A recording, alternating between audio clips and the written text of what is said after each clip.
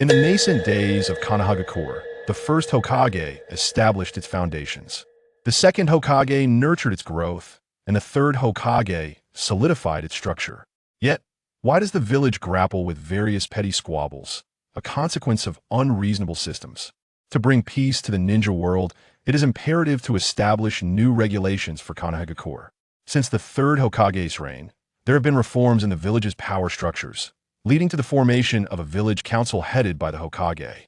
This successfully united the various clans within Konoha and played a pivotal role in founding an international organization, the Council of Five Shadows, which brought together numerous ninja villages across the realm. Chapter 1.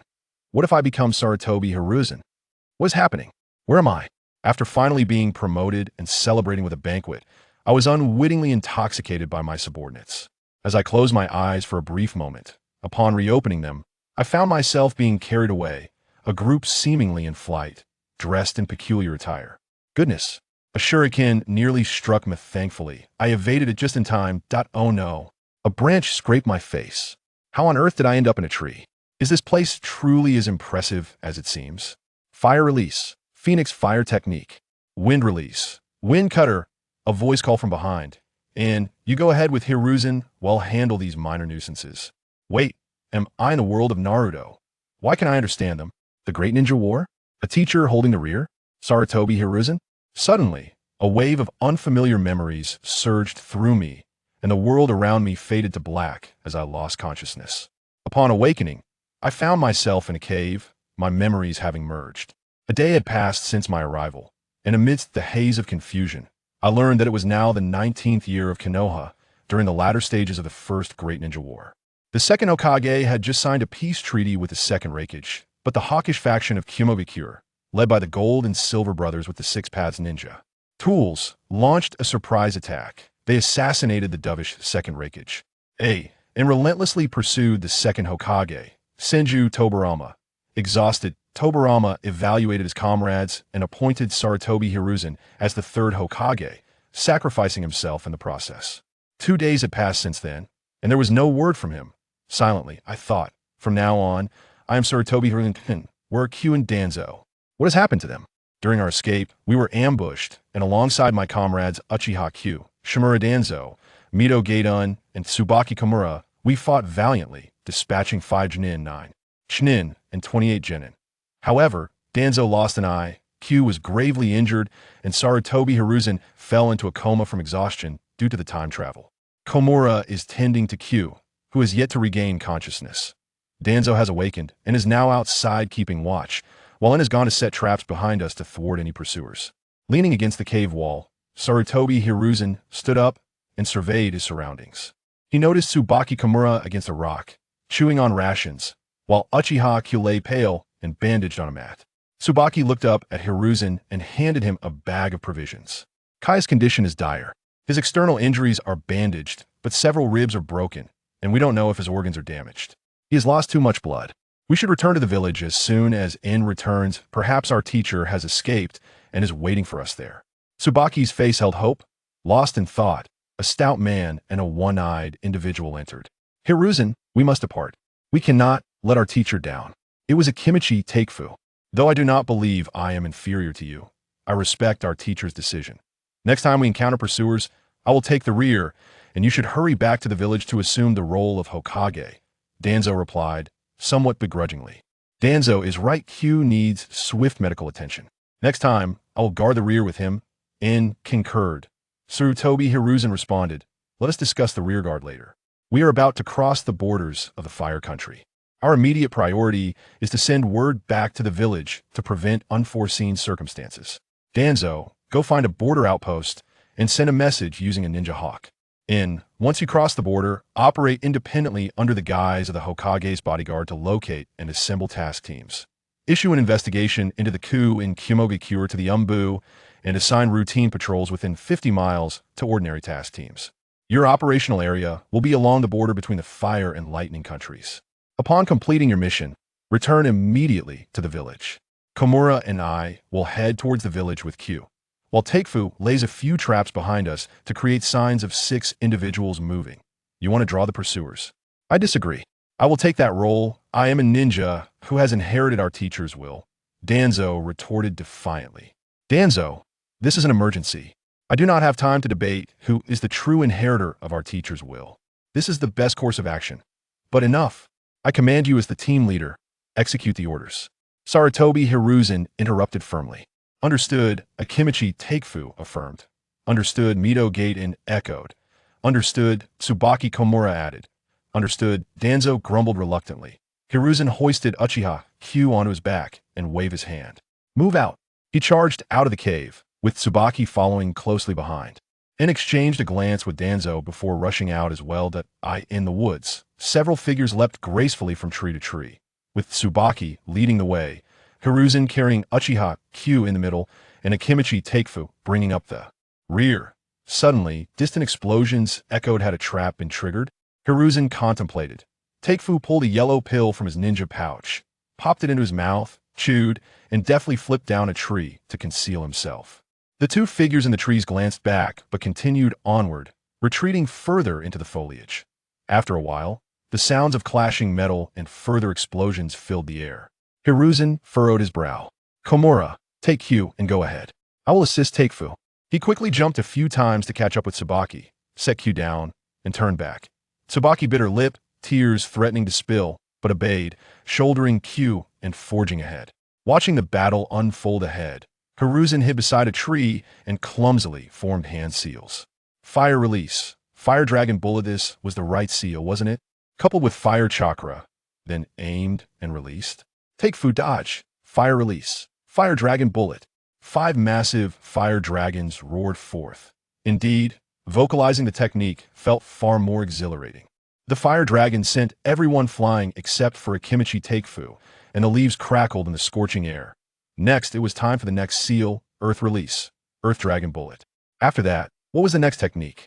A water dragon, perhaps? Hiruzen prepared to unleash the technique from behind. Just as he was forming his seals, he was interrupted. Hiruzen, they've all perished. Your ninjutsu is incredibly powerful. Even our teacher may not surpass you. Stop this. Conserve your chakra. Those two techniques must be quite draining. Looking at Takefu, he felt a sense of bewilderment. I could still unleash dozens more. Who is weak here? Yet, he refrained from retorting because a panel materialized before him. Sarutobi Hiruzen. Body, 1,112. Mind, 7,588. Chakra, 1,328. Skills, Advanced Physical Mastery, Advanced Combat Mastery. Abilities, Beginner Fire Mastery, Advanced Earth Mastery, Advanced Lightning Mastery, Advanced Energy Mastery, Intermediate Wind Mastery, Intermediate Water Mastery, Intermediate Sealing Mastery, Intermediate Illusion Mastery. Gazing at the words that only he could see, he felt a sense of confusion. What are these? My golden finger? How do I use it? My body only has a few points? Am I that weak? What does the upward arrow behind mine signify? After some trial and error with the panel, he understood that body refers to physical stamina, with a normal human score being 1. Skills pertains to physical capabilities such as walking, running, jumping, and martial arts combat. Mind encompasses mental and willpower, also typically 1 for an average person. Chakra denotes energy, chakra, or vital energy. Abilities relate to the application of energy and mastery over it. For now, this was all he could discern, and he resolved to investigate further when time permitted. Gazing into the distance at the battlefield being cleared, Akimichi tore iPhone. Observed a data frame slowly materializing before him. Akimichi tore iPhone. Physical, 1,333. Spiritual, 59. Elemental, 1,127. Skills, Advanced Body Mastery, Intermediate Combat Mastery. Energy Level, Advanced Energy Mastery. Intermediate Earth Mastery. Danger Assessment, low. How formidable he is. Surely I am not lacking in strength, yet his prowess is nearly 3-fold mine. Only a spiritual rating of 9? What is this energy mastery? Could it be a secret technique of their clan? In my earlier readings of Naruto, their clan converted food into fat to store chakra. This aligns with the danger assessment so it is relative to my own, classified as extremely low, low, medium, high, and extremely high. How is this evaluated? If low implies an inability to pose a threat, does that mean he cannot overpower me? Suddenly, a frame appeared in the distance, seemingly advancing toward him. Let me see what it says. Shimura Danzo. Physical, 711. Spiritual, 610. Elemental, 813. Skills, Advanced Body Mastery, Advanced Combat Mastery. Energy Level, Advanced Wind Mastery, Advanced. Energy Mastery, Beginner Sealing Mastery. Danger Assessment, Low. Ah, it is that scoundrel Danzo. Wasn't he dispatched to relay a message? Why does he approach from behind? After a moment, sensing movement, Akimichi Toriphone quickly retreated to the side of Sarutobi Hiruzen, drawing a kunai in vigilance. Sarutobi Hiruzen pressed down on Torifang's hand holding the kunai, saying, "It's Danzo." A figure landed on the edge of the battlefield atop a tree. It was indeed Shimura Danzo. He silently surveyed the traces of battle evidence of multiplication technique here, and signs of fire and earth techniques there. Such magnitude. Was it Hiruzen who unleashed such fire and earth techniques? Hiruzen is growing ever more powerful. Hiruzen, you have grown stronger. Indeed, the trials that cannot slay us only serve to fortify our strength. Sarutobi Hiruzen replied, feeling a rush of self-assurance, and continued, "Now, tell me, how did you come from behind? I encountered the Ino Shikacho team. They relay messages swifter. Concerned for your safety, I followed the traces." Danzo replied, "It seems that at this stage, Danzo remains brimming with positive energy. What is the story behind the title king of wood stoves? Who bears the blame? No, I must not let my thoughts wander. Almost lost my focus. Let us retreat ahead. Tsunade is leading Kage Point." 3 figures leapt into the trees, moving further away. Chapter 2. Upon returning to the village above the Hokage rock in Konoha village, Sarutobi Hiruzen sat alone, gazing down at the village. In his mind, he pondered the panel. Sarutobi Hiruzen, body, 1212, spirit, 9999, chakra, 4141, skills, advanced body mastery, advanced combat mastery, proficiency level, beginner fire mastery. Beginner earth mastery. A smile graced Sarutobi's lips as he finally grasped the operational principles of this panel. Here, a body of 10, spirit of 10, and chakra of 10 indicated the qualities of a jonin. An elite jonin, as it were, was one who had mastered various advanced skills. Genin possessed beginner proficiency. Chunin had intermediate proficiency, and Jonin exhibited advanced proficiency. This does not imply that body, spirit, and chakra are irrelevant to a ninja's rank. They form the foundation, and the extent of one's prowess depends on the ninja techniques employed. A quintessential example is Naruto's chakra, which is 40 times that of Kakashi's. Yet, he would undoubtedly be unable to defeat Kakashi. Mastery indicates a level of expertise where the techniques associated with that attribute are executed with ease, their potency surpassing that of ordinary ninjutsu. For instance, the great fireball technique cast by Madara is far mightier than that of an average Uchiha. As for how to elevate proficiency to mastery, it is currently understood that one can achieve this through the study of ninjutsu insights, which seem to be internally digested and assimilated for personal benefit. Accumulation to a certain degree will lead to an enhancement in a specific skill, and practice will also contribute to improvement, albeit at a slower pace. It has been 3 days since returning to the village. From the relayed news to the return of the Hokage's escort team, nearly 10 days have passed. The leaders of Konoha's prominent clans remain entangled in meetings, yielding no substantial updates. The Hokage is deceased, and although a successor has been appointed, the elders do not acknowledge this heir. Drawing from past experiences, the system in Konoha appears rather distorted, akin to a primitive tribal chieftaincy, where the Hokage serves as the chieftain, surrounded by clan leaders, elders, and elites, yet devoid of a unified leadership. The First Hokage and Madara established Konoha, but the first cognitive limitations hindered any structural changes. The Second Hokage, Tobirama, recognized this issue and instituted systems like the ANBU and the Ninja Academy to consolidate power. However, with Tobirama's passing not long ago, the village is now leaderless, and clan heads are preoccupied solely with their familial matters, neglecting the greater community, leading to disunity among clans. Has there been any resolution among the clan heads? Hiruzen inquired as Mito Minion approached and sat beside him. Hiruzen beckoned those behind him to join, saying, "Come and see. This is our village." "Indeed, our village. We have built Konoha for 19 years, echoed the masked Shimura Danzo, Uchiha Kagami, Akimichi Torifu, and Nara Ashikamu, who took their seats in succession. In the past, during the era of clan conflicts, families would attack one another, leaving their futures uncertain. Children as young as a few years old were thrust onto the battlefield. However, the great Hashirama and Madara united to create Konoha, with Hashirama's immense charisma drawing in various clans. Now that both Hashirama and Tobirama have departed, these clans are scattered like grains of sand. Is there any semblance of the foremost village in the ninja world left? They are merely squabbling over trivial gains. Including our own familial interests, Hiruzen observed, addressing his 5 companions. Danzo toyed with a leaf, stating, "We are but members of our clans, and there are clan heads to consider. What can we do? I often ponder the essence of family and village. What do they truly represent? What are the interests of family versus those of the village? It is a challenging balance to strike," Kagami replied, looking troubled. Hashirama established this village for peace, to ensure that the young were cared for. Though war has persisted over the last 2 decades, it has been far better than the days of skirmishes every few days. Thus, building the village was the right choice. The village's interests outweigh those of individual families. Yet, the clan heads and elders fail to see this. If this continues, we may face disintegration, Mito Minyin remarked to Kagami. Why overthink it? Torifo interjected, munching on chips. We cannot change our family's decisions. Hiruzen slowly rose, declaring, this should not be the case. Families belong to the village, but the village is not merely an extension of the family. The previous generation was born into an era of conflict. They belong to that age. Though integrated into the village, their mindset remains unchanged. I have resolved, from this day forth, I shall embody the spirit of the village. While I cannot alter my origins, I can choose the person I wish to become. Whether village or family, we cannot dictate their direction, but I shall strive tirelessly until one day, the village embodies its true essence. I cannot change my birth, but I can choose the person I wish to become, Kagami murmured, his eyes gradually sparkling with renewed vigor.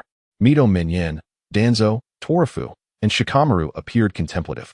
Hiruzen felt a surge of satisfaction. The thrill of inspiring them was invigorating. Compared to the ideological giants of my past life, how trivial is the ninja world. I shall occasionally share my philosophical musings with these companions, and surely they will begin to mirror my thoughts. With arms outstretched towards his 5 companions, Danzo, Kagami, Minyin, Torifu, and Shikamaru, Hiruzen proclaimed, we require a voice in this village. Only then can we instigate change within the village and beyond. It is time for us to step forward. I have resolved to seek out Lord Mito. We must carry on the legacies of our 2 mentors. We cannot allow their efforts to go in vain. Yes, it should be this way. It is our era, and we shall take charge while those outdated elders return home to their families, Danzo asserted with spirited resolve. I am in agreement, Kagami concurred. Whatever works, as long as I can still eat, remarked Torifu nonchalantly. Hiruzen turned to Minyin and Shikamaru, who promptly affirmed. We will follow your lead. Then let us proceed and forge our own era, Hiruzen stated. At the entrance of the Senju clan's ancestral home in Konoha, Hiruzen, accompanied by his 5 companions, addressed the gatekeeper of the Senju clan, saying, we wish to pay a visit to Lord Mito. The gatekeeping Senju ninja responded, Lord Mito is of advanced age and has withdrawn from worldly affairs. I will notify him, but whether he wishes to see you is uncertain. After a brief interval, the Senju ninja returned, stating, Lord Mito will see only Sarutobi. Come with me. The rest must wait outside, he instructed. Hiruzen followed the gatekeeper inside, winding through the corridors until arriving before a standalone house. The Senju ninja gestured towards the door, saying, you may enter. Lord Mito awaits you. Nervously, Hiruzen pushed open the door to reveal a woman seated in a rattan chair, adorned with the distinctive red hair of the Uzumaki clan, styled in double buns. A crown-like ornament rested atop her head, and a purple diamond mark graced her forehead, with talisman-like decorations hanging from her hair. She wore a white kimono. Suddenly, a panel appeared. Uzumaki Mito, body, 3333, spirit, 2727, chakra, 6363, 9000, skills, intermediate body mastery, advanced combat mastery, proficiency level, advanced sealing mastery, beginner earth mastery, beginner fire mastery, danger assessment. High noting the parentheses next to chakra, Hiruzen acknowledged the vast reserves of a Jinchuriki. The high danger assessment further underscored the gravity of the situation. Regaining his composure, he bowed respectfully, saying, Lord Mito, with Tobirama gone, what is the current state of the village? She inquired. The clan leaders are still in discussion, But no resolution has been reached, he replied. They remain as they are. Alas, for the sake of the village, my husband perished, my brother-in-law is gone, and countless lives have been lost from the Senju clan. Throughout my life, I have witnessed too many farewells. Now, I cannot bear to see what my husband and brother-in-law sought to protect reduced to chaos by their hands. The little monkey, designated by Tobirama to be the third Hokage, was asked if he could bear this responsibility. Sarutobi Hiruzen, with fervor in his voice, declared that the ideals of Lord Hashirama were also his aspirations. Although born before the village's founding, he had lived there since he could remember, and he was willing to strive for Hashirama's vision. While he could not choose his birth, he could choose the kind of person he wished to become. I am willing to shoulder this responsibility. You possess that determination, proving that Tobirama's choice was not misguided. You are 25 years old now. When do you plan to marry? Is the transition a bit abrupt? Why the sudden inquiry about marriage? Searching through his memories, he found no recollection of any suitable candidates. And he mused that his official pairing was supposed to be with Tsunade, yet there was no sign of her. Never mind, he thought. Sarutobi Hiruzen bowed and replied, Lord Mito, there is no suitable candidate at present, especially considering our village's critical situation. Then allow me to assist you. As Hokage, marital status and lineage are significant factors. That mischievous Tsunade needs some guidance, and I hope you can manage her. I see. This is a matter of mutual benefit. You wish for me to take Tsunade as a disciple, which I had already intended to do. That is perfectly agreeable. I will take care of that mischievous young lady. Uzumaki Mito, with a calm demeanor, entered a meditative state, and a pair of enormous eyes materialized. A voice, sincere and devoid of malice, resonated. I appreciate your assistance, Kurama. Uzumaki Mito produced a large scroll from behind, inscribed with various sealing techniques. This is entrusted to you. It contains all the ninjutsu and insights of Hashirama and Tobirama. Tomorrow, take it to the Hokage building for a meeting. This must be the legendary sealing scroll. Sarutobi Hiruzen remarked solemnly as he received the scroll and secured it to his waist. Go on, I am weary. At the entrance of the Senju ancestral home. Upon seeing Sarutobi Hiruzen emerge, the members of his team cast curious glances. Noticing this, Hiruzen patted the scroll at his back and said, Lord Mito has summoned me to the Hokage building for a meeting tomorrow. You all should join me. The team members promptly followed suit. Chapter 3. I want to become Hokage in the early morning. Before the sun had risen, the air still bore the remnants of the night's chill. The streets of Konoha were desolate, with only a few early risers washing up in their courtyards, and weary travelers registering at the village gate before swiftly disappearing from sight. The entire village exuded an air of orderly calm. Sarutobi Hiruzen arrived early at the conference room of the Hokage office, placing the scroll on the table. He leaned his hands against his forehead, deep in thought, while the 5 members of his team stood apart, forming a line behind him. The door to the conference room opened and closed as the clan leaders of various families arrived in succession, each casting glances at the scroll on the table, yet remaining silent until everyone had gathered. Hiruzen gestured for Danzo to close the door, then stood, resting his hands on the scroll, and addressed the clan leaders, esteemed leaders. It has been 10 days since we received news from the front lines. Do we have any countermeasures to propose? How do we view the death of the second Hokage? The second Hokage has also perished, spoke Nara's clan leader. Why should we concern ourselves with the death of their second Hokage? It was caused by their own villagers, retorted the Uchiha clan leader. Then let them provide an explanation, another voice chimed in. Explain? How do you propose we do that? In my opinion, we should subdue the Cloud Village. They will offer no explanation unless compelled, the Uchiha clan leader added.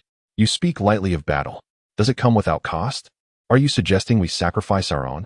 Many from our clan have already perished in these past years, countered another leader. Very well, I, the Uchiha, will lead the charge. And each of your clans shall contribute a few hundred men, he proposed. Do not be so hasty. This is war, not a reckless charge, cautioned another. How many men does your clan even have left? My clan has hardly any, came another voice. Observing the cacophony of arguments among the clan leaders, Sarutobi Hiruzen interjected. Esteemed leaders, let us take a moment to breathe and listen to my words. After a brief pause, as silence blanketed the room, he continued. The second Hokage, Tobirama Senju, appointed me as the third Hokage before his demise. I find myself filled with trepidation, fearing I may not fulfill this role. It has been some time, and we have yet to devise a plan. Therefore, I believe it is imperative for me to embrace this responsibility. I will take to the front lines to end this war and seek accountability for my mentor's death." After speaking, he gazed at the clan leaders. The room remained quiet for a considerable time, as if his words had left them momentarily stunned. "Just you? You aspire to become Hokage? The Sarutobi clan wishes to claim the title? Have you consulted with us Uchiha about this?" An Uchiha leader retorted. Lord Hashirama was of the Senju clan, and the second Hokage was also of the Senju clan. It is high time for the Uchiha to take the mantle of Hokage, don't you think? I have faith in our clan's Mikage, who is also a member of the Hokage's guard. "This is the second Hokage's dying wish," replied the Sarutobi clan leader, who was also Hiruzen's uncle, Sarutobi Raijin, with calm composure. Stepping forward, Uchiha Mikage spoke. "I shall honor my teacher's will, but I do not believe I possess the ability to lead the village. I am willing to support Hiruzen. Our Hyuga clan will not interfere," declared Hyuga's clan leader. Mito Akira, the leader of the Uzumaki clan, Mito Akira, immediately added, "I believe our clan's in is quite capable. Everyone knows he has been assisting the second Hokage with paperwork for years. Experience matters, does it not? Besides, who among the guard has not helped the second Hokage with paperwork? Our Danzo has frequently assisted the second Hokage with Umbu missions," interrupted Shijima's clan leader. "Our young one may not have assisted the second Hokage directly with paperwork, but he is an essential member of the guard and has often shielded the second Hokage in battle, taking care of rearguard operations. Surely that counts for something," countered the Akimichi clan leader. Nara's clan leader, Narashika, added, "Although not involved in administrative tasks, one cannot deny that his efforts in the Hokage guard have been commendable. Whether for the second or the upcoming third Hokage, he is an indispensable subordinate, a comrade." The leader of the Yamanaka clan echoed, indeed, he is quite reliable." This implied that regardless of who became Hokage, Akimichi Torikes would be expected to assist him, as those present were all astute enough to grasp the underlying message. "Indeed, our own Haru is also a vital subordinate and a trustworthy companion to the Hokage," chimed in the Nara clan leader. The remaining clan leaders, lacking prominent figures from their own clans, exchanged glances until Inuzuka's leader stepped forward, stating, "Who becomes Hokage is not of significance. What matters is resolving the war and addressing the current issues facing our village." The other clan leaders nodded in agreement. "Esteemed leaders, I visited Lord Mito yesterday. He entrusted this to me," Sarutobi Hiruzen said, pointing to the scroll on the table. "Lord Mito wishes for me to use it to protect the village. I will gather forces to conclude this war and seek accountability from the Cloud Village. However, under what authority shall I do this? As the leader of the Hokage Guard? That may not suffice. The second Mizukage, Yagura Karatachi, and the second Tsuchikage, Anoki, perished together. Soon, their disciples, Danzai and Anoki, will ascend as the third Mizukage and third Tsuchikage, respectively. The second Raikage was slain by the duo, and recently news has emerged that his successor has taken the title of third Raikage. And what about us? Konoha is the foremost hidden village in the ninja world. After more than 10 days, we still lack a resolution. Does this not invite ridicule? What claims do we hold to be the foremost hidden village? Where does that title even come from?" Someone murmured. "So there is no such title? How embarrassing," Sarutobi Hiruzen admitted, quickly trying to amend, regardless of the title. "In my heart, we are indeed the foremost hidden village. In terms of elite power, economy, and more, we are unparalleled. How can we not be the foremost hidden village?" Haha, I love hearing that from you, Sarutobi. We are indeed the foremost hidden village. What do those others amount to? Alongside us, the families of the Water Nation were all driven into the sea by my Uchiha clan. Uchiha Shana was quite exhilarated. Therefore, we must strive to establish ourselves as the true foremost hidden village, rather than resembling a disorganized mass, devoid of leadership. Remember the early days of the war when the other 4 great hidden villages besieged our Konoha? If we continue to procrastinate, it will undoubtedly incite the covetousness of the remaining 4 nations. Since Lord Mizuho has already expressed his stance, shall we proceed with the Hokage appointment process? It is better to act sooner than later. What does everyone say? Narashikeo looked towards the clan heads. Let us proceed with the process, agreed Yamenka clan leader. I concur, added a Kimichi clan leader. Numerous heads of smaller clans followed suit in agreement, ultimately turning their gaze towards the 3 major clans. Hyuga clan leader glanced at the other clans and slowly spoke. Let us expedite this. The previously inconspicuous Senju clan leader remarked. Lord Mizuho has made a decision on behalf of our Senju clan. Then he looked towards Uchiha Shana. What are you looking at? I did not express any dissent. We agreed to become Hokage to swiftly resolve the war. Observing the consensus among the clan heads, Sarutobi Hizashi let out a long sigh of relief. It had not been easy. The next step was to promptly absorb the various ninjutsu and insights from the sealing scroll, balancing both responsibilities with resolute determination. Finally, all eyes turned to Sarutobi Hizashi, who turned expectantly towards his companions. I will not disappoint the hopes of all our predecessors, but a single tree cannot make a forest. I require the assistance of my comrades, Hugh, Danzu, In, Kaze, and Koharu. We are a team. I will not falter in handling matters alongside you, and asserted.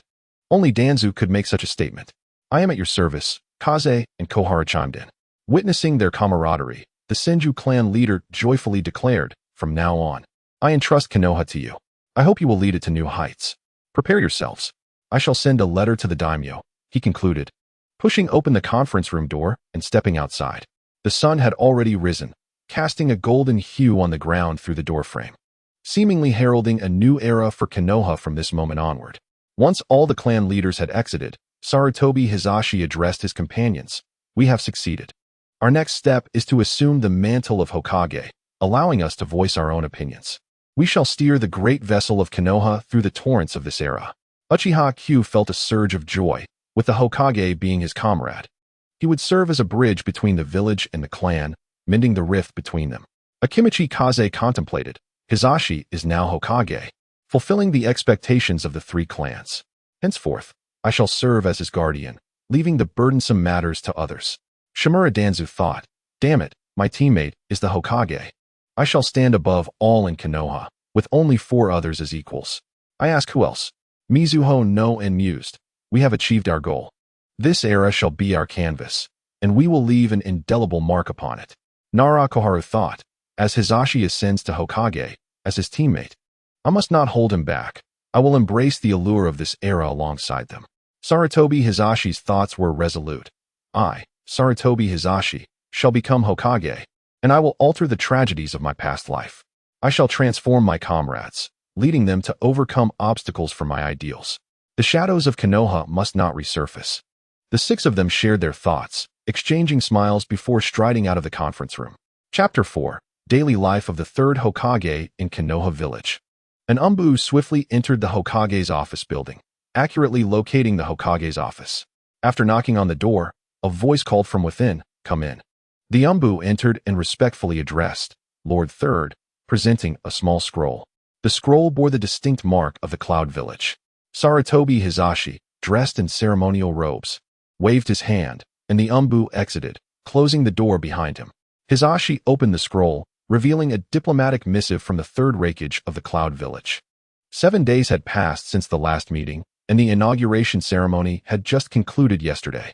Following the previous meeting, a diplomatic letter had been sent to the Cloud Village in the name of the Third Hokage, harshly questioning the incident involving the Second Hokage being attacked by the rogue ninjas, Kin and Jin. This letter was likely their response. Upon closer inspection, the gist was that the Second Hokage of the Cloud Village had perished, and the Third Hokage was now in power. They expressed willingness to adhere to all reasonable diplomatic policies established by their predecessor, yet asserted that Kin and Jin were rogue ninjas, and that they bore no responsibility for the attack on the Second Hokage. Hizashi contemplated silently. Such a common evasion tactic from the Cloud Village. It seemed they only managed to craft a standard diplomatic letter. It appeared another visit to the Cloud Village would be necessary. He called for the personnel below. Body, 12-12 Spirit, 1351-35 Energy, 76-76 Skills, Basic Body Mastery. Advanced Combat Proficiency Level, Intermediate Fire Mastery, Intermediate Earth Mastery, Advanced Water Proficiency, Advanced Energy Mastery, Advanced Lightning Proficiency, Intermediate Wind Proficiency, Intermediate Sealing Mastery. Intermediate Illusion Proficiency Abilities, Basic Fire-Earth Fusion, Meteor Shower, Basic Earth-Water Fusion, Mudslide. Since acquiring the Sealing Scroll, Hizashi began selectively studying various ninjutsu. Initially, he aimed to learn the Flying Thunder God technique, as he was soon to head to the battlefield, where it would serve both offensive and defensive purposes. However, the difficulty of the Flying Thunder God technique was not trivial. It required the integration of sealing techniques. Achieving proficiency in a short time seemed unlikely, leading him to focus on his strengths instead. After mastering both fire and earth to an intermediate level, he also achieved advanced proficiency in water. On a whim, he decided to explore the possibility of fusing two elemental attributes. After 2 days of research, he developed the abilities of fire-earth fusion and water-earth fusion. As for Meteor Shower, it was inspired by a novel from his past life, which depicted it as a spectacular technique. He wanted to see if he could create it, and indeed he succeeded. The effect involved summoning one or multiple fiery meteors from the sky to strike a designated area. The fewer the meteors, the greater the power of each individual meteor. With this successful experience in mind, he recalled that in the past life, wood release seemed to emerge from the fusion of earth, water, and yang. Believing it worth a try, he explored the fusion, yet due to only achieving advanced proficiency in water, he could only produce the mudslide technique. Its effect involved summoning a torrent of muddy fluid from the ground to surge towards the opponent, with the skill's effectiveness being terrain-dependent. Both techniques were offensive in nature. Considering the upcoming journey to the Cloud Village, he sighed. It would be challenging as the Cloud Village was populated by warrior-type ninjas. While he was more of a mage-type ninja, with his mere 12 points in physical strength, he would be finished if they closed in on him, especially with their Raikage's piercing technique. He would need a companion to accompany him. Kaze would suffice as a full-time tank who could absorb some damage. Plus, he could bring Q along to see if he could unleash his full potential, and perhaps Koharu as a healer to tend to any injuries. Truly, I am a master planner, Hizashi thought to himself. He then called out to the window, bring someone in. An Umbu appeared in an instant. Lord Third, go summon Danzu. Q, Kaze, In, and Koharu. Understood. The figure vanished in an instant. After a while, the group gathered in the Hokage's office. Hizashi, is there something on your mind? Everyone is here now, Shimura Danzu inquired. Holding up the scroll on the table, Sarutobi Hizashi replied.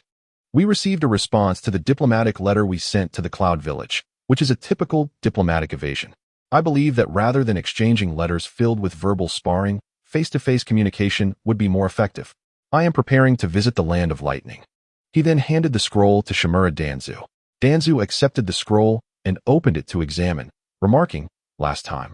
It was in the Land of Lightning that our teacher signed the alliance agreement, which led to the ambush. Unspoken words linger in the air, understood by all. Danzo closed the scroll and handed it to Mito Minyan. Indeed, the notorious Kin and Jin have been declared rogue ninjas, currently active in the Land of Lightning, necessitating caution. Uchiha Kagami hastily reminded them. After reviewing the scroll, Mito Minyan noted that Konohagakure possesses the capability to eliminate Kin and Jin, yet the Third Hokage, newly in power, is allowing their activities under the pretext of a power transition. There may be ulterior motives, such as incorporating them into their ranks. The often overlooked T.N. Kamaru expressed his opinion. It is unlikely they will be incorporated, considering Kin and Jin murdered the Second Hokage, who was their father. Akimichi Torafu remained silent. Sarutobi Hizashi pondered before suggesting. Could it be that the Third Hokage merely wishes to eradicate Kin and Jin, and then absorb their forces? After all, the troops led by Kin and Jin represent a significant portion of Konohagakure's military strength.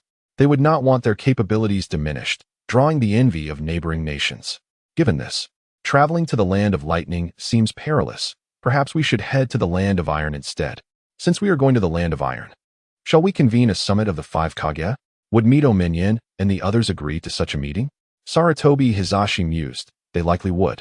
As both the Wagakure and Kirigakure have suffered significant losses and cannot afford to continue fighting, they are merely maintaining a fade of opposition. With a little encouragement, they would agree.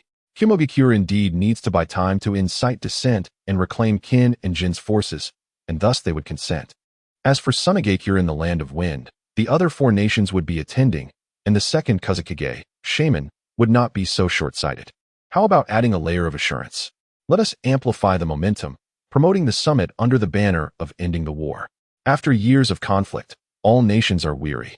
Those who do not attend will be seen as lacking righteousness. This summit of the 5 Kage should proceed successfully. Sarutobi Hizashi grew increasingly animated, looking around at the others. However, upon noticing their astonished expressions, he quickly assessed himself for any apparent flaws. What is the matter? Why do you all gaze at me so?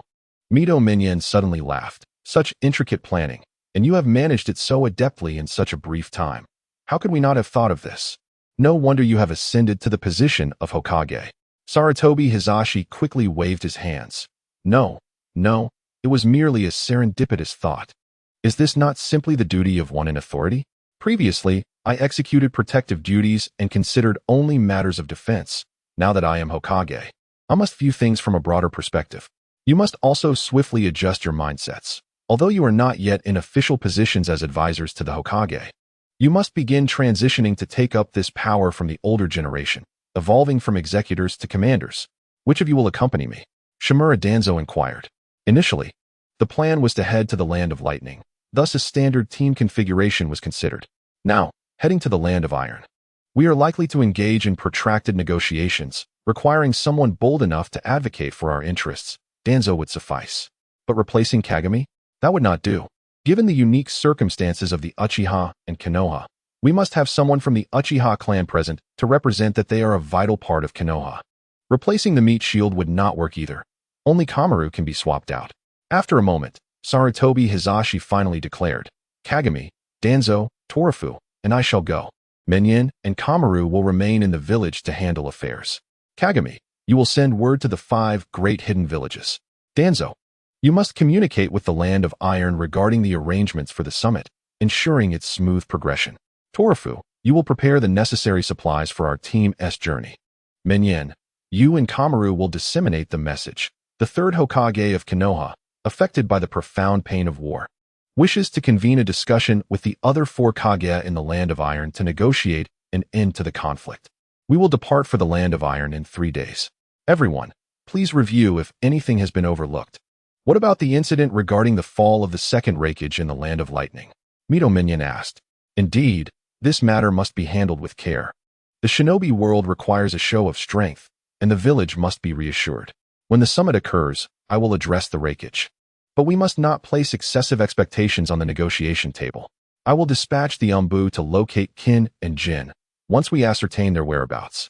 Even if we cannot bring a large force to capture them in the Land of Lightning due to the current circumstances, we can enhance our bargaining power at the negotiation table. After a pause, Sarutobi Hizashi continued. Minyin, I entrust this matter to you. Inform me once you have located them. Hizashi, you have delegated all the responsibilities to us. Do you plan on doing nothing as Hokage? Shimura Danzo retorted, slightly disgruntled. Ah, is that so? Wait. Allow me to defend myself, Sarutobi Hizashi solemnly explained. I will complete the paperwork and then need to discuss certain matters with Lady Mito, as you all know. She is the steadfast anchor of Konoha. Some issues require her approval, and I must also inform the daimyo regarding the summit of the 5 Kage. I see now. I misunderstood you. Let us all strive together for Konoha. Uchiha Kagami echoed. For Konoha. For Konoha. For Konoha. For Konoha. For Konoha. For Konoha. The group chorused in unison before returning to their respective tasks. Sarutobi Hizashi felt a wave of embarrassment wash over him. Why had he suddenly become so melodramatic? It was time to handle the paperwork and fetch Lady Mito to bring Tsunade along. He intended to nurture her into a reliable companion. The plan to cultivate a young Tsunade, Orochimaru, and Jiraiya had commenced. One must not forget their proper upbringing, ensuring they become positive influences, steering clear of vice. Orochimaru would be groomed as a research-oriented ninja, facilitating the acquisition of knowledge for future endeavors. Chapter 5. My cherished disciples standing before Uzumaki Mito. Sarutobi Hizashi communicated his decisions. Grandma, is Uncle Sarutobi here? Are we going to play? A golden-haired girl skipped to the doorway, peering inside. It was none other than Mito's granddaughter, Tsunade. All right, little monkey, that will suffice. There is no need to consult me for everything. I am getting old. You should protect Konoha in your own way, Uzumaki Mito said kindly. Beckoning Tsunade, you must address me as teacher. Soon, you will call your Sarutobi teacher to train you. Tsunade obediently scampered over to stand before Uzumaki Mito, her eyes sparkling with mischief. Sarutobi Hizashi smiled warmly, crouching to meet her gaze, and gently ruffled her hair. Are you eager to begin your ninja training, little Tsunade? Do not complain later. Tsunade shook her head, responding with youthful innocence. I would never. Only that guy Jiraiya keeps whining. Sarutobi teacher, let us train. I want to be a great ninja like my grandfather. Sarutobi Hizashi stood upright. How about this? Go gather your teammates and wait for me at the first training ground. Today, I will teach you a ninjutsu. Hurry along. As Tsunade dashed out, Her voice carried back, "Teacher, you must come quickly. Don't keep us waiting." Sarutobi Hizashi composed himself and turned to Uzumaki Mito. "In 3 days, I will lead a team to depart the village for the Land of Iron to participate in the 5 Kage Summit. Menyin and Kamaru will remain here to manage affairs. I kindly ask for your oversight during this time." Uzumaki Mito appeared weary as she replied, "Understood, understood. You may go now," waving him off. At the first training ground, 3 children, 2 boys and a girl, were engaged in playful banter. "Look at this. My shuriken throwing technique is amazing, isn't it? I hit both you and Orochimaru." "Fool. You can't just throw them all away like that. Your strength is insufficient. You won't cause any damage in battle. You'll be at a disadvantage if you run out of shuriken," Orochimaru critiqued from the side. Suddenly, Sarutobi Hizashi, donned in his jonin vest, appeared nearby. It seemed they were getting along well. He clapped his hands, prompting the 3 disciples to stand at attention. "Hello, students." "Hello, teacher," they chorused. "Since I have matters to attend to in 3 days, I will teach each of you a ninjutsu today. Think about what you would like to learn." "I aspire to master the most formidable ninjutsu." Jiraiya remarked that there is no such thing as an unbeatable ninjutsu. Given your limited chakra reserves, you can only learn basic techniques. Sarutobi Hiruzen looked on, bemused. Jiraiya then exclaimed, "In that case, I wish to learn the most painful ninjutsu."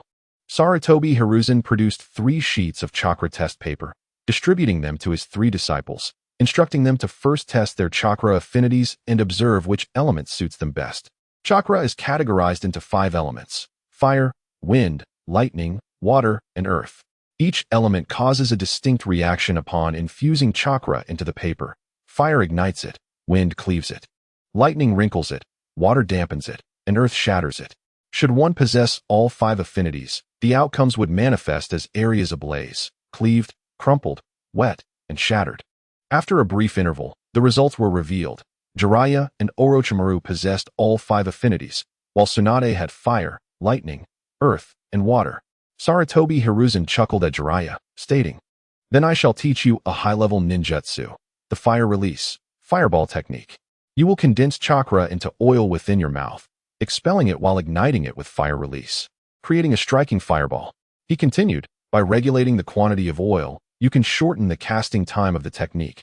If your opponent is caught off guard, they may be consumed by the fiery barrage. Shall I learn this?" "Yes, I wish to learn it." "Very well, stand back, and I shall demonstrate." He waved his hand towards his disciples. "Watch closely. The hand seals are rat, horse, snake, dragon, mouse, ox, tiger." Sarutobi Hiruzen meticulously demonstrated the hand signs.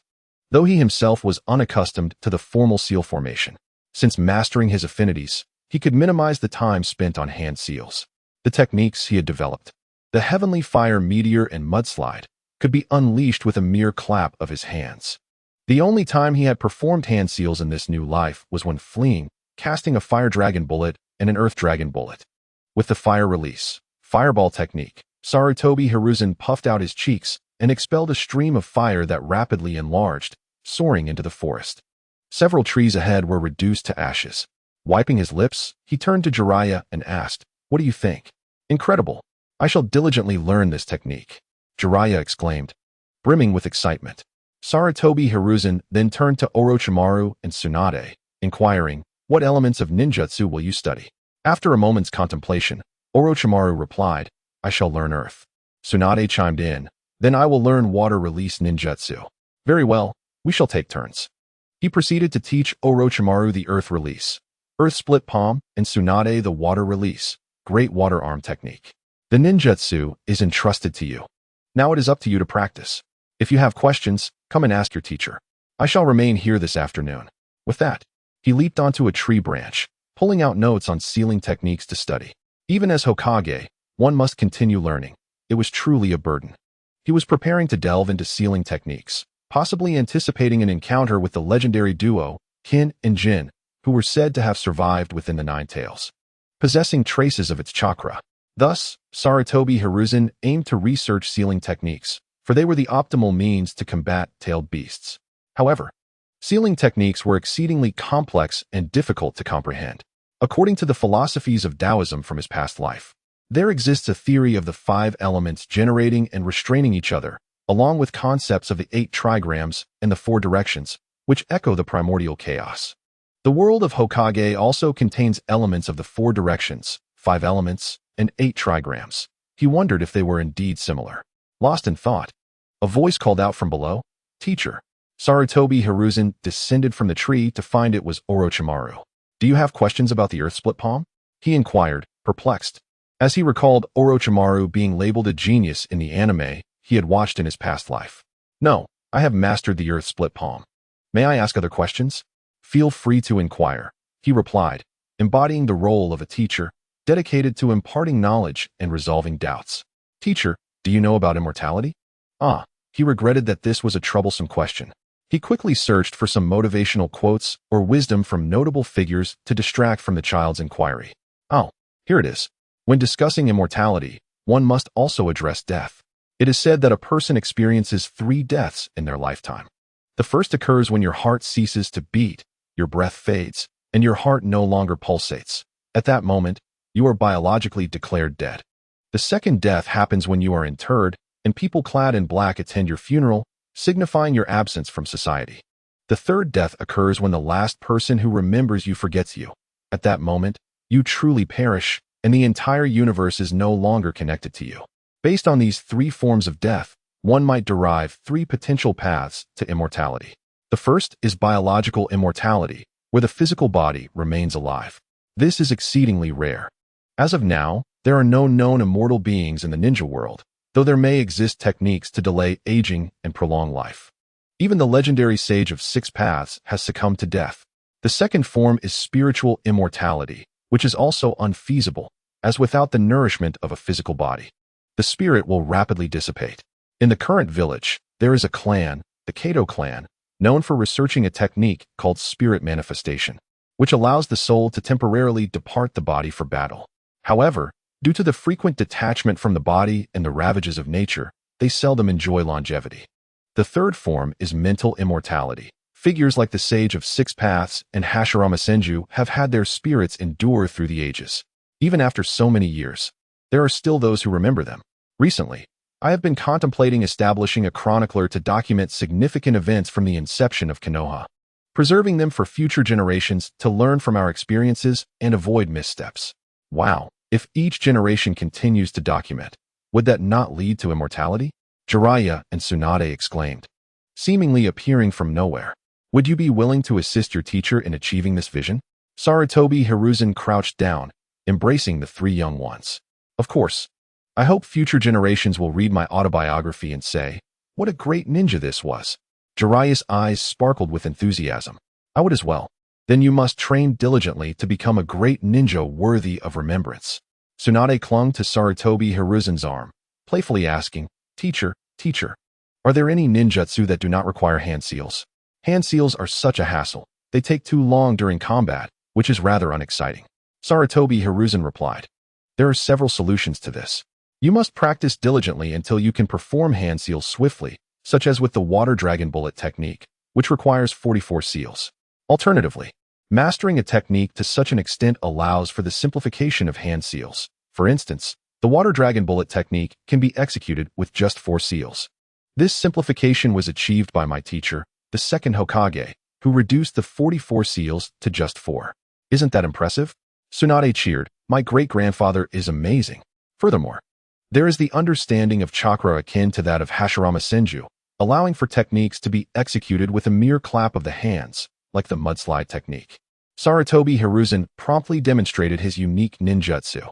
Teacher, I want to learn that technique. Jiraiya exclaimed from behind. Sarutobi Hiruzen hastily cautioned. There is no such thing as an overnight success.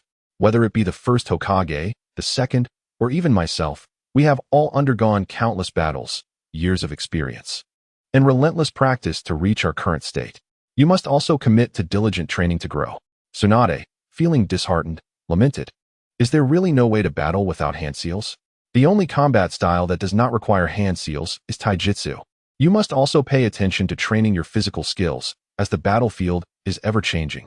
You must ensure you have no weaknesses to be targeted. Alternatively, you could develop your own unique physical ninjutsu, akin to the Raikage's lightning release armor, which serves both defensive and offensive purposes. However, regardless of the technique, Whether ninjutsu or taijutsu, it demands arduous training. I understand. You are so verbose. Tsunade interjected. Teacher, I will train earnestly. Orochimaru vowed to diligently train, asserting that one day he would summon anything with just a clap of his hands. The three young ones dashed into the forest to commence their practice. Chapter 6. Observations on the journey to the Land of Iron. On a crisp morning at the gates of Konohagakure, Sarutobi Hiruzen appeared, clad in ceremonial robes and donning the Hokage hat. Behind him stood the fully armed Shimura Danzo, Uchiha Kagami, and Akimichi Torafu. Further back, Mito Gate and T. Ketsukamachi had come to bid farewell, dressed in casual attire. The two Nin guarding the gate immediately bowed upon seeing the visitors. Hokage-sama. They greeted. Please register normally. I am heading to the Land of Iron to participate in the 5 Kage Summit, Sarutobi Hiruzen instructed as he stepped through the gate. With Danzo, Kagami, and Torafu following closely, Mito and Kamachi remained behind.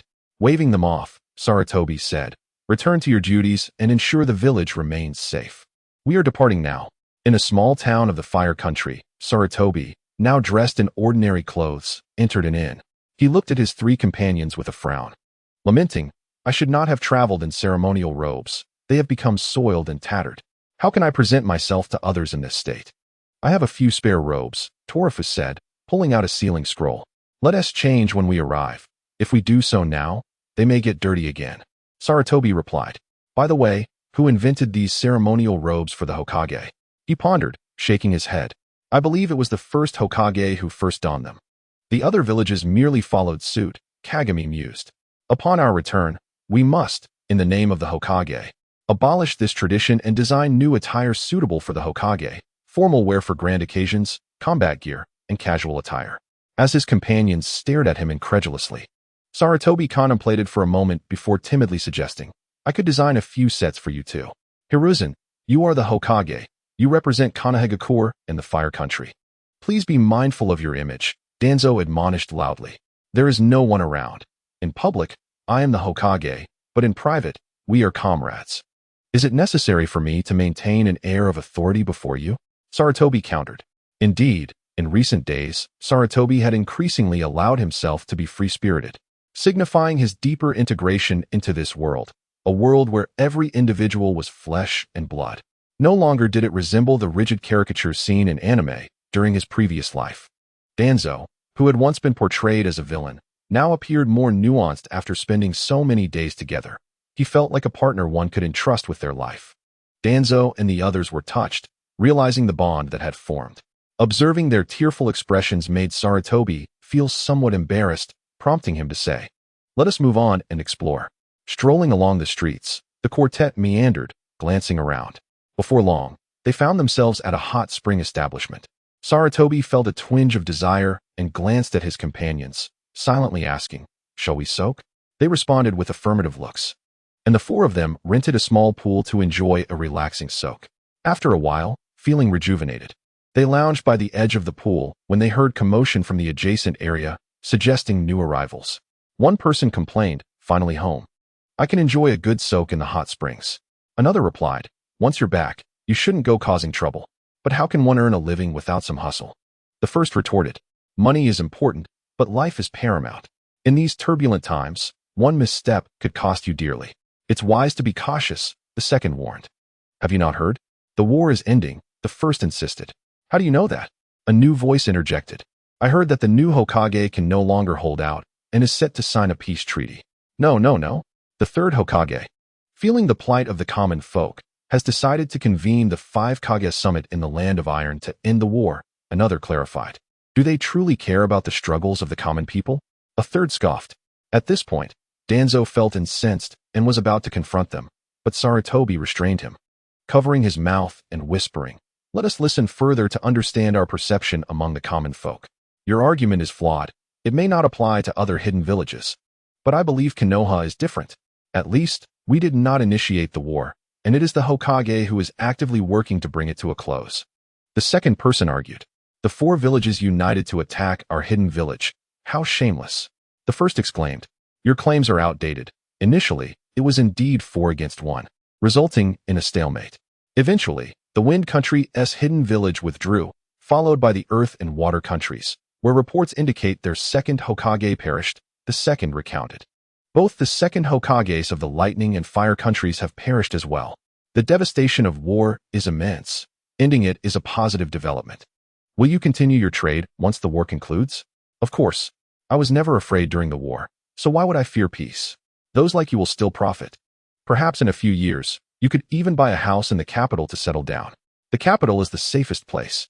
If we speak of safety, Konoha is undoubtedly the best. It is filled with ninjas, and no war will reach there. I have a friend who runs a business in Konoha and can hire ninjas for protection, unlike us who must constantly worry about bandits and roadblocks. Konoha is indeed the most suitable place for our business, though property there is rather expensive. Let us abandon this topic and discuss something else, the second suggested playfully. As the conversation veered off course, Sarutobi and his companions quickly dressed and returned to the inn. Once back in their room, Sarutobi sighed. Did you all hear the sentiments expressed in the hot spring? The common folk do not care about our fates. They are solely concerned with their own livelihoods. Danzo fumed. These despicable commoners. We protect them from the shadows, and they show no gratitude, spouting such nonsense. Who knows? Torafa shrugged. Perhaps they believe we fight for territory and disrupt their peaceful lives. Before the first Hokage established the village, their lives were far more precarious. They are better off now than they were before. Kagami added, who would wish to return to a life of uncertainty? They simply desire to live peacefully. Is that wrong? Sarutobi replied solemnly, indeed. Are you seriously siding with them? Danzo asked incredulously, as if questioning Sarutobi's loyalty. They are merely uninformed about the ninja world. What they spoke of was information I had released through Inazuma. Their limited interaction with us has led to their misconceptions. You will find that the commoners in our village do not voice such opinions. However, they remain a minority. It seems our next step must involve integrating more common folk into the village, which could also optimize our finances, Sarutobi calmly proposed. Have you considered the potential risks? An influx of commoners could result in numerous spies infiltrating the village, posing security threats, Kagami countered. Let us not abandon caution due to fear. What is the purpose of the Umbu? They will investigate, and the entry procedures will be scrutinized, Sarutobi retorted, anger rising within him. However, I have heard that the Umbu does not serve the common people, and our guards are only responsible for apprehending those who transgress, he added. It appears that the chasm between the ninjas and the common folk is indeed quite profound. We shall deliberate on this matter at a later time. For now, let us rest. We must hasten to conclude the 5 Kage summit, and once we return to the village, we can further discuss this issue. Sarutobi Hiruzen is also feeling the strain. Is this truly a mere ragtag assembly? Danzo, Kage, and Akimichi's Takeo all wore expressions of helplessness as they retreated to the quarters to rest. A gentle breeze wafted through the air, and the weather was splendid. Sarutobi Hiruzen donned his ceremonial robe, adorned in the attire befitting the Hokage, albeit with a combat vest underneath, as the traditional battle gear was deemed unsuitable. He had initially wished to forego the robe, yet Danzo, Kage, and Takeo insisted it was essential for maintaining the Hokage's dignity in public. In the wilderness, where not a soul is present, what dignity is there to uphold? Without the ceremonial robe, no one would recognize me as the Hokage. However, wearing it in the desolate wilds seems rather absurd, Hiruzen mused silently.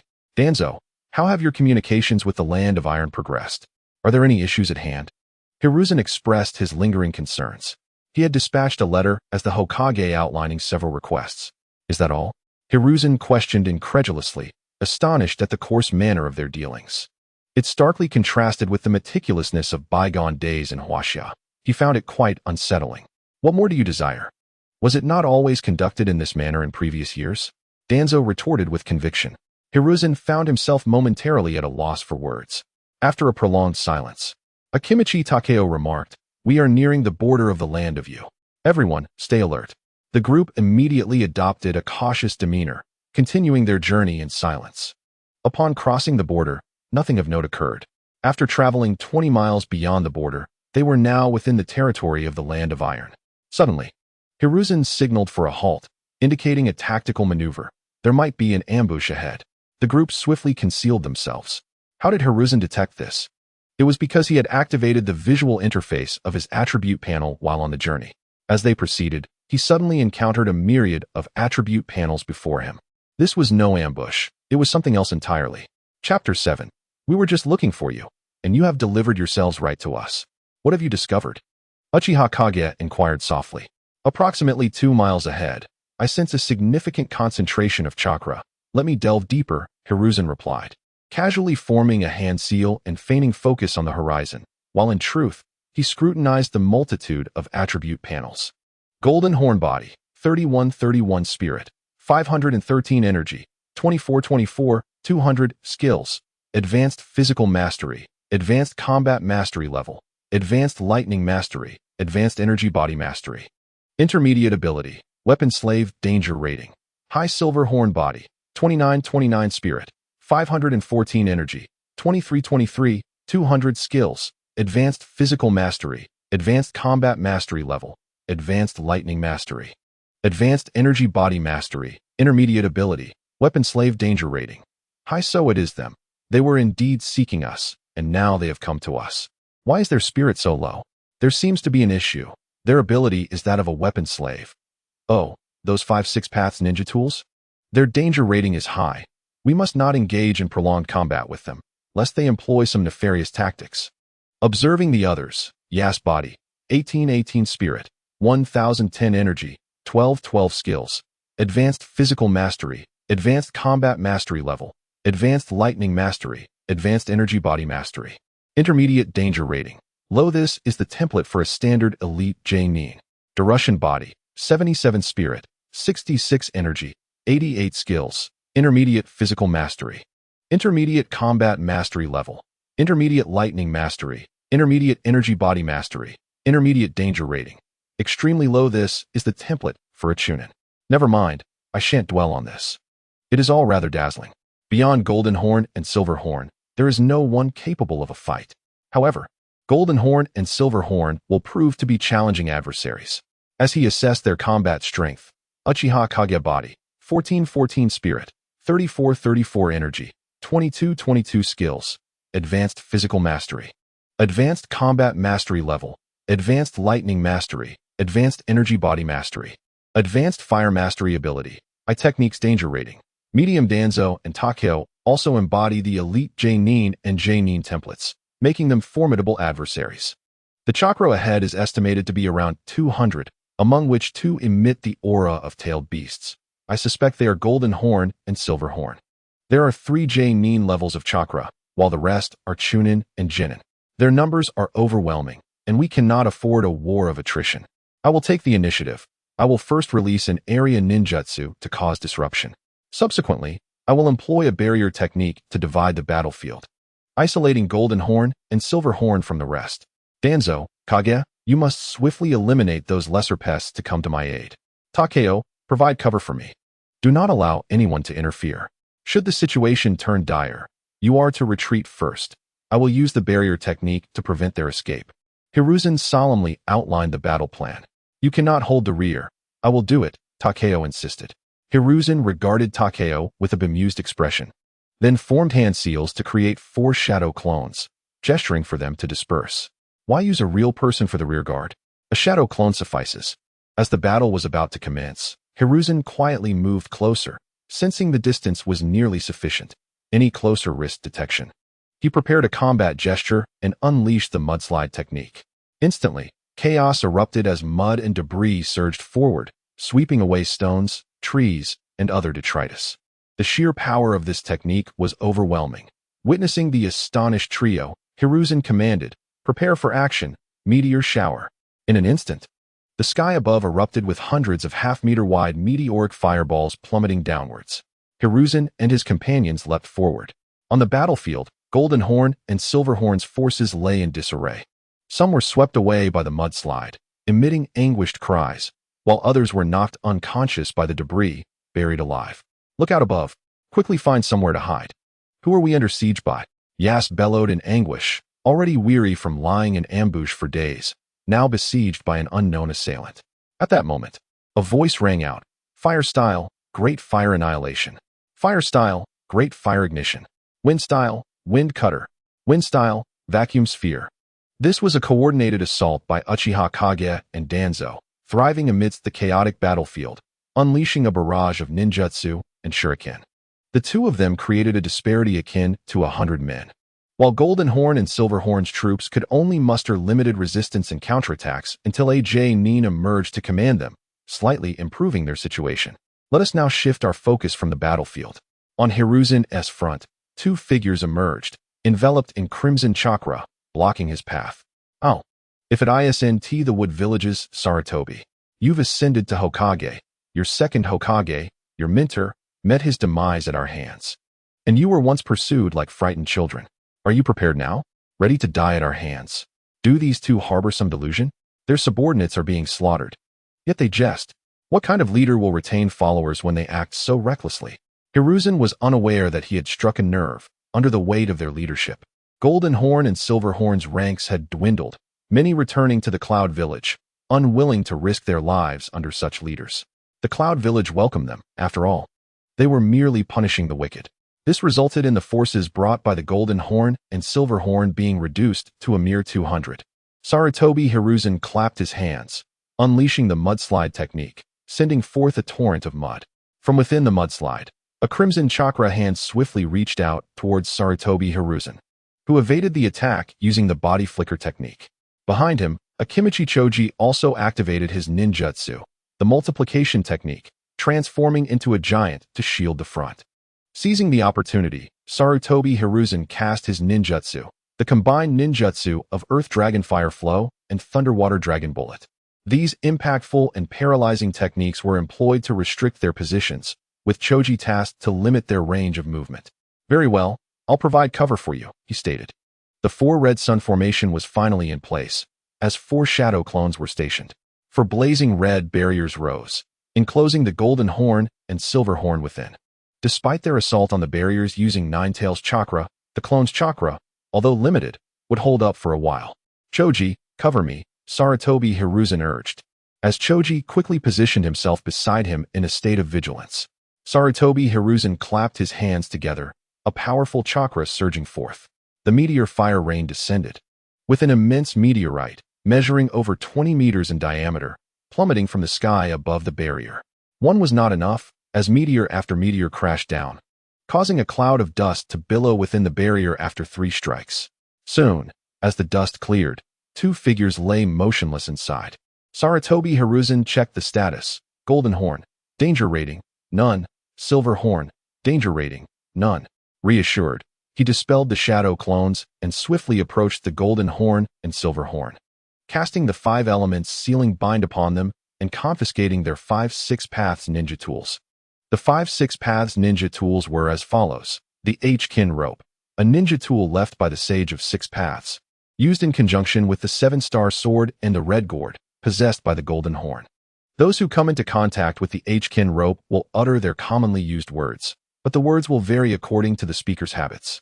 The 7-star sword, another tool left by the Sage of Six Paths, used alongside the H-Kin rope and the red gourd, held by the Silver Horn. It can sever those who touch the H-Kin rope and curse their words.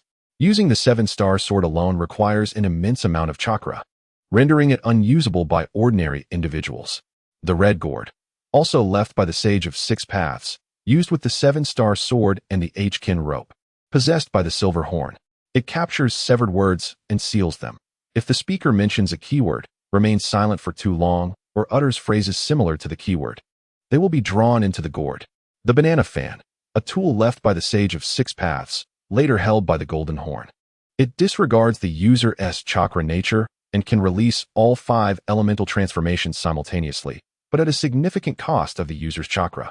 The amber purifying bottle, a tool from the Sage of Six Paths, resembling a jar, possessing formidable sealing capabilities. If it responds to the holder's words, the subject will be sealed within the bottle. Among these, the H-Kin rope, 7-star sword, and red gourd form a set, while the banana fan and amber purifying bottle can be utilized independently. After securing them, he planned to study them further. Checking his own status. Body, 712, Spirit, 103135. Element, 1776. His stamina and chakra were running low. He turned to Akimichi Choji and instructed, Choji, go notify Kakashi and Danzo to regroup for our retreat. Upon hearing this, Choji hurried towards another battlefield. Shortly after, Uchiha Kakashi, Shimura Danzo, and Akimichi Choji arrived at Sarutobi Hiruzen's side. Danzo, I have a task for you. Take these 2 and the 6 paths tools back to the village quietly. Remember, quietly. The golden horn and silver horn are in an unstable condition. Extract the intelligence from their minds and clarify the situation. Once done, bring their bodies to the land of iron and meet with me. Just say you apprehended the golden horn and silver horn and seized several 6 paths tools. Discuss with the village elders which specific tools were confiscated. Is this the kind of underhandedness you shadow leaders engage in? Sarutobi Hiruzen remarked, feeling incredulous. Danzo, with a resigned expression, began sealing the bodies and gathered the items to depart. Chapter 8. Arrival at the Land of Iron. After parting ways with Danzo, Sarutobi Hiruzen and his companions' pace slowed considerably, allowing them to regain their stamina and chakra while awaiting the arrival of the other Kage. The Land of Iron lies nestled between the Land of Fire, the Land of Earth, and the Land of Lightning, with a portion bordering the Land of Fire, making it relatively quicker to reach from Konoha, as opposed to the Land of Earth or the Land of Lightning. The lands of Wind and Water are comparatively distant. From the Land of Wind to the Land of Iron, there are 2 routes. One traverses through the narrow gaps of the Land of Earth and the Land of Fire, passing through the Land of Birds, the Land of Rain, the Land of Grass, and the Land of Ghosts. The other route is from the southwestern region of the Land of Fire, crossing through much of the Land of Fire to reach the Land of Iron. Given the current situation, the second Wind Shadow, Shaman, is likely to choose the route through the narrow territories of several small nations, which would take even longer. Hence there is no rush. From the Land of Water to the Land of Iron, there are also 2 paths. One involves taking a boat to the Land of River, which borders both the Land of Lightning and the Land of Fire, then crossing through the Land of Moon, and then the Land of Sound, which, due to its small size, refers to itself as the Land of Sound, while other nations call it the Land of Sound, to arrive at the Land of Iron. The alternative route is to take a boat to the northeastern part of the Land of Fire, crossing through the Land of Fire to reach the Land of Iron, which borders the northwestern part of the Land of Fire. The Land of Iron is not large, even with delays. It would take no more than 2 days to reach the capital. Arriving in the city clad in the Hokage's ceremonial robe drew considerable attention, stirring discussions among the citizens of the Land of Iron. Dressed like that? Isn't that the Kage who has come to the capital for the 5 Kage summit? That's the Hokage. Can't you see the character for fire on his hat? Just a few days ago, the Hokage from the Land of Lightning was dressed similarly. Why are they holding a meeting in our Land of Iron? Ninjas are quite frightening. What is there to fear? Ninjas are just people. Our Land of Iron is a neutral nation, situated among the great powers, which is why the first 5 Kage summit was held here over a decade ago. I heard both the first and second 5 Kage summits were initiated by the Hokage. Indeed, the first was called by our First Hokage to end the war.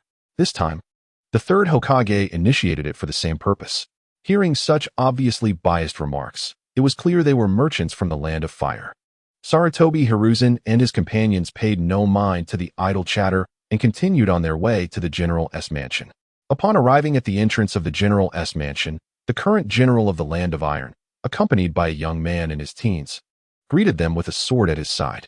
Sarutobi Hiruzen instinctively opened his panel to check the attributes of the 2. General, Body, 1717, Spirit, 1010, Element, 88. Skills, Advanced Body Proficiency, Advanced Combat Proficiency. Energy Level, Advanced Energy Manipulation, Intermediate Energy Control. Danger Rating, Medium. Youth, Body, 77, Spirit, 66, Element, 55. Skills, Advanced Body Proficiency, Intermediate Combat Proficiency. Energy Level, Intermediate Energy Manipulation, Intermediate Energy Control. Danger Rating, Low. This panel indicates pure physical skills, or rather, swordsmanship. It seems they are equivalent to Elite J Nin and Ch Nin. The general approached with a serious demeanor before breaking into a slight smile. Hokage. The Hokage and Tsuchikage have already arrived. The Wind and Water Kages have yet to arrive. The general's mansion has arranged temporary accommodations for you. Please follow me. With that, he led the way ahead. Hiruzen, I've been here for 2 days. How come you arrived so late? You're the one convening the 5 Kage summit. Yet you're late. A voice called out as the third Hokage, approached with 2 companions. Hokage, look at how I'm dressed. Why would I arrive on time? Sarutobi Hiruzen retorted, somewhat irritated. Ha ha ha, Hokage, it seems you've encountered an ambush. What kind of attack could leave the Hokage in such disarray? The Hokage observed the battle-worn attire of Sarutobi. I believe you can deduce who has assaulted me, Sarutobi replied. a wry smile gracing his lips as he regarded the third Hokage. Meanwhile, he took a moment to examine the Hokage's attributes displayed before him. A. Body, 4141. Spirit, 1111. Energy, 2323. Skills, Basic Body Mastery, Advanced Combat Proficiency, Energy Level, Basic Energy Body Mastery, Basic Lightning Mastery. Advanced Energy Proficiency, Threat Level, High. Such a panel indicates formidable strength. Even in the absence of specific abilities, he poses a significant threat to me. Lightning Armor, perhaps? T-Die. Body, 1314. Spirit, 1010. Energy, 1212. Skills, Advanced Body Proficiency, Advanced Combat Proficiency, Energy Level, Advanced Energy Body Proficiency, Advanced Lightning Proficiency. Advanced Energy Proficiency, Threat Level, Low. This ordinary Jonin panel might suggest an intellect-driven talent. Troy. Body, 1919. Spirit, 1515. Energy, 2121. Skills, Advanced Body Proficiency. Advanced Combat Proficiency, Energy Level, Advanced Energy Body Proficiency, Advanced Lightning Proficiency, Advanced Energy Proficiency. Ability, Magnetism. Threat Level, Medium. An elite Jonin, possessing the ability of magnetism, yet still a moderate threat, merely a minor nuisance. The Hokage lacks abilities while posing a high danger. Is it the Kinkaku and Ginkaku? The third Hokage inquired. This has nothing to do with our Cloud Village. They are rogue ninjas from our village. Has the Hokage captured them? Please ensure they are handed over to us for proper handling. Is this a probe into the battle situation? Is the Hokage jesting? The very assailants who attacked me. And I am to surrender them to you? Saratobi's expression morphed into one of astonishment. Upon witnessing this exchange, Uchiha Kagami and Akimichi Torike's mirrored his incredulity toward the Hokage. They harbor Cloud Village's secrets. They must not be disclosed, the third Hokage proclaimed emphatically. Hokage, did you not assert they are rogue ninjas? Are you defending rogue ninjas? Or do you contend they are not rogues, but mere puppets of Cloud Village's machinations? Indeed, the Kinkaku and Ginkaku forces are currently rogue ninjas. Yet many lower-ranked ninjas among them remain deluded. In my heart, I still believe in their ties to Cloud Village. Yes, Naze is not a rogue. He is merely misled. A youth suddenly exclaimed as he burst from the Cloud Village quarters. Saratobi instinctively opened the panel to reveal. Fokai. Body, 1111. Spirit, 66. Energy, 1616. 8000. Skills, Intermediate Body Proficiency, Intermediate Combat Proficiency, Energy Level, Intermediate Lightning Proficiency. Intermediate Energy Proficiency, Threat Level, Medium. This is the Jinchuriki of the Tailed Beast. Among my assailants, there was indeed one named Naze. But whether he survived the encounter remains uncertain. They succumbed in droves to my ninjutsu, and though Kinkaku and Ginkaku were gravely injured, they managed to escape. Saratobi maintained an air of calm. Behind him, Uchiha Kagami and Akimichi Torike's shared an expression of agreement. At that moment, the youth's eyes turned crimson. Dark red chakra enveloping him as a colossal chakra arm surged towards Saratobi. I will kill you. Saratobi executed a substitution technique, retreating from his initial position. Hokage, is this the will of Cloud Village? The moment the attack failed, the youth Fokai pressed forward, unleashing a flurry of strikes. Uchiha Kagami swiftly activated his Sharingan, forming a protective barrier around Saratobi, while Akimichi Torike stood guard behind him. As the youth persisted, Uchiha Kagami hastily formed hand seals, preparing for combat. At this juncture, Saratobi raised a hand to interrupt him, stating, "This is the city. We must not engage in battle here. Let us proceed outside."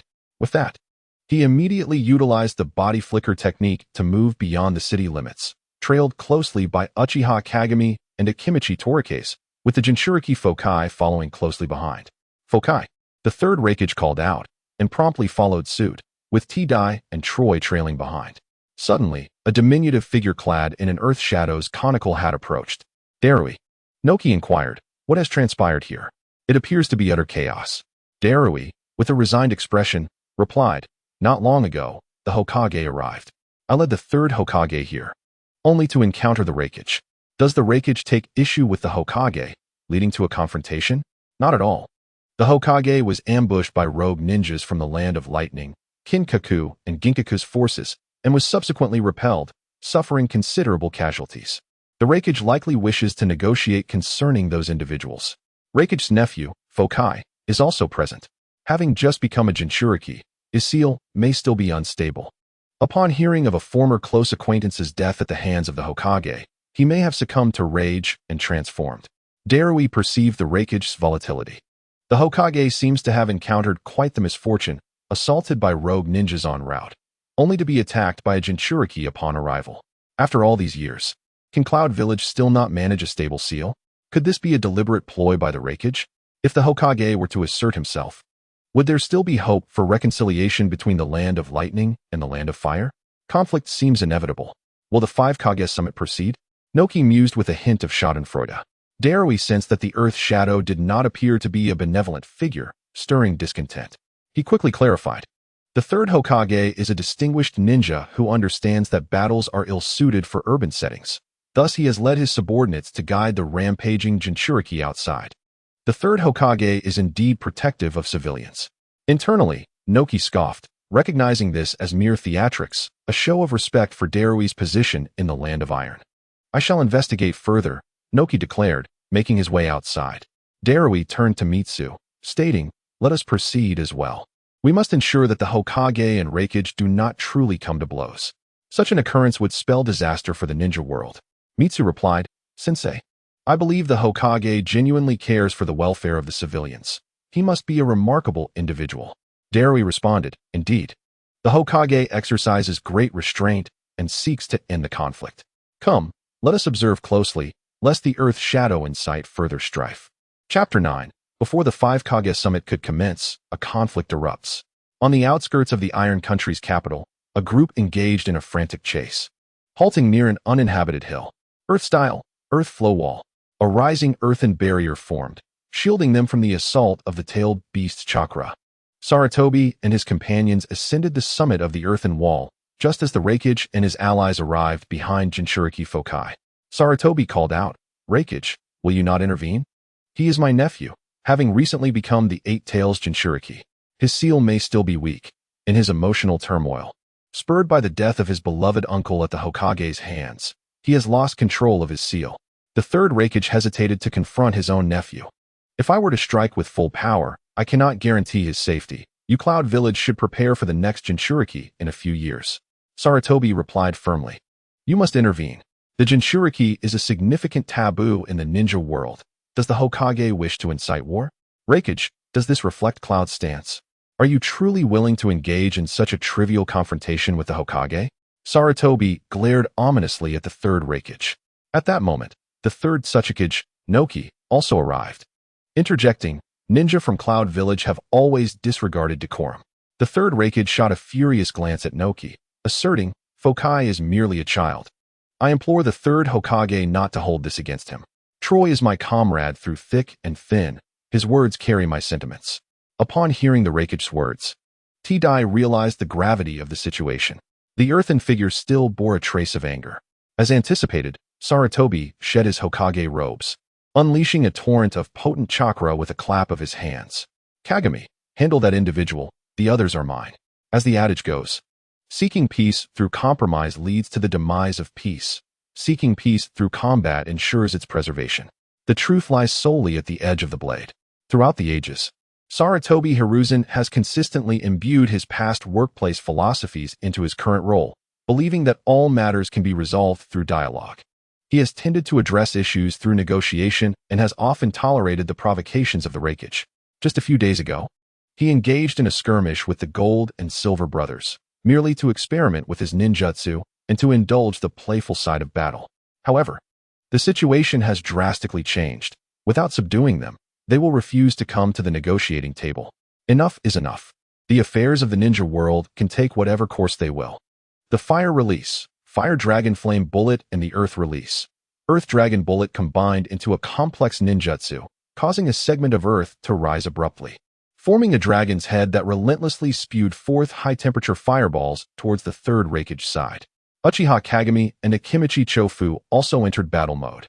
Uchiha Kagami unleashed a flurry of shuriken towards Troy, quickly following up with the Fire Release, Great Fireball technique. The third Raikage side employed various tactics to evade.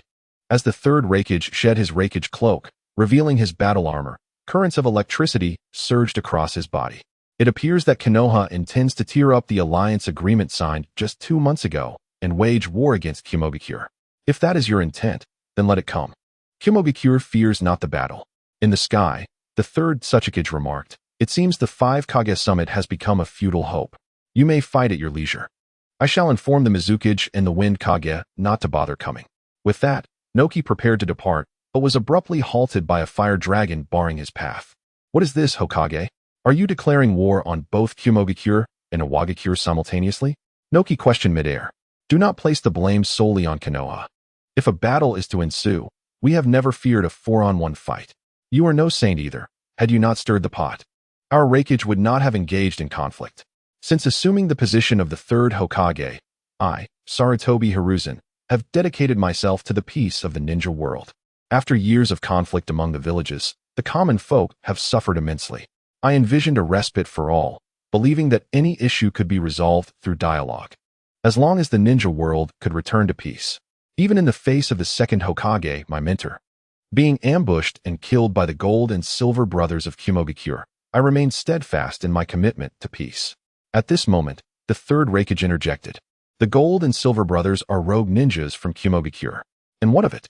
Noki retorted. "The second Hokage perished in your land of lightning.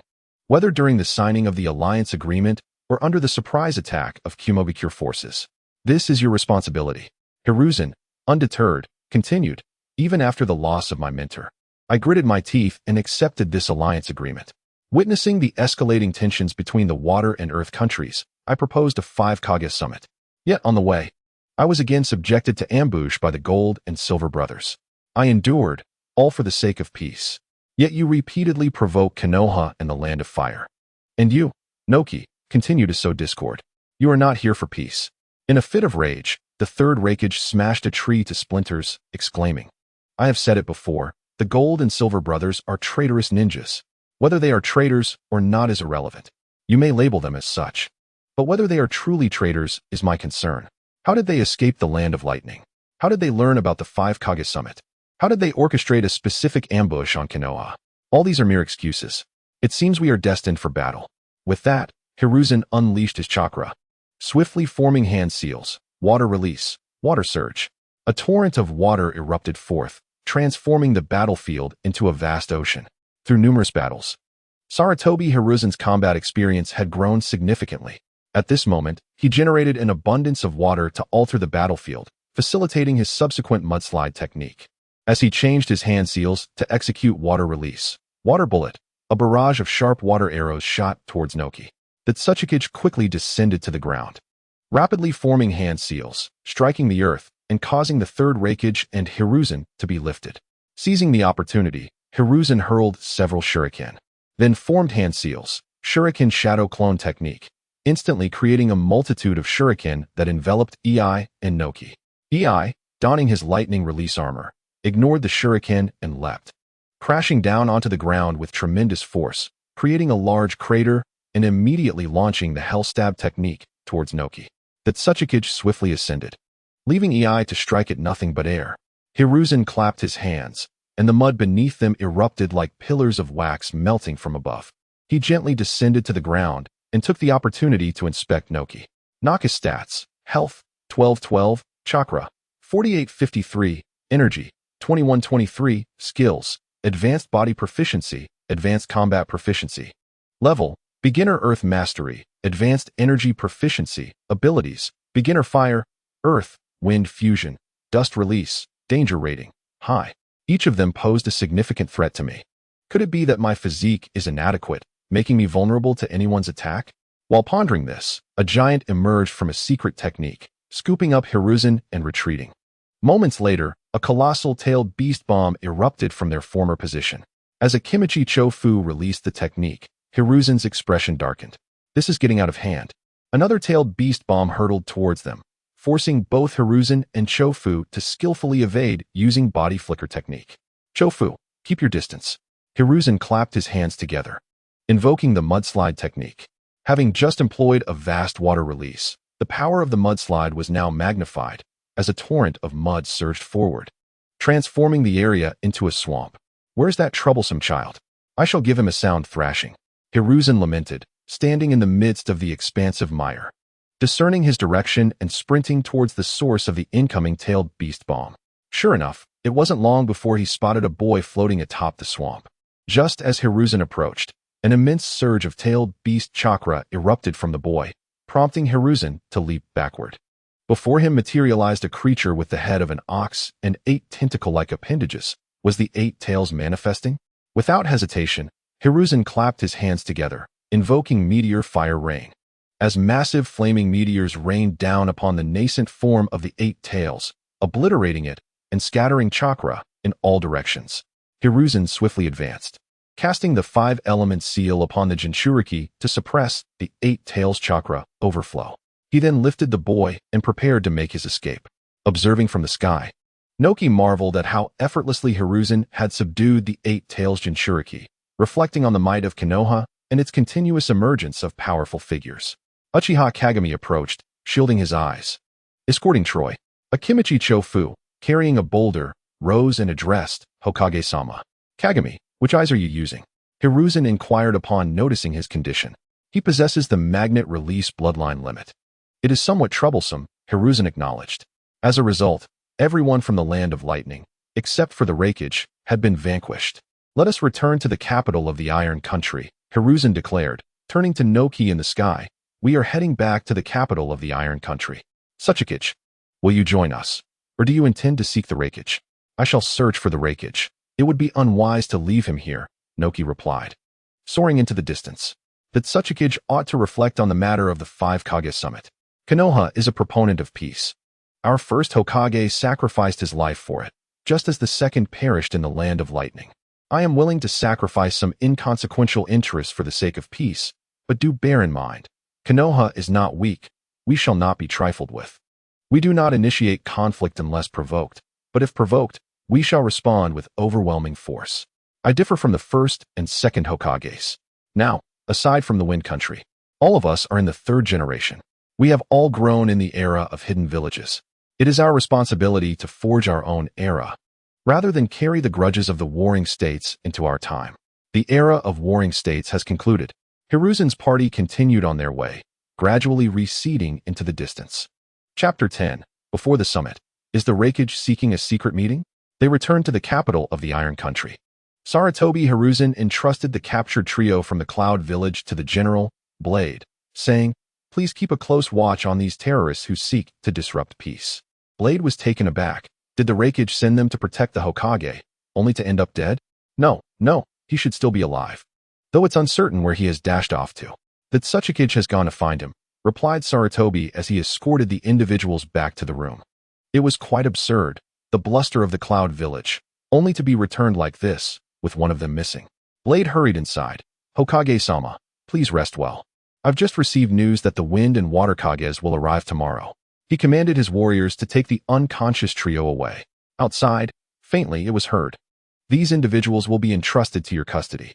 Meanwhile, on the battlefield, the 3rd Hokage struggled to crawl out of the thick mud. His lightning armor had been extinguished, and he was entangled with branches, bearing numerous minor injuries. Just then, Noki flew in and pulled the 3rd Hokage out of the mire, placing him on a tree. This technique is a war technique.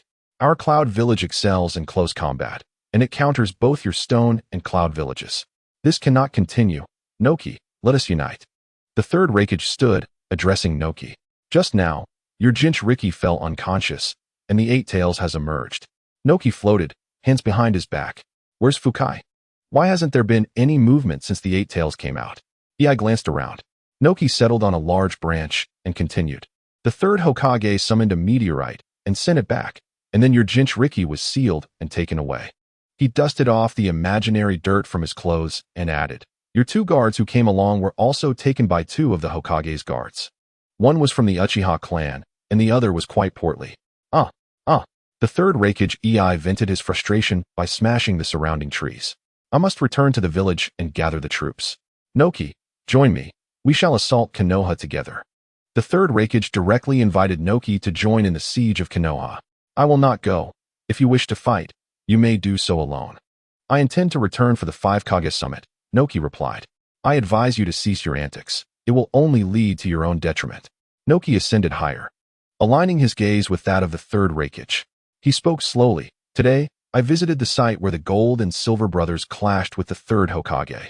It was in the Land of Iron, near the Land of Fire, a scene of devastation, with mudslides and an even larger area struck by meteorite techniques. There were about 150 corpses. There is a significant impact site from a massive meteorite. The Gold and Silver brothers must have been taken away. This location bears the same traces as those left by the Eight Tails. The battlefield marks should be evident within 3 days. Today, he showed restraint. Otherwise, your Cloud Village would have been compelled to select a fourth. It was merely a surprise attack. We had no chance to counter with ninjutsu, the Third Hokage EI countered. After he dealt with the Gold and Silver brothers, he also managed to subdue you today. I feel he could easily do so again. Noki soared into the sky. Before the Hokage departed, he left me a few words, which I now pass on to you. Consider the matter of the 5 Kage Summit.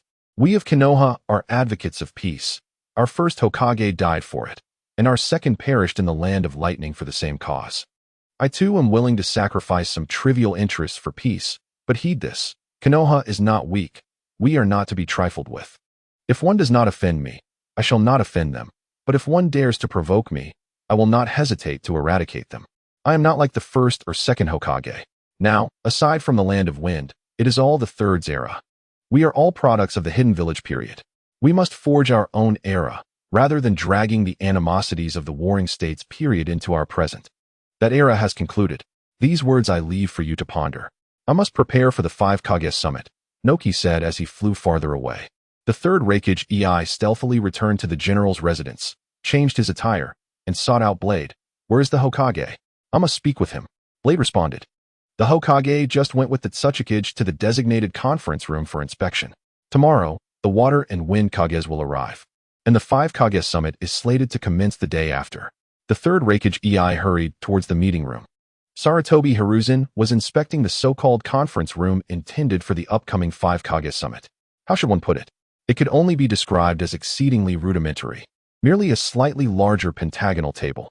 Sarutobi was engaged in a discussion with Noki regarding the quality of the table when suddenly, the door to the conference room was forcefully swung open, revealing 6 pairs of eyes staring back. Sarutobi Hiruzen, Uchiha Kagami, Akimichi Torafu, Noki, Aji, and Han.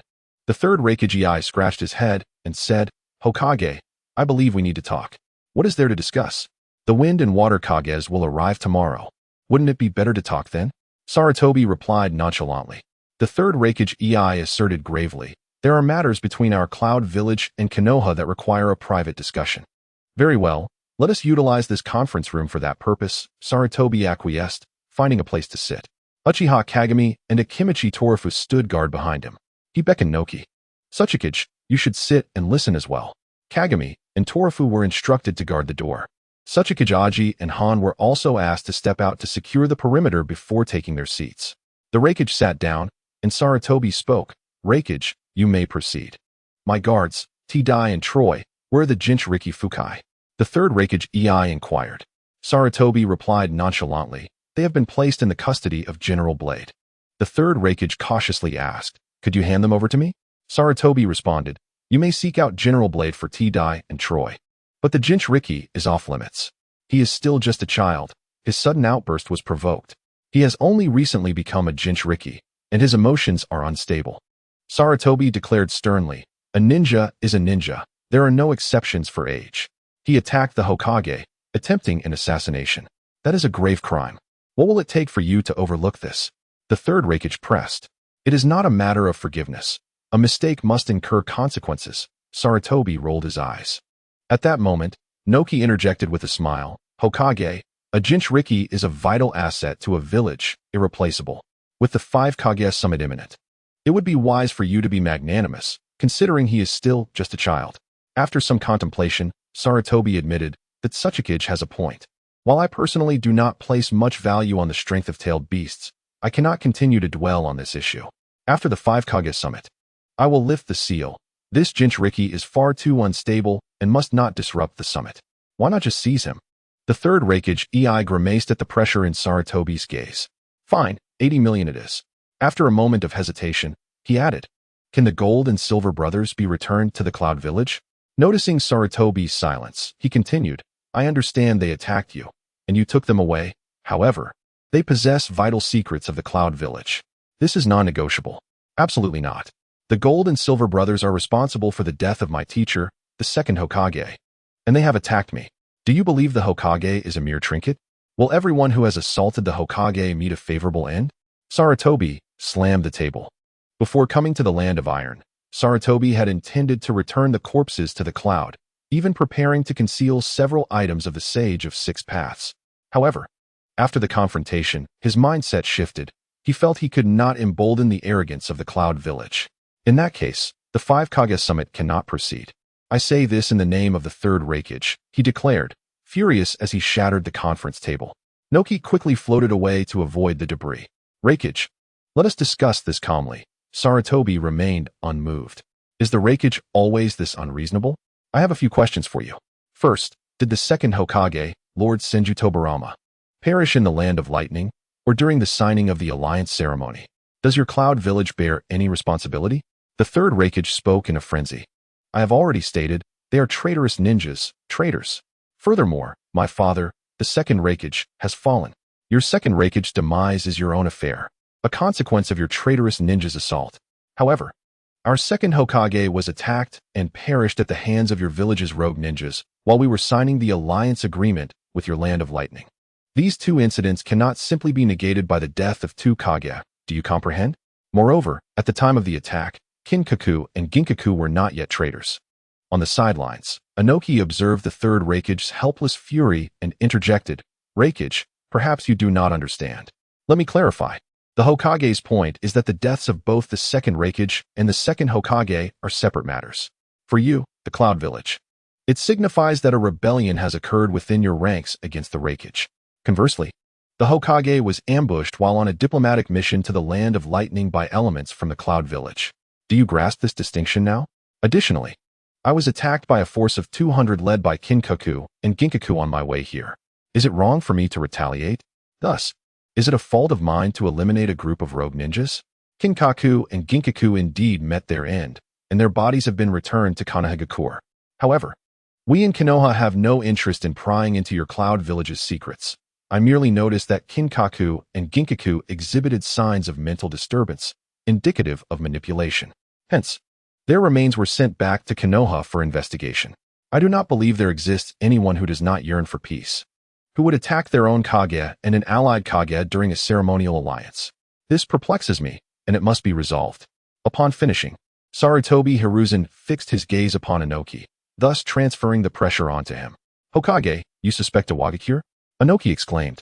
So it is you, little one, who has been orchestrating this. The Third Hokage swung a fist towards Inoki, who was slammed against the wall of the conference room, causing it to crack. Chapter 11. The suspicion of the three Kage. With a resounding crash, Inoki was propelled from the shattered wall. At that moment, the Crimson Chakra began to manifest on the bodies of Oinoki and Han. Uchiha Kagami activated his Sharingan in an instant, while Akimichi Choza entered combat mode. Kagami, Choza, do not rush, a voice resonated. Seizing the opportunity, he checked the panel. Oinoki, health, 1111, chakra, 1313, stamina, 2222, 4000, skills, advanced body proficiency, advanced combat proficiency. Proficiency, advanced earth mastery, advanced fire mastery, advanced energy mastery. Abilities, basic fire-earth fusion lava release. Danger rating, medium.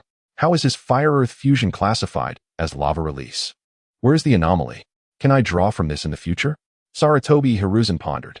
My fire-earth fusion is meteor, which inflicts impact damage, whereas this lava release pertains to searing damage.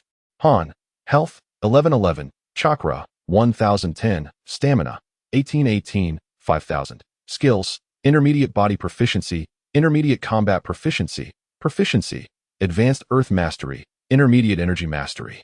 This Jinchuriki appears somewhat weak, he noted. As the dust settled, Inoki emerged from the wall, his rocky armor slowly peeling away. I am unharmed. There was merely a misunderstanding with the Hokage.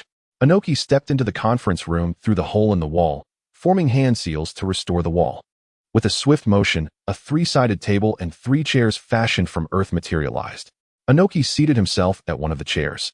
Now, I must discuss a matter of utmost confidentiality. He glanced at Sarutobi Hiruzen, who returned the look before forming hand seals and extending his hands outward.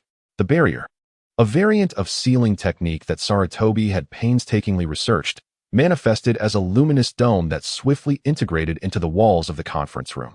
Very well. Inoki leaned forward on the table and spoke softly. The Second Hokage and the Second Hokage have perished, yet our Second Hokage and the Second Suiton have also perished simultaneously. Within a short span of time, 4 Kage have fallen. Do you not find this suspicious? Sarutobi Hiruzen replied. This barrier is quite secure. It is soundproof. You may speak freely. Inoki continued. Consider this. The Second Hokage and the Second Hokage fell simultaneously. Kinkaku and Ginkaku exhibited signs of manipulation, while our Second Hokage and Second Suiton perished together. I have observed traces of manipulation among the decision-making ninjas of Iwagakure, indicating they were under Jinjutsu influence. The strongest Jinjutsu user that comes to mind is Uchiha Madara, yet he is deceased. Thus, I suspect it may be the Uchiha from Konoha at work, which led to my unfavorable stance towards Konoha. I apologize, Hokage. I understand, Sarutobi Hiruzen nodded. Indeed, Kinkaku and Ginkaku's bodies show signs of being manipulated. Their mental states were quite erratic. We must investigate within the village to ascertain the presence of any Jinjutsu influence. Only the Second Wind Kage, Shaman, remains alive, and they retreated from the battlefield early. It must be them. Let us unite our 3 villages to eliminate them, the Third Hokage declared. At this point, Sarutobi Hiruzen likely deduced the identity of the culprit. It must be Uchiha Madara. Everyone believes he is dead, but only Sarutobi Hiruzen, who traversed through time, knows that he is not. Sarutobi Hiruzen remarked. Not necessarily. He may have uncovered something. However, he undoubtedly knows something. We shall test them tomorrow. Inoki interjected. Thus, there exists an unknown force in the ninja world that seeks to manipulate the wars of the 5 great hidden villages. The war came too abruptly, initiated by ancestors who established villages out of a weariness of conflict. It is irrational. Delving deeper, who benefits from the ninja world's wars? Or rather, who gains from the wars of the 5 great nations? The outbreak of war coincided with the passing of our first Hokage, suggesting that the puppeteer is wary of Lord Hashirama. A deeper consideration leads one to envision this as the work of the old guard, or rather, the ancient crone. Sarutobi Hiruzen attempted to steer the conversation. The Third Hokage asserted that the small nations benefit from the great nations' conflicts. Therefore, let us eradicate those small nations. I've long harbored disdain for them. Inoki, exasperated, countered, Hokage, you cannot constantly contemplate waging war. The puppeteer desires us to engage in conflict. Moreover, what are those small nations? They serve as buffer zones left by us great nations. Should they disappear, the contradictions among us great nations will inevitably deepen. I believe our immediate priority lies in enhancing communication. You see, had the Hokage not mentioned the manipulation of Kinkaku and Ginkaku, I would not have disclosed that we in Iwagakure also bear signs of manipulation. In such a scenario, I might have suspected Konoha of orchestrating the war. Even if the war does not escalate, Iwagakure would surely target Konoha in various respects. Your Cloud Village and Konoha would suspect that other villages are manipulating the war. What if the Mist Village discovers this? And the Sand Village? At that point, each village would harbor animosity, making future conflicts inevitable. Thus, I support the Hokage's initiative to convene this 5 Kage summit to foster communication and foresight. The Third Hokage, calmed by Inoki's reasoning, responded, Indeed, it is as you say. So, Hokage, did you uncover something in advance, prompting you to convene the 5 Kage summit? Sarutobi Hiruzen realized the gravity of the situation. He had deemed the Land of Lightning too perilous and thus proposed the meeting in the Land of Iron. Reflecting on the events leading up to his encounter with Kinkaku and Ginkaku, he realized he had sensed something amiss with the war, motivating him to seek dialogue with his colleagues to avert further conflict. It now seemed imperative to establish the 5 Kage summit as a regular occurrence, held periodically. Let us discuss these matters further when the Wind and Water Kage arrive. What if the puppeteer is from the Sand Village? Inoki inquired. Then we shall eradicate them. The Third Hokage's anger flared once more. Cease your incessant thoughts of annihilation. War breeds only hatred, Inoki cautioned. The conference room has been damaged. Hokage, please utilize Earth Release to repair it. The conference table was transformed into a pentagonal format, and for the sake of confidentiality, the meeting room required a barrier. Sarutobi Hiruzen wished to approach the elusive and omnipresent white Zetsu with utmost caution. Inoki casually formed a few hand seals. Under Hiruzen's guidance, the meeting room reverted to its intended state. The following day, Shimura Danzo arrived in the land of iron with the corpses of Kin and Jin. In the lounge, Hiruzen inquired, "Danzo, what is the situation?" The bodies of Kin and Jin exhibit signs of being controlled by Jinjutsu, adorned with talismans. The only ones capable of manipulating individuals of their caliber are the Uchiha, he said, casting a glance at Uchiha Kagami. Hiruzen, the Uchiha are unequivocally loyal to Konoha. Kagami interjected hastily. Danzo retorted, "Refrain from making statements that could jeopardize unity. I have communicated with the Raikage and Tsuchikage. They too have experienced cases of control, resulting in the demise of the second Tsuchikage and the second Mizukage. This issue transcends individual nations or villages." Hiruzen admonished, "Do not utter such remarks again." Danzo, visibly agitated, responded, "I did not imply anything about Kagami. I was referring to other Uchiha. Kagami is our ally. You cannot speak ill of the Uchiha. They belong to Konoha." Hiruzen asserted. Kagami looked on with gratitude. Well, let us not dwell on this. How could the Raikage and Tsuchikage possibly divulge such confidential information? Danzo remarked with resignation. At that moment, Akimichi Choza interjected. The Eight Tails Jinchuriki attacked Hiruzen, and subsequently, the Raikage and his guard clashed with us. The Eight Tails was sealed, and 2 members of the guard were captured by Kagami and me. The Raikage was buried under Hiruzen's ninjutsu, and Inoki, the Tsuchikage, dared not intervene from the skies. Ultimately, the Raikage returned to Hiruzen, conceding, and bested Inoki. Choza chuckled. I did not intend to mock the Cloud Village. I merely recalled a joyous event. All right, enough of that. They are at least one of the 5 great nations. The Cloud Village merely speaks plainly. Hiruzen chuckled as well. Now, let us return to the matter at hand. The Mizukage and Kazekage have arrived. The 5 Kage summit will commence tomorrow. Danzo, you should discuss the barrier matters with representatives from other villages. Given that someone is instigating warfare, a barrier will be necessary for tomorrow's meeting. Additionally, I plan to address the issue of Kin and Jin during the summit. Their remains will ultimately be returned to the Cloud Village. Shouldn't we demand some form of compensation? At the very least, we ought to receive some financial recompense, Danzo suggested. Hiruzen replied, we will seek compensation, though I doubt it will amount to much. After all, the Eight Tails has already cost them 80 million, demanding more might incite hostility. Besides, if we aspire to be the foremost hidden village in the ninja world, we must exhibit generosity and not be overly petty regarding trivial matters.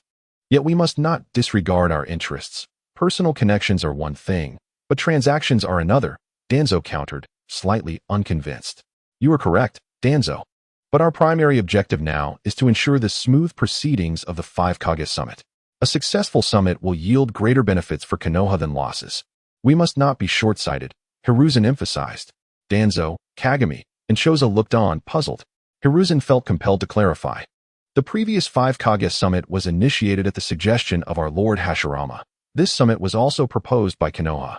We have exerted considerable effort to convene 2 5 Kage summits for the safety of the ninja world, resolving numerous disputes. Subconsciously, others may perceive Konoha as the bearers of peace, and the primary instigators of war are not us. We are the emissaries of peace.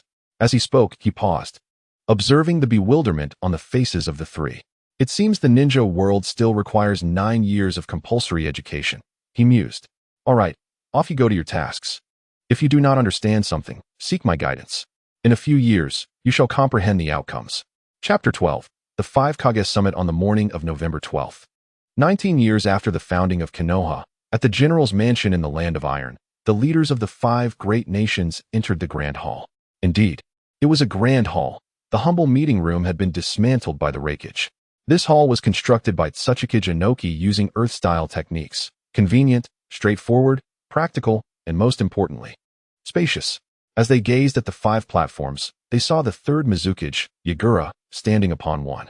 His stats were as follows: body, 1616, chakra, 1010, energy, 2727, skills, advanced body proficiency, advanced combat proficiency, level, advanced water proficiency, advanced energy proficiency, danger rating, low. Behind him stood the Jinjutsu master, with stats, body, 1111, chakra, 1010, energy, 1313, skills, advanced body proficiency, intermediate combat proficiency, level, advanced water proficiency, advanced energy proficiency, danger rating, low. Next was the third Hokage, Inoki, accompanied by Old Purple and Han. Following them was the second Hokage, Shaman, with stats, body, 1016, chakra, 1414, energy, 1313, skills, advanced body proficiency, advanced combat proficiency, beginner puppet mastery, level, advanced wind proficiency, advanced energy proficiency, ability, beginner wind-earth fusion, magnet release, danger rating, medium. Behind him stood Chio, with stats, body, 1313, chakra, 1514, energy, 1111, skills, advanced body proficiency, advanced combat proficiency, advanced puppet mastery, level, advanced wind proficiency, advanced energy proficiency, danger rating, low. Next was the third Hokage, flanked by Tida and Troy. Finally, there stood the third Hokage, Sarutobi Hiruzen, accompanied by Uchiha Kagami, Shimura Danzo, and Akimichi Choza. Once everyone was seated, Hiruzen cleared his throat and announced, "I am Sarutobi Hiruzen, the third Hokage, and in light of the current state of the ninja world, I have convened this 5 Kage summit. The purpose of this summit is to resolve the ongoing wars in the ninja world. If anyone is unwilling to seek an end to the conflict, please speak now."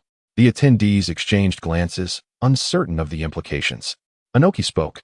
"The Hokage is inquiring whether everyone wishes to end the war. We from Konohagakure have come precisely for that reason." Hokage affirmed. "We from Konohagakure share the same intent." Yagura added. "Our Mizukage also seeks an end to the conflict." Shaman stated. "We from Sunagakure are likewise invested in achieving peace." Hiruzen continued. "Then let us invite the general of the Land of Iron and his disciple, Mitsuba, to serve as secretaries for this summit. The secretaries will document the proceedings and agreements reached, creating minutes for future reference." Upon completion of his statement, Hiruzen gestured for Inoki to use Earth Style to create a secretary's dais. He placed his Hokage hat on the table and tapped it lightly, declaring, "Thus, the 5 Kage summit is about to commence. Danzo, please begin." Danzo produced a scroll, tore it open, and a wave of light enveloped the grand hall before he returned to Hiruzen's side. Hiruzen urged, "Let the Tsukikage commence." Inoki cleared his throat, stating, "The previous generation, weary of war, concluded the Warring States period and ushered in the era of hidden villages. The peace we enjoyed for over a decade has been abruptly shattered. The onset of this war was unexpected. As of now, apart from the Wind Shadow, all 4 nations have seen a change in leadership. At the invitation of the third Hokage, we gather here to communicate and uncover the dark forces behind this turmoil. We are embroiled in a conflict that seems senseless, and many of our predecessors have met untimely ends. We vow to unearth the sinister forces behind this disruption of peace. Elder Shaman, do you possess any leads?" After speaking, he turned to the second Hokage, Shaman. Sarutobi Hiruzen and the third Hokage, also directed their gazes towards Shaman. The third Mizukage, Zantai Gu Liang, appeared perplexed and questioned. "What are you discussing? I am unaware." He glanced back at Yuan Shi, who nodded and whispered a few words to him. Zantai Gu Liang suddenly understood and looked at Shaman, who seemed well prepared, producing a scroll and stating, "There is turmoil within Sunagakure. Several commanding ninjas have fallen under Jinjutsu or curse mark control. My background in puppetry allowed me to discern this. I withdrew with my forces, and this scroll contains our findings from the investigation." The third Hokage, seethed with fury. "Why did you not inform the ninja world upon your discovery?" Before Shaman could respond, Chio, standing behind him, retorted bitterly, "Why should the affairs of Sunagakure be broadcasted to the entire ninja world?" The third Hokage, incensed, glared at the Wind Country delegation. "This concerns the peace of the ninja world. Do you believe it to be a mere game? Kazekage, your village's demeanor is lacking. This is a dialogue among leaders. Why do subordinates interject? Is there no decorum?" Chio, angered, opened her mouth to respond, but was restrained by Shaman. Shaman measured his words carefully. "Our investigation requires time. By the time we gather evidence, the turmoil in the ninja world may become irreversible. Moreover, I have yet to identify the true mastermind behind these events. The presence of so many Kage is no coincidence. All have their reasons. The war has persisted for several years. It is implausible to claim investigations have taken years." When Sarutobi Hiruzen recognized the issues with Kin and Jin, He dispatched individuals to investigate, and within days, 3 to be precise, Danzo returned. While it is evident that Danzo employed certain unconventional methods to hasten travel, even if Sunagakure's investigation is slow and lacking in means, a month should suffice to clarify matters. Furthermore, when did the ninja world require substantiation? The Kage are not fools. If you allege issues with the war, presenting your findings will not halt their actions. Thus, it can be concluded that the second Kazekage is merely offering a convenient excuse. The third Mizukage, Zantai Gu Liang, questioned vehemently, does the second Kazekage truly care nothing for the peace of the ninja world? Do you comprehend the number of lives lost in this war? The extent of losses across the villages? The damage inflicted upon the ninja world? If the ceiling does not aim to resolve the war, it ought not to partake in the 5 Kage summit. I believe the 4 Kage summit suffices. Hokage, Tsuchikage, Reikage. What are your thoughts? Before the Reikage could respond, Chiyo interjected. We of Sunagakure have also suffered losses. In war, there are casualties. It is merely a matter of degree. You cannot blame us simply because more of your people have died. Anoki, the Tsuchikage, rose in indignation. You are outrageous. This is a 5 Kage summit, not Sunagakure. Kazekage, can you not manage your subordinates? If you cannot, perhaps you should step down. Shaman, with a weary tone, replied, we must provide opportunities for the youth to prove themselves, just as each of you was nurtured by the previous generation. This remark borders on the patronizing. In terms of age, the Kazekage is the eldest, followed by the third Reikage and Inoki, who are both 8 years senior to Sarutobi Hiruzen, then the third Mizukage, who is 5 years older, with Sarutobi Hiruzen being 25. However, as Kage, they are equals, and wielding age as a weapon undermines the spirit of their discourse. Sarutobi Hiruzen, brow furrowed and eyes alight with solemnity, stated, the second Kazekage is a distinguished ninja of Sunagakure's previous generation, yet here we are all representing our respective villages. There are truths that must be articulated. Indeed, this ongoing ninja world war has raised suspicions across the board. It was merely a matter of time. The second Kazekage was the earliest to perceive the anomaly, withdrawing his forces a year into the conflict. I must express gratitude for this retreat, as it spared Konoha from greater losses. Following that, it was the third Tsuchikage, Inoki, who discerned the irregularities. The Reikage and I were the last to realize. Upon assuming the role of Hokage and reviewing the archives, I uncovered discrepancies in the current war, which prompted this 5 Kage summit. During our journey to the Land of Iron, we were ambushed, and upon retaliating, we discovered the manipulative traces on Kin and Jin. It was I who informed the Reikage of these findings. When did the Mizukage become aware of these matters? He turned his gaze towards the Land of Water. In the direction of the Land of Water, Yuan Shi raised his hand to speak. Sarutobi Hiruzen nodded in acknowledgement. Yuan Shi, slightly flustered, glanced at Zantai Gu Liang, who remained silent.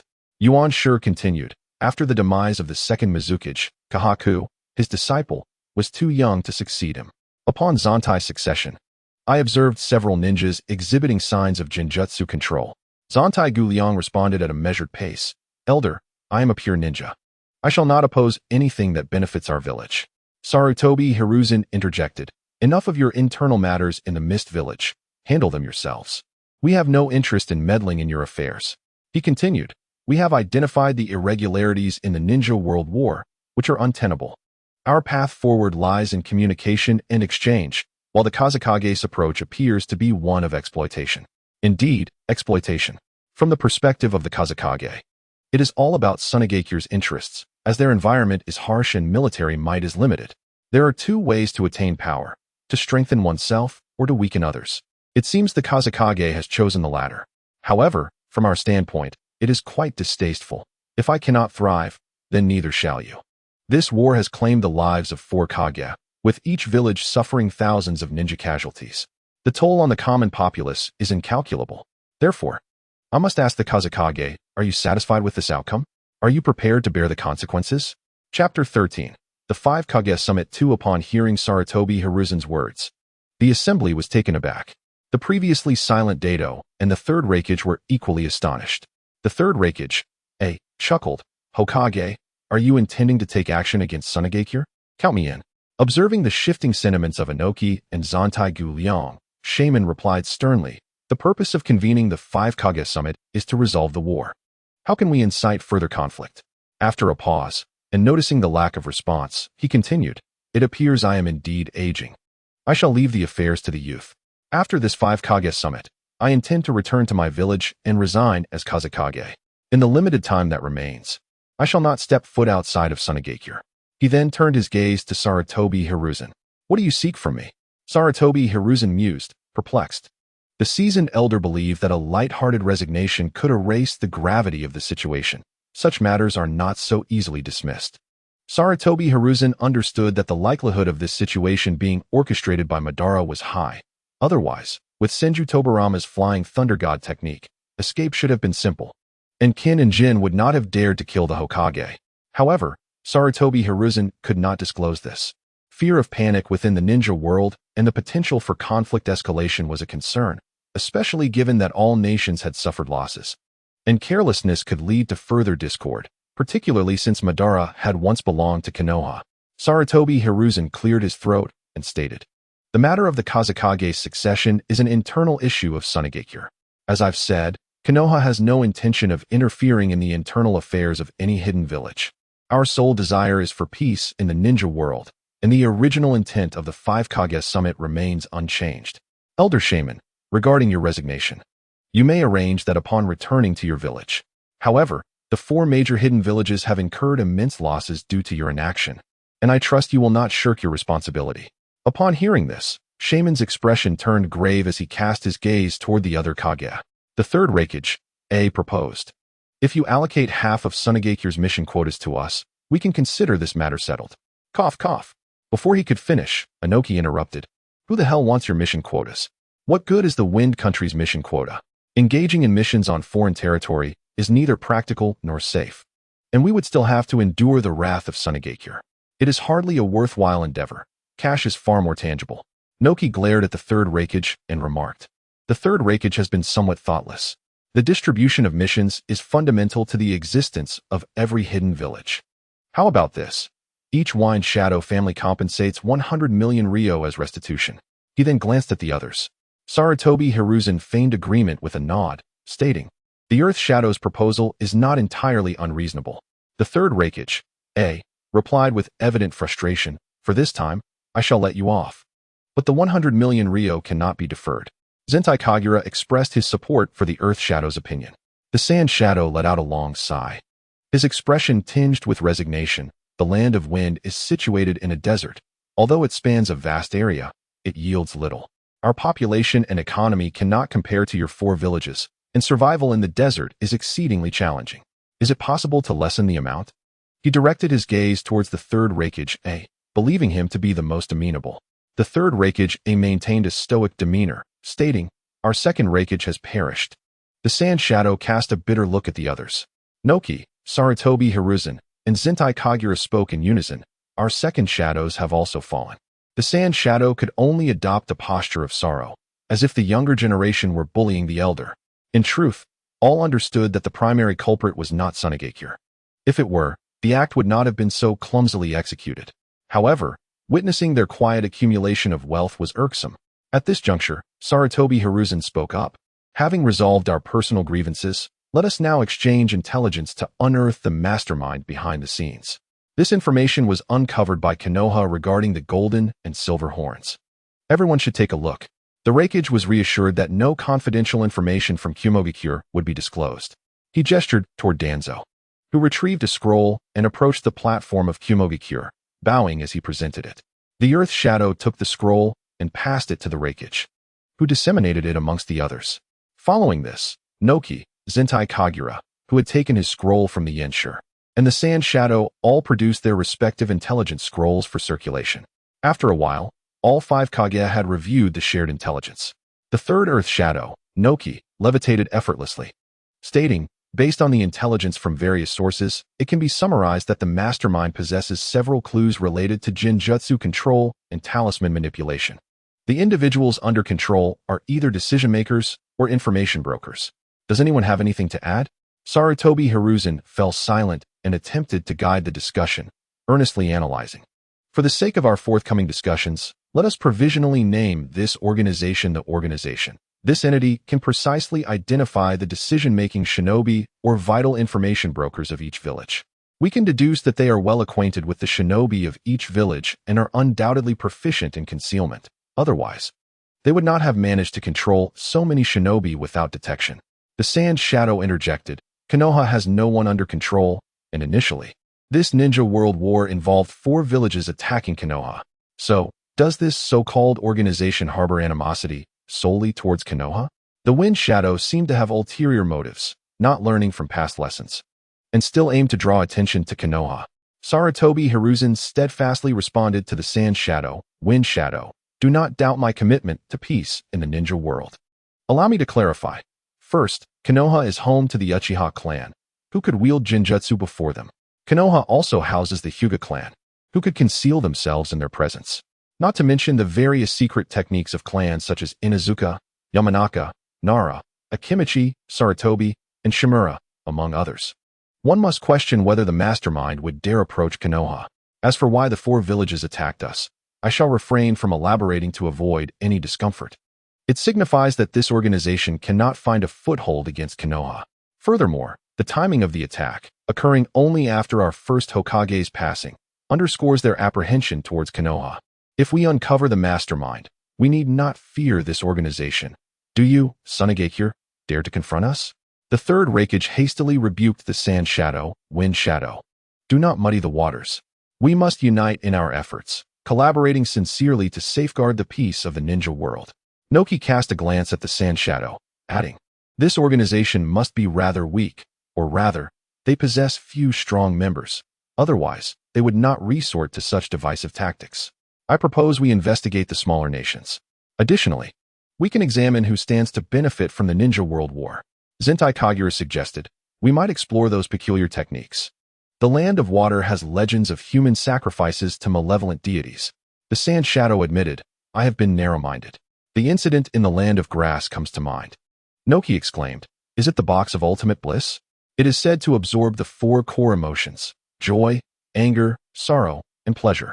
The Sand Shadow recounted, I participated in addressing the incident in the Land of Grass, and I can only describe it as terrifying. It ultimately vanished in the city of Kirigakure. Sarutobi Hiruzen concluded, now that we have a direction, each village should form a small team to comprise an investigative unit and conduct inquiries sequentially. Sarutobi Hiruzen was preparing to take the initiative. The Sand Shadow questioned, whose command will the investigative team be under? This question fell into silence, as the formation of the team proved impossible. No one would heed the orders of a shinobi from a village that had previously been their enemy. Sarutobi Hiruzen's elaborate groundwork seemed wasted. He could only mutter, since the Wind Shadow has raised an objection, let each village conduct its own investigation and compile reports periodically. However, I hope no one obstructs the investigation. Anyone who interferes with the pursuit of truth will be deemed an enemy, whether they are foes or part of the organization. What do you say, esteemed Kage? Conducting separate investigations may enhance efficiency. The Hokage's proposal for periodic summaries is well thought out. However, we do not wish for anyone to impede our progress. Anyone who obstructs the investigation will face consequences from the ninja world. The Earth Shadow, Noki, made a stern declaration, Wind Shadow. You would do well to distance yourself from this matter. Otherwise, Sunagakure will not withstand the combined assault of the 4 villages. I presume that Sunagakure lacks the strength to resist such an onslaught? Chiyo, standing behind the Sand Shadow, glared at the Third Hokage, seething but remaining silent. The Sand Shadow gestured to Chiyo, clasping his hands in respect to all parties. I concede that my earlier considerations were flawed. I did not intend to obstruct the investigation. Sunagakure will dispatch an elite team to participate in the inquiry under your command. Zentai Kagura affirmed, the death of the previous Water Shadow is related to this. We, the Mist, have a vendetta against the organization. Sarutobi Hiruzen remained disinterested, stating directly, let it be as such. Each village will investigate independently, compiling leads once a year. This organization, adept at concealment and with extensive planning, will likely not reveal itself easily. Therefore, the 5 Kage meetings must occur regularly. Let us convene again in 5 years. Sarutobi Hiruzen was confident that this so-called organization did not exist and believed that they would not uncover Madara's whereabouts. Thus, the primary objective was to establish a schedule for the 5 Kage meetings. Observing the lack of dissent, Sarutobi Hiruzen continued, to maintain peace in the ninja world and reduce conflicts, Let us agree upon several ninja world treaties. First, from today forth, the 5 great hidden villages shall maintain communication. If conflicts arise, we can convene a 5 Kage meeting for mediation. Second, concerning rogue ninjas, let us establish a rule. From the day one becomes a rogue ninja, there will be a 1-month period for pursuit. Within this month, whoever captures the rogue ninja must return him to his original village. After a month, whoever captures or kills the rogue ninja may dispose of him as they see fit, and the original village shall not pursue accountability.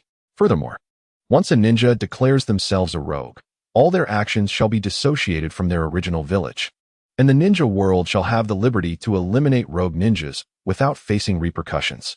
Third, ninjas must not take unprovoked actions against civilians. Ninjas must not engage in combat within civilian residential areas. Should damages occur during battles in civilian areas, the responsible ninja shall compensate for them. If a ninja fails to provide compensation, the village to which the ninja belongs may seek reparations, supervised by the Land of Iron's military. Can the Blade Bearer General undertake this supervisory responsibility? Sarutobi Hiruzen fixed an earnest gaze upon the Blade Bearer.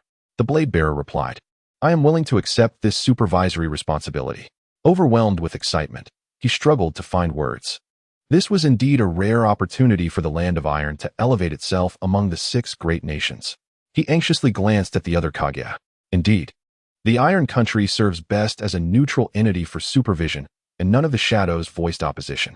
While I do not oppose the oversight of Iron Country, I cannot agree with the matter of the rogue ninja. The Third Hokage expressed his dissatisfaction.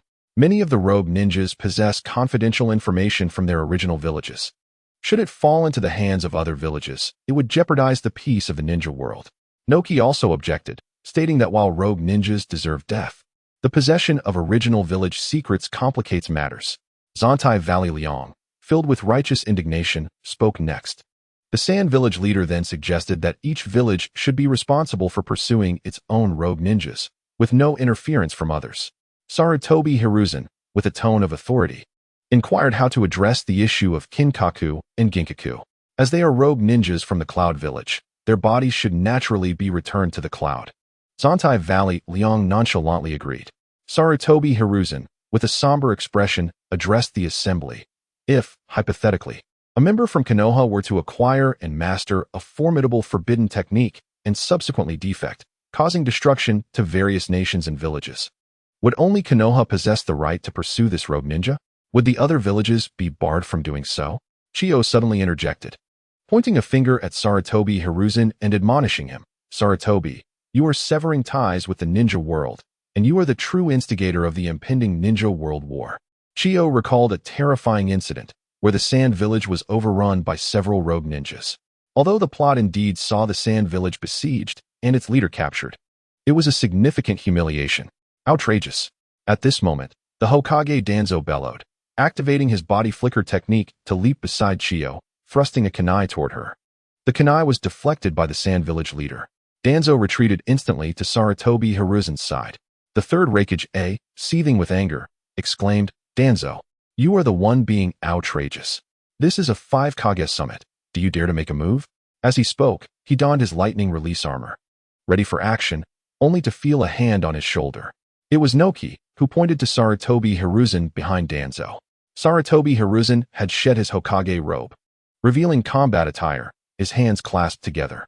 Although he exuded chakra, the Third Hokage was momentarily taken aback, hesitating his actions. Feeling a lack of confidence, he remarked, We are so many here, and retracted the lightning release armor. He addressed Sarutobi Hiruzen. This Danzo is utterly reckless. He dared to act in the conference and should face punishment. Observing this, Sarutobi Hiruzen also relaxed his hands, donned his Hokage robe, and returned to his seat. His expression inscrutable as he stated, Punishment? No, no, no. I seek a reward upon returning to the village. Shimura Danzo, my comrade, my Hokage advisor, inadvertently clashed with all of you for the sake of upholding the Hokage's dignity. I offer my apologies. He then bowed respectfully to the gathered shadows. Suddenly, he erupted with fury. Do you not regard the Hokage? Kinkaku and Ginkaku, 2 rogue ninjas from the Cloud Village, dared to attack the Second Hokage and assault the Third Hokage. And a foolish woman, from who knows where, dares to trample upon the Hokage's authority. Do you not take the position of a village leader seriously? His words emanated a powerful aura, pressing down upon all present. This sentiment resonated with Zontai Valley Liang, who promptly expressed his support. The shadows must uphold their dignity, and it must not be desecrated. The elder beside him rolled his eyes. Noki echoed the sentiment, asserting that the leader of each village should be addressed with honorifics. The Sand Village leader immediately insisted that Chiyo wait outside the conference room, forbidding her entry until the Five Kage summit concluded. Shimura Danzo also cooperated by activating the barrier. Noticing that the discussion had lost momentum, Noki proposed, "I have a suggestion. Let each nation pursue its rogue ninjas where they escape. For instance, if a rogue ninja from the cloud appears in my land of Earth, IWA will send someone to eliminate them, and the cloud shall not pursue. As for the situation concerning the Third Hokage, let us add a clause. If a rogue ninja attacks any ninja, that ninja shall have the right to retaliate. The spoils shall belong to that ninja, and the bodies will be determined by the nation in which the incident occurred. Naturally, if the attack occurs outside of the 5 great nations, the attack party may take the body. How do you all find this?" The assembly gazed intently at Sarutobi Hiruzen. Sarutobi Hiruzen felt somewhat uncomfortable. Finally speaking, "Let us proceed as the Earth Shadow suggests. The blade-wielding general, please take note. One person's plan is short, but 2 minds can provide insight. If anyone has good suggestions or opinions, do share, but let us refrain from resorting to violence so readily, particularly you, Danzo. Step outside and wait." Danzo, his face flushed, retorted loudly, "I shall step outside. Upholding the Hokage's dignity is my duty." He then took a scroll, opened the door, and handed the scroll to Uchiha Kagami before exiting. Why has Danzo become increasingly ridiculous? What happened to the shadows of the ninja world? Sarutobi Hiruzen sighed. Now that the disruptive presence has departed, let us continue. Kagami, why are you laughing? This is a conference. Maintain decorum. Uchiha Kagami and Akimichi Torif quickly composed themselves. We were merely reminded of a joyful matter. Sarutobi Hiruzen, disinclined to engage with them further, continued, regarding the actions of ninjas against civilians. Does anyone have any objections? Noki replied, I have no objections, but what about the samurai? The blade-wielding general swiftly interjected, samurai are also prohibited from harming civilians without cause. No objections. Zontai Valley Liang pondered, and then stated, I have a matter that requires everyone's deliberation concerning the cross-national missions undertaken by ninjas. For example, when escorting a merchant convoy from the land of fire to the land of water, conflicts sometimes arise with the patrol teams from the hidden mist. I have an idea. For a merchant convoy escort mission from the land of earth to the land of fire, we in Konoha will establish a ninja station at various checkpoints within the land of fire. This escort mission would require a report to the nearest ninja station, detailing the mission overview and registering the number of ninjas and tools. Upon completion of the registration, Konoha ninjas will issue temporary exit permits based on the duration of the mission, which will feature anti-counterfeiting measures. After obtaining the permits, the mission team may enter the land of fire. Should they encounter Konoha's patrol team, they must present the permits. Conversely, Konoha's patrol team has the authority to apprehend any non-village ninja without a permit. Expired temporary permits will require reapplication. Additionally, for apprehension missions, Konoha must be informed, and Konoha will dispatch personnel to assist.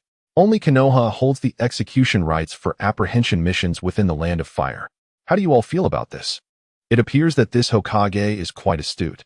This approach not only resolves issues but also reinforces authority within his sphere of influence, aiding in balancing the relationship between the hidden villages and the feudal lords.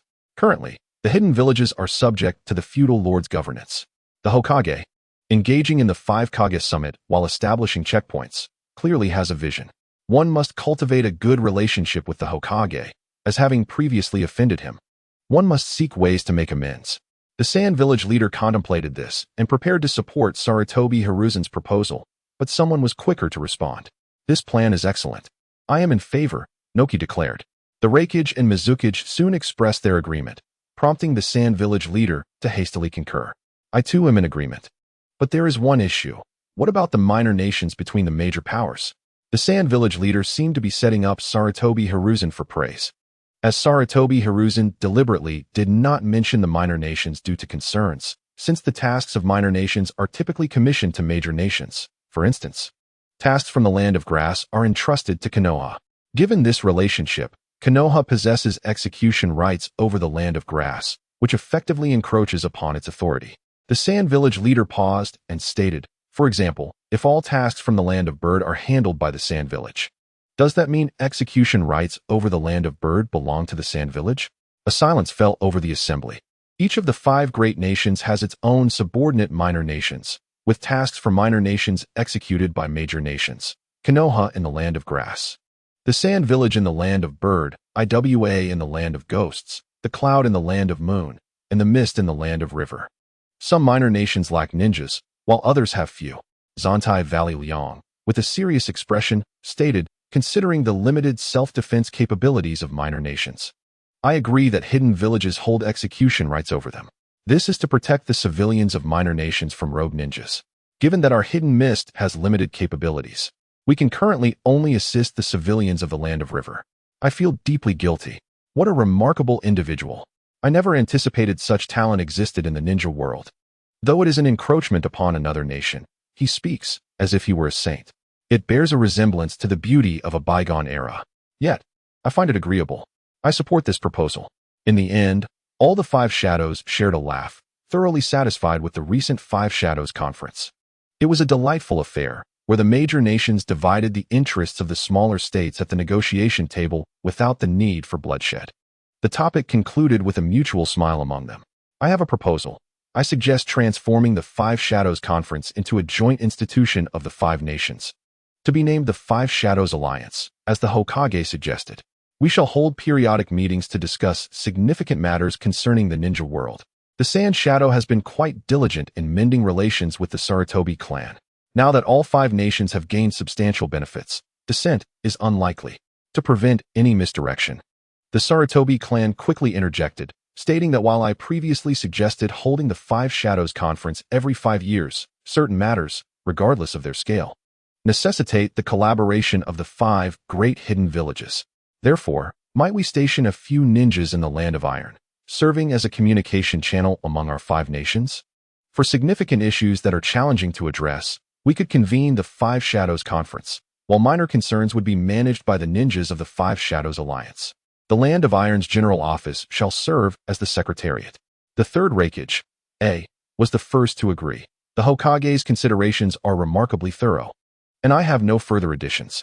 Anoki, the Tsuchikage, and the Sand Shadow also concurred. After some contemplation, Anoki suggested that the 5 Shadows Alliance should have a designated location and not continuously occupy the general's office. Might we trouble the blade-wielding general to construct a venue for the 5 Shadows Alliance in the Land of Iron? It should be spacious, as we plan to send ninjas for permanent residence. The construction costs would be shared equally among us, and the site must possess secure and confidential barriers. Chapter 15. The Charter of the 5 Shadows Alliance. After several days of deliberation at the 5 Shadows Conference, the 5 Shadows Alliance emerged as a united organization within the ninja world. The organization's mission is to uphold world peace and mitigate warfare. Funded by the 5 great hidden villages, the Land of Iron will construct the headquarters of the 5 Shadows Alliance. Upon completion, personnel from the 5 villages will reinforce the building with ninjutsu, seal enhancements, and barrier arrangements. Following the preparations, it was preliminarily decided that each of the 5 hidden villages would dispatch 1 elite J-Nin and a J-Nin team to reside within the 5 Shadows Alliance. The elite J-Nin will be responsible for overseeing cross-national affairs within the ninja realm, while the J-Nin team will manage security, logistics, and all related tasks.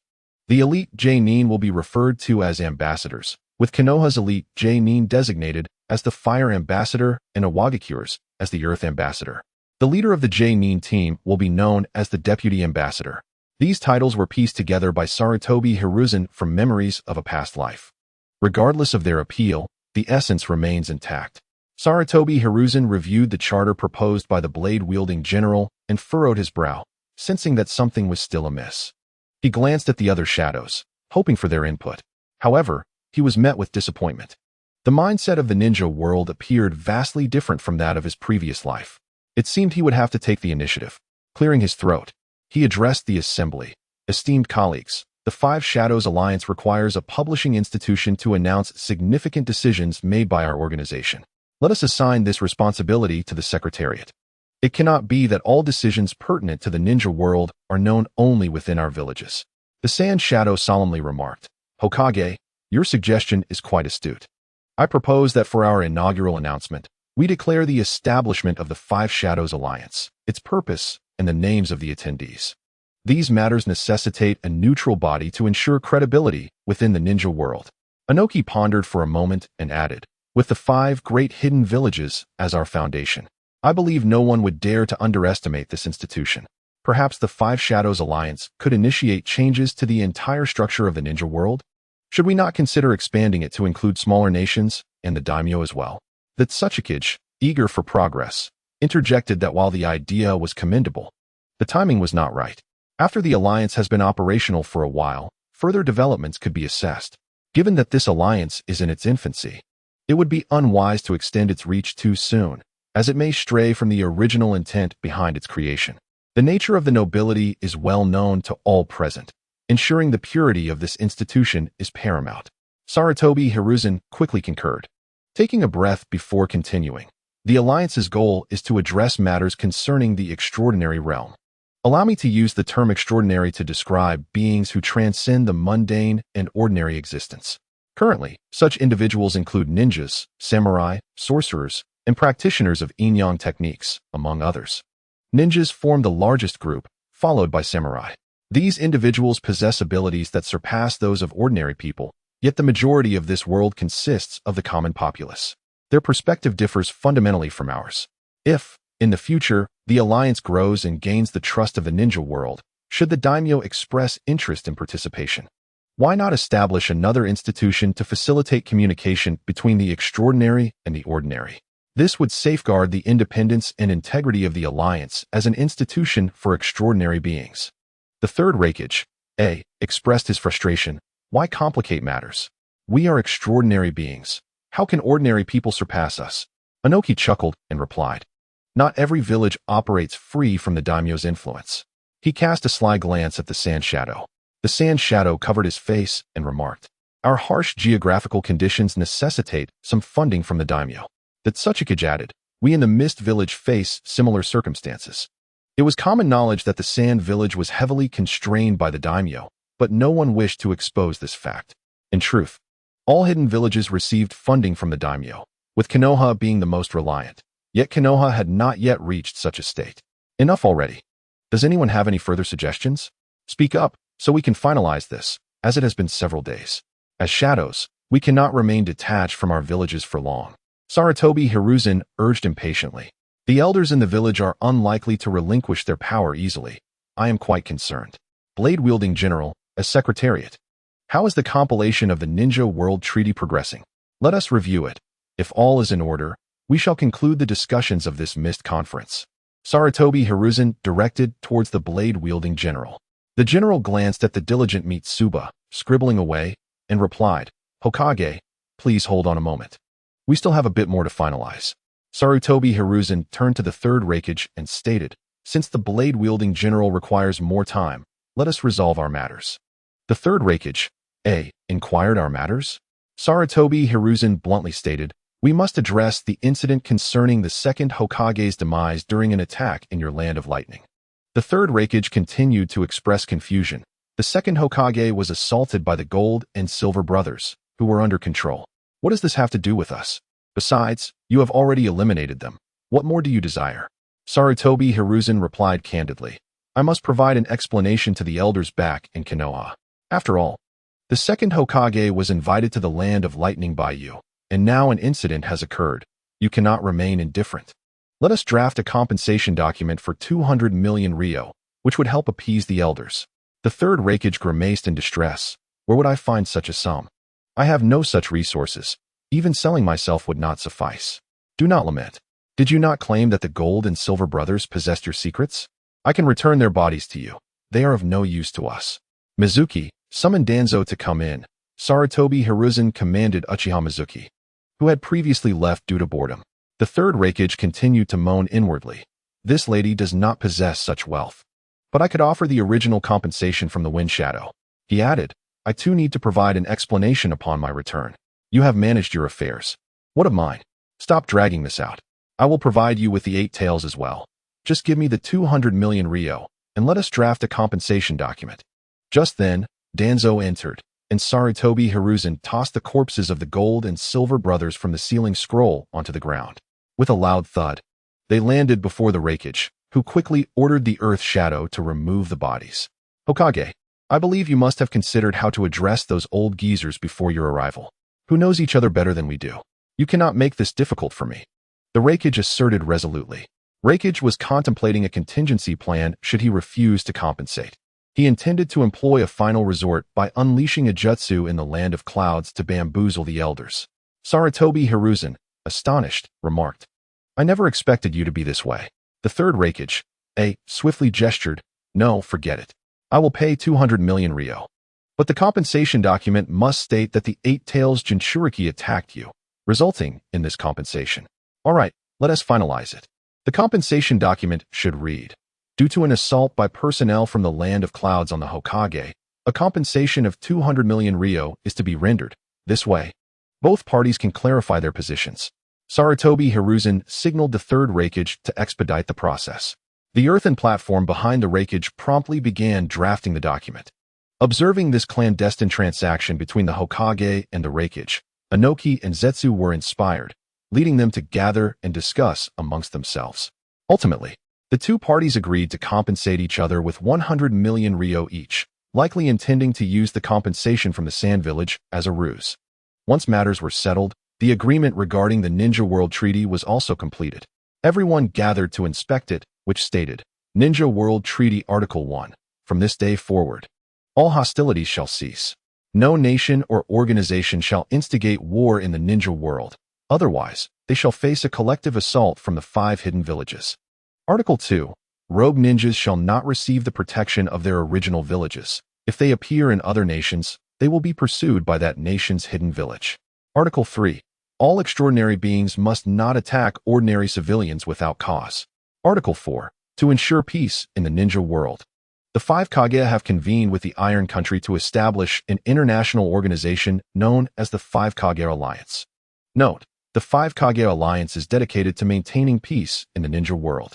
Supervisors of the Ninja World Treaty, the General S Office of the Iron Country. Sarutobi Hiruzen immediately recognized the oversight and remarked, we should include a section for signatures. All the Kage must sign, as well as the supervisor and attendees. We also need to indicate the date, time, weather, etc. Today is the 15th of November. Inoki added, we also need seals, utilizing the Kages and the general seals. It would be prudent to include a preamble explaining the necessity of this treaty, given the current chaos in the ninja world and the suffering of the common people. Sarutobi Hiruzen chuckled, Inoki, you understand the importance of promotion. How about this, General? I propose we hold a signing ceremony tomorrow in the capital of the Iron Country, constructing a platform for the citizens to witness the moment we inscribe our names. This is a momentous occasion that deserves remembrance. Shaman's eyes lit up in agreement, recognizing the promotional advantages for the Wind Country. After all, the Wind Country had previously been marginalized between the Fire and Earth countries and lacked significant influence. This would undoubtedly enhance Suna's standing. Zetsu suggested, shall we invite some journalists to document this momentous event? All Kage should attend in grand attire. This proposal held great allure for the Kage, as it would elevate their international prestige and, in turn, strengthen their local authority. However, it bore little relevance for Shaman, who was prepared to resign upon returning to his village. All Kage and the general consented, and thus, each prepared for the upcoming event. Chapter 16. Signing Ceremony and Return to the Village on November 15th, 19 years in the Land of Fire. A platform was erected in the central street of the Iron Country's capital. Civilians bustled about, having heard that the leaders of the 5 great nations were to forge a peace treaty. Yes, I heard it was initiated by the Hokage. The Hokage is a good person. They murmured about the impending signing by all the Kage. I have a friend who is a samurai from the general's office. I hear they will also sign. Are we truly that strong that the 5 great nations come to us for a treaty? Fool, don't speak like that.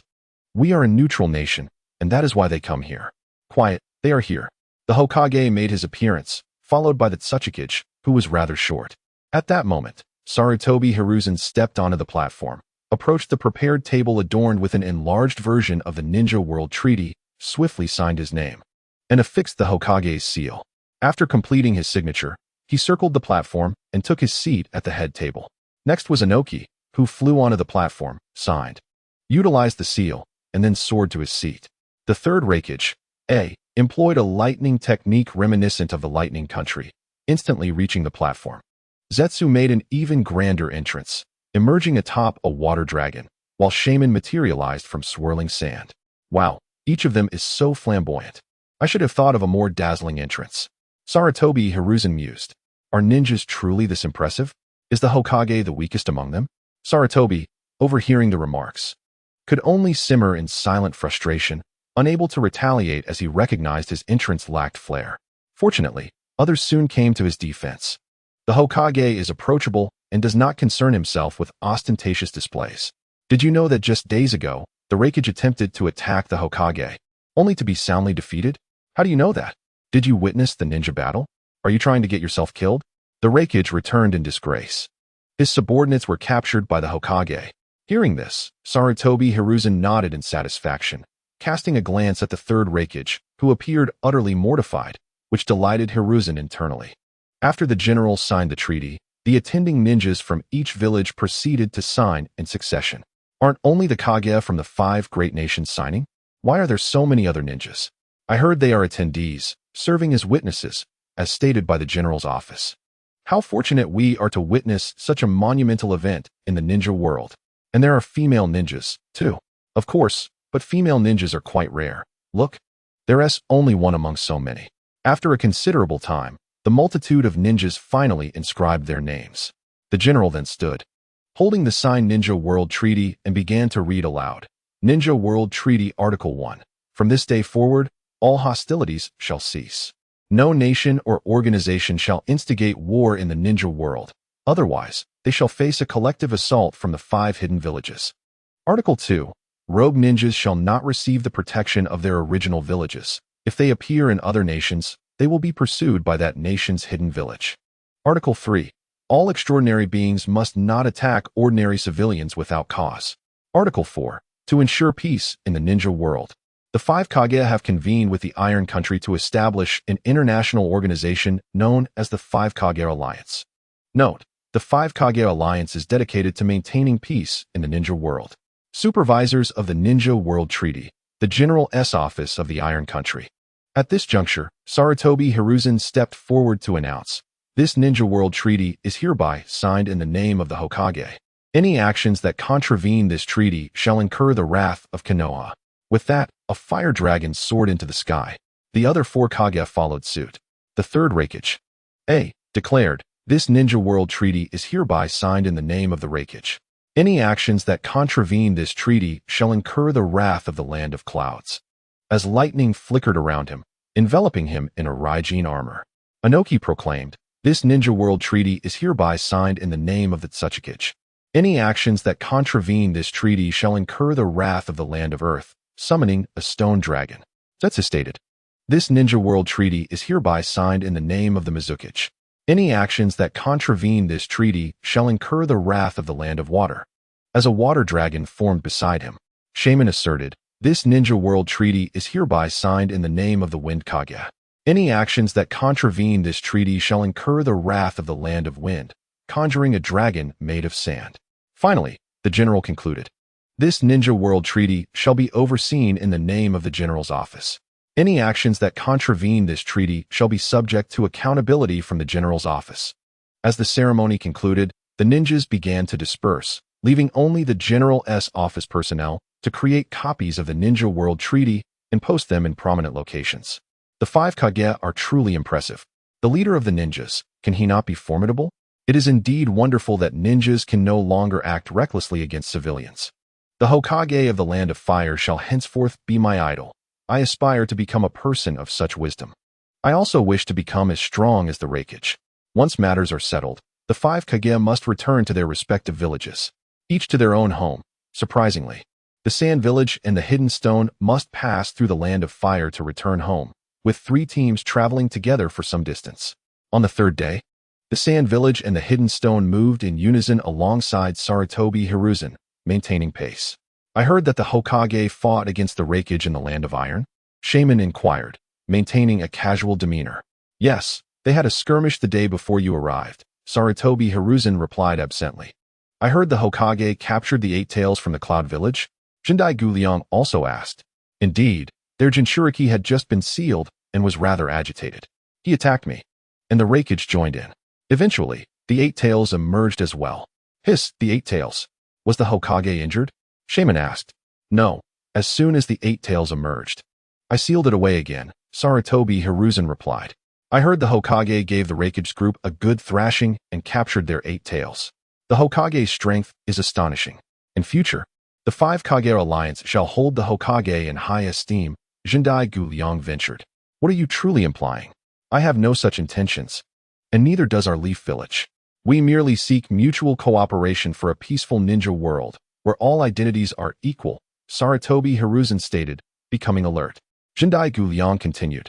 The Mist Village, isolated overseas, faces developmental challenges as well. Sarutobi Hiruzen reassured him, do not be disheartened. Every family has its own difficulties.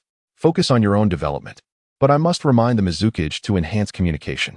Given the Mist Village's overseas location, information flow is stagnant. And I worry that the organization may preemptively strike against the Mist Ninjas. Please alert the Mizukage to be vigilant. Report any situation immediately to the Five Great Nations. Jindai Guliang remained silent. Sarutobi Hiruzen chose not to reiterate his warning, for excessive words might arouse suspicion. Having fulfilled his obligation to caution the unfortunate third Mizukage, he felt he had done enough. Should he fall victim to Madara's Jinjutsu, that would then be the Mist's affair. Since the commencement of the Five Kage Summit, the original trajectory of this ninja world has been disrupted by Sarutobi Hiruzen. As for what will occur in the future, only the heavens know. For now, he cannot take too many actions, given the inherent dangers of the ninja world. There is Madara and Kagaya's will, along with the Six Paths Sage watching over the Pure Land. Although the pursuit by the Otsutsuki clan may still be far off, the ninja world still awaits a revival ceremony, does it not? Another day passed, and the third Mizukage, Jindai Guliang, set off on his own, headed for the eastern part of the Land of Fire to catch a ship. Shaman quietly approached again. Hokage, upon my return to the village, I shall abdicate. My successor will be my disciple, and I hope that at the Five Kage Summit, the Hokage will take care of him. I will also instruct my disciple to seek much guidance from the Hokage. Sarutobi Hiruzen ignored him. Shaman added, the Wind Country is closest to the Fire Country. The two nations should naturally support one another, wouldn't you agree? Sarutobi Hiruzen let out a cold laugh. Are you not familiar with the phrase distant relations and close attacks? Proximity is not necessarily a virtue. Shaman awkwardly replied, the Hokage is jesting. After all, the Land of Fire, as the central nation, is roughly equidistant from all others. Sarutobi Hiruzen rolled his eyes in disbelief, remarking that it was you who mentioned proximity and equidistance. How tedious. In truth, Sarutobi Hiruzen understood his intent, but disliked his demeanor. There was a lack of grace in his dealings. Observing Shaman's somewhat gloomy and forlorn expression, Sarutobi Hiruzen felt a pang of empathy for the elderly man. It was merely a jest. Do not take offense, Senior Shaman. My proposal to convene the Five Kage Summit was originally to alleviate conflicts among the Five Great Nations. As for the Five Kage Alliance, its purpose is to provide an opportunity for communication among the major hidden villages. As a member of the Alliance, the Leaf Village will ensure the fairness of exchanges among the Five Kage. We also bear the responsibility and duty to maintain harmonious communication among the Five Great Hidden Villages. Sarutobi Hiruzen said as he approached Shaman. Thank you, Lord Hokage. I will certainly instruct my successor to closely follow the Hokage's lead and strive to contribute to the maintenance of peace in the ninja world, Shaman replied, his face lighting up with joy. The old fox, one does not show their hand until the game is won. Just a moment ago, I felt somewhat guilty. How ridiculous. How many can achieve the status of a village leader? He is still too young. Having obtained what they desired, they had little interest in conversing further. A day later, Shaman and his team departed from the group, heading towards the southwest of the Land of Fire. Yet another day passed, and they finally caught sight of the gates of Konoha. Sarutobi Hiruzen could not help but feel a surge of joy at returning home. Finally, I am back. After registering at the entrance and deciding that the gatekeepers would henceforth be at least Jonin, Sarutobi Hiruzen stepped through the gates of Konoha. A tremendous cheer erupted, followed by the resounding voices of, "Thank you for your hard work, Lord Hokage." The cheers came in waves. Seeing the joyful faces of the crowd, Sarutobi Hiruzen felt as though all his weariness vanished in an instant, reinvigorating him. The future lies in safeguarding the smiles upon these faces. Chapter 17. The vision for the restructuring of the Anbu in the Hokage's office in Konoha. Sarutobi Hiruzen, clad in the Hokage's ceremonial robe, set his hat aside. After perusing the report in his hands, he rapped the desk. Addressing Mito Gate-in and TDSH Rin, he declared, "This funding cannot be approved." As he tossed the evaluation report onto the desk, clearly incensed, TDSH Rin responded in astonishment, "Hiruzen, this is war compensation and disability allowances. If we do not distribute these, it will lead to significant issues." Sarutobi Hiruzen shook his head, clarifying, "I did not say that we should withhold compensation and disability allowances. What I am saying is that this distribution plan is flawed. The ninjas have made sacrifices for the village, and the village is aware of this. However, the ninjas themselves know whether they are serving the village or their clan. This distribution of compensation and disability allowances is based on family units, dispersed to the clan heads, who then pass it on to their members. This approach is ineffective, as they will only feel gratitude toward their clan heads and elders for securing compensation, rather than recognizing the village's contribution. Furthermore, should a clan leader or elder embezzle these funds, issuing less or withholding it entirely, they will have numerous excuses to shift the blame onto the village. The resulting resentment will be directed at the village, even though the funds were issued by the village. Currently, all clans in Konoha belong to Konoha. We need to break this boundary. As Hokage and advisors of the village, we must act on behalf of the village. Just like this compensation, we need to re-register and create a comprehensive list. Then, the village will verify and distribute it uniformly. The disability allowances must also be revamped, with detailed registrations of each injured ninja's condition. Every injured ninja is a treasure of Konoha, and we can select a group from among them to enrich our ninja academy as instructors. Their battlefield experiences can greatly aid in nurturing our students. Providing jobs for injured ninjas is the best encouragement we can offer them. Mito Gate-in and TDSH Rin were left speechless by Sarutobi Hiruzen's words. Ignoring them, Sarutobi Hiruzen continued to review the next report. In regards to the Anbu, who is in charge of their operations, Sarutobi Hiruzen suddenly raised his head. Currently, there is no supervisory personnel. The Anbu directly reports to the Hokage and is divided into several captains and squad leaders. Mito Gate-in responded. Someone. After calling for a while, no one came. Is there no one stationed outside today? Sarutobi Hiruzen felt a bit embarrassed. In the future, assign someone to guard the entrance. It shouldn't be so difficult to find someone when needed. Alright, SH Rin, please redo this compensation and disability allowance plan as I just outlined. And also ask Danzo to come over. TDSH Rin took the documents and left. In regards to the Anbu, is there no selection plan? I have noticed that the quality of the ninjas varies significantly. How did the current Anbu come to be? Sarutobi Hiruzen inquired further. Mito came in and replied somewhat awkwardly. The Anbu was established during the time of our teacher, and its full name is the Special Assassination Force. At that time, various ninja clans were quite resistant to it. Thus, the Anbu comprised mainly of members from smaller clans and graduates from Konoha Academy in recent years. Inevitably, the intention of our teacher was also to cultivate some commoner ninjas, which led to the founding of the Konoha Academy. Currently, the Anbu seems to be somewhat of a misnomer, wouldn't you agree? It merely serves as a subordinate to the Hokage now. Yet, when I called for assistance just now, no one came. So what exactly is the function of the Anbu? Sarutobi Hiruzen sighed, feeling a bit frustrated. At that moment, Danzo entered the room. Danzo, you've arrived? Please take a look at the current state of the Anbu, Sarutobi Hiruzen said as he handed the documents to Danzo. After a brief perusal, Danzo set the documents down. The roles of the Anbu are unclear, and the regulations are far from complete. Sarutobi Hiruzen nodded in agreement. Therefore, I propose restructuring the Anbu into three main divisions: intelligence, assassination, and protection. The head of the Anbu will oversee everything. The intelligence division will be responsible for gathering information, whether through covert operations or open reconnaissance. The assassination division will pursue rogue ninjas or handle matters that should not expose Konoha's existence. The protection division will safeguard important personnel in Konoha, such as the elite ninja team heading to the Iron Country for the 5 Kage Summit. Danzo interjected, what elite teams does the Anbu possess? They are merely a collection of misfits. How can we present them to others? Sarutobi Hiruzen chuckled. Aren't you an elite ninja? I plan to assign you to lead the delegation to the 5 Kage summit. As an ambassador? Danzo seemed unconcerned. No, as a protector. I intend to send Uchiha Shana, the clan leader, as the ambassador.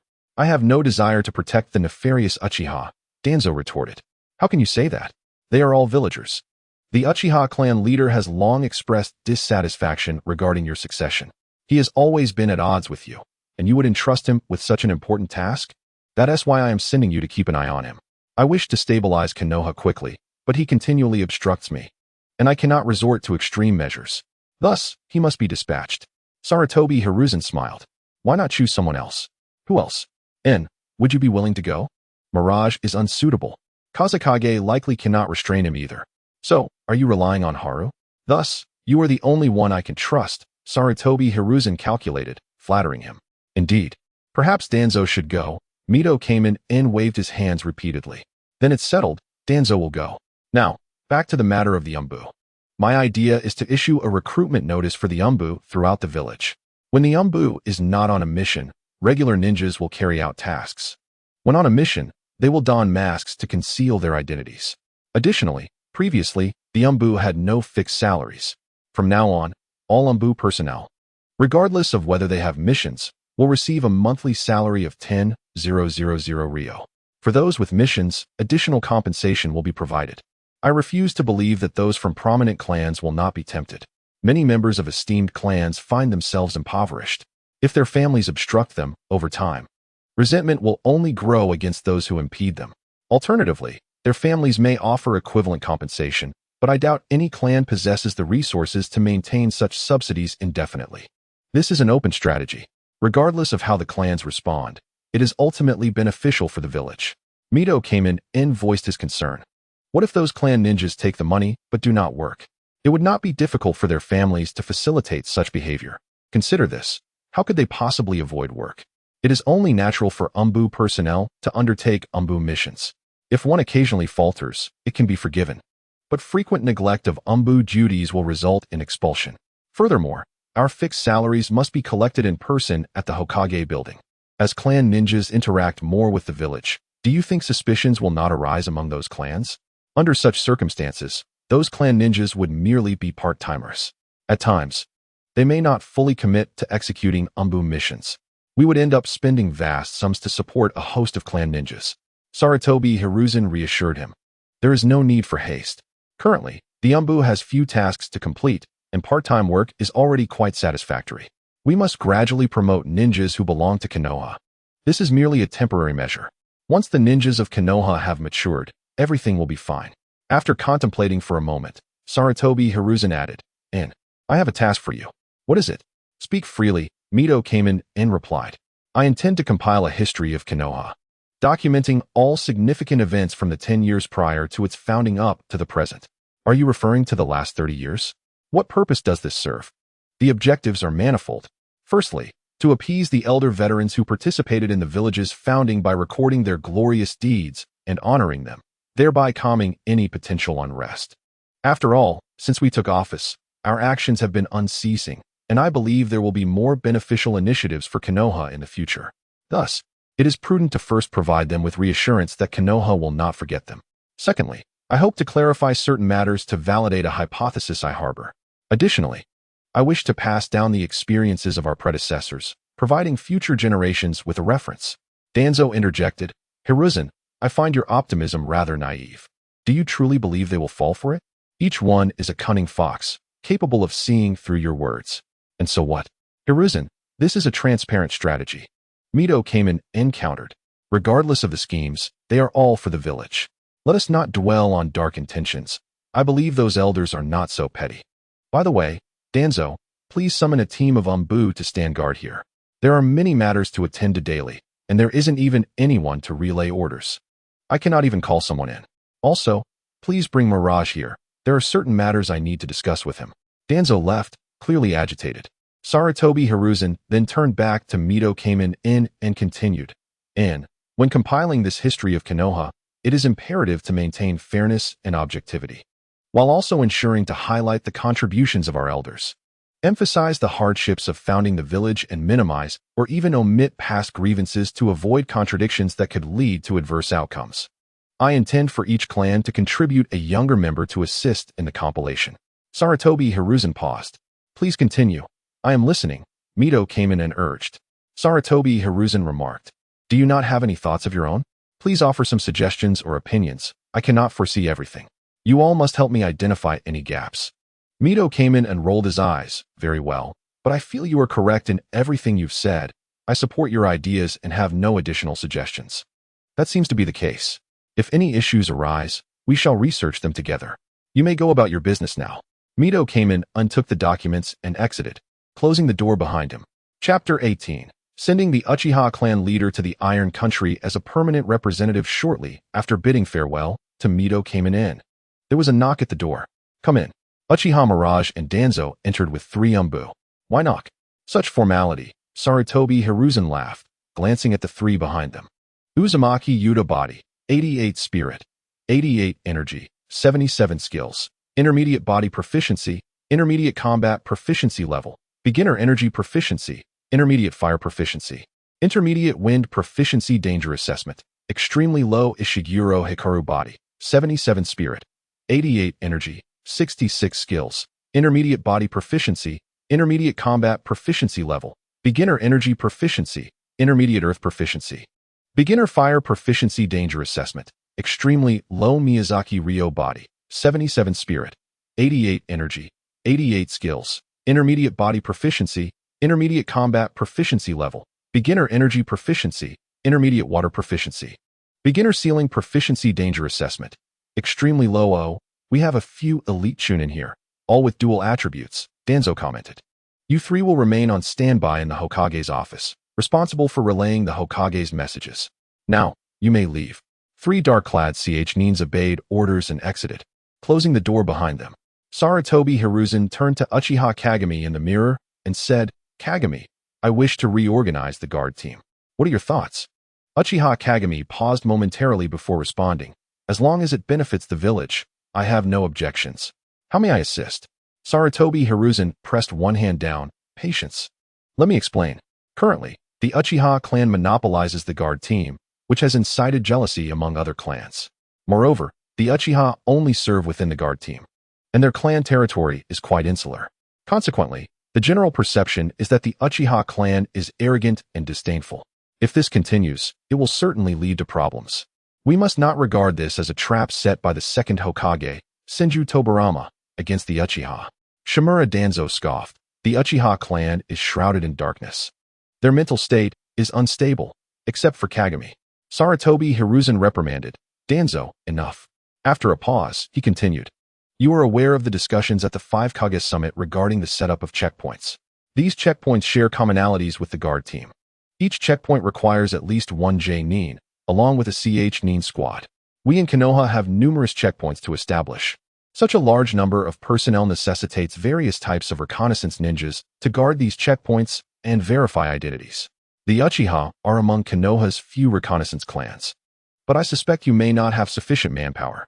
This is a lucrative opportunity, and if the Uchiha attempt to monopolize it, they will surely incur public wrath. I plan to expand the guard team into a guard department, comprising 3 divisions, a customs guard for checkpoints, a patrol guard for the Land of Fire, and a patrol guard for the Central District of Konoha, which will support the customs guard as needed. The Central District Guard will also assist the customs and patrol guards as circumstances dictate. All 3 of these guards will require reconnaissance ninjas.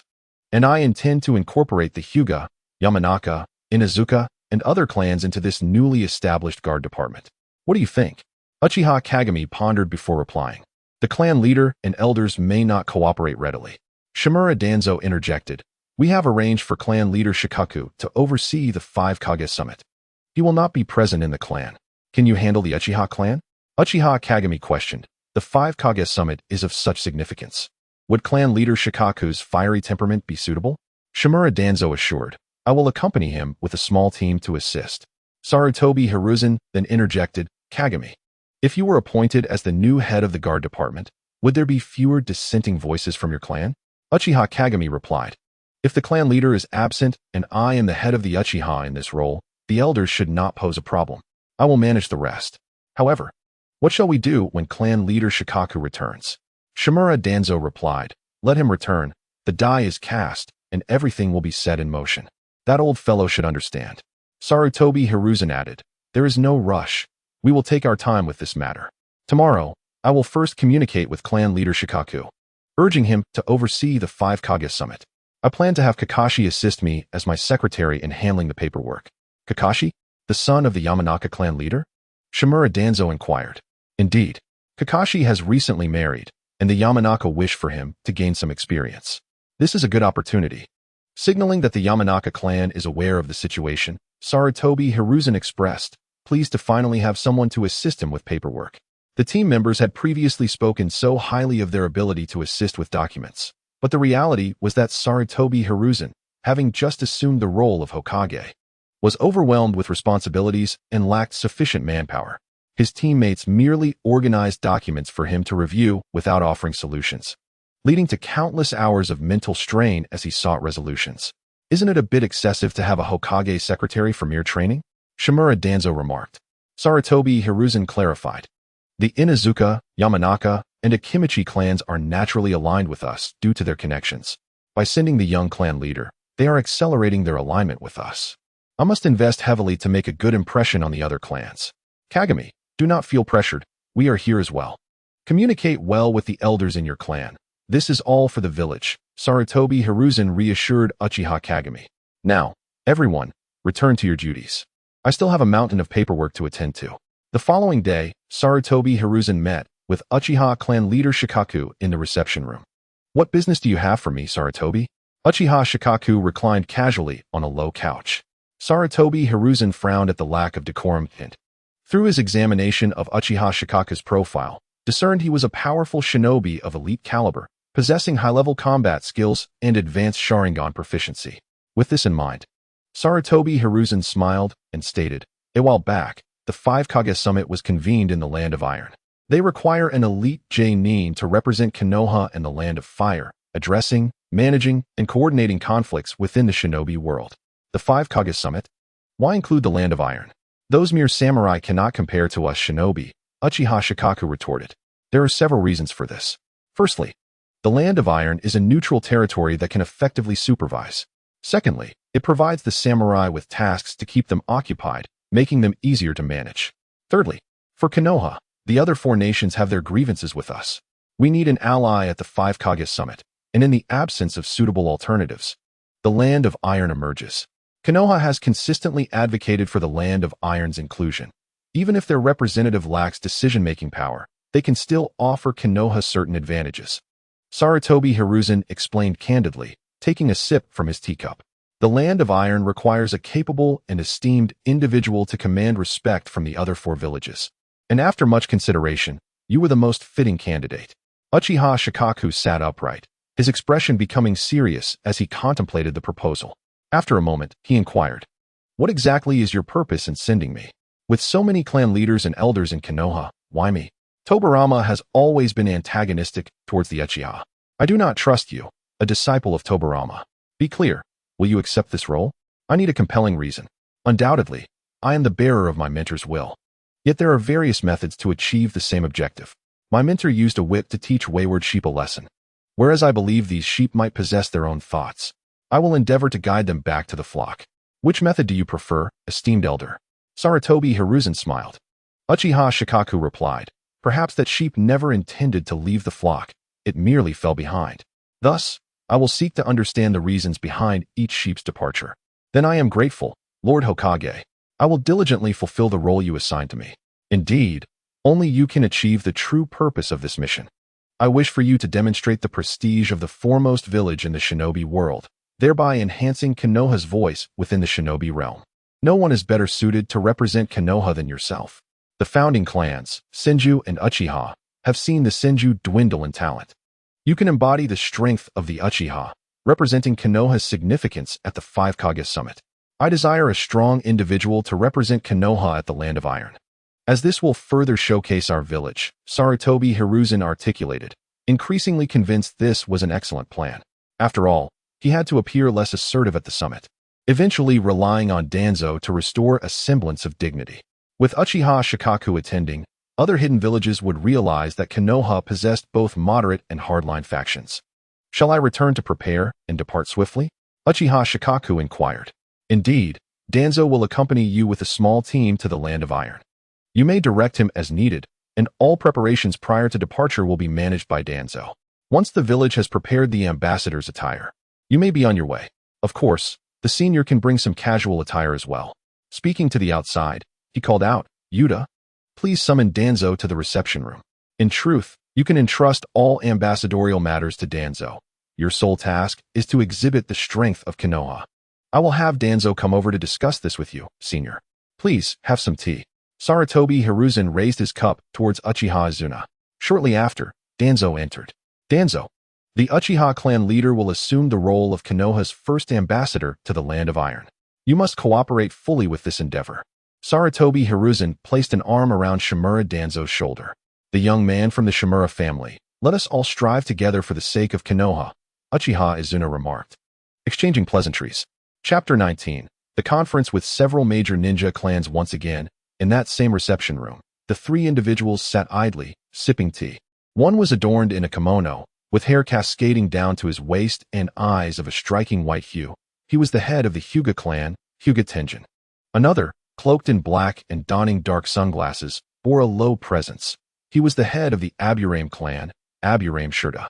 The third, with a wild hairstyle and red markings on both cheeks, was dressed in a sleeveless trench coat. He was Inazuka Shin, the head of the Inazuka clan. Shortly thereafter, Sarutobi Hiruzen entered, accompanied by a member of the Umbu. The three stood up simultaneously, exclaiming, Hokage-sama. Sarutobi Hiruzen gestured for them to sit, crossing his legs as he took his place. Once they were settled, he received a document from the Umbu and gestured for him to leave. After the Umbu exited, he distributed copies of the document to the three clan leaders, stating, I summoned you here to discuss the establishment of checkpoints along the Land of Fire's borders and the increase of domestic patrols. The document outlines the specific plans. Please take a moment to review it. He then quietly sipped his tea, lapsing into silence. The reception room fell into a profound quiet, broken only by the rustling of pages as each leader perused the document. Sarutobi Hiruzen patiently awaited their reactions, studying the profiles of the clan leaders. All three were elite jonin, but only Hyuga Tenjin seemed to be on the cusp of attaining the strength of a Kage, possessing a foundational mastery of a physical skill and the Byakugan. Such mastery could enable him to surpass the ordinary jonin level and, when combined with the Byakugan's enhancements, he could wield power akin to that of a standard Kage. The heads of both the Uchiha and Hyuga clans had attained their strength through years of combat experience and rigorous training, boasting fairly standard attributes. The other leader, however, was merely an elite jonin, although his mastery of insect manipulation and beast control should not be underestimated. Aburame Shirta was the first to finish reading the document. He said nothing, glancing at the other two before setting his document down to sip his tea. Inazuka Shin also completed his review and exchanged a silent glance with Aburame Shirta, the nature of their communication obscured by the latter's sunglasses. Finally, Hyuga Tenjin set his document aside and regarded the two clan leaders, seemingly attempting to pierce their thoughts with his Byakugan. It was Hyuga Tenjin who broke the silence first, stating, Our clan can cooperate with this plan. He cast a glance at Sarutobi Hiruzen, implying a desire for some form of benefit. Sarutobi Hiruzen feigned ignorance to his insinuation, replying, It is indeed fortunate for Konoha that the Hyuga clan is willing to cooperate with the village's plans. Do the other two clan leaders have any constructive suggestions regarding this proposal? He turned his gaze towards the other two leaders. As a family of Konoha, the Inazuka clan feels obligated to support the village's initiatives. However, our clan is small and our strength limited, so our contributions will be quite modest, Inazuka Shin remarked, simultaneously seeking benefits while hesitating to offer substantial assistance. And what of the Aburame clan? Sarutobi Hiruzen directed his attention to Aburame Shirta. The Aburame clan can cooperate with Hokage-sama's plan. However, I fear that the Uchiha may not yield easily. Furthermore, we are a small clan, unable to compete with the Uchiha or Hyuga clans. Aburame Shirta expressed, his hesitation evident. All clan leaders are overly concerned. Just a few days ago, I communicated with Uchiha Izuna, who is well aware of the greater good and has already stationed himself in the Land of Iron. Moreover, This restructuring of the security department represents a significant expansion. The Uchiha clan's personnel are simply insufficient, which is why I have turned to each of you, Sarutobi Hiruzen clarified. I, Hyuga, wish to take charge of the central security team and the head of the security department, Hyuga Tenjin stated bluntly. In that case, the Aburame clan would like to oversee the customs security department, Aburame Shurta added. Finally, Inuzuka Shin concluded, if that is the case, then the Inuzuka clan will handle the patrol security team. Are the three clans intending to divide the security department amongst themselves? What are they thinking? Have the three clan leaders failed to thoroughly examine the proposal I provided?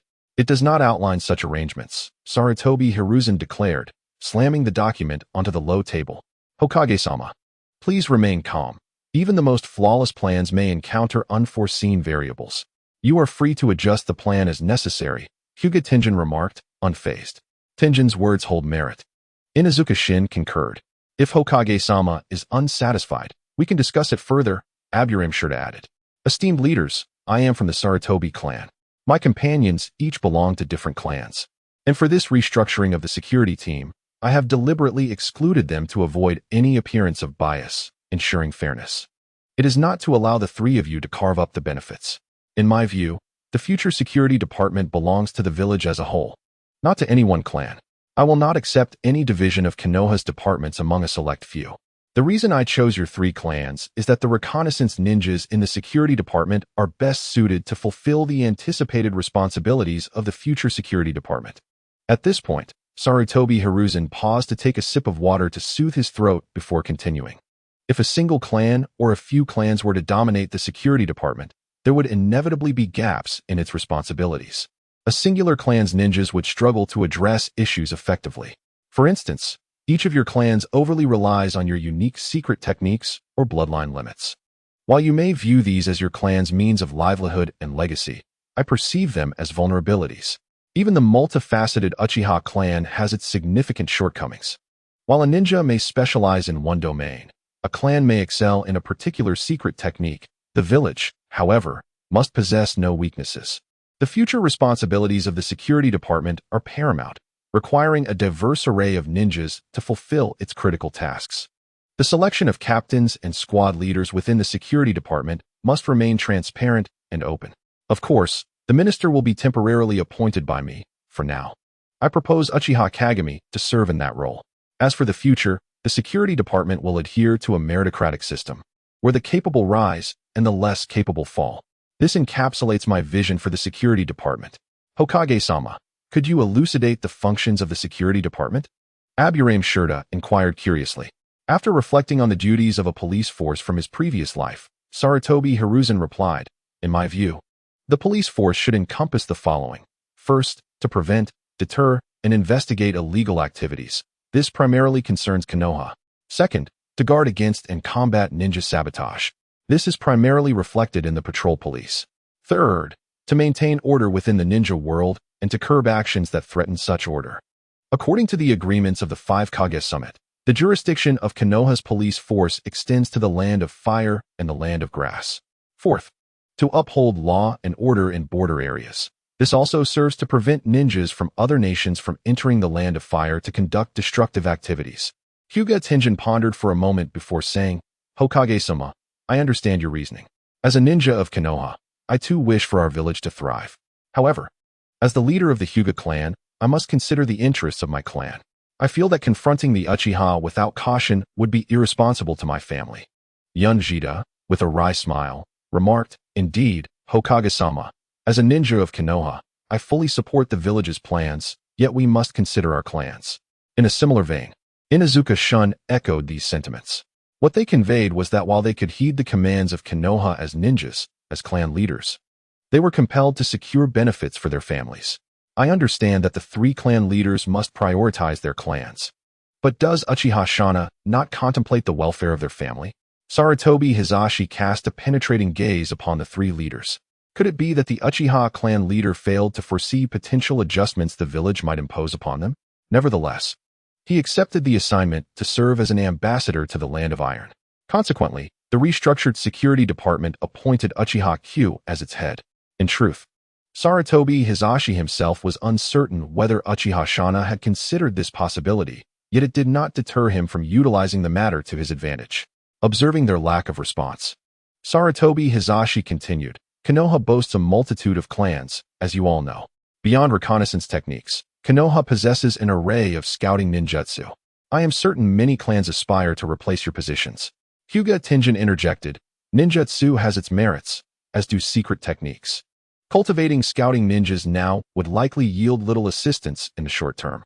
The Hyuga clan is indeed a part of Konoha, but we must also provide justification for our clan to gain favor. We have no intention of obstructing the Hokage's policies. Sarutobi Hisashi had been silent for a long time. Acutely aware of the overwhelming number of clan ninjas within Konoha, the challenges of governance were truly ineffable. He had successfully managed to divert the attention of the Uchiha clan leader while attempting to quell their dissent with possible solutions. It could be said that he had undertaken all preliminary measures, yet they insisted on extracting benefits for their clans, coercing the village in the process.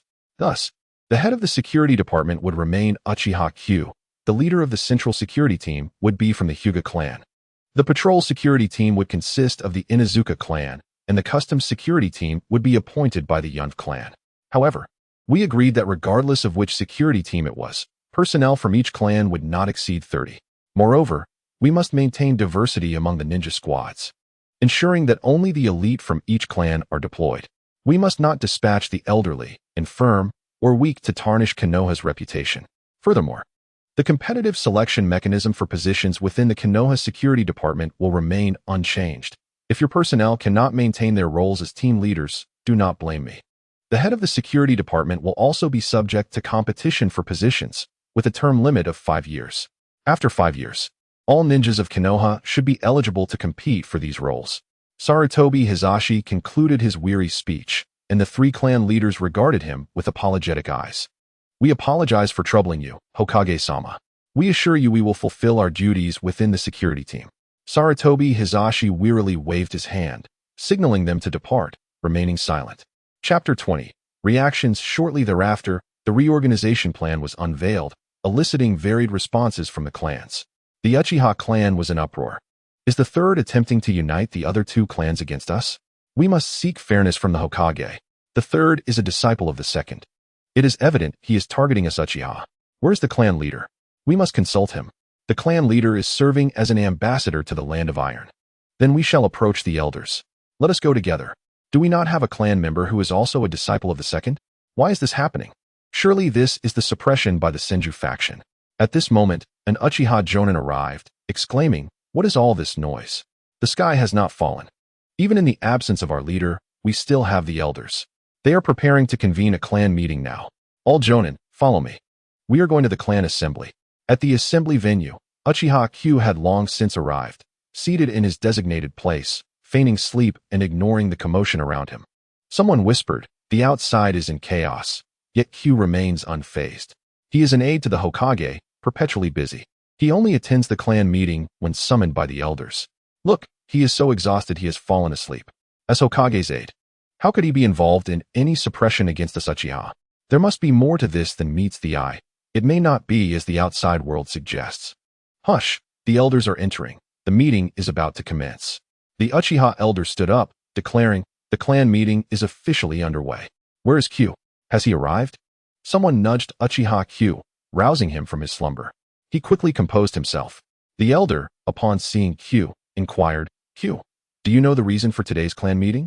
It concerns the Third Hokage's apparent attempt to suppress us by reallocating our security team. There is no suppression. Let us not be swayed by hearsay. The security team is being expanded into a security department, significantly increasing its scale. Our clan's personnel may not be sufficient, hence the inclusion of other clans. Uchiha Q explained. The second elder, filled with indignation, questioned, then why have so many clan members been removed from the security team? Were there not only a little over 10?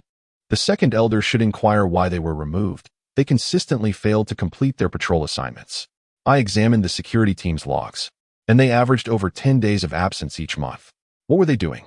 Drawing a salary without work, veritable parasites of the clan. Henceforth, the security department will be directly under the Hokage's authority, and other clan members will be included. Are they not bringing shame upon us? I signed the documents for their removal. Does the second elder have further questions? The second elder protested. They are still our clansmen. Can you so easily disregard familial ties? I do not believe you are capable of performing well in this role. I request the Elder Council to remove Q from his position. At this moment, the Elder declared, the security team is no longer under our Uchiha's purview. It is now directly under the Hokage's command. We have no authority to dismiss someone appointed by the Hokage. Uchiha Q added, the audacity within the clan is growing. They are capable of anything. Today, we have those drawing salaries without work. Tomorrow, who knows what they will do. The resentment of the villagers towards our clan is escalating, all due to the actions of these individuals. The second elder retorted, they are merely commoners. Why should we care? Uchiha Q replied angrily, indeed, they are commoners, yet they are also the commoners of other clans. They have ninja brothers, relatives, and friends. Must we Uchiha offend every family in Konoha? Yes, I am the Hokage's aide, yet I have been tirelessly cleaning up after the messes you have made. Why does no one hold you accountable?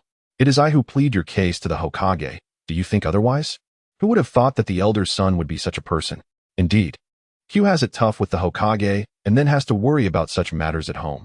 It is truly arduous. In truth, our Uchiha has suffered little. Q remains the head of the security department. Furthermore, we can now compete for positions within the security department, as it was previously limited to the relatives of the clan's upper echelon. Suddenly, the atmosphere in the clan meeting shifted, and the members began to denounce the second elder's faction. At this point, the third elder interjected, Q, the Hokage's actions cannot possibly be approved by the clan leader. Uchiha Q responded, do you not realize why the clan leader is absent from the village at this critical moment? The clan leader is affording you all face. Elder, I would appreciate your efforts to placate the clansmen. As the Hokage's aide, how could I allow the clan to suffer? I have other matters to attend to.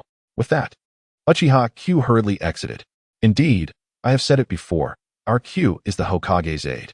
How could he allow our clan to be disadvantaged? Exiting the clan grounds, Uchiha Q was bathed in cold sweat. The preceding remarks were dictated by Sarutobi Hisashi. Having delivered his lines, he could only seek an excuse to slip away. In the reception room of the Akimichi clan leader's residence, Nara clan leader, Yamanaka clan leader, Nara Shika, and Akimichi Toraifon were all present. Nara Shikadai, the Nara clan leader, addressed Akimichi Toraifon. Toraifon, are you aware of the reforms in the security department? Akimichi Toraifon replied, I have been at home for several days and have not sought out the Hokage. I must ask, Toraifon, as a Hokage's aide, why have you remained at home for so long? Autumn Path, in a moment of exasperation, remarked, I am not well versed in these governmental affairs, nor can I be of any assistance. Recently, there have been no missions for me. Why should I linger at home? As for the reform of the security department, I possess some knowledge, primarily due to the insufficient number of reconnaissance ninjas. Nikizane sought the cooperation of the Hyuga, Inuzuka, and Yamanaka clans. However, I am aware that Nikizane is displeased with these three clans, as they seem to have coerced him into granting them leadership positions. Narashikeo chuckled. These clan leaders are rather unimpressive. Consider this, the Uchiha clan has secured the head of the security department, according to the Third Hokage's plans. It is evident that the other leaders cannot be from the Uchiha. Although the Third Hokage spoke of fair competition, I suspect he will ultimately distribute the positions evenly among the three clans for the healthy development of the department. It is absurd that these three clans would resort to coercion against the Third Hokage. That which was rightfully theirs, they sought to seize through underhanded means. Can one expect the Third Hokage to be pleased? It is likely that past grievances will be revisited. Autumn Path interjected. See, this is the nature of government affairs, rife with cunning. Hence, I prefer to abstain from involvement. The clan leader of the Akimichi struck Autumn Path's head in frustration. Look at you, untroubled. While Uchiha Q has ascended to the position of head of the security department, you too serve as an advisor to the Hokage. Yet you merely hold a title without substance. Nara Shikeo intervened. Now, that is not entirely fair. Autumn Path's approach is indeed wise. It is for the benefit of our three clans. He focuses solely on the tasks assigned by the Third Hokage, disregarding other matters. Such detachment from power is rare and commendable. Thus, I recommend my caution for training, and he has been promptly assigned to the Hokage's secretariat. Nara Kashin pondered for a moment before responding. The Third Hokage is a person of clear distinction between public and private matters. His thoughts are solely directed towards the village. He has not shown undue favoritism towards the Sarutobi clan, which leads me to believe he possesses a generous spirit. His vision for the village is profound, often yielding unexpected insights. For instance, observe the recent Five Kage summit, where the Hokage was both apologetic and compensatory. Now consider the restructuring of the security team. Every step appears laden with significance. Additionally, I have come to understand that the Hokage's prowess is not to be underestimated. It is said that during the early stages of the Five Kage summit, he bested the Hokage, even while collaborating with the Tsuchikage, and managed to capture the Eight Tails. Autumn Path should be aware of this. All eyes turned to Autumn Path, who awkwardly smiled. Indeed, Nikazane's strength has been progressing rapidly of late. He has developed several new jutsu, though the situation may not be as exaggerated as it seems. The three Kages engaged in a brief skirmish, after which the Tsuchikage ascended into the air, and Nikazane sent the Hokage flying before sealing the Eight Tails. I am not privy to the finer details, as I was occupied with apprehending the Tsuchikage. You participated in the battle? Why did you not mention it? As a bodyguard to the Hokage, I had to intervene. If you did not inquire, how could I have shared? All right. Maintain your composure, Autumn Path. The Third Hokage is indeed a person who values relationships. Thanks to Shikao's imaginative explanations, the Ino Shikicho clan now holds a favorable opinion of the Third Hokage, and spirits lifted as they celebrated together. Meanwhile, within the Hyuga clan, Hinata Tenin briefed the elders and retreated to the clan leader's quarters, contemplating the implications of recent events while observing the main family members outside designating their captains. A sense of unease enveloped Hinata Tenin, as he felt he had erred in some regard. The dynamics between the main and branch families, alongside the relationship with Konoha, dictated that the main family leads the branch, and Konoha oversees the Hyuga clan. For the main family, benevolence is granted. Yet one must not overstep. Seizing what is not rightfully theirs is a transgression that may result in revocation of privileges. Alas, I have erred. I must mend relations with the Third Hokage moving forward. Conversely, the Inuzuka clan was in high spirits, celebrating their inclusion in the village's significant departments. From now on, we are the patrol guards, they exclaimed. How splendid it is to have jurisdiction over the entire land of fire. You must hurry to heal your gray pill, as patrols require dogs. Your gray pill has been injured for a month. It should be recovering soon, right? Yes, it will be fine in time for our patrols. On the other hand, the Yamanaka clan remained unperturbed, continuing their usual activities. Yamanaka Shurta arranged for clan ninjas to report to the security department, but did not intervene further. Each clan harbored its thoughts, as this upheaval resonated throughout Konoha. Chapter 21. The reformed security department. Despite the external tumult, the restructuring of the security department progressed steadily. Over a month passed swiftly. The entire security department's hierarchy was established, with Uchiha Q at the helm, solely accountable to the Hokage and overseeing all operations of the department. Below him was the Director of Political Affairs, Mito Gatika, a position orchestrated by Sarutobi Nikazane to guide the ninjas beneath him and cultivate their ideologies. This role was, however, temporary, as he would relinquish it once suitable personnel were trained. Beneath this were the Operations, Training, and Logistics divisions. The Operations division encompassed a diverse range of ninjas, primarily serving in dual roles within Konoha. Notably, a certain shameless Third Hokage held a nominal position within the Operations division, resulting in many clan leaders and elders being designated there, thereby ensuring that if issues arose within the customs team or patrols, these powerful individuals could provide support. The Training division, as its name implies, was responsible for the indoctrination of new recruits. All newly appointed ninjas were required to undergo rigorous evaluations from both the training and political divisions before being allowed to serve. Not every ninja knew how to execute their duties within the security department, necessitating thorough training, which was structured by Sarutobi Nikazane. The Logistics division was originally intended to be a dedicated equipment department, but upon realizing that ninjas typically provided their own gear for missions, Nikazane established a transitional logistics division that integrated various functions, including office systems and financial operations, with plans to eventually separate these functions as the department matured. Additionally, there were three major teams. Among them, the customs team was tasked with guarding the various border checkpoints of the Land of Fire. The customs team was divided into 5 sub-teams, each further segmented into several smaller squads, which operated as standard ninja teams. The initial plan mandated that each squad include a jonin, However, due to a shortage, it was ensured that at least one elite Chunin or special Jonin was present in each squad. A 4-member ninja squad was responsible for each checkpoint, with multiple adjacent checkpoints managed by a single subteam, each subteam overseeing the checkpoints in their respective directional sectors of the Land of Fire. The ninja squad stationed at the checkpoints would inspect every merchant caravan and ninja entering the Land of Fire, prohibiting the transport of hazardous materials, explosives, and powerful weaponry. Successful inspections would yield a passage scroll encoded with Konoha's unique cipher, detailing the cargo information, entry time, duration of stay, and intended activities. As the system was still in its infancy, inspections focused primarily on goods and ninjas. A fee of 1,000 ryo was charged for passage, owing to a certain Hokage's laziness. The current passage fee structure remained rudimentary, rife with flaws. In the words of one Hokage, no system is flawless. As for loopholes, we shall address them as issues arise. We are merely in the embryonic stages of this system, and imposing too many restrictive clauses would be counterproductive. The patrol system was tasked with patrolling the borders of the Land of Fire, empowered to intercept and inspect any suspicious ninjas or merchant caravans. Should discrepancies in documentation arise, they were authorized to detain cargo and effect expulsion. Additionally, checkpoints would be established along main thoroughfares to conduct random inspections of passing merchant caravans. In the absence of incidents, patrols could wander the wilderness, demanding that any ninja not belonging to Konoha produce their passage documents. Without proper documentation, one would face detention and scrutiny. Should any confrontation arise, congratulations, the patrolling squads nearby will swiftly respond. The Central District Guard, previously managed by the Uchiha Guard, has since expanded its responsibilities to include the surveillance of barriers and the guarding of the gates of Konoha.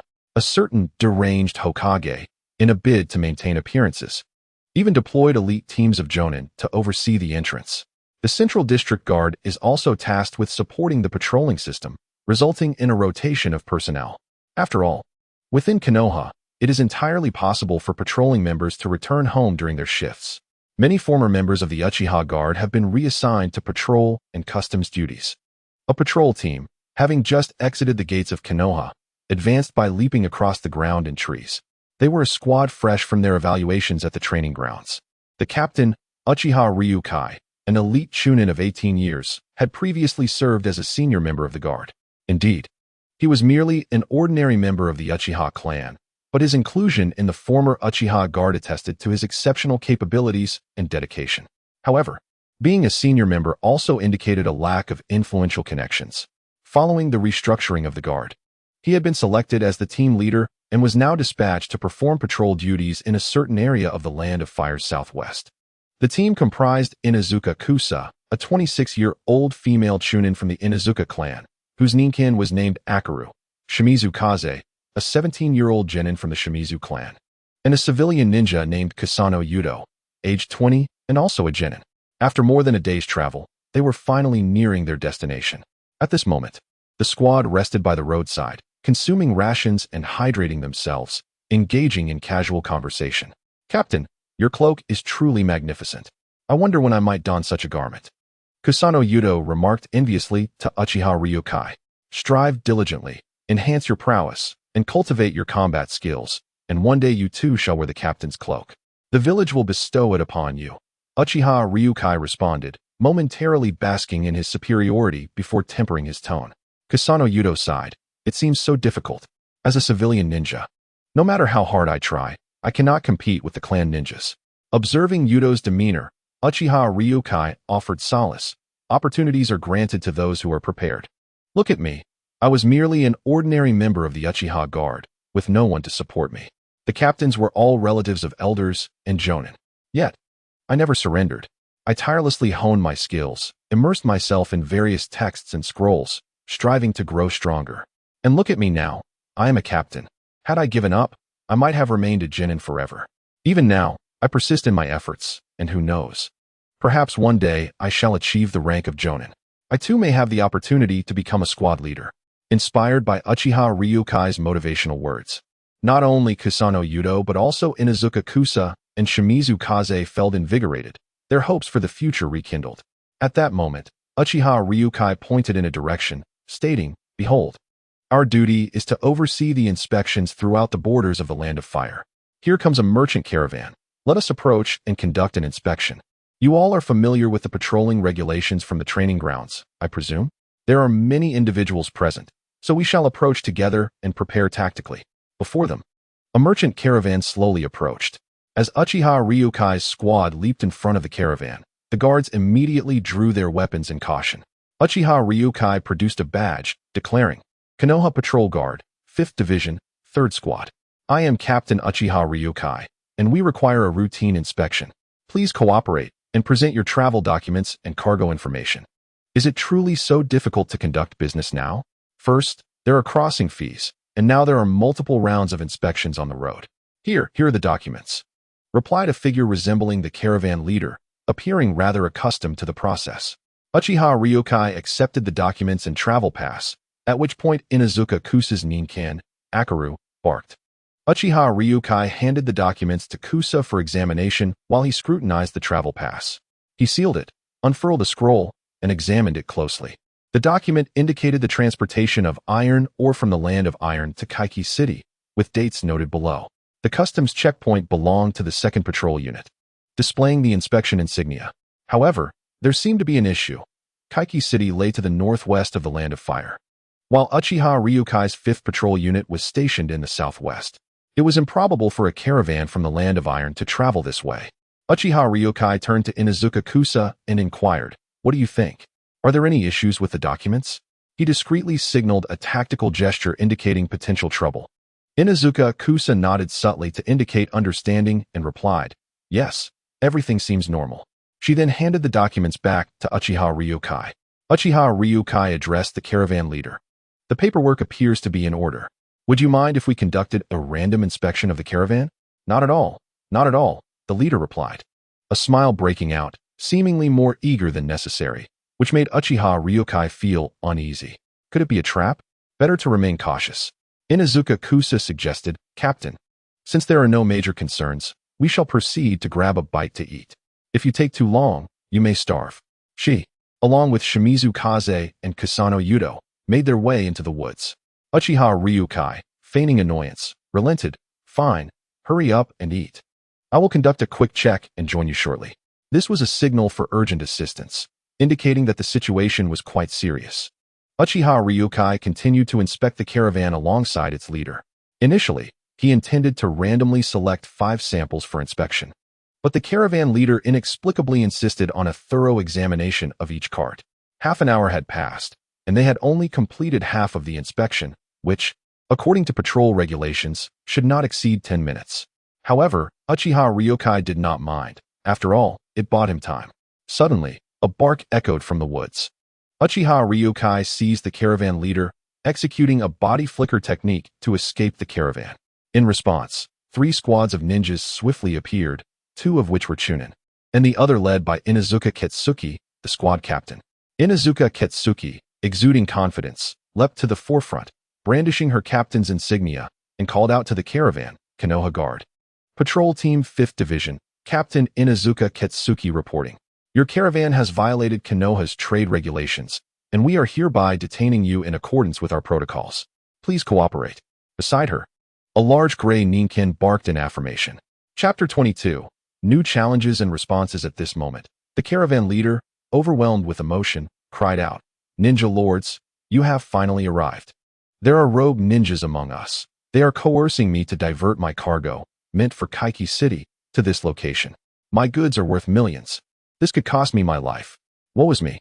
Inuzuka Ketsuki, unwavering, reprimanded, Cease your weeping. Which squad is responsible for this area? Approach and explain the situation. Uchiha Ryukai, maintaining a serious demeanor, reported, Captain, this area falls within the jurisdiction of the 5th Division, specifically at the boundary of 3rd and 2nd Squads. We are the 3rd Squad. And I am Captain Uchiha Ryukai. Inuzuka Ketsuki glanced around, noting the absence of 2nd Squad members, and instructed, surround them and ensure no one escapes. Locate the rogue ninjas. Ryukai, please elaborate on the situation. Captain, my 3rd Squad had just departed from the village to execute patrol duties in Area 3. While traversing Area 2, we observed the merchant caravan, which seemed suspicious. We approached in accordance with patrol regulations to conduct an inspection and discovered that the travel documentation indicated the transportation of iron ore from the Land of Iron to Kaiki City. Kaiki City lies to the northwest, near the Land of Earth and the Land of Birds, yet we are in the southwest, closer to the Land of Wind and the Land of Rain. The direction is amiss, and furthermore, the travel pass has expired. Given the size of this caravan and its numerous personnel, I called for backup, Uchiha Ryukai reported. Very well, proceed to assist. Inuzuka Ketsuki interrupted, observing a skirmish breaking out with the rogue ninjas. With that, she utilized a jutsu, Fangs of the Fong, unleashing 2 white whirlwinds that surged toward the battleground. Uchiha Ryoji glanced at the Chunin, Kazuyama Yudo, and Shimizu Kaze, who were left to guard the merchant convoy, and called out to them, "Keep an eye on them. I shall lend my assistance." He then turned and darted toward the battlefield.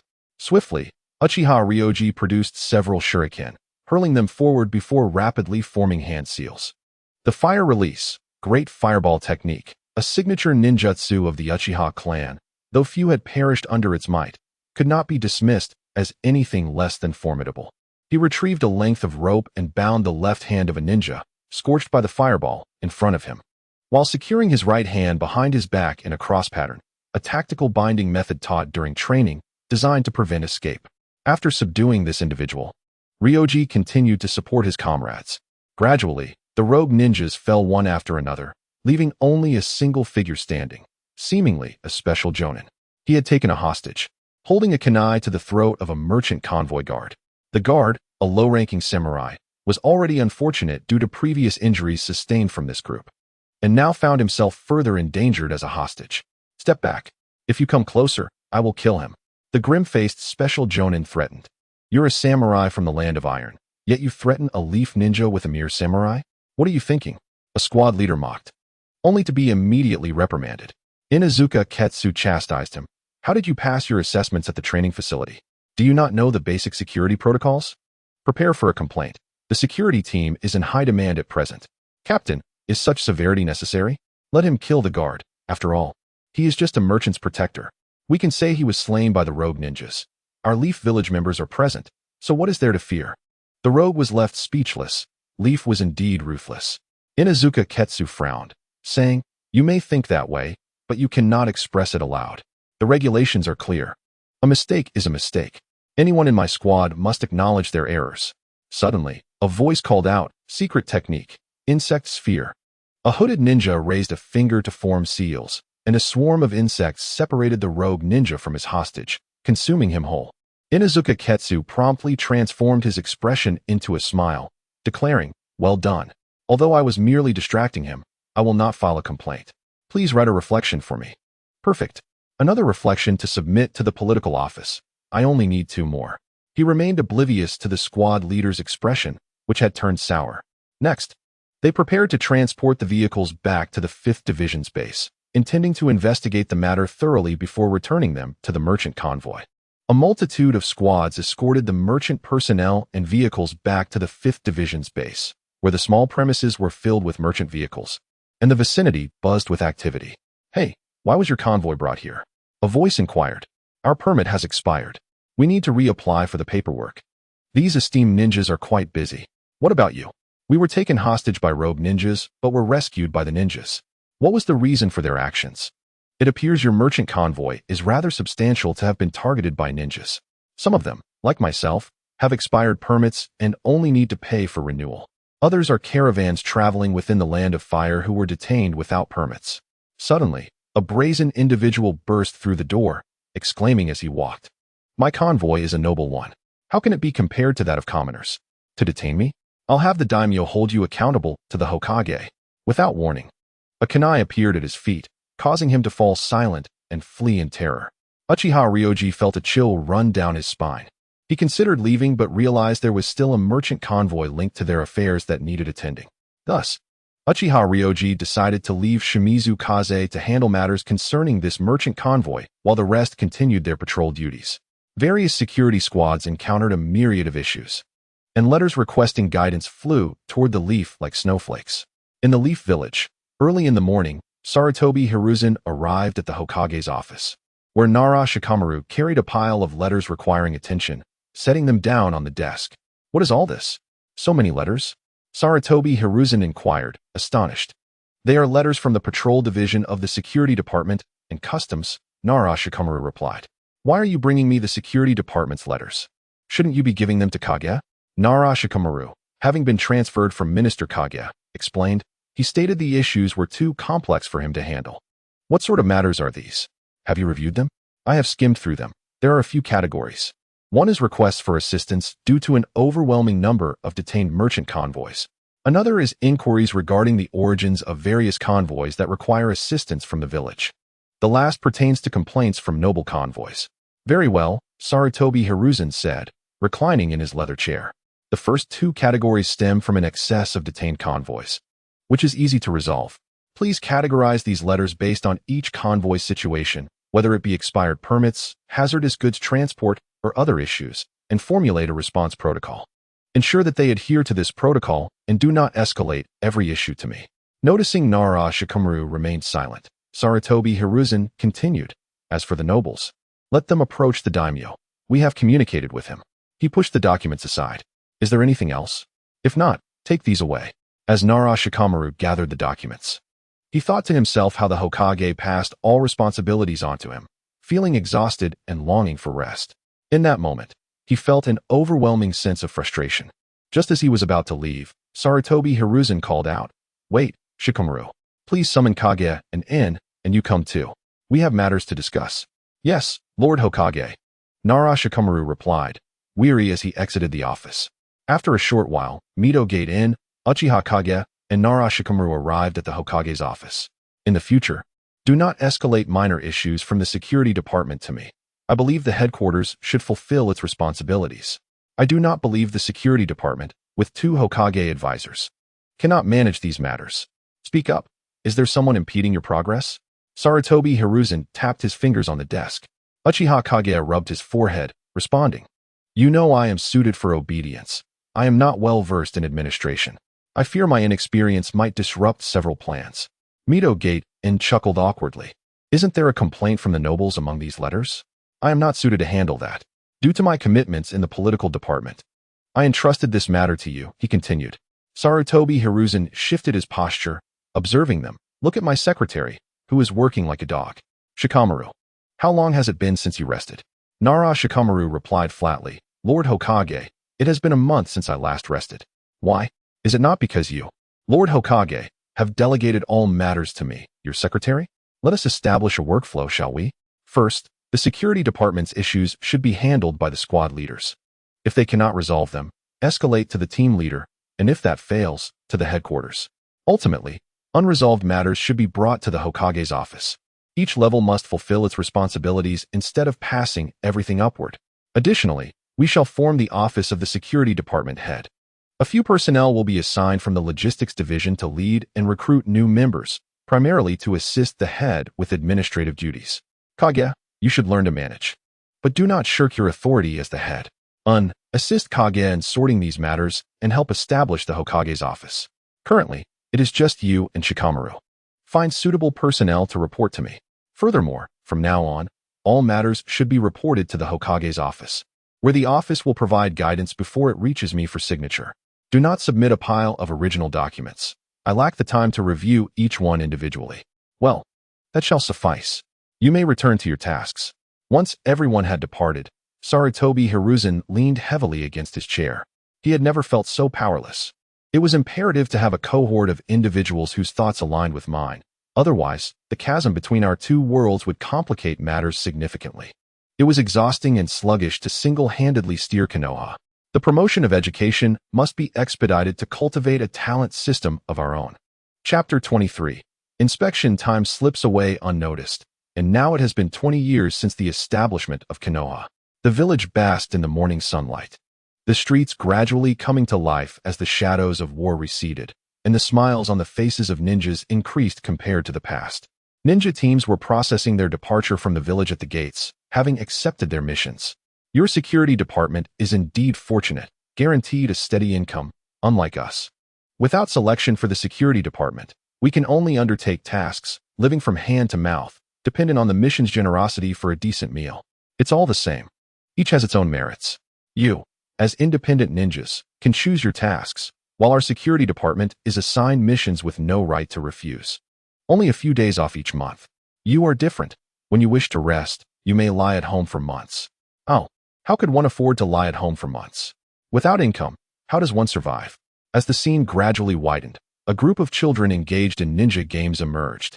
Don't run, I've caught you, haha, echoed the playful shouts of children. Body flicker technique. I've used the body flicker technique. You must wait until I reach over there before you can begin to chase me. A group of women, accompanied by their children, ventured out to purchase groceries. The war has finally ended, prices have dropped, and they can now afford to eat.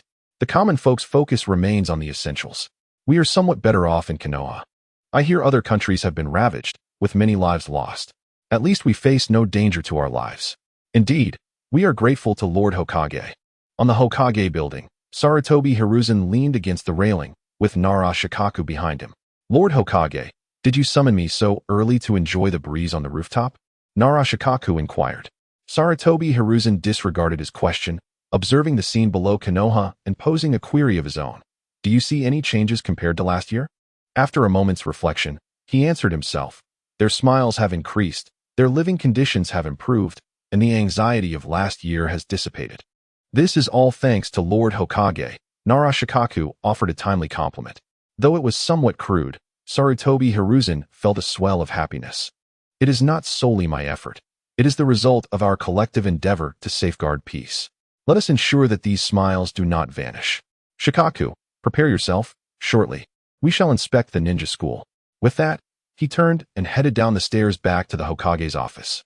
Ninja school Sarutobi Hiruzen, accompanied by his secretary Naruto, arrived at the school, observing students of various grades engaged in playful antics or participating in basic ninja training outdoors.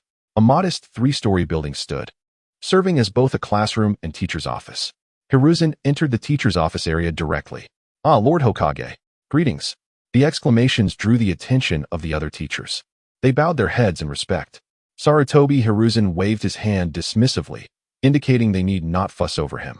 He wandered through the office, which was not large, and soon finished his inspection. Once he completed his rounds, many teachers gathered around him, chattering amiably with flattering remarks. Sarutobi Hiruzen remained unfazed, smiling and nodding, occasionally posing minor questions. Naruto diligently took notes at the side. After managing the teachers, Sarutobi Hiruzen exited the office, proceeding to the ninjutsu training ground. He took a seat, watching the children, both small and large, practicing their ninjutsu. 3 small children stealthily approached him. Sarutobi Hiruzen had long been aware of their presence. Merely playing along, they were none other than his 3 disciples, Tsunade, Jiraiya, and Orochimaru. A bright voice piped up, "Guess who I am?" As one of them covered their eyes. "It's Tsunade." Sarutobi Hiruzen played along. "I told you, teacher would discover us," came Orochimaru's voice. Sarutobi Hiruzen inquired, "Why are you not in class? Have you skipped?" "The classes are quite dull. I already know the material. It's all theoretical. We prefer to train ourselves." Jiraiya replied nonchalantly. "Just because you know it doesn't mean you passed the theoretical exam," countered Orochimaru. Sarutobi Hiruzen could not help but ask, "What subjects do you have in school?" "Morning theory, afternoon practical training. That's basically it," Orochimaru responded. "Are today's students so fortunate? No moral education, natural sciences, arts, or music? Oh, but this is the ninja world. The curriculum is far too sparse. I shall add a few more subjects. I hope they will express their gratitude. You are still too young. It would be irresponsible to hastily teach you ninjutsu, both for you and for others. After graduation, the teacher will train you daily to ensure progress. For now, you must solidify your foundations." With that, he ruffled Jiraiya's hair. Sarutobi Hiruzen rose and said, "All right. Teacher is returning. You should head to class now. No more skipping. In a few days, your curriculum will be quite enriched." Exiting the ninja school, Sarutobi Hiruzen instructed Naruto, "Please summon Tsunade to the Hokage office. I will wait for her there." In the afternoon, Tsunade arrived at the Hokage office, knocking gently before entering. "Hiruzen, did you call for me? I was busy this morning, but I found a moment now. I have a few matters to discuss with you. Please, take a seat." Sarutobi Hiruzen gestured as he entered the meeting room, holding a document. "Today, I visited the ninja school and noticed the students have very few subjects, and I identified numerous inconsistencies. This document is compiled by Shikaku for your review. He handed the file to Tsunade. Lighting his pipe, he took a deep drag, relishing the smoke as it swirled through his lungs, refreshing him entirely. Yes, in these recent days, Sarutobi Hiruzen has gradually resumed his former self, indulging in smoking. He approached the window, opening it. Organizing Konoha is no simple task. Time slipped by slowly, the tobacco in the pipe dwindling. After taking the last puff, he set the pipe down on the table, at which point Tsunade lifted her gaze. Fewer teachers, fewer courses, and fewer students, she remarked.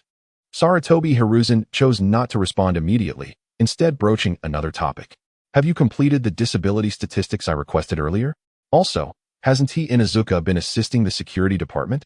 I entrusted you with advancing the documentation of Konoha's history. What is the current status? The disability statistics are nearly finished. I will present the specific documents for your review tomorrow. Regarding Konoha's history, it has been compiled by various families, each presenting their version. They showed it to me, but I found it exaggerated, primarily highlighting their own family's contributions while diminishing others. I fear such narratives could destabilize the village. The matter of Konoha's history is manageable.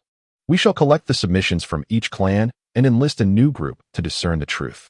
In time, we will incorporate Konoha's history as a subject in the school curriculum, ensuring the children remember that our current lives are hard-won. Can you briefly summarize the details regarding disabilities?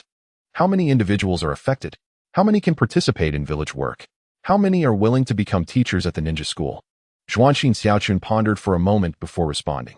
Currently, there are 16 individuals reported with severe injuries, while over 100 have relatively minor injuries, and more than 1,000 can still undertake tasks. Approximately 100 are willing to teach at the academy. Is there a shortage of personnel? Why has this process taken so long to complete? Some ninjas rely on disability subsidies for their livelihood, and the statistics are still incomplete. Various reasons contribute to this delay. Indeed, there is a shortage of manpower, and some clans are deliberately obstructing the process, while others are falsely reporting injuries. Sarutobi Hizashi found it perplexing that the higher-ups of clans would impede their own members from receiving disability benefits. How about this? For those clans that are obstructing, let their disability claims be postponed for now. You have 3 days to finalize the others. I want those 100-plus individuals to teach at the Ninja Academy, focusing on the history of Konoha and combat theory. These 2 subjects will be added to the curriculum. This includes members of the Sarutobi clan as well. Regardless of the clan, what of the Sarutobi clan? As Hokage, I will implement my policies, and if they hinder progress, I will not hesitate to address it. Any clan involved will be treated uniformly. If they cannot comply, they are welcome to seek me out. Furthermore, your own clan must not engage in favoritism. Understood. We will handle our clan matters ourselves, Zhuanxin Xiaochun remarked. She then expressed concern over the dwindling and inconsistent enrollment at the Ninja Academy, noting that many students are from common backgrounds. I wonder if we should reconsider the resources allocated to the academy. The academy will be renamed Konoha Ninja Academy, adding the name Konoha. Moreover, given the current state of the ninja world, large-scale conflicts seem unlikely in the near future. So I plan to extend the academic year by 3 years. The first 6 years will be called elementary school, and the subsequent 3 years will be referred to as middle school. This way, students will graduate at around 15 years of age, allowing them to mature more healthily. Additionally, I wish to implement a tuition reduction. What do you think? I support your decision, but does the village possess sufficient funds? Recent expenditures have been considerable. The disability subsidies alone require a significant amount, Zhuanxin Xiaochun queried. Then let us wait for now. I will seek out funding, checking with the daimyo, and seeing if those clans can contribute. Tomorrow, I will speak with those clans individually. In the meantime, focus on resolving the disability matters. The subsidies must be distributed personally, with no room for corruption. Understood. I will take my leave now. Watching Zhuanxin Xiaochun exit, Sarutobi Hizashi felt a tumult of confusion, realizing that many systems from his previous life would not seamlessly integrate into the ninja world. Chapter 24. Resolving Basic Ninja Techniques. The next day, Sarutobi Hizashi arrived early at the Sarutobi clan's residence to consult with the clan leader, Sarutobi Yuan. Upon entering the courtyard, he encountered a young ninja, approximately 18 or 19 years of age, who was just exiting. Noticing Sarutobi Hizashi, he instinctively greeted, "Brother, Hokage-sama. Is anyone home? I am looking for my uncle to discuss a matter." Sarutobi Hizashi warmly placed an arm around the young ninja's shoulders. "Father is inside. Are you on a mission? Yes. Brother, I am about to meet my teammates. I won't keep you any longer. Please find father, the young ninja replied before departing. Take care, Sarutobi Hizashi called after him. Then turned to enter the house. Aunt, is uncle in? Ah, Hokage-sama. Yuen has not yet risen. Please wait in the study. I will fetch him. Sarutobi Hizashi nodded, proceeding to the study to pour himself a cup of tea, disregarding whether it was fresh or not, and drank it down. After some time, Sarutobi Yuen entered, closing the door behind him. I am surprised to see Hokage-sama here so early. What brings you? He inquired brusquely, indicating the absence of formal titles between uncle and nephew. Sarutobi Hizashi offered a sheepish smile. Might I ask what your intentions are? I wholeheartedly support your role as Hokage. However, since you have taken on this position, the Sarutobi clan has not benefited from your recent initiatives. Have you forgotten your clan? Sarutobi Yuen questioned in a low tone. I will always remember your kindness, uncle. However, I must disagree with your assertion that the clan has not received its due share. Numerous members of the Sarutobi clan have entered the security department. Have I prohibited that? Sarutobi Hizashi countered. Does the Sarutobi clan only seek high-ranking positions? Those positions are negotiated, and there will be a recompetition in 5 years. Moreover, if I were to grant undue advantages to the Sarutobi clan as Hokage, would the other clans respect my authority? I must ensure fairness. I cannot provide favors to anyone. All must compete on a level playing field. So you wish to abandon the clan entirely? That young lady from the Zhuanqing clan came to inform me last night that you postponed the Sarutobi clan's disability subsidies. Sarutobi Yuen was filled with ire. What would you have me do? As Hokage, I am responsible for distributing disability subsidies, yet my own clan is hindering progress. You cannot imagine the embarrassment I felt upon receiving this news. Have I reduced the subsidies? Am I withholding them? Sarutobi Hizashi's frustration grew. Are you in need of money? Wishing to embezzle the disability subsidies? Would you like me to allocate my Hokage salary for your use? I would never do such a thing. That was the doing of the elder, Sarutobi Yuen defended. And what does the elder desire? To treat the village's funds as the clan's own? Should I relinquish my role as Hokage? If the elder interferes with village policy, I will not show mercy. The elder is a respected elder from your grandfather's generation. Besides, we are all part of the same clan. Why quibble so? Elder? In the Sarutobi clan, my only elder is you, uncle. What concern do I have with the elder? Our generations have no familial ties. What is he to me? When he needs something, he is a clan member. When he doesn't, he is a stranger. Is this the kind of clan we have, uncle? Sarutobi Yuen felt both pride and annoyance at Sarutobi Hizashi's stance and decided to change the subject. Did you come to see me for a specific reason? Sarutobi Hizashi, understanding the unspoken agreement to shift topics, replied, The Ninja Academy is in need of teachers, particularly for basic ninja techniques. Additionally, the school is rather disorganized and requires a thorough reorganization. We should send a few Earth-release ninjas to repair the facilities. Wasn't the academy established during the Second Hokage's era, with techniques like the Shadow Clone? What more basic techniques are needed? Sarutobi Yuen questioned. I refer to elemental ninjutsu, various forms of basic elemental techniques, including jinjutsu. Can the clan provide these? Sarutobi Hizashi explained. Those are advanced techniques, and teaching them to children around 10 years old could lead to disastrous consequences, Sarutobi Yuen cautioned. I have extended the academic program by 3 years. Middle school will now focus on practicing elemental techniques. By adolescence, they should be able to control themselves. Surely, you know these foundational techniques? You should consider this carefully. Sarutobi Yuen replied. The techniques belong to the Sarutobi clan. It would be prudent to disclose their origins when teaching these students, stating which clan or individual created them. I appreciate your support, uncle, but the Sarutobi clan has its elders. Some matters may be beyond my control, but I will do my utmost to navigate them. Thank you for your unwavering support, uncle. I came to discuss these matters, and regarding the disability subsidies, we shall proceed according to the village's regulations. I must also visit a few other clans, so I will take my leave now. Please, do not see me off. In the following days, Sarutobi Hizashi continued his visits to various non-bloodline and non-secret technique clans.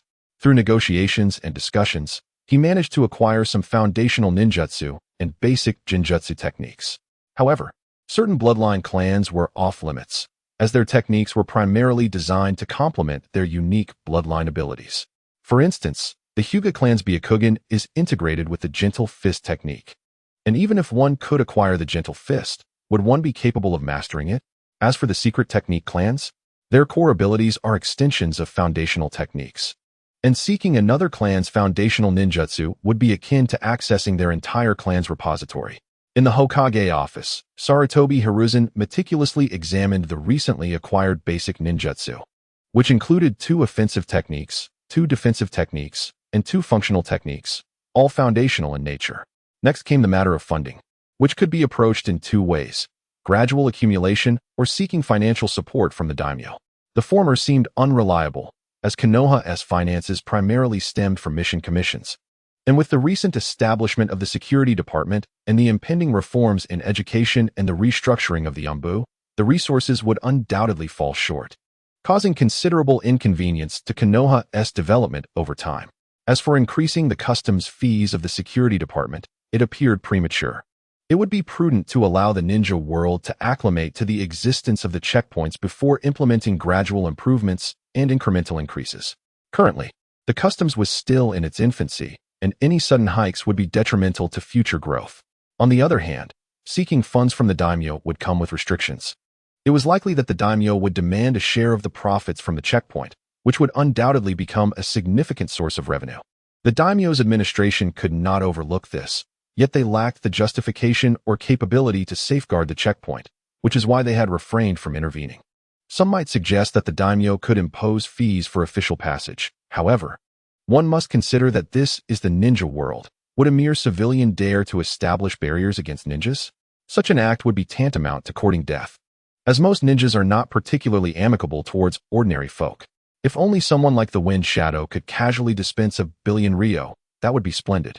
By the way, isn't the Wind Shadow due for a successor? Should I attend the ceremony? Perhaps I could borrow some funds? Should I, the foremost hidden village leader, request money from the 5th Hokage? Never mind, I'll inquire nonetheless. Sarutobi Hiruzen rapped the table and called, "Naruto, come in quickly." Naruto opened the door and responded, "Hokage-sama, do we have any recent intelligence from the Land of Wind? Has their Wind Shadow's succession been completed? Have we received an invitation to the ceremony?" Sarutobi Hiruzen, in a state of urgency, awaited the reply. The succession has not yet been completed. According to the intelligence, the second Wind Shadow has 3 disciples, Chiyo, Takumi, and Aiz, with Chiyo and Aiz being siblings. The second Wind Shadow favors Takumi to become the 3rd Wind Shadow. However, Chiyo is also vying for the position, backed by other influential families in Sunagakure. A decision has yet to be made regarding who will inherit the title of the 3rd Wind Shadow. The second Wind Shadow has indeed sent us a letter, hoping we would dispatch ninjas to engage in exchanges with Sunagakure. Due to pressing matters, we have not yet been able to respond, Naruto reported with a bow. What is your perspective on this? Do you believe we should send someone to engage in exchanges? Sarutobi Hiruzen inquired. After a moment of contemplation, Naruto replied, "Unless there is a significant purpose, I personally advise against it, to avoid becoming embroiled in the succession of the Wind Shadow. Should the people of Sunagakure develop animosity towards us in Konoha, it would be detrimental. Ultimately, it is up to your decision, Hokage-sama. Please respond to the Wind Shadow. I will send someone to engage in exchanges." Noticing the puzzled expression on Naruto face, Sarutobi Hiruzen felt compelled to clarify, "The village is short on funds. I plan to procure some from Sunagakure. As you know, our recent expenditures have been substantial, and I must seek out financial resources myself." He then muttered to himself, "After all these years of war, Sunagakure has only fought for 1 year, while the rest of the time, they have primarily been selling explosive tags and weaponry. They must have considerable funds. It's just the right time for me to acquire some. Don't look at me like that. I have my methods. Their one-tail seal is not very secure. It keeps escaping. I intend to assist them in sealing it. As for whether the tailed beast Jinchuriki will pose a threat to us, that is a matter for the future. We still have the 9 tails on our side." "Understood, Hokage-sama." Naruto acknowledged as he exited to send a reply. Sarutobi Hiruzen contemplated which individuals to accompany him for the exchanges, realizing that it was essential for someone to represent the Hokage instead of doing everything personally. Should Kakashi be included? His presence could facilitate negotiations. Or he might directly bring Naruto along while leaving someone behind to handle affairs. Should he bring a team of new generation ninjas? Unfortunately, Tsunade and the others were still too young. Otherwise, it would have been beneficial for them to broaden their horizons.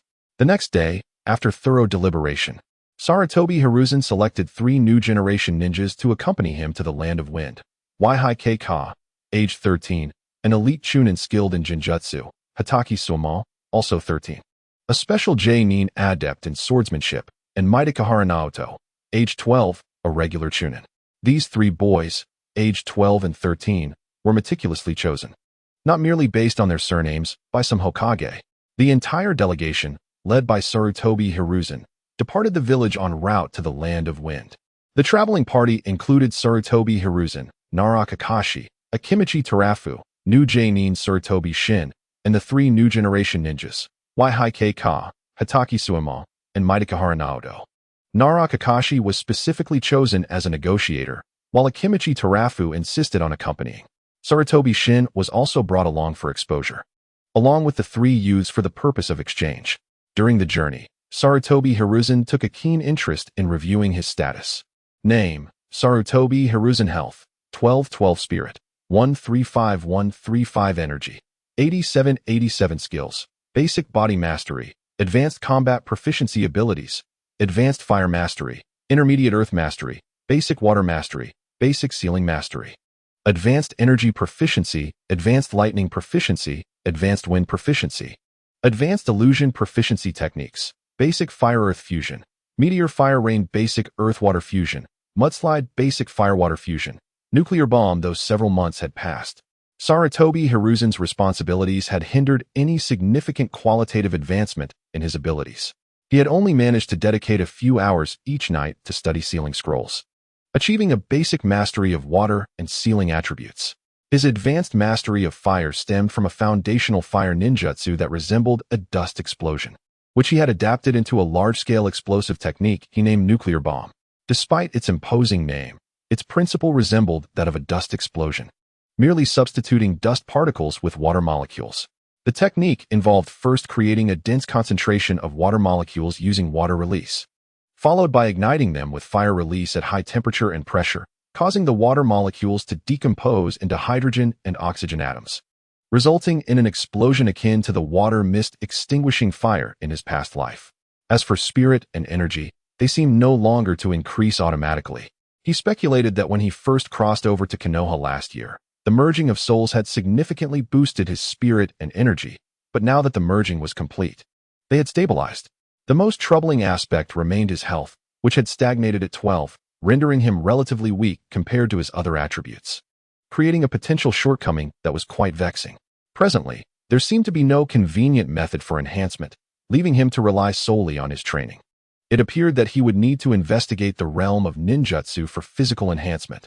However, Konoha's physical techniques were primarily held by the secretive Akimichi clan, while the future development of Hataki Sumo was still on the horizon. The Akimichi clan's techniques focused on storing chakra and unleashing power, with minimal effect on improving physical constitution. Seeking out the physical techniques of Konohagakure seemed impractical. Ultimately, he would have to forge his own path. Once time permitted, he would undoubtedly endeavor to develop a technique to enhance physical attributes. The 3 young ones were particularly exhilarated to accompany the Hokage on his first official visit, frequently scouting ahead and gleefully exploring their surroundings. Suddenly, Mitokahara Naoto returned from a reconnaissance mission and reported, "Hokage-sama, we have spotted a group of wandering ninjas at the right front near the border of the Land of Fire. Keika and Suemo are tracking them." Sarutobi Hiruzen exchanged glances with Nara Kakashi and Akimichi Terafu, smiling as he said, "Shall we go take a look?" Without removing his Hokage robe, Sarutobi Hiruzen followed Mitokahara Naoto to find Waihai Ka and Hataki Sumo, who were intently observing a public restroom. To be honest, in this era of noble feudalism, the existence of public restrooms was quite peculiar, especially with electric lights and other amenities, an extreme absurdity. Nara Kakashi sighed and remarked, "It's likely a currency exchange. The security department is currently undergoing a reorganization, and it is prohibited for any ninja not belonging to Konoha to appear within the borders of the Land of Fire. Since we have discovered this, let us investigate further. Let us observe what this exchange center looks like." With a glance, he signaled Sarutobi Shinji to step forward. Sarutobi Shinji approached and began to form hand seals. Upon completion, he pressed his hands to the ground, utilizing the earth release, crumbling earth technique. causing the ground to split open and reveal a passage leading underground to the exchange center. How could the esteemed Hokage enter through the restroom? Sarutobi Hizashi was quite pleased and prepared to descend. Akimichi Torikase took the initiative to scout ahead. Suddenly, the underground exchange center trembled violently as Kakuzu produced a scroll and released a corpse, urging for payment. The staff at the exchange center, though apprehensive about the safety of their establishment, were compelled by Kakuzu's pressure to muster their spirits and verify the identity of the target. Once confirmed, they placed the corresponding amount of money into a box and handed it over to Kakuzu. Kakuzu, clutching the box, readied himself to exit through another route when footsteps echoed from one of the passages. Turning towards the sound, a large figure appeared slowly, adorned with the Leaf Village headband. A Leaf Village ninja, Kakuzu murmured, quickly stowing the box away. He dashed out through another pathway, collapsing the tunnel behind him.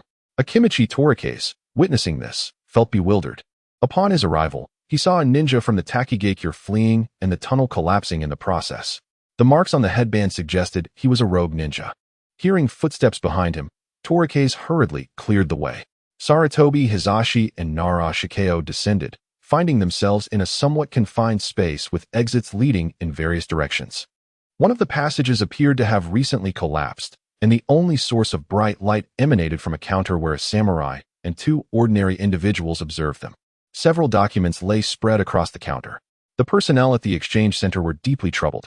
Not only had they been discovered by the Leaf Village, but the group following closely behind seemed to be affiliated with the Hokage. What an utter surprise. The individual who had just fled was evidently of significant stature, prompting the Hokage to intervene.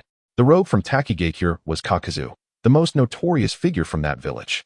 When the Hokage inquired, they would surely reveal this information. Yes, the exchange center routinely documented information on frequent visitors. Sarutobi Hizashi then asked Torikase what had transpired, and after receiving an accurate report, he signaled Sarutobi Shinji to inquire with the exchange center staff. Sarutobi Shinji approached the counter and called over a few workers. "You there, come here. I represent Konoha and have some questions for you. What is the situation here?" The samurai looked at Sarutobi Shinji in confusion. "You chased someone here, yet you asked me what is happening?" However, he did not dare to be dismissive and replied, "His name is Kakuzu, a rogue ninja from Takigakure. He has been undertaking bounty missions for our exchange center. He came down in a hurry to exchange money for his target. This here is the target," he said, gesturing toward the corpse on the ground. "Who is he?" Sarutobi Shinji inquired. "His name is Yazunari, a wandering ninja known for robbing caravans. The heavily damaged caravan placed a bounty of 400 on him." The samurai opened the bounty ledger to show Sarutobi Shinji Yazunari's mission, complete with a portrait and description of his features. Sarutobi Shinji took the ledger and began to flip through it. Suddenly, he was taken aback. On one page, it read, "Target, Sarutobi Hizashi, Third Hokage of Konoha, 8000 Rio," accompanied by features and a photograph. This was utterly outrageous. He hurriedly presented the ledger to Sarutobi Hizashi. Upon seeing his own bounty of 8000 Rio, Sarutobi Hizashi's expression shifted dramatically. Nara Shikeo, standing nearby, quickly interjected, "Lord Hokage, the exchange center is backed by the nobility of the ninja world. It would be unwise to act rashly." Sarutobi Hizashi felt his anger boil within him. How could the esteemed Hokage, the leader of the foremost hidden village, be valued at merely 8000 Rio? Who do they think they are? He immediately declared, "Shinji, apprehend these three individuals and bring them back to the village along with this evidence. Have Kage send 3 teams to inquire with the daimyo regarding this matter. Torikase, ascertain how much more money this exchange center holds. We shall confiscate it all." Nara Shikeo, observing Sarutobi Hizashi's fury, cautiously explained, "Lord Hokage, the exchange center is significantly tied to the nobility, and I fear it may lead to complications." Complications? What sort of complications? Are they not concerned about trouble? Does Konoha's Hokage carry so little weight? To think they would place a bounty on him. With that, Sarutobi Hizashi ascended, leaving Sarutobi Shinji and Akimichi Torikase to manage the aftermath below. In truth, there has always been an unspoken understanding between ninjas and the nobility. For instance, hidden village missions rarely involve assassinating nobles. Each year, hidden villages would eliminate bandit forces. Even if they knew a noble was behind them, they seldom pursued the matter further. The exchange center was established by the nobility to handle affairs, primarily issuing bounties for rogue ninjas causing disturbances. However, now the leader of a major hidden village has been placed on the board. Although Sarutobi Hizashi was not intimidated by so-called bounty ninjas, those ninjas would not be foolish enough to undertake such a task. Yet, being placed on the board disrupts this understanding. If the nobility can issue a bounty on a prominent hidden village leader, what would prevent someone from placing a bounty on a daimyo of a certain nation? Would the hidden village be compelled to send ninjas to accept such a task? Thus, the individual responsible for issuing this bounty was either malicious or foolish. The former seeks to disrupt the delicate balance, inciting conflict between the nobility and ninjas, while the latter fails to recognize the provocation against Konoha. Now, Sarutobi Hizashi was eager to conclude matters in the Land of Wind and seek an audience with the daimyo, as perhaps the daimyo would offer a substantial apology. Once the situation was resolved below, Sarutobi Shinji led the others back to the village, while Sarutobi Hizashi and the others hastened their journey to the Land of Wind at full speed. Chapter 26. Arrival at Sunagakure after departing from the exchange center. The Konoha team, led by Sarutobi Hizashi, hastened towards Sunagakure. The leisurely ambience of a casual outing had vanished. At last, on the third day, they were nearing Sunagakure.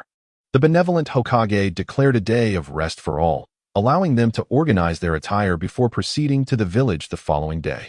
The three young ones, brimming with excitement, eagerly sought out an inn for lodging. After settling in, they suggested visiting a hot spring to alleviate their fatigue.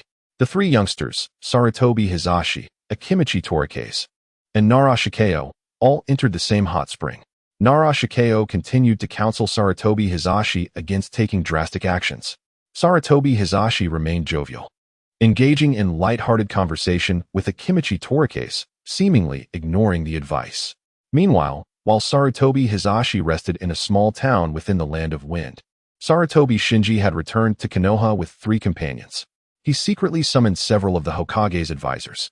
Uchiha Kagami was also furious and promptly assembled several teams of ninjas to head to the capital of the Land of Fire.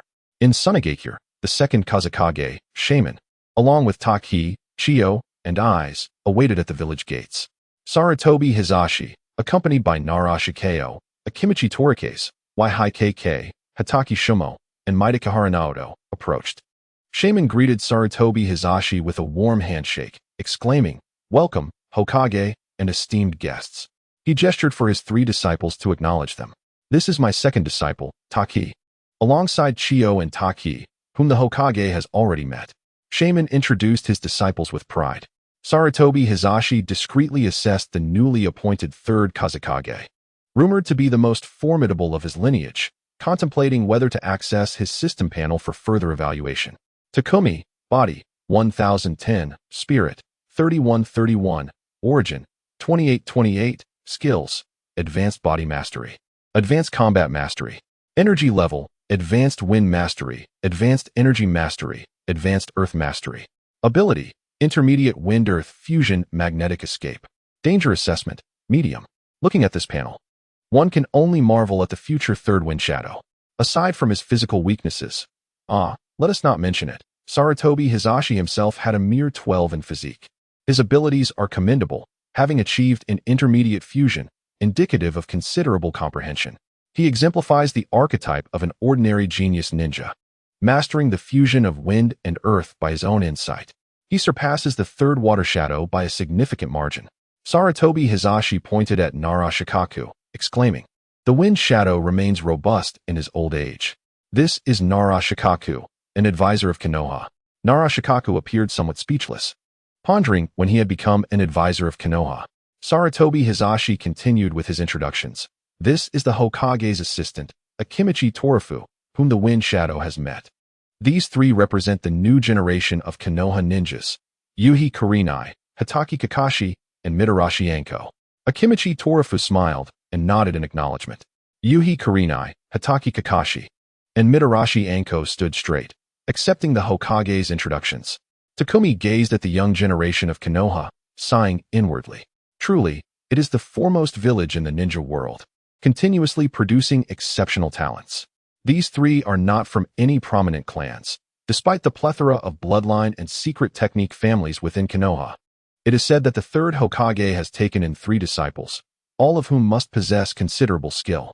Reflecting upon Sunagakure, it seems that the training of new generation ninjas has somewhat lagged. Moreover, his senior sister is now vying for the position of Wind Shadow. Look at Sarutobi Hizashi, who has 6 disciples, all of whom collaborate harmoniously without any discord. Once he becomes the Wind Shadow, he must lead Sunagakure's development, ensuring it does not fall behind the third Hokage. Sunagakure indeed possesses a distinct style compared to Konoha. The weather here is arid, with constant sandstorms, creating an environment akin to residing in a desert, harsh and unforgiving. Initially, when Sunagakure was established, this land was an oasis, but with each disturbance, the conditions worsened, leading to the current state. After a brief exchange of pleasantries, the group entered Sunagakure. The 2 shadows proceeded to the Wind Shadow's office, accompanied by Takumi, Chiyo, Erosinin, and several other elite ninjas, alongside Konoha's representatives. In the Wind Shadow's office, Sarutobi Hizashi removed his conical hat, shaking off the sand before placing it on the table. Addressing Sabaku, he remarked, "The environment of Sunagakure is quite unique. Such scenery is unseen in our land of fire." Sabaku grimaced, responding, "The conditions have deteriorated considerably. They are certainly inferior to the picturesque Konoha. I wonder how long these newly built houses can withstand the elements. The winds have intensified, leading to severe erosion. My strength wanes, and my disciples have been managing the village affairs." Following the 5 Shadows Summit, Sunagakure incurred a debt of 400 million, leading to widespread dissatisfaction within the village. The succession of the Wind Shadow has been tumultuous, and the daimyo may soon reduce funding. Sunagakure is truly facing tumultuous times. Senior, I believe our village is overly reliant on the daimyo and domestic nobility, which may not bode well, Sarutobi Hizashi contemplated. How so? Sabaku inquired, puzzled. Historically, ninjas have taken on tasks and commissions. A strained relationship with the daimyo and nobility results in fewer tasks and minimal financial support. As such, ninjas and noble powers are interdependent, Sarutobi Hizashi explained. Sabaku appeared contemplative. What do you propose as a solution? I believe ninjas ought to cultivate their own lives and ideals rather than serve merely as tools for the nobility. Tools can be discarded at will. On my journey to the land of wind, I encountered individuals from a money exchange, and to the nobility, the lives of ninjas are but a trivial sum. If someone displeases them today, a bounty is issued, and soon enough, another ninja will arrive with a corpse in exchange for coin. Even as Hokage, I am valued at merely 80 million ryo in their eyes, Sarutobi Hizashi concluded, mindful to refrain from delving too deeply into contentious matters. Sabaku gazed at Sarutobi Hizashi, astonished, struggling to articulate a response as the tattoos on his face twitched. After a prolonged silence, he finally spoke, "Perhaps I am growing old. I only wish to uphold the legacy of the previous Wind Shadow and the village we have built. However, time does not cease its march. What the future holds, I cannot foretell. It lies in the hands of your generation." Looking at the elderly man before him, Sarutobi Hizashi forced a smile and clapped his knees, stating, "My apologies. My apologies. You did not summon me to listen to my grievances. Let us discuss matters of importance." Sarutobi Hizashi's expression shifted to seriousness. How can Konoha assist the Wind Shadow? Previously, they had touched on the ninja nobility conflict, but the Wind Shadow did not pursue that topic further. "Let us discuss matters between our villages. It requires a formal exchange. You represent Sunagakure, and I shall represent Konoha. After all, we are both shadows," Sarutobi Hizashi asserted. Upon hearing the change in address, Sabaku's expression shifted. Recently, Sunagakure's tailed beasts have been unstable, causing significant distress to the village's environment. It is said that Konoha possesses unique sealing techniques. Thus, Sunagakure hopes Konoha can extend assistance, upholding our camaraderie as fellow participants in the 5 Shadows Summit. What price is the Wind Shadow willing to pay for such aid? Sarutobi Hizashi inquired softly. Perhaps the friendship of Sunagakure? Sabaku ventured tentatively. Sarutobi Hizashi chuckled derisively. Friendship, you say? Do you truly believe in such notions? Every matter carries a price. The question remains whether the Wind Shadow can afford it. I can resolve the 3 dilemmas you mentioned regarding Sunagakure, but can you afford the cost? Everyone understands the difficulty of sealing techniques. Initially, Konoha was able to research them thanks to the dowry of Lady Mido. Now, you think to obtain such knowledge for a mere friendship? Is that not an overestimation of Sunagakure's worth? Let us be practical. I am quite straightforward. How much are you willing to pay? Discussing monetary matters can strain relationships. I believe the friendship of Sunagakure is quite valuable, Sabaku replied with a smile. Sarutobi Hizashi rolled his eyes. That is rather underhanded of you, Wind Shadow. Currently, the friendship of Sunagakure equates to that of the Wind Shadow. Will the next generation of Wind Shadow even acknowledge this friendship? Even if they do, what of the generation after? Such relationships inevitably depreciate over time, transforming in nature. I prefer not to gamble on human sentiments. Thus, discussing money is the most pragmatic approach, where everyone benefits. How much does Konoha desire? We in Sunagakure are not wealthy. Having incurred a debt of 400 million at the last Five Shadows Summit, Sabaku's face contorted into a grimace once more. A hidden village should not face bankruptcy over a debt of 400 million. Aside from the daimyo's funding, Sunagakure's annual task volume exceeds that amount. Having recuperated for many years, Sunagakure has also profited from past conflicts. Is the Wind Shadow now feigning poverty before us? Konoha has been engaged in continuous battles with four nations, and we have been unable to pay out even basic pensions and compensations for the injured. I perceive Sunagakure as affluent, imagining we could return with a profit of 10 billion to cover those owed compensations.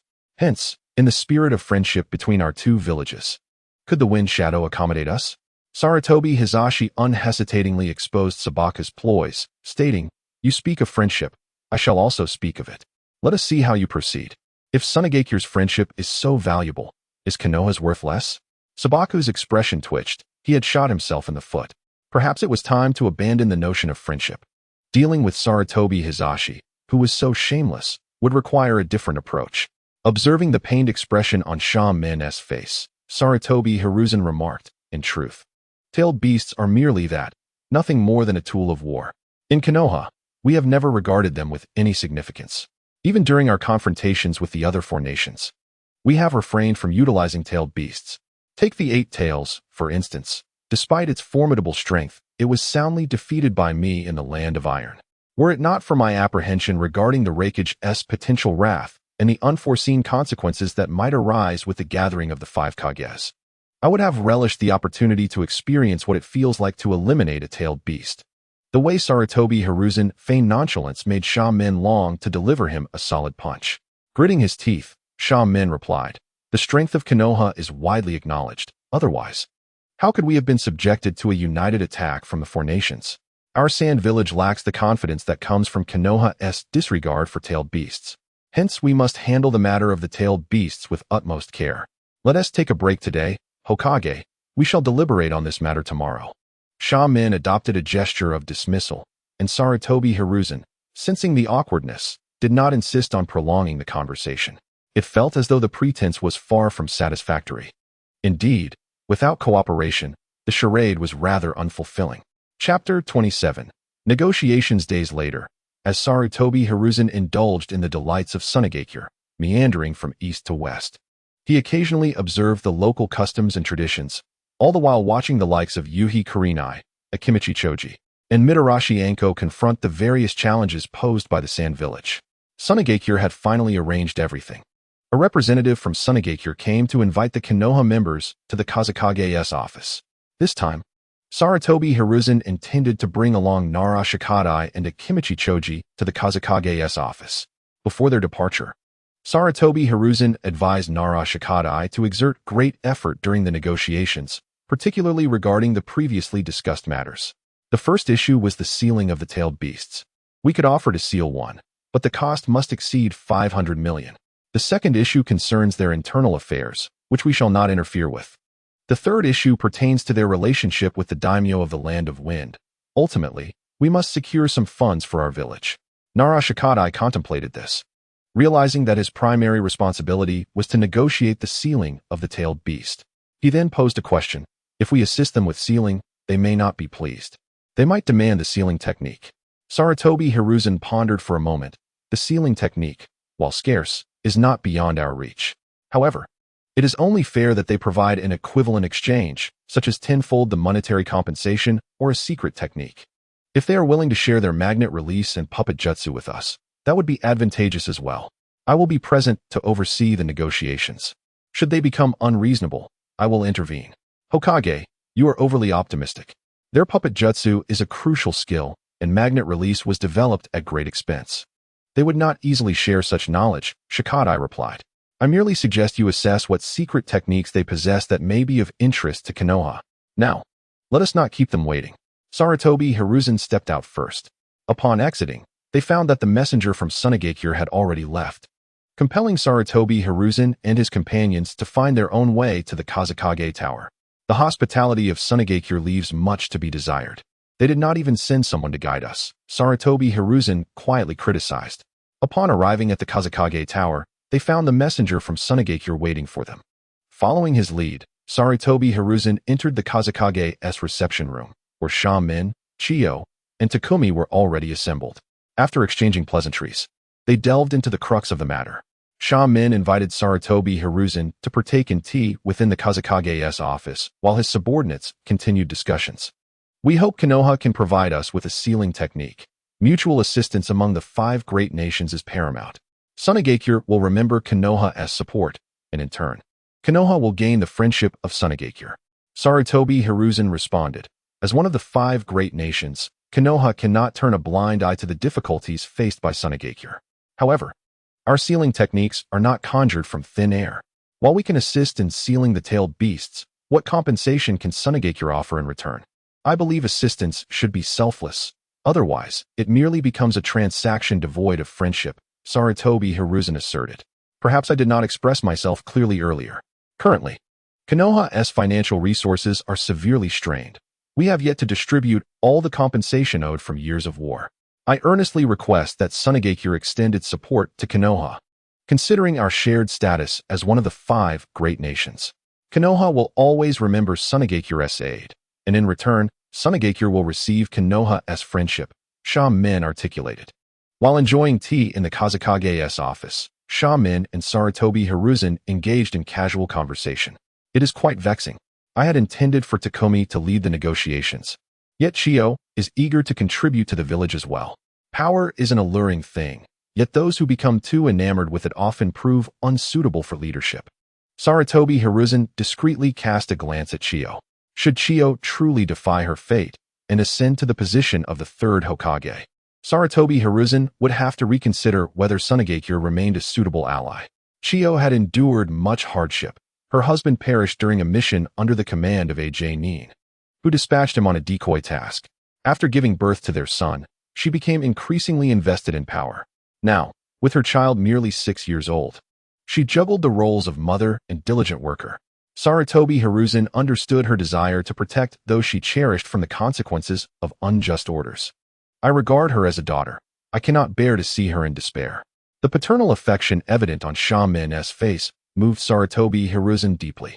From what Sarutobi Hiruzen understood, in the future, Chiyo's son and daughter-in-law would also be tasked with a rearguard mission, ultimately falling victim to the hands of Kakashi. She would raise her son alone, who would later marry and have children, only for tragedy to strike once more, leaving her to raise her grandson alone, who would disappear after assassinating the Kazekage. Her life could be described as tragic, losing her husband in youth, her son in middle age, and her grandson in old age. After a moment of contemplation, Sarutobi Hiruzen stated, Kazekage, I have long refrained from meddling in the internal affairs of Sunagakure. However, I must express my concerns today. Chiyo's demeanor is troubling. She exhibits a radical disposition that could lead to unpredictable consequences for Sunagakure. Perhaps this statement was unwarranted, yet having uttered it, Sarutobi Hiruzen felt compelled to elaborate. In my vision for the ninja world, war should not occur in the future, particularly not declarations of war among the 5 great nations. Under the auspices of the 5 Kage Summit, an extremist Kazekage poses a grave threat to the entire ninja world. Though both may be your favored disciples, you must designate a clear successor to inherit your will at this juncture, rather than maintaining an ambiguous stance that fosters confidence in Chiyo while undermining the true heir's morale. Sha-Min chuckled softly. As a teacher, I am reluctant to undermine my own disciples. At this moment, I find myself unable to do so. Moments later, the commotion from the adjacent room escalated into a ruckus, prompting Sarutobi Hiruzen and Sha-Min to rise and approach the door, straining to listen. Chiyo's voice rang out clearly. You Konoha are nothing but thieves, coveting our magnet release and puppet jutsu. There is no need for further discussion. Upon hearing this, Sarutobi Hiruzen smiled and turned to Shaman, saying, "Since you are unable to make this decision, allow me to take on the role of the villain." His expression shifted to one of fury as he forcefully pushed open the door and strode into the reception room. The members of the negotiation team stared in astonishment at Sarutobi Hiruzen. Nara Shikadai, witnessing the Hokage's rage, assumed something had transpired between him and Shaman and hurriedly inquired, "Hokage, what is the matter?" Stealing a glance at Shaman's perfectly composed expression only deepened his confusion. Sarutobi Hiruzen regained his composure and addressed Chiyo. "Miss Chiyo, do you truly believe Konoha is a band of robbers? What have we taken from you?" Chiyo retorted vehemently. "You Konoha wish to exchange your sealing technique for our core inheritances, the magnet release and puppet jutsu. Is that not thievery?" Sarutobi Hiruzen sternly turned to Nara Shikadai. "What is the meaning of this? Shikadai, did I not instruct you against exchanging any secret techniques or inheritances?" Nara Shikadai, realizing he would bear the brunt of the blame, reflected on the earlier discussions. "But that was not what you said at the outset. Who would have thought that the esteemed Hokage would encounter such difficulties?" Nara Shikadai, regaining his composure, replied, "Hokage-sama, I conveyed to Lady Chiyo that if she desires financial compensation, she could seal a chibi for Sunagakure. However, Lady Chiyo insisted on 3,000 for the sealing technique. Thus, I must suggest we exchange their secret techniques instead." Sarutobi Hiruzen gazed at the Sand Village's representative in astonishment. Is the disciple of the Kazekage truly so inexperienced? Does a sealing technique for a tailed beast truly warrant a price of 3,000? Or is Sunagakure's sealing technique so inexpensive? Perhaps we should do this. We shall procure sealing techniques from Sunagakure for 3,000, or better yet, 5,000. What say you, Lady Chiyo? Upon hearing Hiruzen's mockery, Chiyo, disregarding the attempts of her companion, to restrain her, retorted angrily, "It is you from Konoha who has offered assistance to us in Sunagakure. Are we not entitled to demand 30 million? And now you seek our secret techniques? Is this not akin to robbery? Banditry?" Nara Shikadai raised his voice to the Kazekage. "Kazekage-sama, I believe Lady Chiyo lacks the fundamental respect for Hokage-sama and for Konoha. Even when our Hokage speaks to her devoid of emotion, Lady Chiyo has repeatedly shown disdain towards us and our Hokage." Chiyo swiftly countered, "I do not believe I am disrespectful towards the Hokage. Rather, I am simply providing a necessary explanation to the inappropriate remarks of the youth." Nara Shikadai continued, "Kazekage-sama, I believe Lady Chiyo is jeopardizing the diplomatic relations between Konoha and Sunagakure. Disrespect towards Hokage-sama equates to disrespect towards us in Konoha. Furthermore, is it not absurd for Lady Chiyo to discuss our Hokage's youth in front of the Kazekage and the elderly? Should Lady Chiyo preside over the forthcoming negotiations, I shall refuse to participate." The Kazekage sighed, casting a glance at Chiyo. "Chiyo, in this current ninja world, strength is paramount. Age holds no significance. Our Hokage is a formidable warrior, and you show a lack of respect for such strength. Very well, let Takai preside over the negotiations moving forward." Chiyo, feeling wronged, glanced at Sarutobi and hurled her pen down in frustration, preparing to leave. At that moment, Hiruzen called out to her, "Lady Chiyo, cooperation between our nations is not merely a simple matter of haggling. It involves myriad aspects. While you may view the sealing technique as trivial, we do not wish to pay a paltry sum for it. To you, techniques such as magnet release and puppet mastery may seem vital, yet to us, they hold less significance. Our Konoha possesses a lineage of at least 80 secret techniques. Your techniques are of little consequence to us. Until Lady Chiyo comprehends this, I advise against her participation in the negotiations." Having concluded his remarks, Hiruzen turned away and addressed the others. "Please, continue. Kazekage, let us resume our tea." After Hiruzen and Sarutobi exited, the negotiations resumed. Chapter 28. The Tailed Beast Rampage. Back in the Kazekage's office, Hiruzen remarked to Sarutobi, "Elder, see how this has resolved? Such an important matter, and Chiyo has bungled it. She might as well relinquish her aspirations for the Kazekage position." Sarutobi chuckled wryly. "Thank you for your assistance, Hokage. But might such words not undermine her confidence?" Hiruzen replied, "The youth shall find their own fortunes. Chiyo is already an adult, a mother no less, and not as fragile as you might presume. Otherwise, she would not have risen to her current stature. You must let her learn. You have 2 other disciples to nurture as well, lest you create misunderstandings." Sarutobi acknowledged, "Thank you for the reminder, Hokage." At that moment, a powerful surge of chakra radiated throughout the vicinity, exuding a palpable malice. The adjacent negotiation team rushed out, with Takai anxiously looking towards Sarutobi-sensei. It's a rampage by Ichibi. Sarutobi's expression shifted to one of urgency. Hokage, I shall investigate. If you wish to join, now is the time. Sarutobi, accompanied by Takai and O, dashed forth. Hiruzen followed closely, along with Nara Shikadai and Akimichi Torafu. As Nara Shikadai leapt onto the rooftop to catch up with Hiruzen, he queried, Hokage-sama, shall we intervene? Hiruzen answered without turning, we shall assess the situation. First, we must assist the civilians. Upon reaching the scene, Hiruzen, Sarutobi, Takai, and O encountered the chaos. The sun set in a crimson hue as they beheld a massive, cat-like creature of sand wreaking havoc amidst a storm of yellow sand. Surrounding buildings lay in ruins, while numerous Sand Village shinobi scrambled to rescue civilians who had narrowly escaped the calamity. A child sat weeping on the ground. Mama, where are you? Meanwhile, a middle-aged man struggled to shield a bleeding woman from the debris of collapsing structures. The panicked civilians fled towards the outskirts of the battlefield. As Yuhi Kurenai, Hatake Kakashi, and Mitarashi Anko arrived on the scene, they spotted Hiruzen and quickly ascended the rooftops to stand behind him.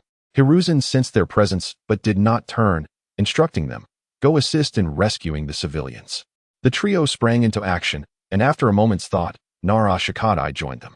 Hiruzen observed Sarutobi, Chiyo, Takai, and O engaged in a battle against Ichibi. Various puppets flew through the air, yet their impact was minimal, as Shikaku's sand-formed body rendered puppetry ineffective, often resulting in counterproductivity. Only Takai's expansive iron sand bore some utility, albeit insufficient to halt Ichibi's rampage, which posed a threat to the civilians as well.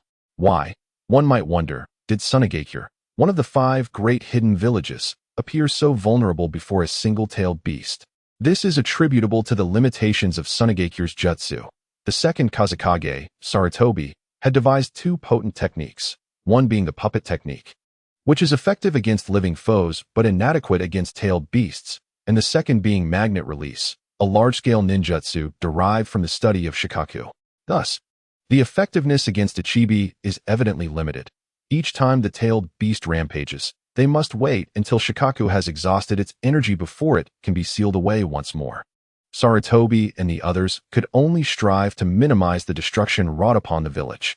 Seeing the despair-stricken populace fleeing in terror, Hiruzen resolved to intervene. He called out to Sarutobi, Kazekage, we shall lend our aid. With that, he swiftly formed hand seals and summoned the Monkey King.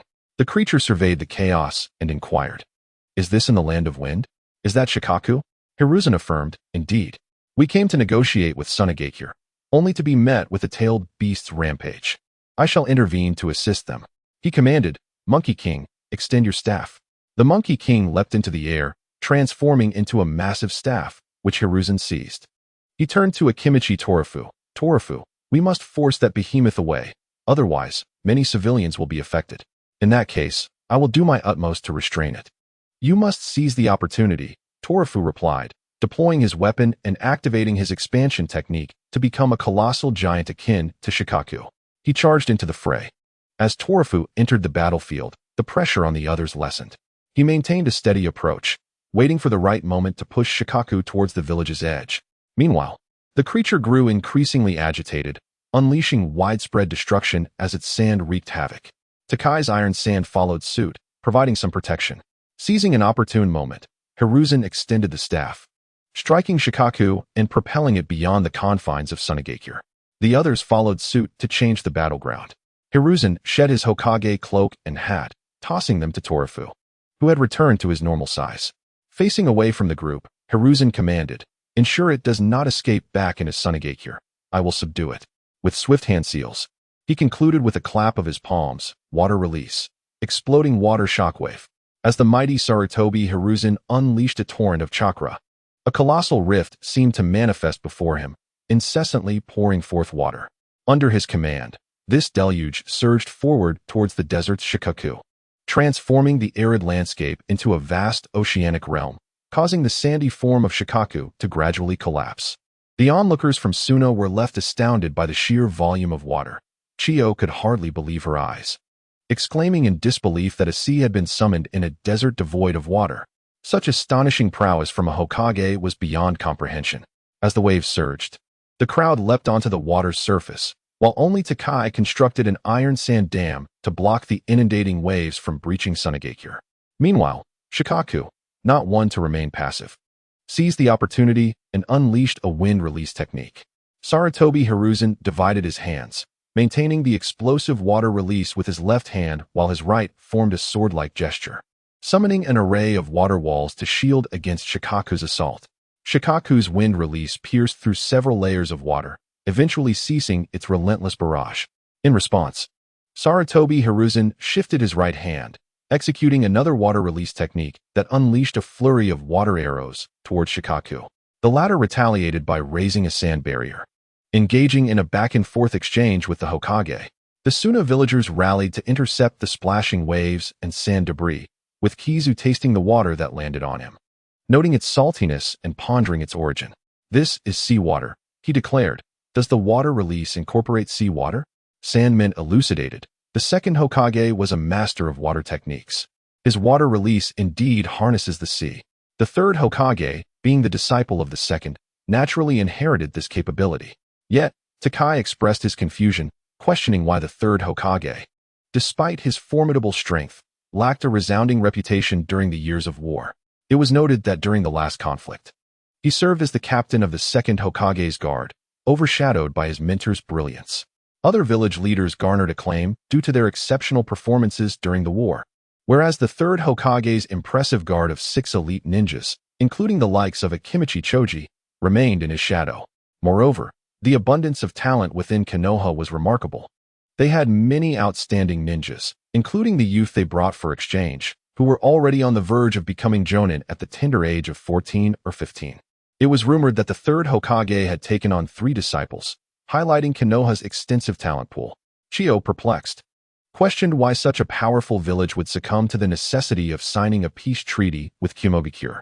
Sandman cautioned against underestimating Konoha's might, asserting that even after facing a united assault from the 4 great hidden villages, they retained sufficient strength to confront the remaining 3, ultimately reaching a standoff with Konohagakure.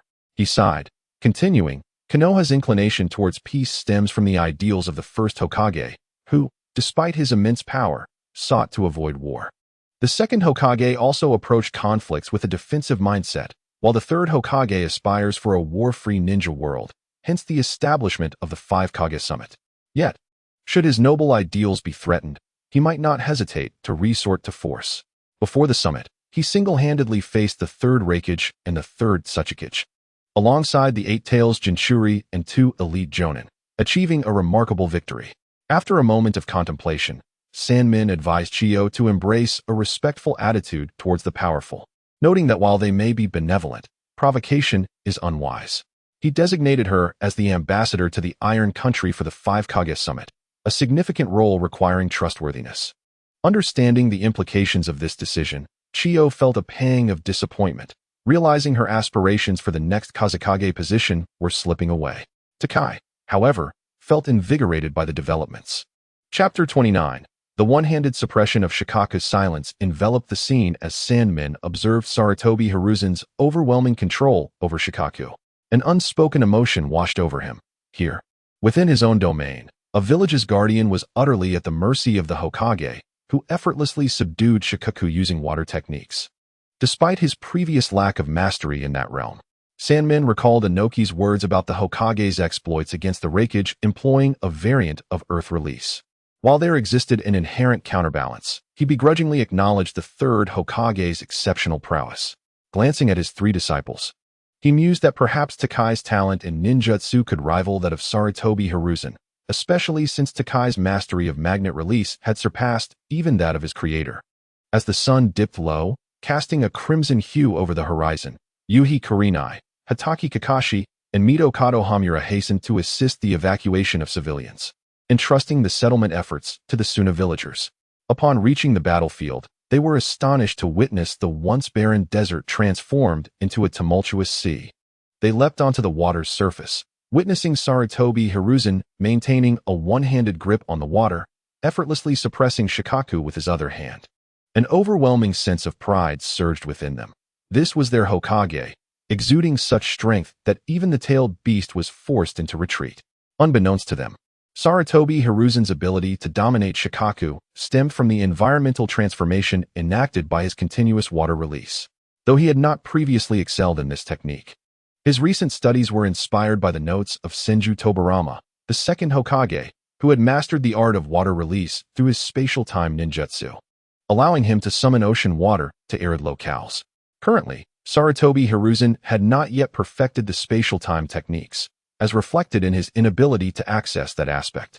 However, he cleverly adapted summoning jutsu to draw forth water from the sea by maintaining the summoning technique, effectively creating an aperture through which the water flowed. This necessity to summon the Monkey King was a preparatory measure, ensuring he had the means to execute his plan. Yet, this method, while ingenious, could not rival the precision of Senju Tobirama's techniques. The chakra expenditure was substantial, even for a mere scoop of water, but sustaining it required far less energy. Should he possess an ample reservoir of chakra, he could potentially drain the ocean itself. Impatient, Shikaku conjured a massive wave of sand to obstruct the Hokage's assault. "You are not from Konohagakure. Who are you? Why do you disturb my revelry?" "I am Sarutobi Hiruzen, the Hokage of Konoha," he replied solemnly. Shikaku, unfazed, retorted, "I admit your strength. Though I cannot defeat you, you cannot truly subdue me. Cease your efforts and return to your Konoha. I shall resume my enjoyment in due time." It appeared that despite the water release's advantage, it was still insufficient to fully overpower Shikaku. "The warm-up is over. It is time to get serious." Sarutobi Hiruzen halted his left-hand seal, severing the ninjutsu. "Indeed, it was wise to cease hostilities. I shall play my own game." Shikaku, the one-tail, expressed delight mingled with a hint of helplessness. Sarutobi Hiruzen's expression darkened as he clapped his hands together, invoking the technique, Twin Water Dragon's Bite. "Who do you think you are? With that insufferable mouth, it's no wonder many harbor disdain for Shikaku." For serpentine dragons, composed of water, surged from the depths, pairing off to ensnare Shikaku tightly, rendering it a mobile save for its head. Furious, Shikaku shouted, "You scoundrel! A sneak attack! I shall end you." With that, it opened its mouth skyward, gathering a multitude of dark red chakra, slowly coalescing into a sphere. Observers gasped, recognizing the tail beast bomb, realizing the impending danger. Sarutobi Hiruzen urged, "Everyone, take cover. The ensuing battle will affect you." Without waiting for compliance, he formed a hand seal and called forth, "Celestial Fire Meteor." It appeared as though the sky had ruptured, and an immense flaming meteor descended from the clouds, hurtling towards Shikaku. As Shikaku beheld the meteor, it hastened the formation of the tail beast bomb. Just as the bomb neared completion, the meteor struck Shikaku. The tail beast bomb erupted within its mouth, leading to a violent explosion that, combined with the meteor's impact, resulted in a tremendous cloud of dust. The hastily conjured sea surface plummeted, filling the sky with a mixture of steam and sand. As the dust began to settle, it became evident that Shikaku's form had been utterly shattered. Suddenly, Sarutobi Hiruzen sensed a tremendous energy gathering within the debris. Shikaku was still unyielding, preparing to unleash another tail beast bomb. Upon glancing back, he saw that everyone had retreated to the outskirts of Konohagakure, utilizing various ninjutsu to shield against the shockwave. With a sense of relief, Sarutobi Hiruzen prepared to unleash a nuclear explosion, eager to test its might. He swiftly harnessed a powerful chakra, positioning his right hand near his mouth, unleashing chakra that rapidly spread, tainting a substantial portion of the dust-laden air. The chakra-infused dust ignited, sparking tiny flames that rapidly escalated in temperature. What began as mere sparks transformed into miniature explosions. With a thunderous roar, a vast expanse of the dust mixture detonated. Sarutobi Hiruzen swiftly executed the body flicker technique. Retreating to the outskirts of Konohagakure, bellowing to the crowd, "Defend with all your might." Quickly, as he struck the ground with both hands, stone walls emerged, and with another hand seal, he summoned sheets of water. Though the onlookers were initially oblivious to the gravity of the situation, they hastily followed suit, employing various defensive ninjutsu. The air was filled with the sounds of explosions, growing ever louder as the ground quaked beneath them.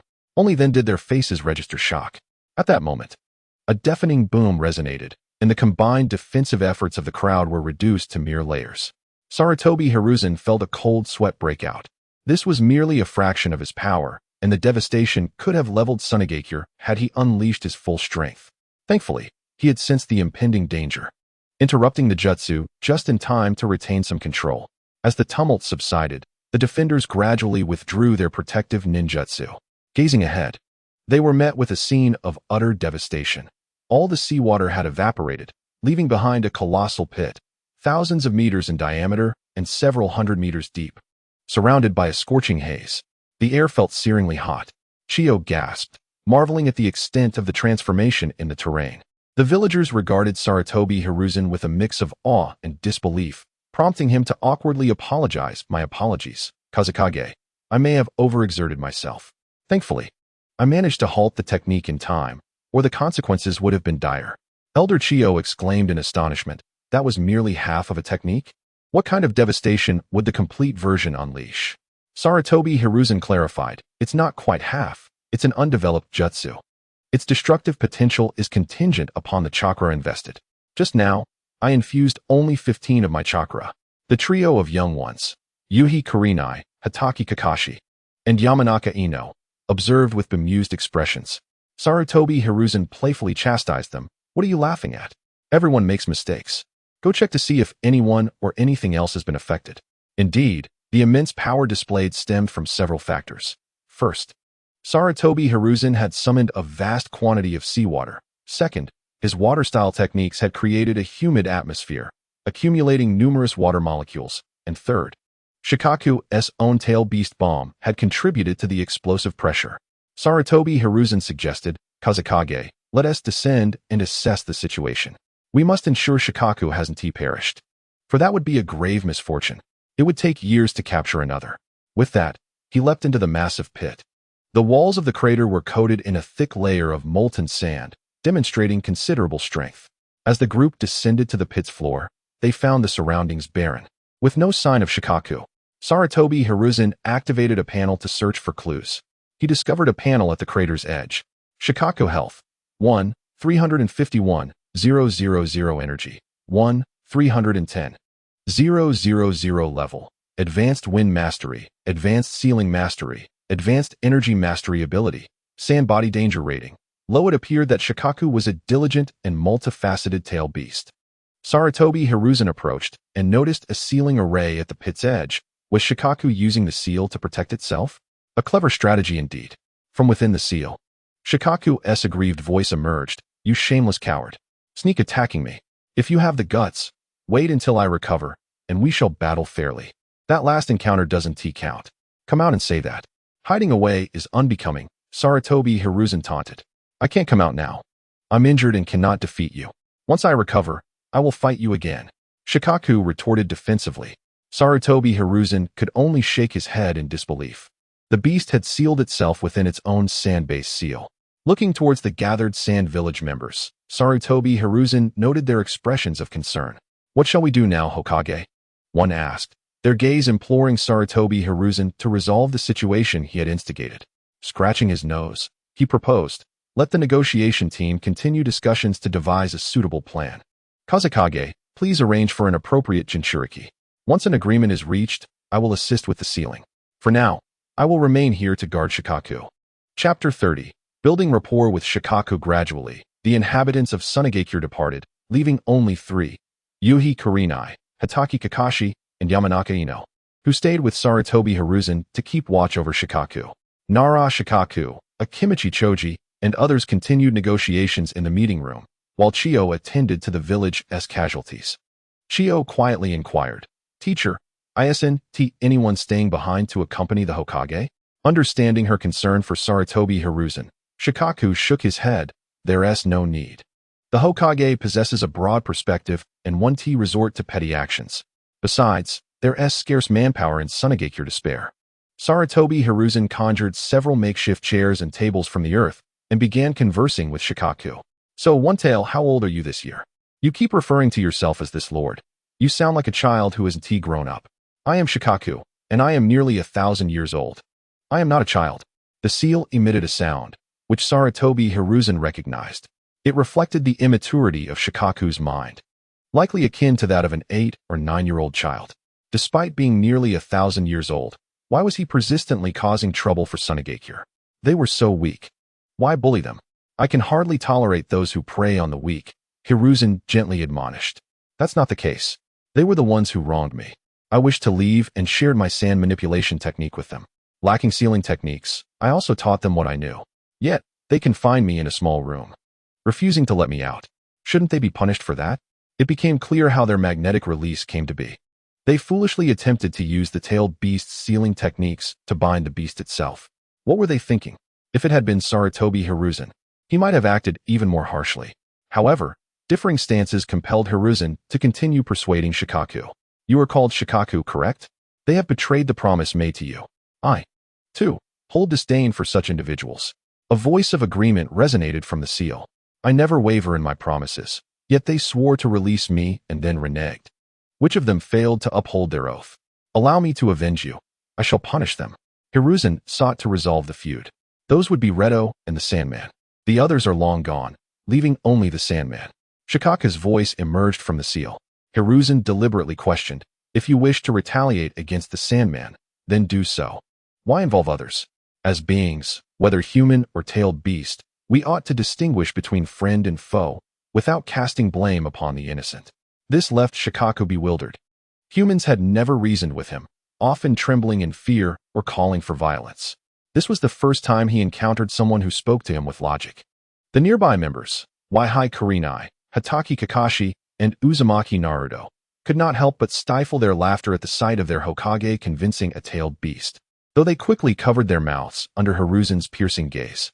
After a prolonged silence, Hiruzen continued, I am unaware of how your elders instructed you, but my father instilled in me the importance of clarity in relationships, teaching me not to let revenge affect the innocent.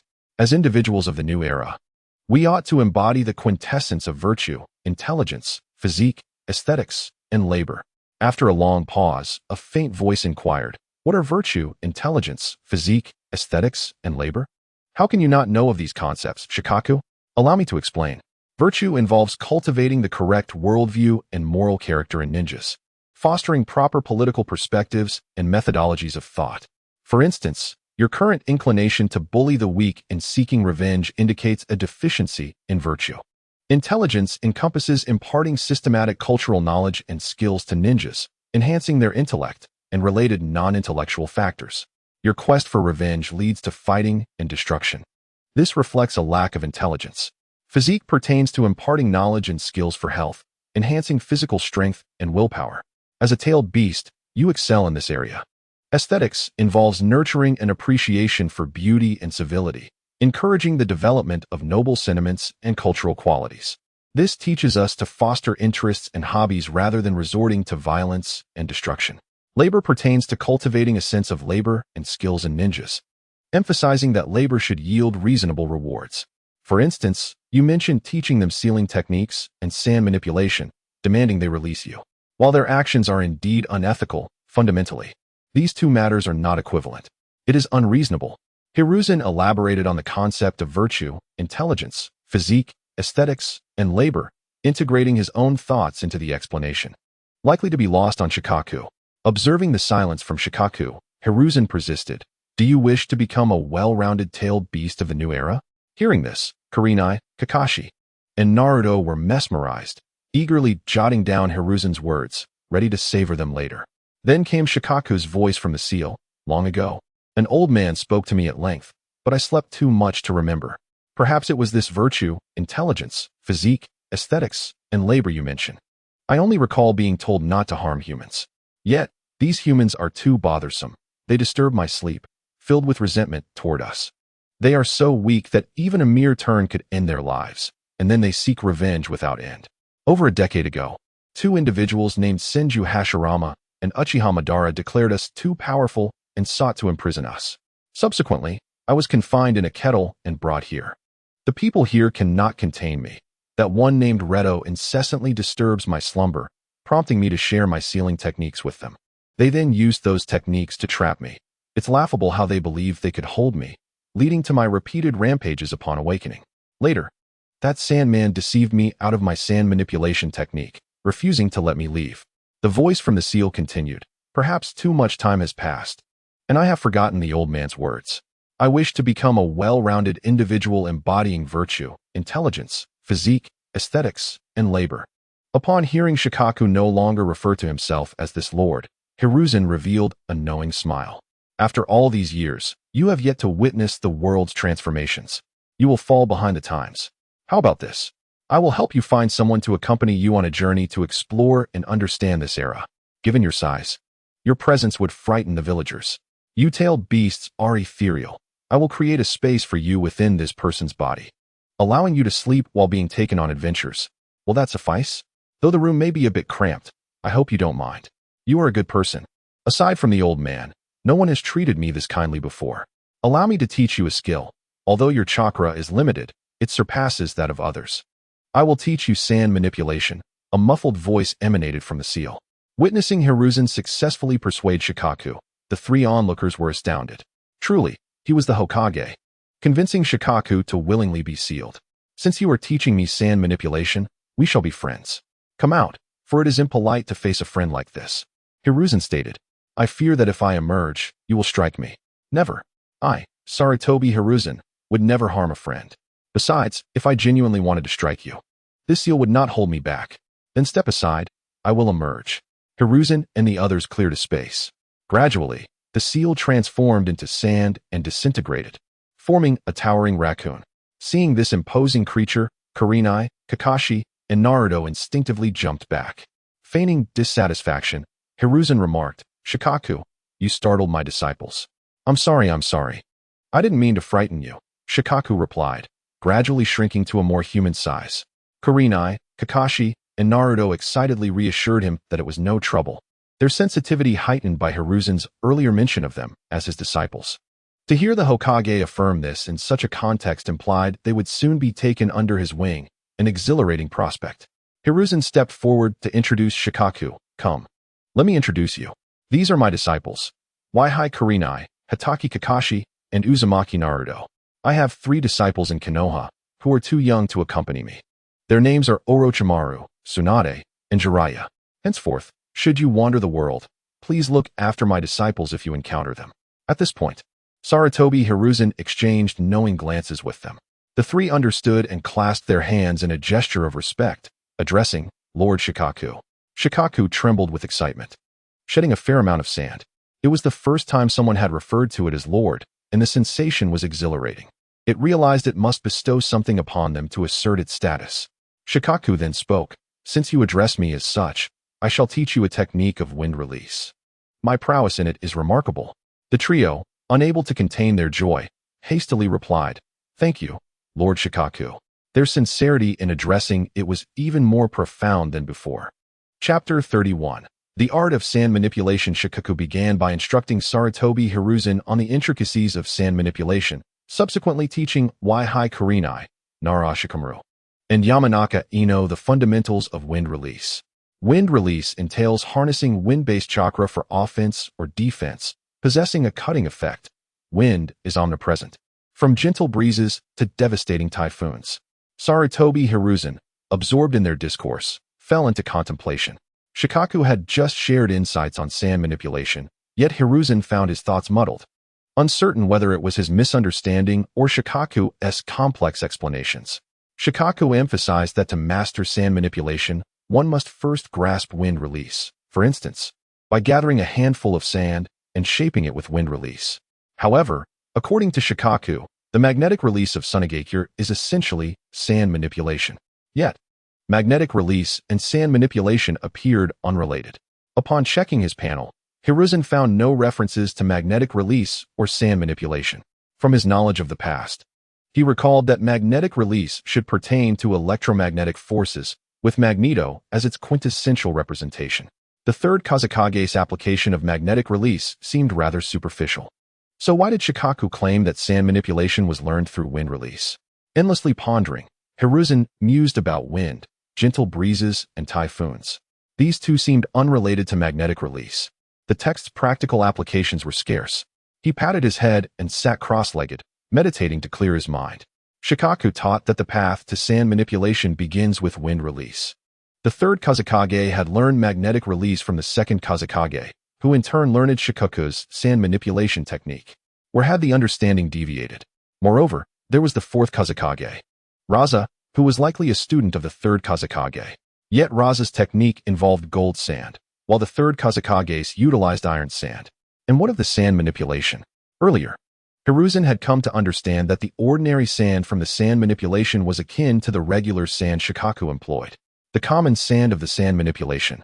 The iron sand of the third Kazekage, Raza's gold sand, and Gaara's ordinary sand. What connections lay among them? He needed to inquire if Shikaku could manipulate iron sand. Interrupting Shikaku's lesson, Hiruzen asked, "Can your sand manipulation control iron sand?" Of course, Shikaku replied, "Iron sand is merely another form of sand. I typically don't pay special attention to these distinctions. Perhaps there are other types of sand within, but I can manipulate them all to perform ninjutsu." Shikaku seemed indifferent, casually responding. It appeared that Hiruzen must first follow Shikaku's approach of beginning with wind release. Hiruzen moved aside to continue his meditation. In Konoha, Hiruzen had studied various principles of wind release and gleaned insights, yet the panel remained unresponsive. He persisted in deep contemplation for an extended period. Suddenly, a shard of memory surfaced from an obscure recess of his mind, reminiscent of a physics lesson. The cause of wind formation stems from solar radiation. Sunlight striking the Earth's surface raises the temperature, causing the heated air to expand and rise. As the warm air ascends, cooler air flows in horizontally. And as the rising air gradually cools, it becomes denser and descends. This continuous movement of air constitutes wind. Hiruzen grasped the crux of the matter. Wind is generated by solar radiation. He murmured to himself, solar radiation, solar radiation, solar wind. Primarily charged particles emitted by the sun. Solar storms. Solar storms are induced by electromagnetic forces. Could it be that Shikaku's sand manipulation involves electromagnetic forces? Upon reviewing his panel, Hiruzen observed, Sarutobi Hiruzen body, 12-12 spirit, 135-135 energy, 87-87 skills, basic body mastery, advanced combat proficiency level, basic wind control, advanced fire mastery, intermediate earth mastery, basic water mastery, basic sealing mastery, advanced energy proficiency, advanced lightning mastery, advanced illusion mastery abilities, basic electromagnetic application, unnamed, basic fire-earth fusion, meteor shower, basic earth-water fusion, mudslide, basic water-fire fusion, nuclear bomb. Indeed, the ability of basic electromagnetic application had emerged, pending a name. He decided to assign it a title once he tested its capabilities. What was this basic wind control? Suddenly, he had leaped from advanced proficiency directly to control. Bypassing the mastery phase, he resolved to explore the sensations associated with this level of control. Hiruzen closed his eyes, gradually attuning to the essence of the wind. He began to levitate, discovering that he could accomplish many feats with the wind, such as allowing it to lift him and float in the air. Unlike Inoki, who utilized earth-based techniques to levitate, Hiruzen surmised that he was merely alleviating his weight. Finally, he could soar once more. Humanity has long cherished the dream of soaring through the skies, conquering the heavens. Hiruzen was no exception. Since arriving in this extraordinary world, he had envied Inoki, who floated effortlessly in the air. Watching Inoki had filled Hiruzen with a mix of admiration and jealousy, often leading to thoughts of seizing him and administering a sound thrashing. While everyone fought on the ground, he alone flaunted his aerial prowess. Even the likes of the First Hokage, Hashirama Senju, and Madara Uchiha, both formidable figures, engaged in battle firmly grounded. Previously, Hiruzen had often contemplated the notion that the ninja world would not permit such an extraordinary being to exist. Now, he merely wished to proclaim, in this new era of ninjas, who still adheres to traditional ground combat. After a moment of introspection, Hiruzen calmed himself and prepared to ascertain whether his newfound level of wind control could manipulate sand. He spread his arms, attuning himself to the winds of the world. The wind, in gentle wisps, began to swirl in harmony with the chakra emanating from Hiruzen. Gradually, several small mounds of sand materialized, carried by the natural wind. He intended to shape them according to his will. The sand on the ground surged forth, joining the swirling vortex, which grew larger and transformed into a tornado, its intensity escalating, awakening Shikaku, who had been diligently observing the lesson, along with Waihai Kurenai, Nara Shikamu, and Yamanaka Ino, who gazed in awe as the tornado morphed into a sandstorm. The fierce currents of air rustled their garments. Shikaku interjected, "Hiruzen, halt. Sand manipulation does not function in this manner." As Hiruzen gradually ceased his efforts, the tornado diminished in speed and size, leaving behind scattered mounds of sand as evidence of its existence. Hiruzen felt a twinge of dissatisfaction, although his approach diverged from Shikaku's sand manipulation. He sensed it could evolve into a powerful ninjutsu. Hiruzen inquired, "What precisely is your sand manipulation?" Shikaku scratched its head, "I cannot articulate it. It is simply not like yours. Allow me to demonstrate." Shikaku extended its right hand, a faint stream of air swirling slowly, shifting left and right, up and down, as if every direction was caressed by the wind. With a wave of its left hand, a handful of sand settled into its right hand, dancing and forming various shapes. Before them, Shoha transformed the sand in his hands into a human-shaped sand sculpture, strikingly resembling Sarutobi Hiruzen. Hiruzen, in turn, grasped a handful of sand, striving to mold it into Shoha's likeness.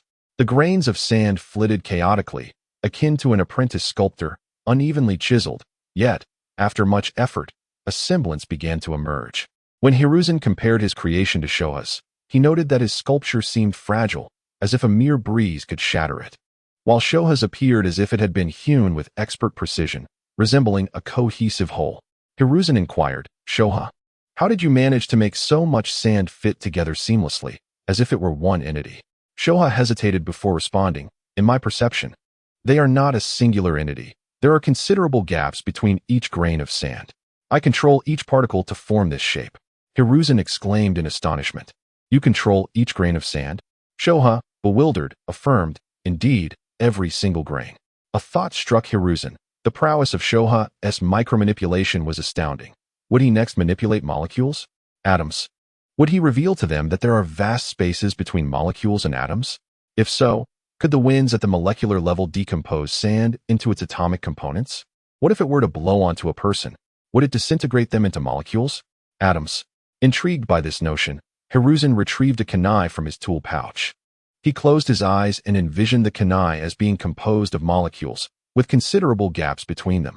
As a gust of wind swept through, he imagined the molecules scattering apart. After a while, the chakra he had gathered dissipated without any noticeable effect. Upon opening his eyes, he found that the kunai had transformed into a handful of fine iron sand. Realizing the frightening implications of his experiment, Hiruzen felt a chill of terror wash over him. It was too cruel to consider using it on a person, utterly inhumane. He opened his panel to find a new skill listed, wine manipulation, unnamed. After some contemplation, Hiruzen decided to name the technique wind manipulation, eroding bone gale. To reassure Shoha, Hiruzen decided to try his hand at Shoha's sand manipulation technique. He succeeded, though his skill remained unrefined. With practice, he grew increasingly adept. Standing firmly, the sand danced in accordance with Hiruzen's gaze, forming a serpentine wave.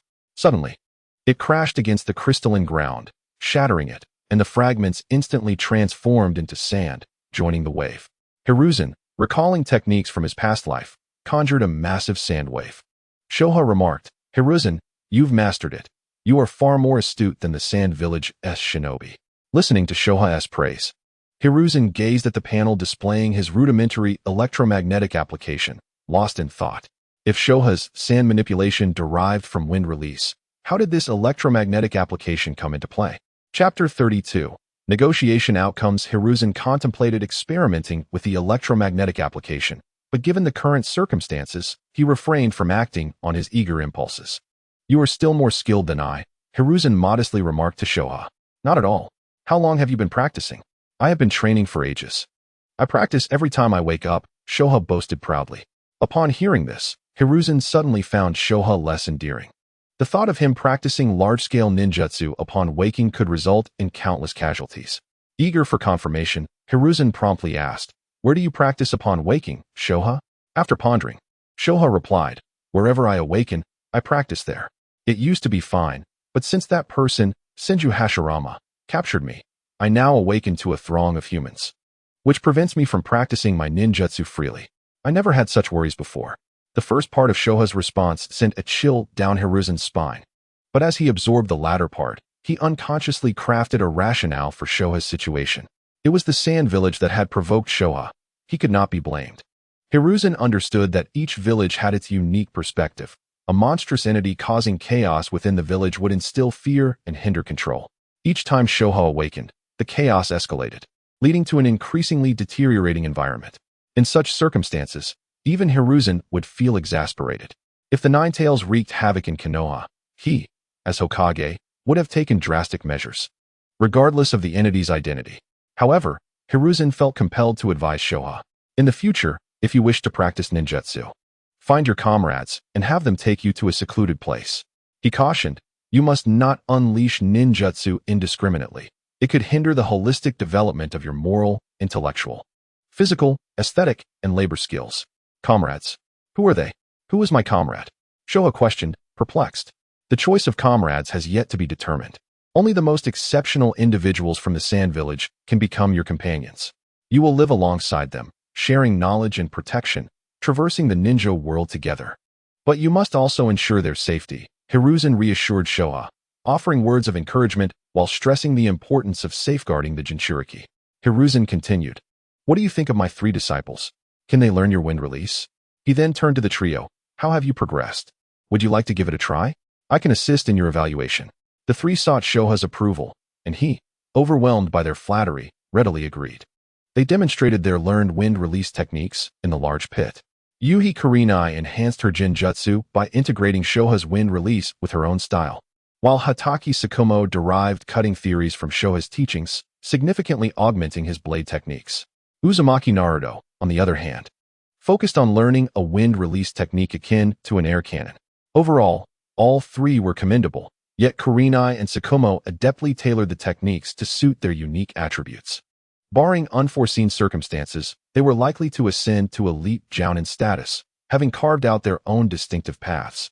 As for Naruto, perhaps due to his youth or lack of direction, he paled in comparison to Kurenai and Tsukumo. Hiruzen pondered that while Kurenai and Tsukumo were forging their own paths, they might encounter limitations if they did not collaborate. However, the moment was not appropriate for such discussions. Hiruzen intended to revisit this matter once they returned to Konoha. In the Kazekage's reception room, after a lengthy exchange of words, the following terms were largely agreed upon. 1. The Sand Village would pay 6.3 billion ryo, with Konoha assisting in sealing Shoha within the Jinchuriki. 2. Should any issues arise with the Jinchuriki due to sealing complications resulting in the tailed beast's rampage, all resultant losses would be borne by Konoha. 3. If the Jinchuriki were to perish due to unforeseen circumstances within 20 years, the Sand Village would have the right to request Konoha to seal the tailed beast again at no cost. 4. If issues arose with the Jinchuriki unrelated to sealing, Konoha could charge a fee for repairs, not exceeding 1.5 billion ryo. 5. Konoha and the Sand Village would establish a commercial partnership exempting checkpoint fees, pending Hokage's approval. Nara Shikaku extended his right hand towards Takumi and Kaizoku. To a fruitful collaboration, may the friendship between Konoha and the Sand Village endure. Takumi reciprocated, to a prosperous partnership. May the bonds of friendship between the Sand Village and Konoha thrive. Advisor, I shall present these terms to Lord Kazekage for review, and also seek candidates for the Jinchuriki. Nara Shikaku stated. Very well, I too will present the terms to Lord Hokage for examination, was the response. With that, both parties departed the reception room, each reporting their discussions to their respective leaders. Meanwhile, Hiruzen and Shoha were providing feedback on the techniques of the 3 disciples. Nara Shikaku and Akimichi chose a rush towards them. The 2 individuals exchanged bewildered glances upon encountering Shikaku, a creature of ordinary size. They were at a loss for words, but chose not to bring it up. Observing that their superior, Sarutobi Hiruzen, was engrossed in conversation with Shikaku, Nara Shikadai approached Sarutobi, bowing respectfully as he presented a scroll. Lord Hokage, these are the terms negotiated with Sunagakure, and your confirmation is required. The final clause was proposed by them. Sarutobi accepted the scroll and perused its contents. This seems satisfactory. The sooner we resolve it, the better. The final clause pertains to price restrictions, limiting the number of merchant caravans exempt from tolls to 10. Sunagakure and Konohagakure shall exchange the names and documentation of 10 caravans for record-keeping, with the option to revise this once a year. After speaking, Sarutobi tossed the scroll back to Shikadai and took him aside to discuss further matters. Shikadai, Shikaku has just imparted knowledge to me regarding wind release and some aspects of magnetic release. and he has also taught it to his 3 companions. This must remain confidential. My discussions with Shikaku were conducted in this manner. Nara Shikadai listened in astonishment, marveling at the prowess of the Hokage. Noticing Shikadai's expression, Sarutobi elaborated. Tailed beasts possess intelligence and personality. They can be quite agreeable if treated well. However, not everyone is capable of engaging in equal dialogue with them. Please explain this to the representatives of Sunagakure, but refrain from mentioning Shikaku's teachings to avoid complications, as they might suspect us of coveting their secret techniques. It was all Shikaku's instruction, after all. Understood, Lord Hokage. I shall proceed to negotiate with Sunagakure. Nara Shikadai bowed and took his leave. Upon returning to Sunagakure with the Kimichi Choza, they found neither the Kazekage nor any authoritative figures available. Left with no choice, they began to inquire individually, ultimately waiting in the Kazekage's office. After some time, the Sand Elder arrived accompanied by Takumi, Kaizoku, and a young monk. Nara Shikadai quickly briefed the Sand Elder. Kazekage-sama, our Hokage has agreed to the first 4 terms. We have amended the final term to allow both Sunagakure and Konohagakure to select 10 merchant caravans exempt from tolls, with the possibility of renegotiation annually. The Sand Elder appeared puzzled, questioning the rationale behind the limitations. However, Takumi seemed to grasp the reasoning and whispered something to the Sand Elder, who then nodded in agreement.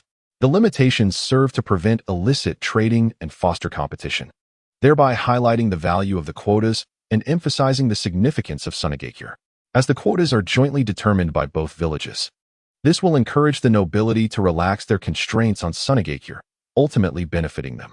Takumi had also heard rumors that the Hokage had entered the nobility-controlled exchange for gold. Perceiving this as an opportunity, once negotiations concluded, Nara Shikadai finally addressed the matter of Shikaku. The Sand Elder, seeing that everything was in order, led the group towards the location of Sarutobi and Shikaku. Upon seeing the Sand Elder, Shikaku erupted in fury, exclaiming, "You treacherous scoundrel! You deceived me into revealing my wind release and sand manipulation techniques." The Sand Elder, feeling quite embarrassed, was met with Sarutobi's attempt to mediate. "Shikaku, I have already imposed a punishment on him. Soon, he shall no longer be the Kazekage. Takumi will take over. Come, Takumi, greet Shikaku." As Sarutobi exchanged knowing glances with the others, the Sand Elder complied, stating, "It is I, the Sand Elder, who has wronged you, Shikaku. I resign from my position. I will no longer serve as the Kazekage. Takumi shall assume the role. You old rascal, you are indeed being punished. Who is my companion?" Shikaku hurriedly sought his partner. The young monk standing behind the Sand Elder stepped forward, palms together, and declared, "I am Shikakadano's companion. My name is Bunpoku, and I hope to receive Shikakadano's guidance in the future." Delighted by Bunpoku's flattering words, Shikaku replied, "With me, Shikakadano, you shall explore the world and indulge in delightful feasts." Sarutobi inspected Bunpoku's information. Bunpoku, body, 1010 spirit, 1212 energy, 1010 skills, beginner body mastery, beginner combat mastery level, advanced energy mastery, intermediate wind mastery danger rating. Low though his physical attributes suggested elite J-nin potential, his combat skills were lacking, being primarily at the beginner levels. It appeared that Shikaku was quite pleased with Bunpoku. Sarutobi smiled at the pair, asking, "Are you prepared?" "I am ready to begin." Bunpoku replied, "Lord Hokage, I am prepared." Shikaku chimed in, "Sarutobi, proceed." Sarutobi instructed everyone to step back, creating a circle that left only Bunpoku and Shikaku in the center. Sarutobi, somewhat clumsily forming hand seals, was inexperienced with this sealing technique, which was designed based on the principles of the 5 elements. This was his first attempt, serving as an experiment.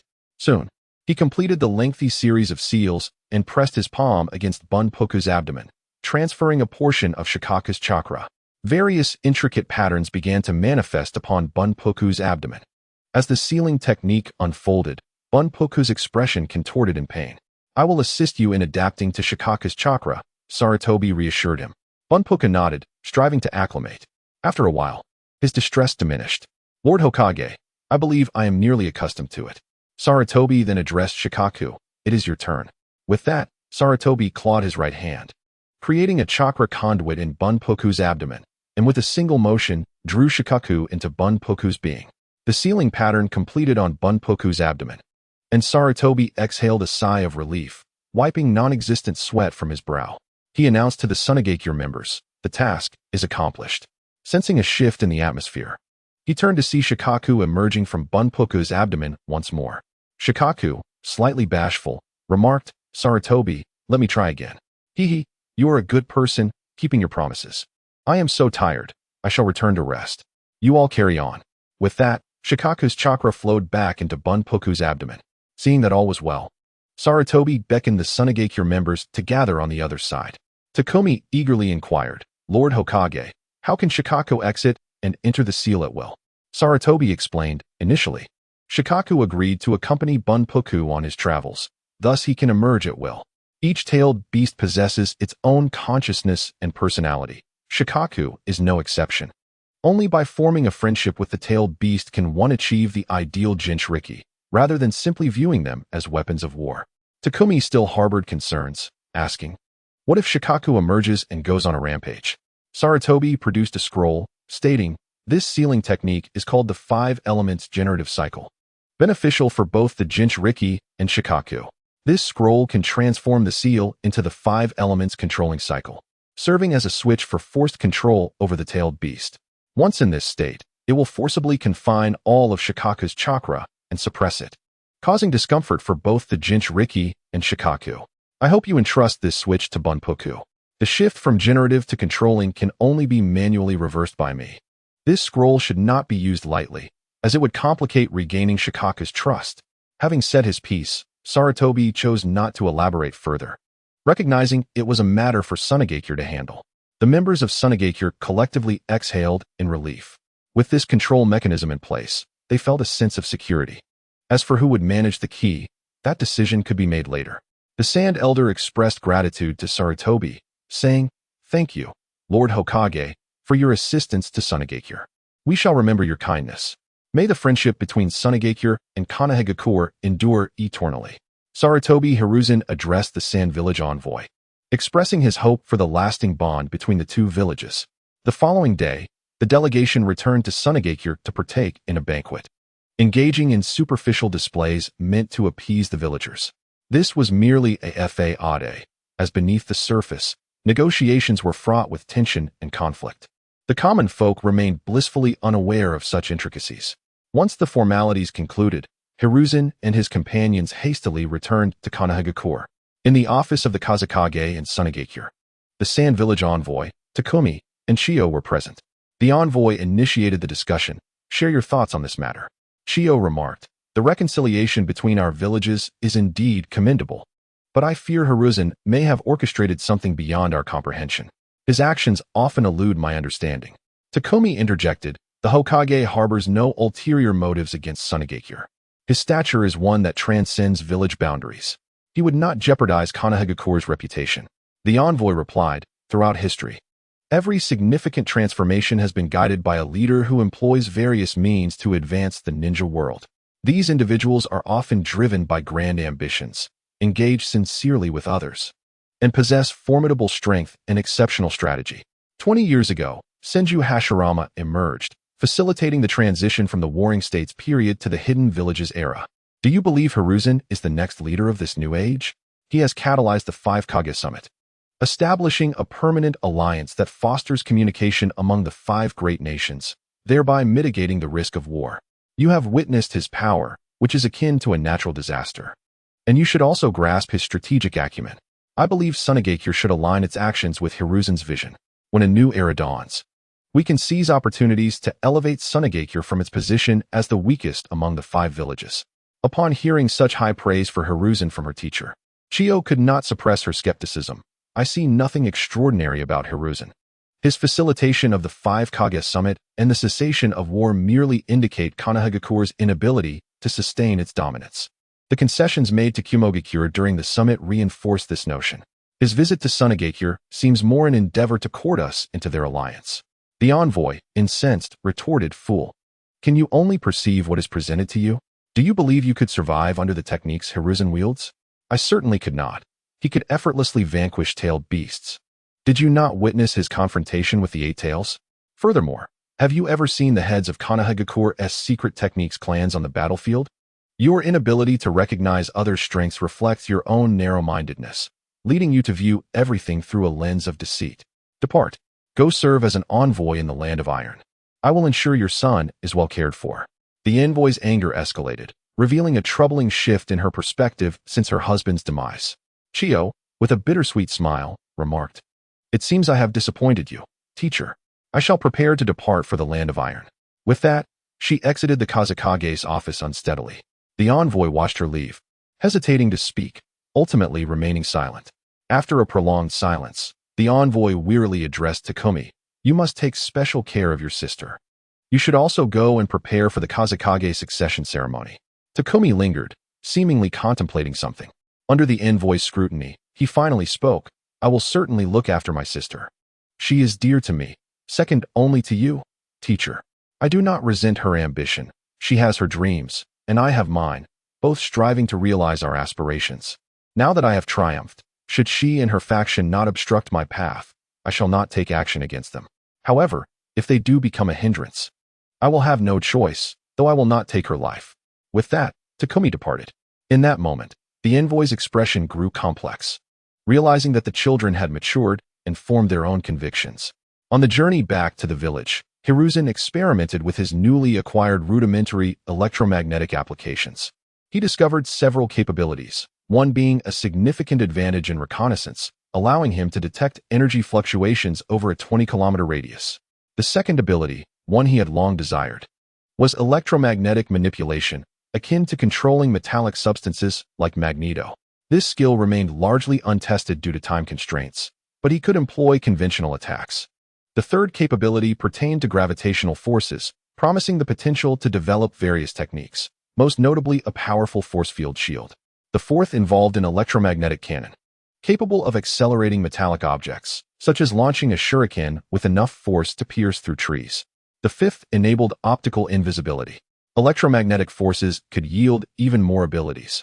Although much of the knowledge from his past life had been returned to his teacher, leaving him to delve into his memories for further insights.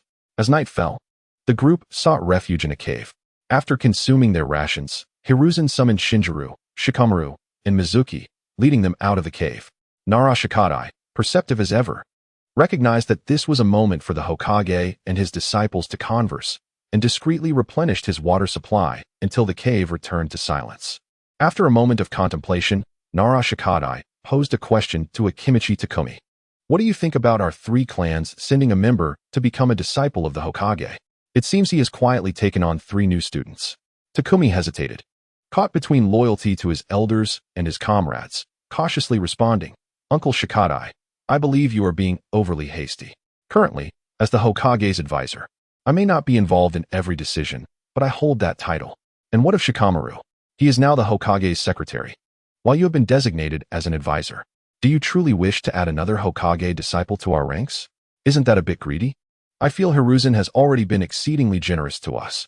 Realizing the implications of their positions, Shikadai exclaimed, "Have our 3 clans already secured so much influence? We may soon become targets." He quickly added, "Takumi, I was mistaken in my considerations. Our 3 clans must refrain from further entanglements with the Hokage."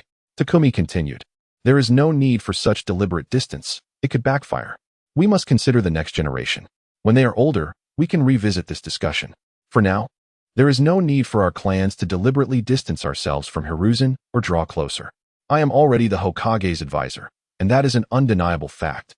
Our clans are undoubtedly part of his faction." Sighing, Nara Shikadai replied, "They say the Nara clan is astute, yet I find you to be the most perceptive among us." Takumi chuckled, "Hee. Chapter 34, Guidance for the Disciples Outside the Cave. Hiruzen led the trio to a vantage point overlooking the vast expanse. Initially, the intention of sending the younger generation was to foster an exchange with Sunagakure. However, due to the chaos surrounding Shikaku, both villages lost the desire to arrange such interactions. Nevertheless, their journey was not in vain. They not only became disciples of the Hokage, but also gained invaluable insights into Shikaku's techniques, making their experience immensely rewarding. Now on the cusp of advancing to Jonin, Hiruzen feared that upon returning to the village, he would be inundated with an overwhelming array of responsibilities, leaving little time for guidance. Thus, he resolved to seize the opportunity on the road to impart wisdom to them. He found a suitable stone and took a seat. You three are the outstanding representatives of the new generation of Konoha. My delight in accepting you as my disciples attests to your exceptional abilities. However, with this acceptance comes the responsibility to guide you. You stand at the threshold of advancing to the rank of Jonin, and at the tender ages of 12 and 13. This phase is crucial. Please share your aspirations regarding your future paths as shinobi. Akatsuki, you may begin. Sunset Akatsuki replied earnestly, Master, I possess a unique understanding of Jinjutsu, and I wish to specialize in this art. I believe Jinjutsu is the most straightforward way to secure victory, for once an opponent is ensnared in its grasp, the battle is effectively concluded. While physical prowess may vary, the mental realm remains relatively uniform, regardless of whether one is a taijutsu or ninjutsu practitioner. Their mind often serves as their Achilles heel. Jinjutsu treats all equally. Perhaps some shinobi can swiftly dispel illusions through experience, but that merely becomes a contest of knowledge. Thus, I assert that Jinjutsu is the most formidable, and I shall pursue it wholeheartedly. Now, cast a Jinjutsu upon me. Allow me to witness the quality of your illusion. Sarutobi Hizashi instructed. Sunset Akatsuki formed the necessary hand seals and addressed Sarutobi Hizashi, Forgive my intrusion, master. With that, she unleashed the tree-binding death Jinjutsu. Sarutobi Hizashi offered no resistance, and in an instant, he found himself bound to a tree, long vines spiraling around him. As he surveyed his surroundings, he noticed a figure peering down from above. It was none other than Sunset Akatsuki. Instead of breaking free from the illusion, Sarutobi Hizashi spoke to her within that surreal space. This technique is the creation of the First Hokage, is it not? Initially, it was designed to deceive opponents into believing they were battling a wood-style ninja. The principle behind this Jinjutsu is to ensnare enemies in a delusion, leading them to ponder, am I truly fighting the legendary First Hokage? For in the entire ninja world, only the First Hokage could wield wood-style techniques, exploiting the fear others harbor towards him to achieve its effect. Now, regarding your technique, let me point out its shortcomings. Firstly, my senses inform me that I am currently feeling the evening breeze. Secondly, the scent carried by that breeze is a mingling of my own and the toils of our journey. Thirdly, I can faintly hear the breaths of Shikamaru and Narukami. All these sensations lead me to conclude that this is not real. When a ninja becomes aware that they are ensnared in an illusion, releasing themselves is often a simple task, is it not? You might argue that preventing the subject from breaking free is key, yet even if they cannot, do they lack alternative means of response?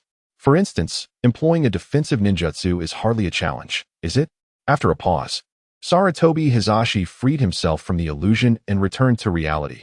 Continuing, the purpose of Jinjutsu is to instill false beliefs in the enemy, leading to erroneous judgments and mistakes, thereby enhancing one's chances of victory, not to flaunt one's abilities within the illusionary realm created by the adversary. He cast a glance at Sunset Akatsuki, who blushed in embarrassment. Sarutobi Hizashi added, Your Jinjutsu currently focuses solely on the visual aspect. While sight indeed serves as the primary source of external information, the other four senses can also discern the environment. Thus, the more senses affected by Jinjutsu, the more potent its realism becomes. Jinjutsu bears another weakness, which you should experience for yourself. Shikamaru, step forward and engage in a spar with Akatsuki. Shikamaru nodded respectfully. Sarutobi Hizashi stepped aside with Narukami as they observed. Sunset Akatsuki and Shikamaru formed opposing seals and commenced their battle.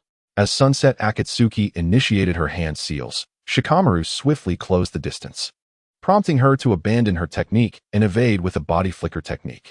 She leaped back and threw several shuriken toward him, which he deftly blocked without disrupting his momentum.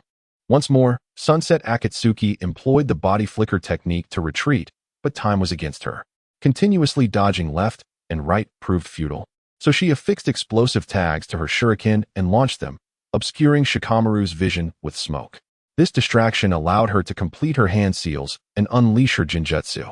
However, Shikamaru continued his assault, relentlessly charging toward her. In response, Sarutobi Hizashi intervened with a Doton technique to protect her. Breathless, Sunset Akatsuki exclaimed, You did not fall under the Jinjutsu? Shikamaru stood firm and replied coolly, I am ensnared in the Jinjutsu, but your position remains unchanged. For a master of the blade, maintaining a consistent direction in a charge is a trivial task. Sarutobi Hizashi interjected, Akatsuki, have you recognized your flaw? You cannot contend with a high-speed adversary. Even if ensnared in Jinjutsu, one can still attack you. You may specialize in Jinjutsu, but you must not limit yourself solely to it. Whether it is Jinjutsu, Taijutsu, or Ninjutsu, they are merely tools for securing victory in battle. Often, their combined application yields superior results. Shikamaru, bewildered yet confident, inquired, Master, during my time at the academy, we were taught that a ninja should refine their inherent talents. I believe that to be true. I now specialize in swordsmanship and feel I can confront any type of ninja. Yasuyuki, as a special jonin, you should be aware of the responsibilities that accompany this rank.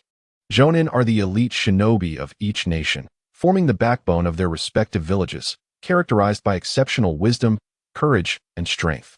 In Konoha, this is particularly emphasized. Is there a jonin who relies solely on swordsmanship, or one who specializes only in Jinjutsu? Observing Shikamaru's blind confidence, Sarutobi Hizashi sensed it was time to deliver a lesson that would bolster his growth and fortify his resolve. Otherwise, the tragedies of the future would remain inevitable. With a serious demeanor, Sarutobi Hizashi instructed Shikamaru, come at me. I will demonstrate how a jonin fights. Shikamaru, brimming with excitement, positioned himself 10 meters away from Sarutobi Hizashi, aware that encounters with a powerhouse of such caliber were rare. After forming the opposing seal, he charged forward with his sword drawn. Sarutobi Hizashi remained stationary, effortlessly grasping Shikamaru's wrist and casting him aside. Again, Shikamaru readied himself once more, drawing his blade for another strike, yet he could not reach Sarutobi Hizashi, who countered with a myriad of intricate techniques, repelling him. Frustrated, Shikamaru steadied his stance, the blade shimmering with a faint azure glow, a testament to his training in wind techniques under Gaara. He charged again, this time with greater speed, yet he still failed to close the gap, being thwarted and sent flying once more. After a prolonged exchange, Sarutobi Hizashi unleashed his strength, slamming Shikamaru to the ground. Enough! Staggering to his feet, Shikamaru looked at Sarutobi Hizashi in confusion. Sarutobi Hizashi adjusted his demeanor, contemplating the young Shikamaru before him. Perhaps he had been too harsh. Knowing his potential and eventual fate from a past life weighed heavily on him.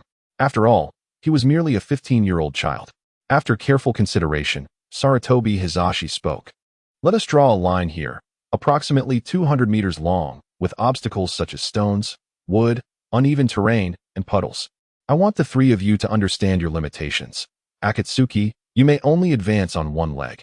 Shikamaru, you may proceed by running, but no jumping. Narukami, you are free to use any means necessary to reach the end, as long as you stay on course. Now go forth. Naoto Matarai swiftly leaped over puddles, vaulted over logs, and scaled stones, directly reaching the finish line. His companion, Akatsuki Shinku, advanced with a single-legged hop, but for an elite nin, this posed no challenge. However, his pace was somewhat sluggish and awkward, and he encountered numerous hazards along the way, failing to clear the puddles, logs, and stones. Next, Shikaku Nara sprinted forward, splashing through puddles, stumbling, shattering logs, and shifting stones, ultimately arriving at the destination battered and bloodied, his clothes in tatters and soaked. Observing their puzzled expressions, Hirazuna Sarutobi appeared at the opportune moment to elucidate. If this path symbolizes your ninja way, whether you proceed on one leg or run, any obstacles encountered could hinder your progress or delay your arrival at the finish line. Thus, I impart this wisdom. Mastery of a single path may forge a powerful ninja, yet it does not guarantee excellence. A ninja proficient in multiple paths may become well-rounded but still fall short of greatness. However, a ninja who masters one path while also being well-versed in others can not only achieve excellence, but may even ascend to greatness. The journey of a ninja knows no bounds. We must be fully prepared to overcome any trials that may arise along the way. Sarutobi's profound words resonated deeply within the hearts of the three, becoming their guiding principle and spreading further. Chapter 35. Deceived by the Daime, summoning Danzo for Naoto Matarai. Hirazuna Sarutobi endeavored to impart various ninjutsu techniques, observing which he might choose to specialize in. Presently, Naoto lacked extensive knowledge of advanced ninjutsu, having merely acquired a few fundamental techniques through the Ninja Academy. This difficulty led Sarutobi to regard him with a degree of admiration, considering him a genius among commoners. Previously untrained and unmentored, Now, Sarutobi aspired to cultivate him, curious about the state of nurturing an obscure ninja within this world. Following their instruction, Sarutobi dedicated the next few days to travel. Exhausted after several days of journeying, the group adjusted their expressions and attire as they approached the village, preparing for the reception by its inhabitants.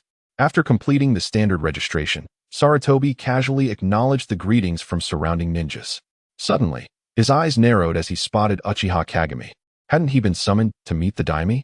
Acknowledging the danger in Sarutobi's gaze, Uchiha Kagami stepped forward, flanked by members of the security division, proclaiming loudly, "I, Uchiha Kagami, head of the Konoha Security Division, am here to welcome Lord Hokage back from his successful visit to the Land of Sand." The crowd echoed their congratulations. In this formal setting, Sarutobi could only muster a smile. "We are all colleagues striving for the betterment of Konoha. There is no need for formalities. Please, carry on with your duties." Once the crowd dispersed, Sarutobi disbanded the visiting group and led Uchiha Kagami directly to the Hokage's office. Upon entering, they found the desk piled high with documents awaiting attention. Sarutobi sighed, clearing a space on the desk, while simultaneously removing his Hokage attire and turning to Uchiha Kagami. "Tell me about your encounter with the daime." With enthusiasm, Uchiha Kagami replied, "Hokage, do you know? I managed to secure 1 billion ryo from the daime." After pondering for a moment, Sarutobi asked, "Now, recount everything that transpired on your journey to the capital." Uchiha Kagami, eager to take credit, recounted the entire affair. Sarutobi's expression darkened. He realized he had been outmaneuvered. It turned out that upon receiving Sarutobi's notification, Uchiha Kagami personally led 3 elite squads to the capital to confront the perpetrators of the bounty. They brazenly marched through the streets, directly confronting the daime. The daime, having grasped the situation, acted decisively, realizing the gravity of having ninjas at his doorstep. He summoned all the nobles present in the capital before Uchiha Kagami to address the issue of the bounty. The noble responsible was penalized with a fine of 200 million ryo, and feeling this was insufficient, the daime allocated an additional 800 million ryo, totaling 1 billion, which was then transported back to Konoha in a grand procession. The daime handled the situation with great tact, publicly acknowledging the wrongdoing and addressing the grievances of Konoha, fearing that the compensation might be deemed inadequate. However, merely punishing a noble was insufficient to quell the matter. The noble's family head would likely express gratitude to the daime for their resolution, and bringing such a substantial sum to Konoha served to solidify the established order. Originally, Sarutobi had hoped to use this incident to impose some limitations on the nobility, but Uchiha Kagami's excitement over the 1 billion ryo had swiftly concluded the matter. Establishing checkpoints was inherently contentious with the noble merchant caravans, making it difficult to leverage the bounty situation against them in the future. Of course, one could not blame Uchiha Kagami. It was not every day that a daime would dispense such a sum, equivalent to Konoha's annual revenue. Though Konoha required the daime's funding each year, it also managed to generate around 1 billion ryo independently, which fell short of the overall expenses. Thus, the need for the daime's allocation persisted. The handling of the bounty incident was clearly inadequate. The cost of provoking the Hokage was merely a pittance for the daime and the nobility. Sarutobi understood that a personal visit to the capital to confront the daime would be inevitable. Observing Uchiha Kagami's changed demeanor, Sarutobi opted against chastising his loyal companion. With a smile, he reassured him, "Kagami, you did well enough. It's acceptable. I had intended to discuss the checkpoint matter with the daime. Securing 1 billion ryo is commendable." Uchiha Kagami, realizing he might have disrupted Sarutobi's plans, expressed his remorse. "Hokage, I was unaware of your intentions. I accept responsibility for my shortcomings." Sarutobi waved his hand dismissively. "No need for concern. You may return to your duties. I still have numerous documents to review." Once Uchiha Kagami departed, Nara Shikaku entered with another document. Sarutobi accepted it, quickly scanning the contents and discovering it was a proposal for supplementary teachers at the Konoha Ninja Academy. Finding no issues, he signed an agreement and handed it back to Shikaku. As Shikaku turned to leave, Sarutobi called out, "Wait, Shikaku." Turning back, Shikaku inquired, "Is there anything else, Hokage? I need you to draft a transfer order for the deputy envoy to the Land of Iron." Recalling Danzo and sending a Kimichi Sagekaze in his place, Sarutobi instructed. Noticing Shikaku's expression shift, he quickly added, "Do not overthink it. This is a standard transfer. Kagami is managing matters with the daimyo, and we will need a follow-up. Oh, I see. My apologies, Hokage, Shikaku replied, retreating. Once Shikaku had left, Sarutobi sighed. Intelligent individuals tend to overthink and ponder excessively. Meanwhile, after drafting the transfer order, Shikaku found that night had fallen. He decided to seek his father, the clan leader, requesting him to send someone to summon Akimichi Kaze. In the room of the Nara clan leader, Akimichi Kaze had yet to arrive. Shikaku was casually playing shogi with his father. Father, what are your thoughts on Hokage's recent transfer? Is Lord Hokage intent on suppressing our Inuzuka, Nara, and Akimichi clans? Nara Shikshin inquired of his father while consuming a chess piece. Nara Shikadai responded, suppression is not the case. The Inuzuka, Nara, and Akimichi clans were the first to align with the Hokage faction. Lord Hokage would not engage in such self-destructive behavior. A reprimand, however, is plausible. During our recent visit to Sunagakure, I sensed something different from Lord Hokage. He does not seem preoccupied with factional disputes, which are typically overt strategies. Father, when Lord Hokage instructed me to draft the transfer documents, he assured me it was a standard procedure and urged us not to overthink it. Yet, I cannot help but wonder if our clans have erred in some way. Nara Shikadai replied, you are close to the Hokage. Simply follow his directives. You should not bring such matters home. As the Hokage's secretary, your focus must remain entirely on him. Otherwise, you may not hold this position for long. At that moment, a voice from outside interjected, Uncle Shikadai is right. Your duty is to serve as a secretary beside Lord Nara, not to overthink matters. If Lord Nara were to take action against our clans, it would be in a different manner. Akimichi CHF entered the room, sitting cross-legged on a low table, observing their game of shogi. I mentioned to Uncle Shikadai on our way back not to dwell on such trivialities. Lord Nara is my comrade, and I understand him. Even though I find some of his actions perplexing since assuming the Hokage position, I trust him. If anyone is adept at cunning, it is Danzo. I suspect my upcoming mission to retrieve Danzo pertains to such matters. Moreover, do we truly believe our clans wield significant power? Are we to presume that Lord Nara needs to be wary of us? Perhaps we are overestimating ourselves. There are 5 advisors to the Hokage. Even the considerable authority wielded by Kage, who oversees the security division, has not provoked Lord Nara's caution. What do we possess? An advisor who is indifferent? A secretary lacking in power? And a temporary consultant? CHF sees things clearly. As the strategist for our clans, I habitually overthink matters. But it seems I have made a miscalculation. Nara Shikadai chuckled. Nara Shikshin remained concerned. If I take these documents home today, will there be any issues with Lord Hokage? Bring the documents to me. I will handle them. Tomorrow morning, I will present them to Lord Nara for signature and set off to the Land of Iron to retrieve Danzo. CHF replied nonchalantly. Then I must rely on you. CHF. It is also unfortunate that Shikshin lacks discernment. Yet, returning from the Land of Wind only to head straight to the Land of Iron. Might that be too exhausting? Nara Shikadai felt a mix of joy at resolving the matter and embarrassment at imposing such a burden on CHF. CHF took the transfer documents from Nara Shikshin, stating, this is trivial for me. In this position, one may lack ability, but one must not be entirely ineffectual. I will prepare to leave for the Land of Iron tomorrow morning. Shikshin, you need only proceed normally to the Hokage's office and refrain from overthinking. With that, CHF exited the room. You still lack experience. You are destined to succeed the clan leader and become the strategist for the Inuzuka, Nara, and Akimichi clans. How can you be so naive? CHF is only a few years older than you. Nara Shikadai admonished as he watched CHF walk away. Father, it seems I have overthought this matter. In the future, I will concentrate on my responsibilities as the Hokage's secretary. Chapter 36. CHF's departure and the meeting of 2 disciples the next day. As Sarutobi Hizashi settled into his Hokage office, CHF burst through the door, plopping down at the desk.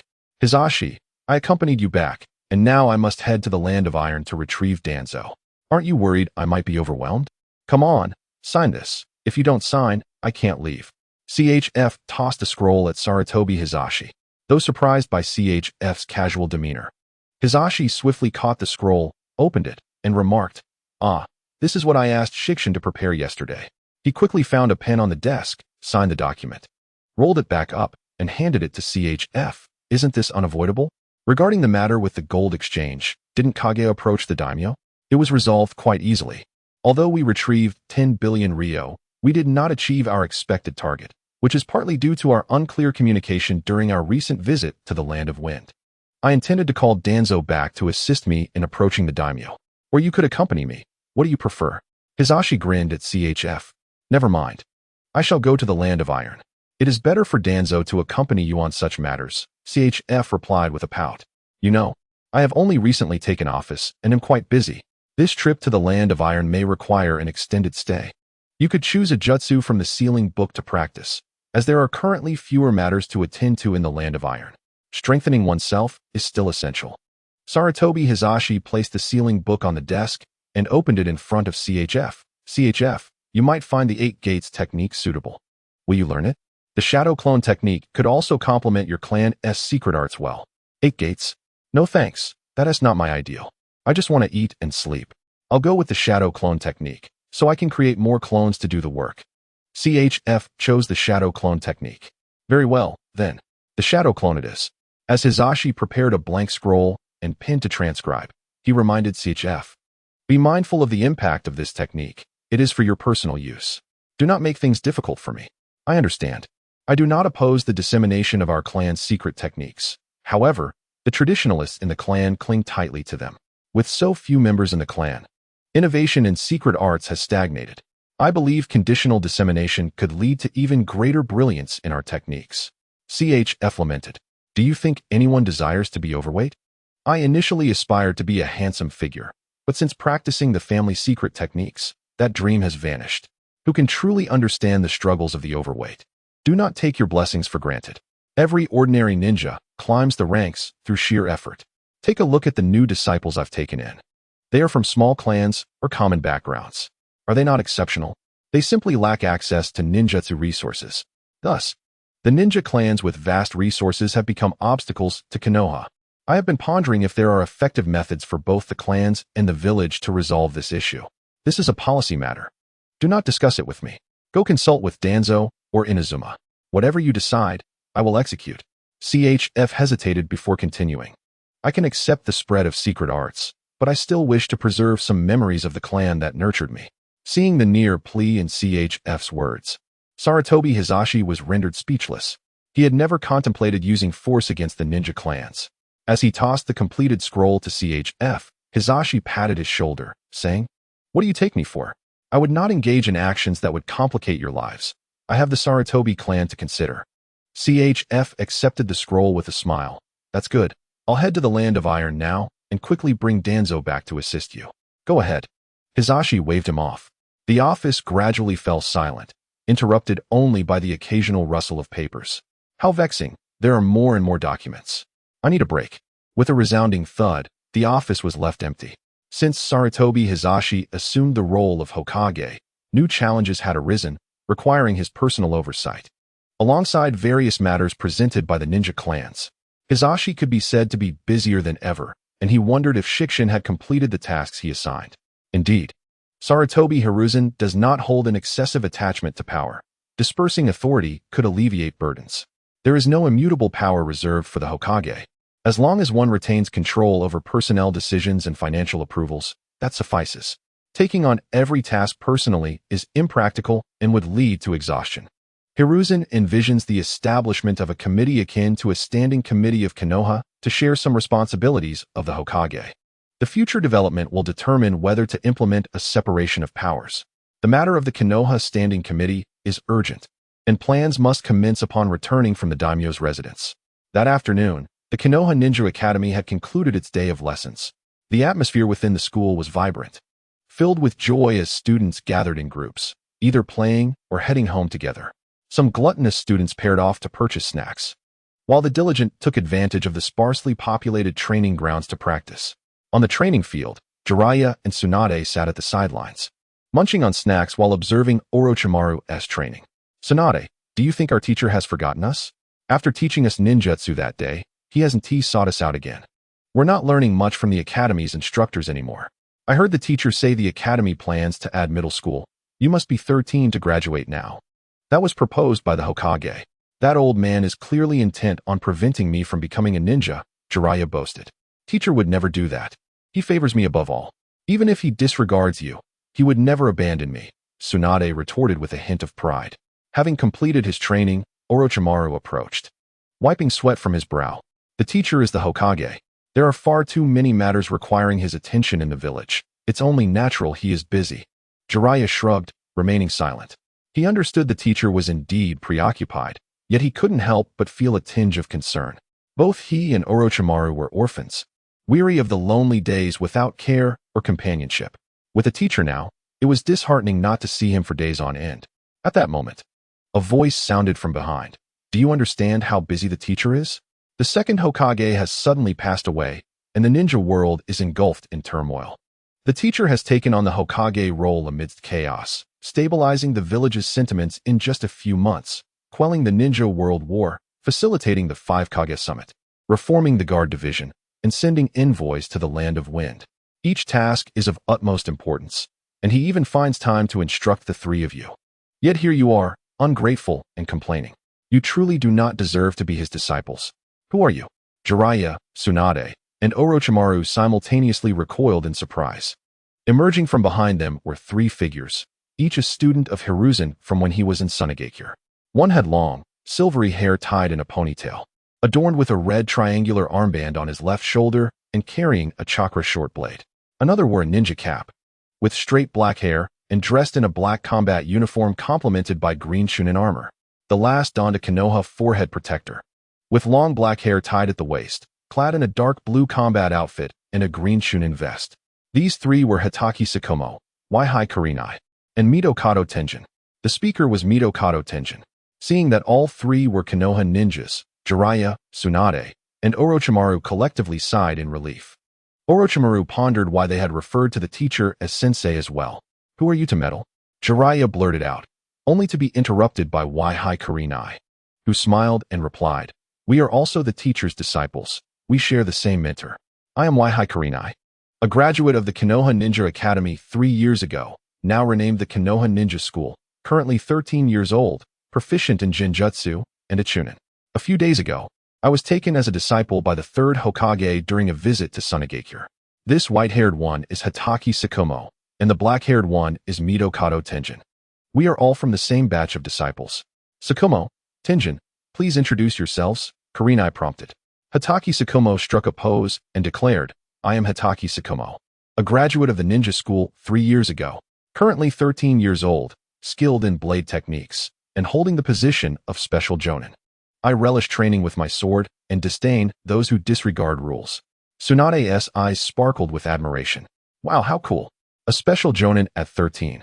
Mitokado Tenjin, looking slightly exasperated, stated, I am Mitokado Tenjin, a graduate of the ninja school 2 years ago, currently 12 years old, not particularly skilled in anything, and learning ninjutsu from a teacher. I enjoy studying ninjutsu and detest unreasonable brats. Who are you calling a brat? Jiraiya exploded, only to be restrained by Orochimaru and Tsunade, who covered his mouth. Orochimaru, with a serious demeanor, introduced himself. I am Orochimaru, a 5th grade student at the ninja school, currently 9 years old, still learning. And I enjoy studying ninjutsu to understand its essence. Hearing someone with similar interests brought a smile to Tenjin's face. Now it's my turn. I am Tsunade, a 5th grade student at the ninja school, currently 9 years old, and I enjoy having someone to play with. My ambition is to become the first female Hokage of Konoha. Tsunade excitedly introduced herself, nudging Jiraiya. Your turn. Reluctantly, Jiraiya replied, I am Jiraiya, a 5th grade student at the ninja school, currently 9 years old. My ambition is also to become Hokage, and I detest bullies. Hearing Jiraiya's introduction made Kurenai chuckle. Is that what you really think? Chapter 37. Officially accepted as disciples. Seeing that everyone had introduced themselves, Tenjin stated, We have been entrusted by the teacher to guide your training. Why doesn't he, the teacher, instruct us himself? You don't seem that impressive. Jiraiya jumped up, exclaiming. Tsunade and Orochimaru watched him curiously. Kurenai stepped forward, explaining, Our teacher, the Third Hokage, is immensely busy with countless duties. You three are at a foundational stage in your training. Thus, he hasn't had the opportunity to guide you. The teacher emphasized the importance of establishing a solid foundation, so during our return journey from Sunagakure, he entrusted us with your training. Hence, we are here. And as for our capabilities, you shall find out. The usually quiet Hatake Sakomo suddenly stepped forward, saying, "Come on, let me be your opponent. To test your skills and devise a training plan for you. You can all come at me together." He then jumped into the center of the training ground, beckoning them. "Don't underestimate me. I'll show you." Jiraiya was the first to charge forward, throwing a handful of shuriken from his ninja tool pouch. Unfortunately, Sakomo remained unmoving, and Jiraiya's shuriken missed entirely, leaving Sakomo rolling his eyes in exasperation. Tsunade caught up and punched Jiraiya on the head. "You fool. Focus. You can't even throw shuriken properly." Sakomo is really strong. Rubbing his head, Jiraiya retorted angrily, "You violent girl." Those shuriken were meant to block his movement. He didn't even flinch.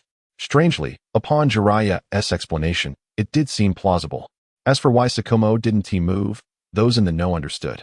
Orochimaru also rushed in, standing shoulder to shoulder with Jiraiya and Tsunade. The three of them huddled together, quietly discussing their battle strategy. They charged in three directions. Jiraiya and Tsunade flanked Sakomo, attacking him with shuriken and taijutsu, creating the illusion of a fierce back and forth. In reality, Sakomo was merely toying with them, as he was simply assessing their abilities.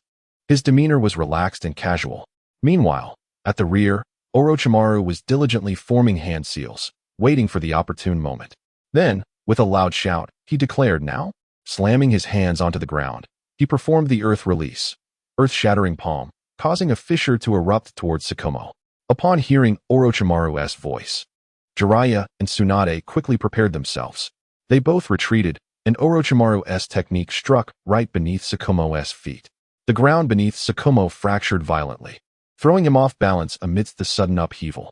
At this moment, Tsunade surged forward, her right hand striking at Kakashi Hatake, a conspicuous water band evident on her wrist. Employing the water arm technique, Kakashi was struck by the formidable force of the water arm, causing him to stagger backward.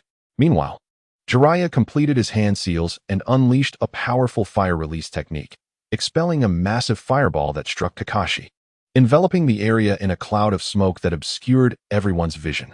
With a sense of pride, Jiraiya remarked, "Not too impressive, is it? He was easily defeated by us." As the flames dissipated, a wooden log appeared in Kakashi's place. Body replacement technique. When did he? How infuriating. The jubilant expression on Jiraiya's face instantly morphed into one of dismay. Orochimaru cautioned, "Jiraiya, the battle is not over. Remain vigilant." The three of them stood on high alert, waiting in silence. Suddenly, a voice echoed, "Earth release, heart decapitation technique." Without hesitation, they leaped out of their original positions. However, Jiraiya was a moment too slow, getting ensnared in the earth, leaving only his head exposed. Orochimaru, having leaped away, swiftly formed hand seals and executed the earth-shattering palm technique. A fissure rapidly spread across the ground toward Jiraiya, causing the surrounding earth to shatter. Seizing the opportunity, Jiraiya escaped, catching a fleeting glimpse of Kakashi crouched in the ground, a look of shock flashing across his face. Kakashi reluctantly crawled out of the earth. Tsunade continued her assault with the water arm technique, but its effectiveness waned, and eventually, she was kicked away by Kakashi. Given the current chakra levels of Orochimaru and Jiraiya, they could still perform one more jutsu, but it would be a challenge. Thus, they concluded the battle and rushed to assist Tsunade. Kakashi approached them, a smile gracing his lips. "Surprisingly good job. I acknowledge you, my junior comrades." Yuhi Kurenai and Mitarashi Anko also approached with smiles. The three juniors truly performed admirably, displaying the demeanor of a lower ninja team. Kakashi then expressed his assessment. "Your coordination is commendable. A typical lower ninja team might struggle against you. The only shortcomings are your stamina and foundational skills. However, you are still young, so these are not insurmountable issues."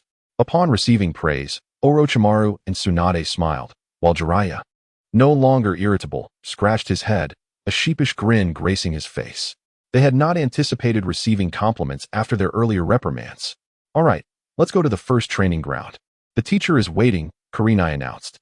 "The teacher is waiting for us at the first training ground?" "Yes, the teacher sent us to bring you there." Kakashi replied with a smile, then hoisted Tsunade onto his back.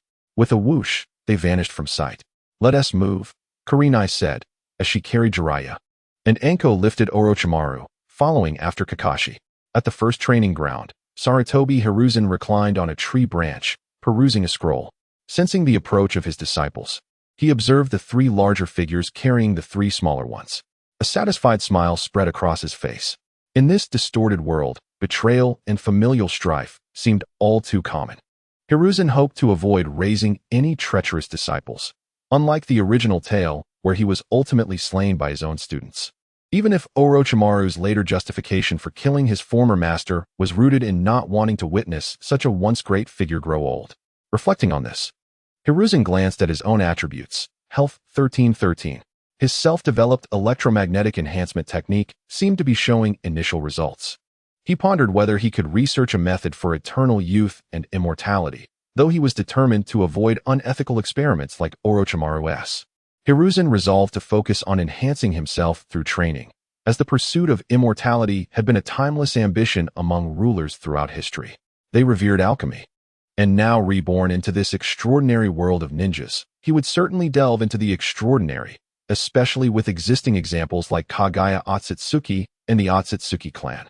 However, solitary research was inherently slow. He needed to cultivate more disciples to collaborate on their studies, with the ultimate achievements being compiled by himself, a delightful thought. Hiruzen collected his thoughts, closed the scroll, and composed himself, standing in the center, awaiting their arrival. One by one, his disciples arrived and stood before him. Hiruzen gently inquired, "Ah, you've all come. Would you like me to introduce you?" "Teacher, we already met several seniors at the academy," Tsunade replied. "Since you are already acquainted, I shall refrain from unnecessary introductions. Please line up in order of age." The six exchanged their ages, resulting in Kakashi being the eldest, followed by Kurenai, Anko, Orochimaru, Jiraiya, and finally, Tsunade as the youngest. The sage of six paths once said, "Once a teacher, always a father. Henceforth, you shall be my heirs, practitioners of the ninja way, inheritors of skills, and bearers of my legacy. I shall be your protector against the storms of life, your guide in the ways of ninjutsu, and your nurturer in the path ahead. Do you wish to establish such a relationship with me?" "Yes, I am willing," Jiraiya was the first to respond. "I am willing as well," Orochimaru said earnestly. "Of course, I am willing," Kakashi affirmed. Kurenai, Anko, and Kakashi exchanged glances and said in unison, "Teacher, we are willing." "Good, you shall call me master, not teacher. You are no longer merely my students, you are my disciples." What is a master? What is a disciple? The bond between a master and disciple is akin to that of father and child, Hiruzen said solemnly. A teacher can be many, but a master can only be one. As your master, I will impart the principles of life, the experience of action, the skills for self-protection, and the guidance of the ninja way. Our relationship will be closer than that of a teacher. I will always be your support. Your task is to master your skills and carry forth my ideals and abilities. Everything I know, you can learn. I shall share it with you. Hiruzen paused for breath before continuing. Do you all acknowledge this relationship? Is there anything you wish to ask? After a long moment of contemplation, Orochimaru finally asked, "So, will the master become my father?" "Yes. I will treat you as my own children. However, I am not married and have no children yet. I will strive to be a good father," Hiruzen said gently, kneeling to look at Orochimaru, determined to guide him onto the right path. Jiraiya, impatient, exclaimed, "Then, father, can you treat me to ramen every week?" "Yes, in the future. If you have no place to stay, you may come and live with me." "Indeed, you can all move in with me," Hiruzen announced to the group. For the first time in 2 lifetimes, being called father filled Hiruzen with excitement, prompting him to resolve to care for them wholeheartedly. Considering that 5 of his 6 disciples were orphans, he felt compelled to purchase a house where they could all live together. Yes, that was the plan. He would buy a house, design 7 rooms so each of them would have their own. Chapter 38. Team building with the disciples. Hiruzen looked at his disciples, who were gazing at him in confusion, and with a warm smile said, "Originally, I intended to gather you all together for introductions, then arrange you in order, and guide your training. But first, let us go enjoy some ramen, and afterward, we will buy a house and set up our little nest, shall we?" He beckoned his disciples to the ramen shop. Yes, I haven't had ramen in ages." Jiraiya exclaimed joyfully upon hearing about food. Master, what is sorting?" the blonde-haired little girl inquired. Sarutobi Hiruzen led Tsunade and Orochimaru. Conversing as they walked, Shikumo is the eldest brother, Jinhong is the second brother, Neru is the third brother, Orochimaru is the fourth brother, and Jiraiya is the fifth brother. You, Being the youngest, are the sixth sister. This means you have 5 brothers looking out for you. If anyone dares to bully you, you can call upon your 5 brothers for protection. Isn't that delightful? Tsunade glanced at Jiraiya beside her and retorted, I want to be the elder sister of this fool. I refuse to be younger than him. Jiraiya puffed up with pride. Brute girl, since you're the youngest. Of course, you're the little sister. From now on, I shall protect you. Sarutobi Hiruzen observed their playful banter, a smile gracing his face, relishing the warmth of familial affection. Is this what it feels like to have a house full of children? The 7 of them strolled leisurely, with the 3 younger ones frolicking ahead, while Sarutobi kept a watchful eye from behind. The 3 older ones whispered to each other not far off. In the bustling streets of Konoha, Sarutobi Hiruzen made his grand entrance with his 6 disciples, greeted warmly by familiar faces. Good day, Hokage-sama. Is this Hokage-sama's student? They look so spirited and adorable. An elderly woman approached, pinching Tsunade's cheek. Don't bully my little sister. Jiraiya struck a heroic pose, positioning himself protectively in front of her. Oh, what a brave little man, protecting the girl. The woman teased, showing no fear and continuing to jest at Jiraiya's expense, leaving him flustered. At that moment, Sarutobi Hiruzen interjected, These are all my disciples. Tsunade is the youngest and a girl, so she's particularly cherished. After a long day of training, I thought to take them out for a stroll and some food. What are you up to? The woman inquired. I'm off to buy groceries and prepare a meal. My partner returned from a mission, and I intend to make a proper feast. Then you carry on. I'll take these little ones for a bit of a wander, she replied. Hokage-sama, do visit us when you have time. Certainly, Sarutobi Hiruzen replied nonchalantly, aware of the woman's intentions. Do you think I have the time to play? The people in the streets are so warm. I want to become a great ninja like my master, Tsunade exclaimed, clenching her fist with determination. I can't handle this enthusiasm, Jiraiya scoffed. Little sister, being a ninja like our master is quite arduous. Are you sure you can endure it? Nara Shikamaru, from behind, attempted to forge camaraderie with the younger ones. If you have any questions about sword techniques, you can ask me. I will do my utmost to assist you. The other disciples echoed similar sentiments, with Shikomo adding, What the eldest brother said is true. If you have inquiries about Jinjutsu, you may also consult me when the master is absent. Jinhong chimed in. Though I lack notable skills, I can train with you. Sarutobi Hiruzen felt a sense of satisfaction. It seemed that assigning them roles was indeed the right decision. They arrived at a ramen shop, where Sarutobi Hiruzen glanced at the menu and announced, Here we are. This ramen shop in Konoha serves the best. Order whatever you like. It's on me. The shop owner quickly emerged, welcoming the guests. Hokage-sama, please come this way. The owner was quite ordinary, not the legendary hand-pulled variety. Perhaps such a style had yet to be established. Just my disciples and I, a total of 7. I'm here. I want a large bowl of bone broth miso ramen. Jiraiya dashed in first. The others followed suit, each ordering a bowl and indulging heartily. After they finished, Sarutobi Hiruzen instructed the 3 older ones to keep an eye on the younger ones and went to settle the bill. Hokage-sama, that will be 11 bowls of ramen, totaling 3,340 ryu. Here's the bill for your review. After settling the bill, Sarutobi Hiruzen lamented the difficulty of earning money, remarking on the exorbitant price of a few bowls of ramen. He still needed to look at houses, which would be another significant expense. Indeed, Sarutobi Hiruzen planned to move out of the Sarutobi clan's territory.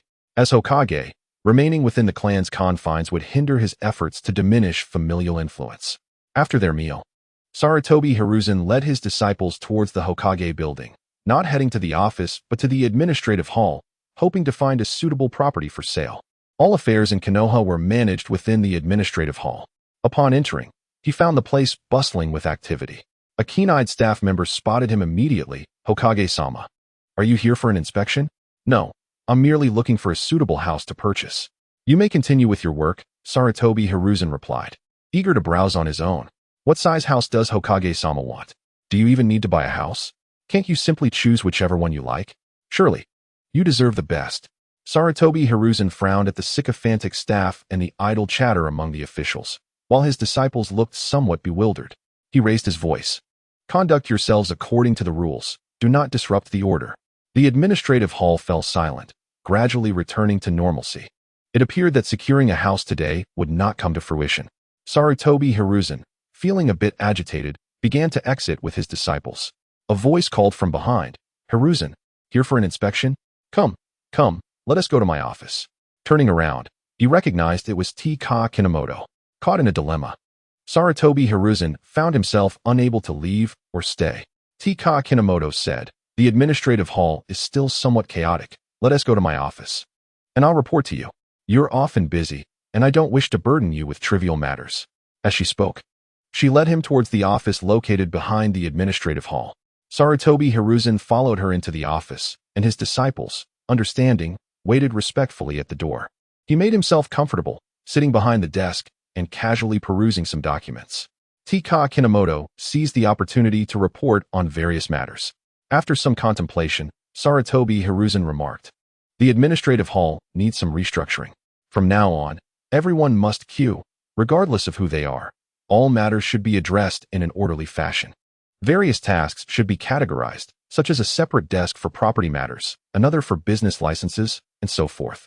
You may plan this out yourselves. I will not interfere." "Understood, I'll handle it shortly. What brings you to the administrative hall today? I heard you transferred Kaze to the Iron Country and replaced Danzo?" T-Ka Kinomoto asked in quick succession. "The last time I went to the daimyo's residence, it was to handle matters concerning the bounty on the exchange of gold.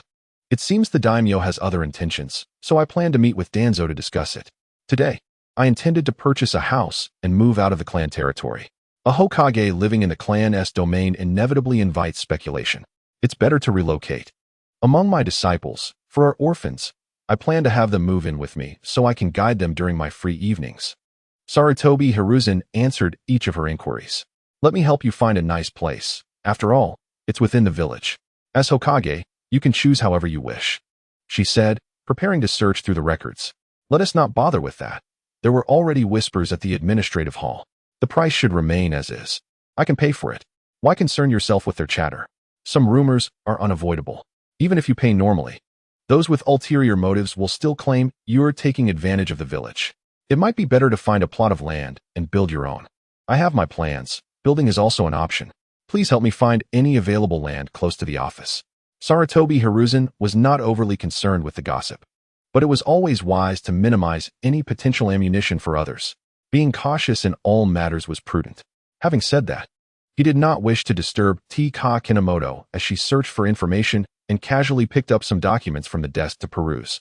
Shortly thereafter, T.Y. Haruka presented several documents to Sarutobi Hiruzen, saying, "Hiruzen, I believe these 3 locations are quite similar. One is near the Senju clan. Another is in the commercial district, and the last one is somewhat distant, close to the prison. Please choose one." Sarutobi carefully examined the 3 documents and found them all unsuitable. The first location was too close to the Senju clan, which would inevitably lead to being labeled as part of them. The second was in the noisy commercial district, where the surrounding structures were all commercial. Was it truly appropriate for the Third Hokage to build a residence there? As for the last location, it was hardly worth discussing. "Haruka, are there any other options? I feel these 3 places do not meet our needs. Perhaps we should search for a secluded area conducive for these young ones to train in ninjutsu and taijutsu." Sarutobi expressed his hesitation. Training can be conducted at the training ground, or, if necessary, in the death forest behind Hokage Rock. "You are a resident. Why must you be so particular?" Haruka was somewhat perplexed by her companion's insistence. "The death forest? Excellent. It aligns perfectly with my vision. Haruka, please handle the paperwork. I shall stake out a plot for a residence within the death forest," Sarutobi exclaimed, his eyes gleaming with excitement. Chapter 39. Building a house in the death forest. Hiruzen. The death forest is a testing ground filled with perilous environments, ferocious beasts, and venomous creatures. It is hardly a suitable place for habitation. Furthermore, with Tsunade and the others being so young, are you not concerned for their safety? Haruka urged. "As ninjas, should we fear mere beasts? This serves as a trial for them," Sarutobi replied nonchalantly, intending to establish a barrier there to ensure safety within the residence. "Very well, you are the Hokage. Your word is final," Haruka conceded with a hint of resignation. "Come, let us hasten to the death forest to select a suitable site. We shall construct a dwelling using earth jutsu. Haruka, prepare supplies for 7 people to be delivered." Sarutobi's anticipation grew as he instructed Haruka, then stepped out to gather his disciples. "Let us go. We are in search of a place to build our own residence." As Sarutobi and his disciples exited the office building, he looked up to see his statue under construction on Hokage Rock. The statue was being formed using earth jutsu to create a rough outline, which would then be refined by sculptors. Noticing Sarutobi's stillness, Hatake Tsukumo followed his gaze to the construction site of Hokage Rock, where the statues of the Second Hokage Senju Tobirama and the First Hokage Senju Hashirama stood, lifelike in their detail. The setting sun bathed them in a crimson hue, prompting Akatsuki Jinru to comment, "The statue of our master is nearing completion. It truly resembles him." Sarutobi redirected his gaze and slowly made his way around the back of Hokage Rock. "Now, I would like each of you to share your understanding of the role of Hokage," he gently prompted. "The Hokage is the strongest," declared Jiraiya. "The Hokage is the leader of Konohagakure," Tsunade added. "The ninja who inherits the title of Hokage must be the most powerful," Orochimaru stated. "Master, I have not previously contemplated this issue, but I believe the Hokage is key to leading the village towards a happy life," proposed Uzuki Naruto. "The title of Hokage should embody the will of the village," Akatsuki Jinru remarked, showcasing considerable insight. "The Hokage represents a responsibility to the village," concluded Tsukumo, causing Sarutobi's eyes to light up with approval. He glanced at Tsunade, Jiraiya, and Orochimaru, all of whom looked at him with eager anticipation, evidently seeking praise. Sarutobi chose not to comment on the matter, believing that each individual's interpretation was unique. It was best for them to explore the rightness or wrongness of their understanding independently, with him merely guiding them along the way. Before long, they arrived at the Death Forest, and there was no need for extensive searching. The edge of the forest would suffice, as it was close to the village. Sarutobi formed several seals, exhaling a powerful wind that surged forward, instantly reducing the trees and flora ahead into fine fragments carried away by the breeze. Changing his hand signs, he squatted and struck the ground with one hand, leveling the uneven terrain, and the freshly cleared area quickly became flat and gradually took on a color resembling stone. With his other hand, he struck the ground again, raising a grand traditional courtyard that resembled the surrounding rocks. As Sarutobi continued to weave hand signs, purple patterns spread across the ground, climbing the walls, the floor, and the surrounding earth, while a crimson curtain slowly ascended into the sky, enveloping the courtyard before vanishing. A luminous sphere formed in Sarutobi's hand as he stood, waving his arms, dividing the sphere into 7 portions that entered his disciples' bodies in succession. "I have set a barrier around this courtyard. The keys you received allow you entrance. Only those with the keys may enter the barrier. Now, go and explore the courtyard. Choose your rooms," Sarutobi instructed with a wave of his hand. The eager young ones rushed forward to push the door, only to find it immovable. It was a massive rock formed by Sarutobi's earth jutsu, weighing 1,000 pounds. Even 3 of the larger disciples could not budge it.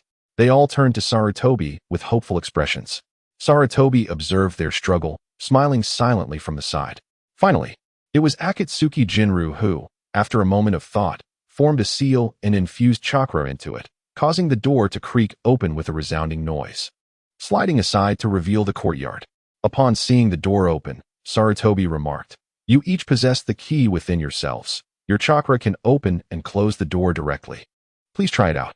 Now, let us enter and select our rooms." Watching his disciples eagerly rush inside, Sarutobi followed with a smile, closing the door behind him. As he entered the courtyard, he found that the disciples had chosen their rooms. Akatsuki Jinru, Hatake Tsukumo, and Uzuki Naruto had selected the 3 left side chambers, while Tsunade, Orochimaru, and Jiraiya took the 3 right side chambers, leaving the central room for Sarutobi himself. Standing in the courtyard, Sarutobi felt a sense of emptiness.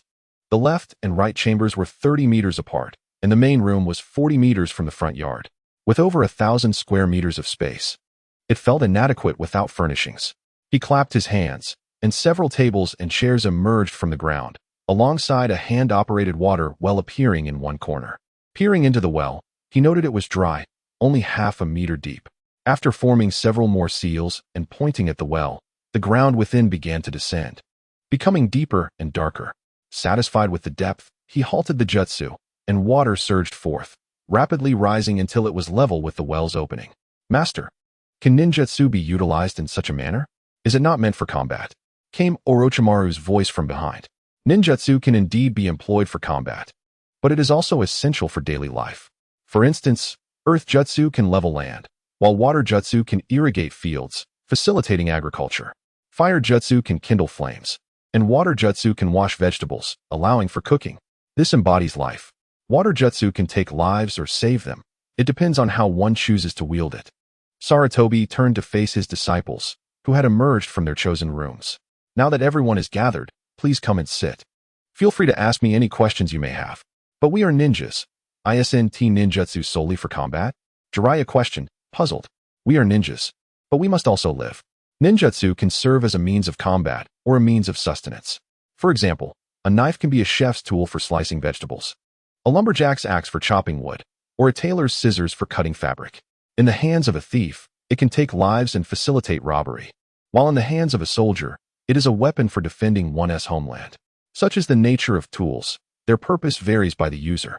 Ninjutsu follows the same principle, Sarutobi imparted solemnly. Orochimaru gazed at Sarutobi Hiruzen, who sat beneath the setting sun, imparting his wisdom to everyone with great care. Gradually, the image of Sarutobi Hiruzen melded with that of a father figure in Orochimaru's heart. With the addition of a few more siblings, a smile unconsciously crept onto his lips as he looked adoringly at his master. This scene did not go unnoticed by Jiraiya and Tsunade. Although they had not spent much time together, the bond among comrades ran deep, and they understood that Orochimaru had lost his parents at the tender age of 6, carrying an unresolved burden in his heart. Now that this burden had been lifted, they felt genuine happiness for him. It is important to note that Orochimaru, who once had parents, had experienced the despair of losing them. In contrast, Jiraiya had been an orphan since childhood, which allowed him to adopt a more carefree demeanor. His heart less sensitive. Observing Kakashi, who seemed hesitant to speak, Sarutobi Hiruzen encouraged him, saying, Kakashi, if you have questions, do not hesitate to voice them. Do not keep them bottled up inside. After a moment of hesitation, Kakashi spoke up. Master, I have been taught since childhood that ninjas exist solely as tools for killing. This is what we learned in school, and it is the prevailing belief in the ninja world. The completion of missions is paramount. Those who fail to accomplish them are deemed unworthy of being ninjas. With a peculiar yet somewhat excited expression, he turned to Sarutobi Hiruzen. Feeling an internal conflict between the widely accepted notion of mission supremacy and his personal beliefs. Unsure whether he was mistaken or if the collective was, he seized the opportunity to inquire from his master. Upon hearing Kakashi's words, Sarutobi Hiruzen resolved to take this chance to offer his students some heartfelt guidance. After careful consideration, he decided to begin with a quote from a past life, a rogue philosopher.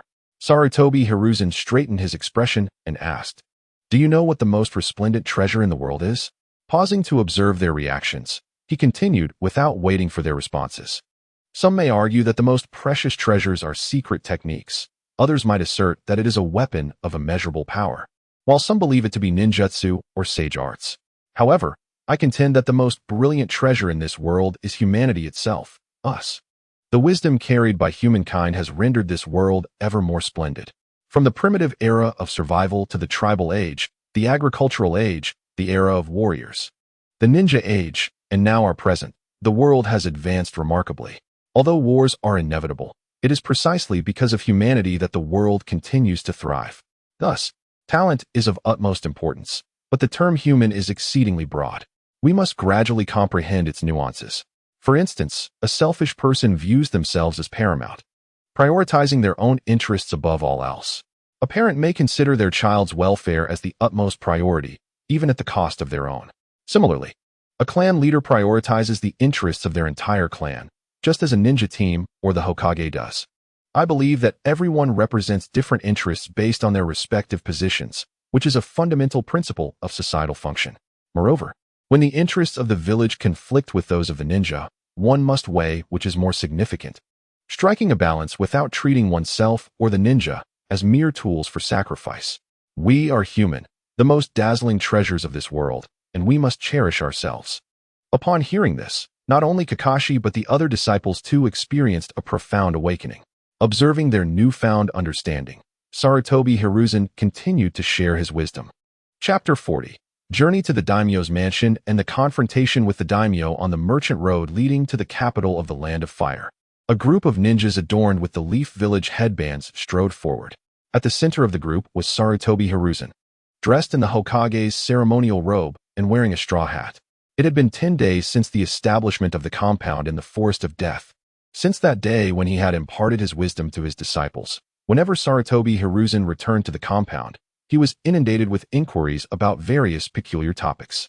While he found this incessant questioning tiresome, he also derived joy akin to that of a parent entertaining a child. However, some queries occasionally made his temples throb with frustration, compelling him to find excuses to evade them. Currently, Sarutobi Hiruzen resided harmoniously with his disciples in the compound they had named the Scholarly Pavilion.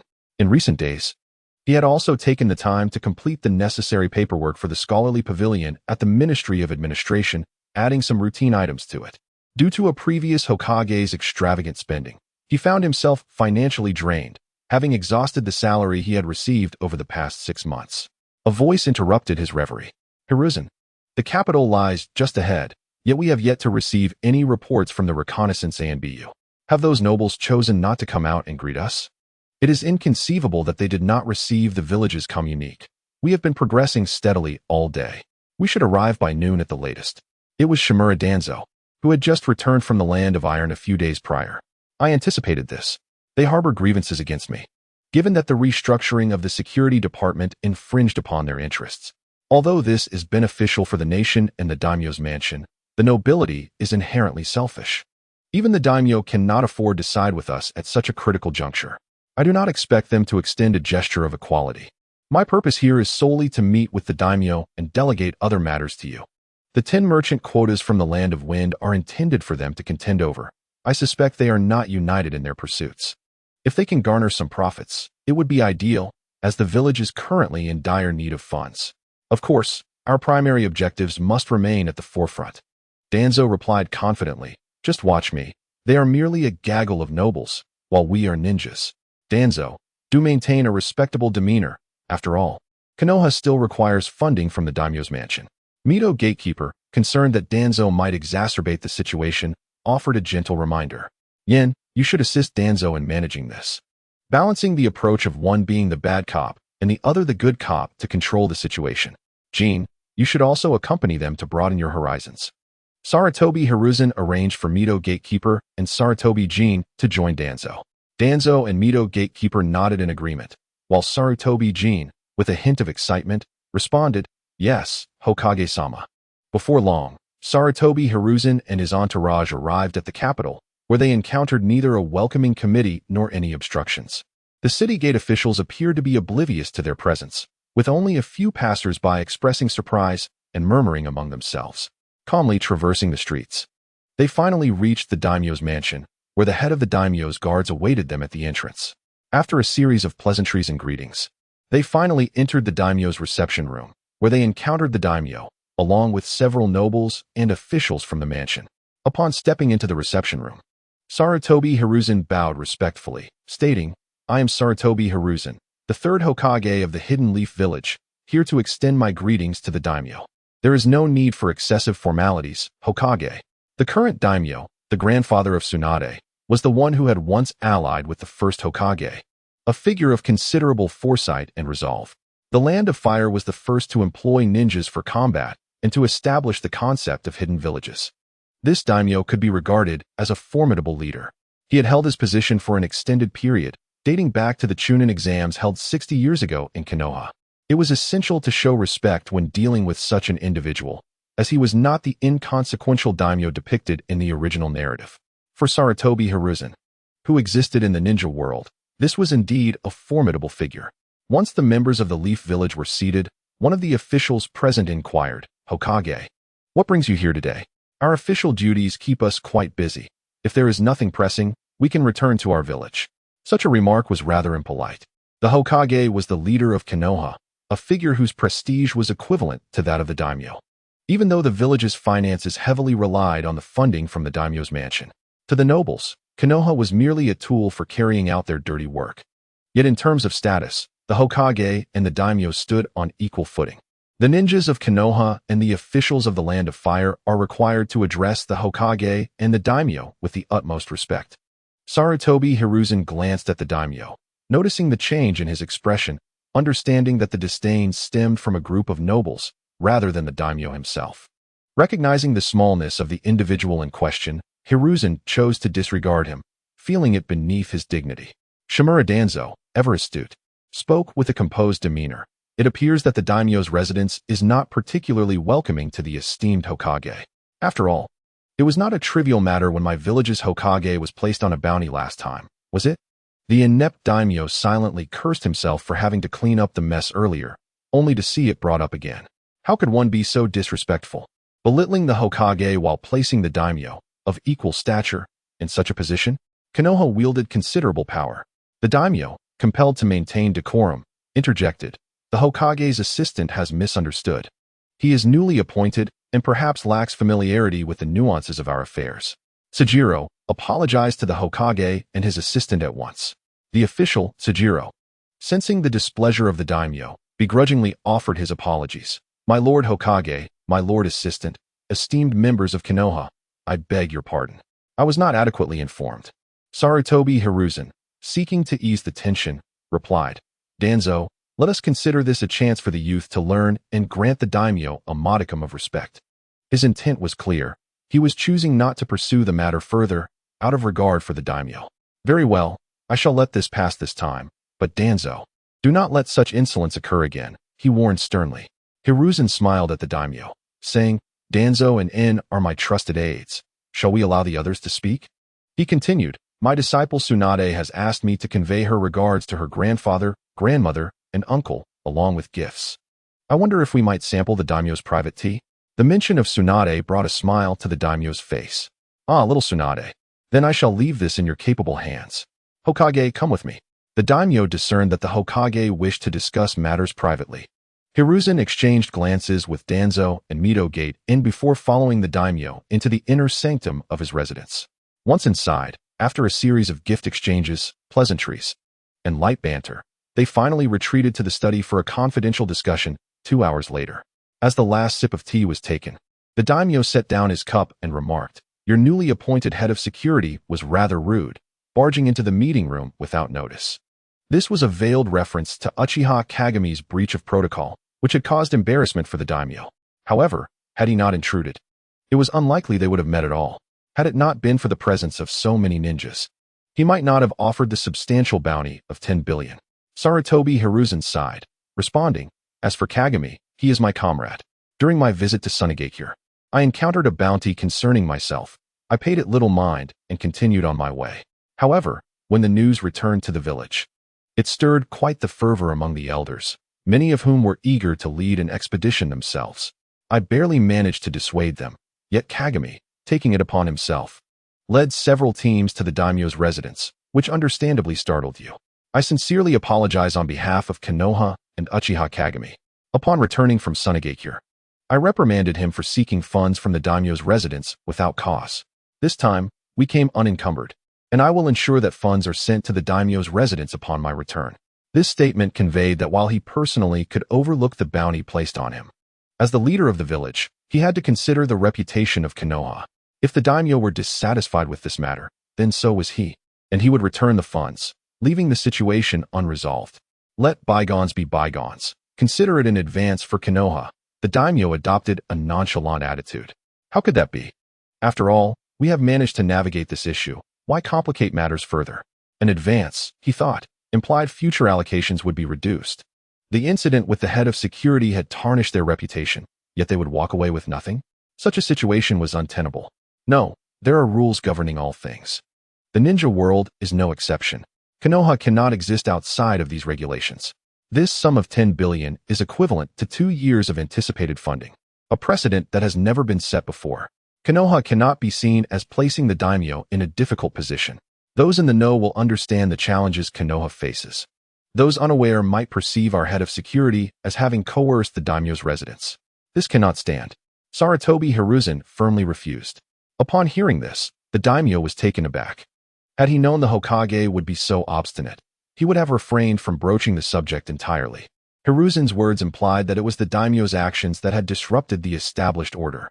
Other hidden villages might very well have differing views on this matter. Traditionally, the relationship between hidden villages and the daimyo's residence was symbiotic. Hidden villages refrained from accepting assassination missions related to nobility, just as the nobility did not issue bounties on significant hidden village ninjas. Although bounties had been placed on renegade ninjas from hidden villages in the past decade, They had not involved high-profile individuals. This time, however, a bounty had been placed on the Hokage, Konoha's leader.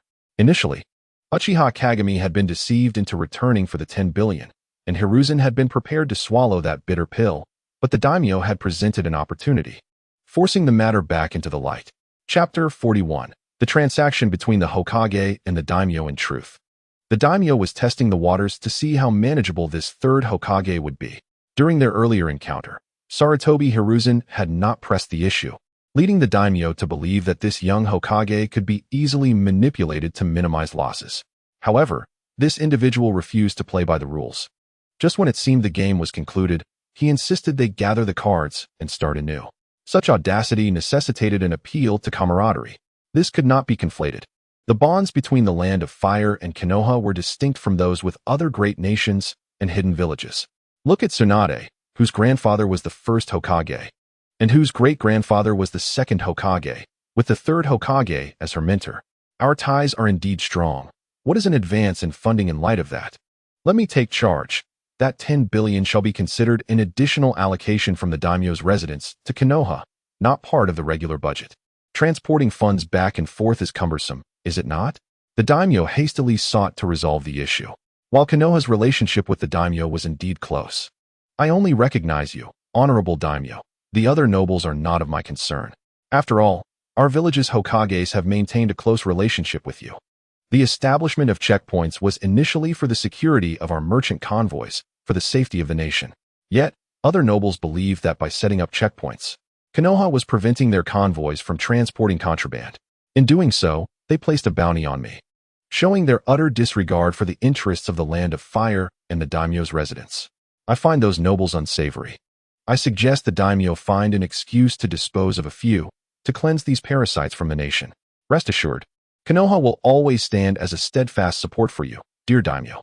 Hiruzen was seizing the opportunity to express his loyalty to the daimyo, declaring that Konoha would only ally with him, disregarding the other nobles. These nobles have wronged your steadfast ally. Will you not help eliminate a few of them? It would only serve to benefit you as well. The daimyo felt a swell of emotion at the notion of being regarded as a true brother by Konoha. Yet the politics of nobility were complex. While he too wished to see those families diminished, he could not openly advocate for their obliteration. You may suppress me, but you cannot annihilate my lineage. Otherwise, you would be deemed unprincipled, and the nobility of the land would turn against you. I appreciate the Hokage's goodwill. Yet the systems of nobility and hidden villages differ fundamentally. The resolutions of hidden villages are not suited to the nobility's approach. I will handle this matter in accordance with noble customs, he continued. I have heard that Konoha has recently reorganized several departments and is under significant financial pressure.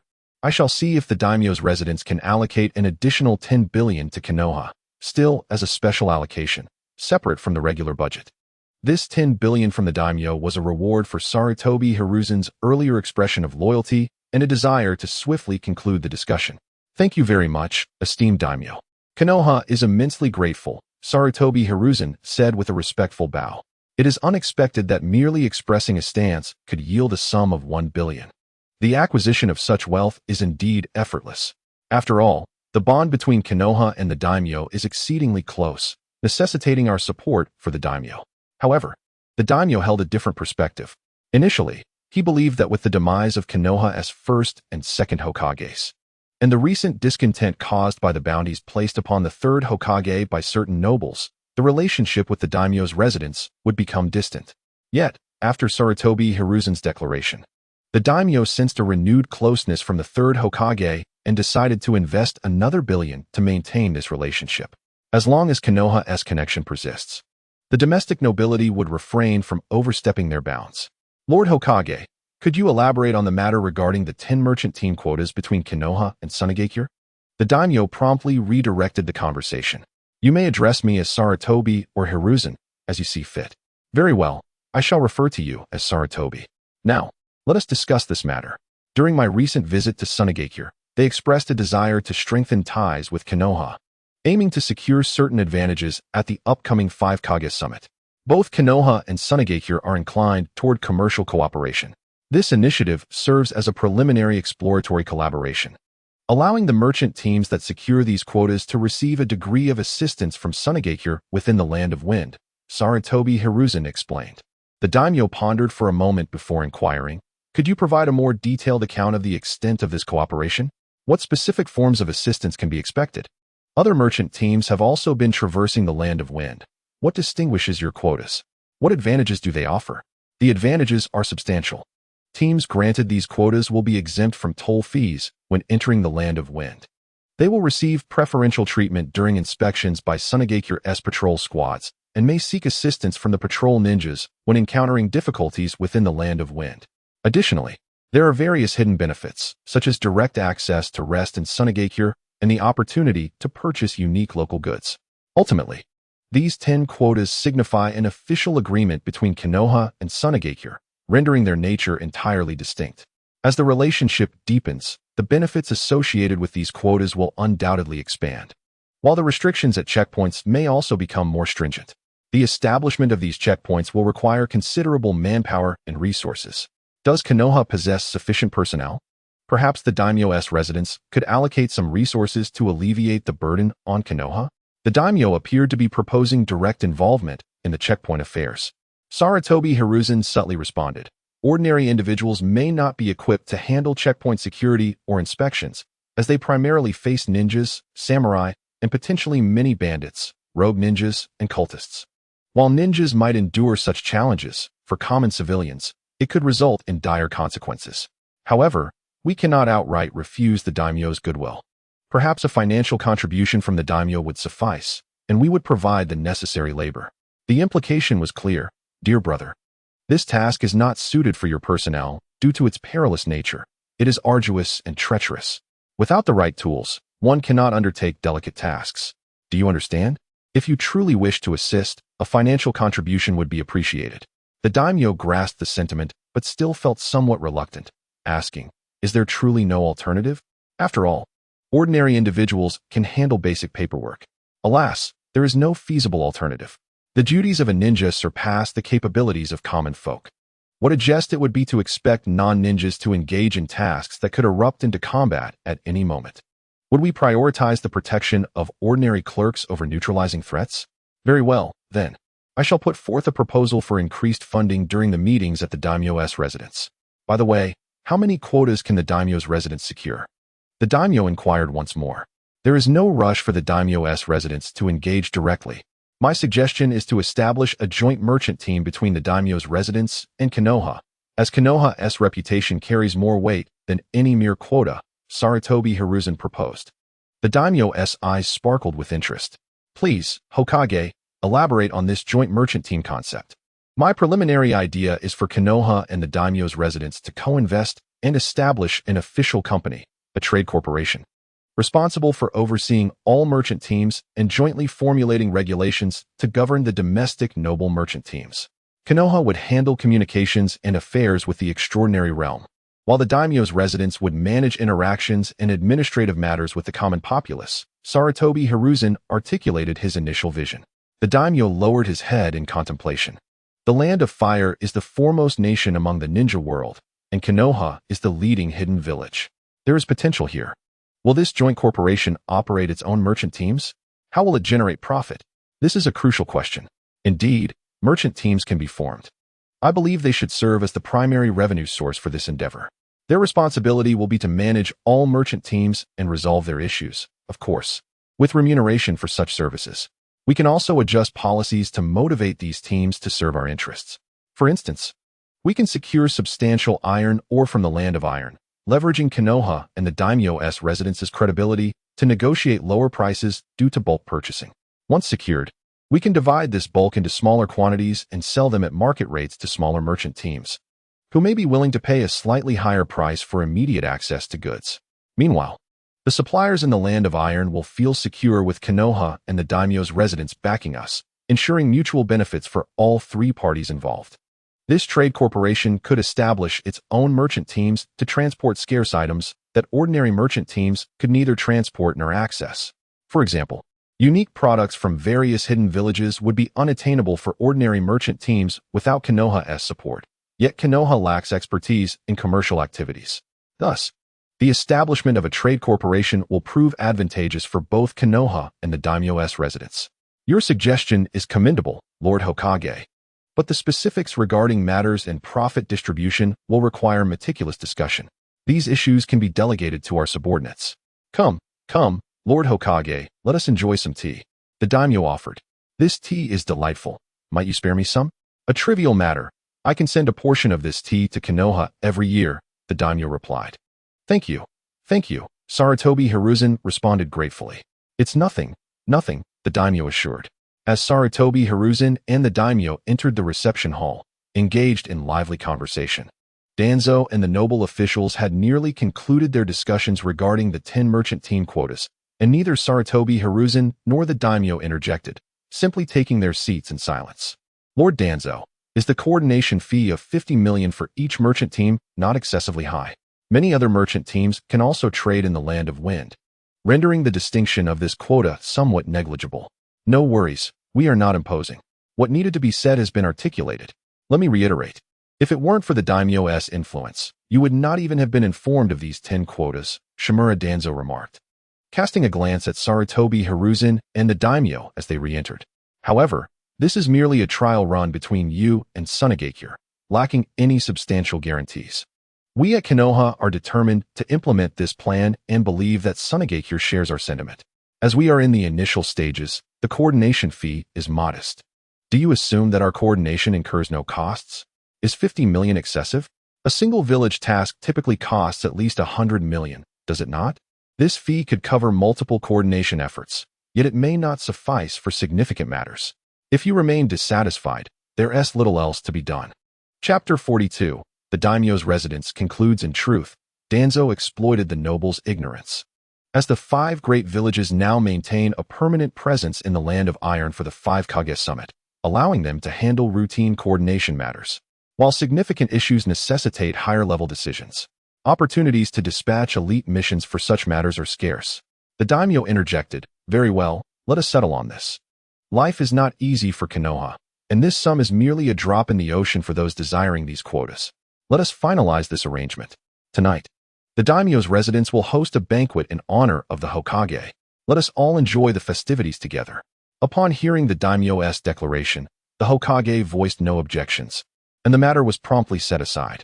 That evening, at the banquet hosted by the daimyo's residence, everyone enjoyed an exceedingly pleasant time. Upon returning to the resting place that evening, Sarutobi Hizashi extolled Danzo's remarkable achievements, expressing astonishment at Danzo's ability to secure 500 million in funding for the year.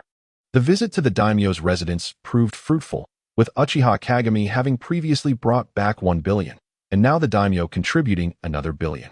With Danzo's 500 million, the total amassed reached 2 billion, alongside the 63 billion acquired from Sunagakure, culminating in an impressive 30 billion, equivalent to 6 years of funding from the daimyo's estate to Konoha. The prospect of educational reform now beckoned, sparking the notion of instituting a 9-year compulsory ninja education within Konoha.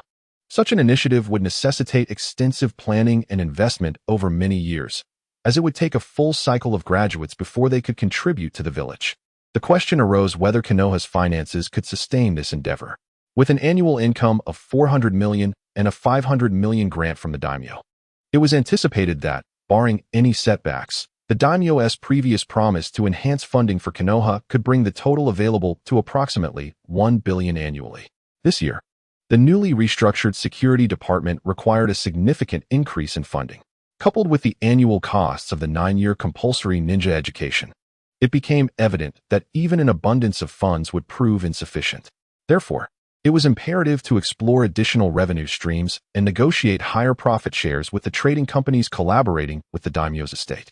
Danzo, I propose that we discuss the establishment of a joint stock company with the daimyo, aimed at managing the official trade fleet of the Land of Fire. There are substantial interests at play here, and negotiations regarding profit distribution are expected to commence tomorrow. I entrust this to you. Keep up the good work. I have full confidence in your capabilities, Hizashi declared. Leave it to me. What is your bottom line? Danzo inquired with confidence, asserting his role as Hizashi's right-hand man. One sought after for counsel on significant matters and tasked with tackling challenging issues. The baseline is 25%. The higher, the better. Hizashi considered that the daimyo would not easily permit Konoha to operate without constraints, signaling a preference for a partnership rather than a mere contractor arrangement. Hizashi. The daimyo has always imposed task dispatch on Konoha.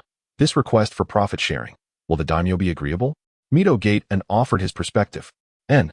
Konoha has long been financially tethered to the daimyo's estate. While this generation of daimyo exhibits a favorable disposition toward Konoha, what of future generations? The status of ninjas is diminishing, which does not bode well for Konoha's development. At present, our relationship with the daimyo is merely nominally equal. If this continues, Konoha risks becoming a mere tool of the daimyo, evolving into a subordinate entity. Fortunately, Konoha has only been established for 20 years, providing us with an opportunity to rectify this issue. Our village and the daimyo's estate must maintain a collaborative relationship, one that cannot be compromised. The founders did not intend for us to serve as subordinates to the daimyo. Their vision was to end the wars of the ninja world and alter the fate of ninjas who are perpetually embroiled in conflict. We must also consider the future of our successors. The first and second generations may not have been suited to address this matter, but in our third generation, failure to remain vigilant could render us the eternal villains of Konoha's history.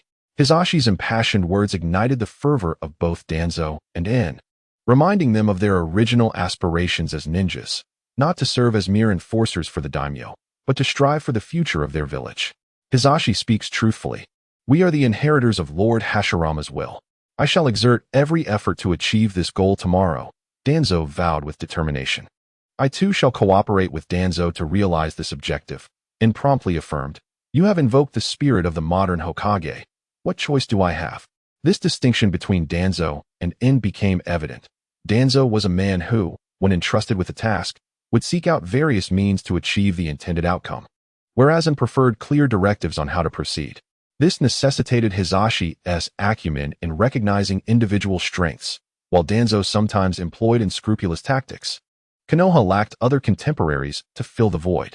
The previous generation, bound by familial loyalties, prioritized their clans in decision-making, leaving only Danzo to shoulder the burden, perhaps explaining his eventual accumulation of significant power in the original narrative. There is no need for such tension. After all, during our last venture to Sunagakure, you encountered difficulties. This time, however, you can enjoy the capital while ensuring Konoha's dignity remains intact, Hizashi remarked, steering the conversation away from potential conflict. Lord Hokage, I assure you that I will not undertake any actions that would tarnish Konoha's reputation, En promised earnestly. Very well. Let us all rest and rejuvenate, Hizashi concluded. In the ensuing days, Konoha and the daimyo's estate engaged in a spirited exchange, each extolling their respective merits while highlighting the other's shortcomings, all in pursuit of maximizing benefits. Ultimately, they settled on the name for their collaborative entity, the Fire Country Trade Company, abbreviated as Fire Trade. Hizashi did not contest the naming, considering it a trivial matter. Officials from the daimyo's estate proposed that the daimyo would receive 20%, the estate would claim 50%, while the remaining 30% would be divided among the nobility of the Land of Fire. All security tasks would be prioritized for Konoha Village. Having gained considerable experience over the past year, Danzo quickly discerned the underlying implications of this so-called priority. He recognized that it contradicted Konoha's transformation strategy and promptly declared that if there was no substantial role for Konoha, then the daimyo and the nobility could manage the affairs themselves, preparing to return to the village immediately. Amusingly, a rather obstinate official attempted to obstruct Danzo's departure, insisting that Konoha still bore the responsibility of coordinating with the ninja world and could not leave. Danzo retorted, wasn't Konoha only responsible for prioritizing your tasks? I witnessed your fervent discussions, yet I saw no mention of Konoha's role in coordinating with the ninja world. His inquiry left the official speechless, stammering in confusion. To ease the tension, someone suggested increasing the task fees by 20% for Konoha, as they would be required to assist the Fire Trade Company in managing relations within the ninja world. The Konoha representatives readily agreed, stating, we are not particular. We are merely here to perform tasks. However, please understand that at times, we may have other obligations, and if we lack the manpower to take on additional tasks, we ask for your understanding. The nobility soon grasped that Konoha sought to disrupt their plans. Should Konoha fail to deploy personnel for a significant mission, the consequences could be dire. In order to ensure Konoha's commitment to the Fire Trade Company's operations, the nobility repeatedly elevated the task compensation, Yet Konoha remained unyielding. Thus, the stalemate persisted. The nobility was unlikely to yield, but Konoha aimed to exploit this opportunity to carve out a favorable position. The daimyo intervened, urging Konoha to consider the greater good. Mito gaped and swiftly expressed his frustrations, clarifying that Konoha's position was not one of disregard for the broader picture, but rather an inability to guarantee a consistent supply of ninjas for task assignments. Given the recent restructuring of the security department, resources were already stretched thin. The daimyo, exasperated, perceived Konoha's stance as a lack of respect. He was poised to confront Hisashi directly when the astute Hokage discreetly pulled the daimyo aside for a private conversation. The daimyo soon affirmed, Konoha village is an inseparable part of the Land of Fire. Ultimately, through the daimyo's vigorous mediation, the agreement was revised to designate Konoha 30%, the daimyo 20%, the estate 30%, and the remaining 20% to be evenly split among the nobility. Additionally, the promise was made that the Fire Trade Company would not establish its own trade fleet, with all goods to be managed by the noble family's caravans. This resolution left the daimyo satisfied, Konoha content, and the nobility somewhat dissatisfied, necessitating the daimyo's assurances to placate them. Thus, Hisashi and his entourage successfully concluded their mission at the daimyo's estate. After a few days of rest in the capital, they embarked on their journey back to the village. Not far from the capital, Mito gaped and could no longer contain his curiosity, asking, Hisashi, how did you persuade the daimyo? Upon hearing this, Shimura Danzo turned his gaze towards Sarutobi Hiruzen, seeking an explanation. Sarutobi Shinji and the other two companions could not contain their curiosity and quietly leaned in to listen. Noticing their inquisitive expressions, Sarutobi Hiruzen remarked, I merely stated that Konoha has no interest in the position of daimyo. Sarutobi Shinji appeared somewhat perplexed, pondering as he journeyed along. Why did such a statement provoke such a drastic change in the daimyo's attitude? After a moment of contemplation, Danzo understood. Mito seemed to grasp it partially as well. During a rest break, observing Mito's indecisive expression, Sarutobi Hiruzen turned to Danzo and said, Danzo, please elucidate the matter for Mune. Hearing the commotion, Sarutobi Shinji hurried over to listen in. During the Warring States period, with chaos rampant, the ruling families of various nations frequently changed, and it was only in the last 20 years that some stability was achieved. For instance, the ruling family of the Wind Country was replaced by an aristocratic family from the same region a few years back. Similarly, the Water Country also saw a change in its ruling family, with the previous clan being completely eradicated. However, regardless of the changes, the daimyo was not a ninja. Thus, our hidden village would not seek to usurp the position of the daimyo. Rather, the greatest threats to the daimyo came from the powerful aristocrats within the country. It is with the support of our hidden village that the position of the daimyo remains secure. If the daimyo were to overstep their bounds, the consequences would be dire. The remainder is left to your imagination. Chapter 43. 3 years' time flows like a swift current, and 3 years have passed in the blink of an eye. Upon returning to the village, the daimyo fulfilled his promise of funding, which arrived in batches, and the coordination fees from the aristocrats gradually followed suit. With a substantial influx of resources, Sarutobi Hiruzen embarked on bold reforms over the next 3 years, beginning with the implementation of a 9-year compulsory ninja education system. The educational reform transformed the Konoha Ninja School into a 9-year program, with the first 6 years serving as elementary education, where students attended classes for 6 days and rested on the 7th. The remaining 3 years comprised secondary education, with elementary school focusing on the training of lower-ranking ninjas.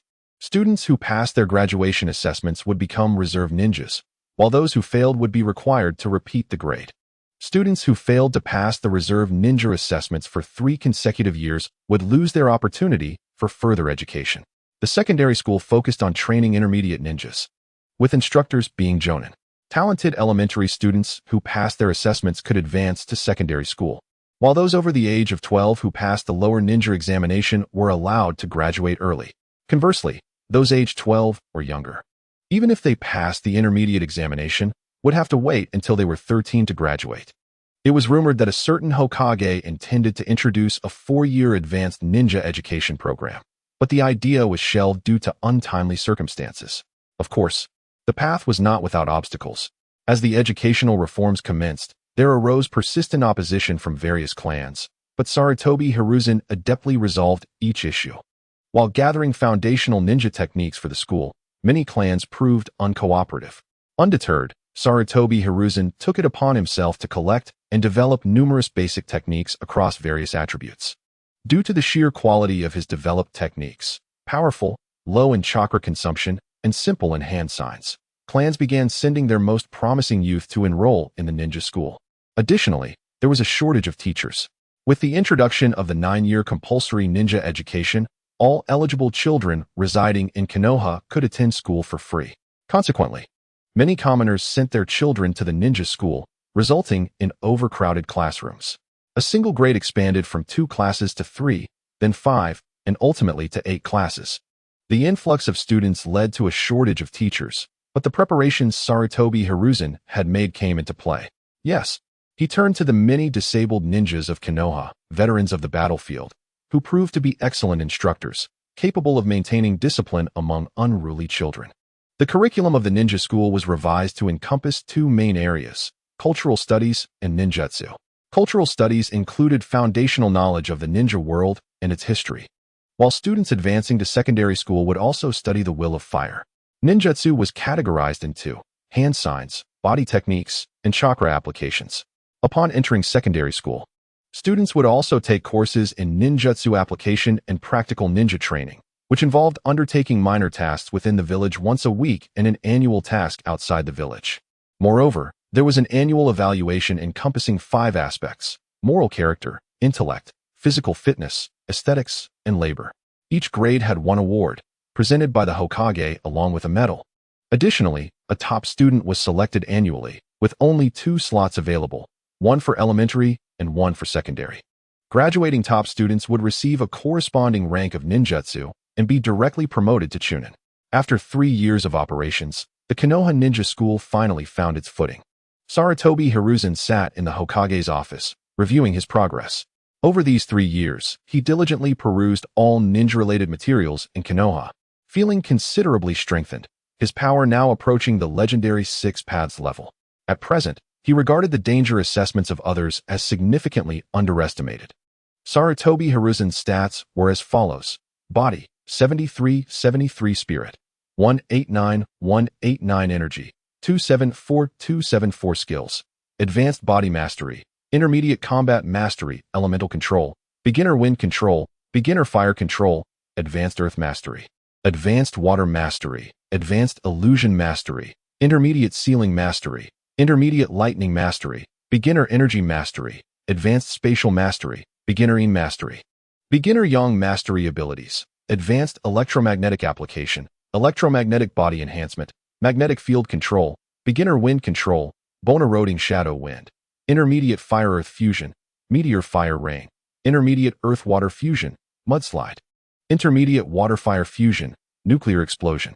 During these 3 years, Sarutobi Hiruzen had been diligently practicing the electromagnetic body enhancement technique, ultimately yielding significant improvements in physical strength.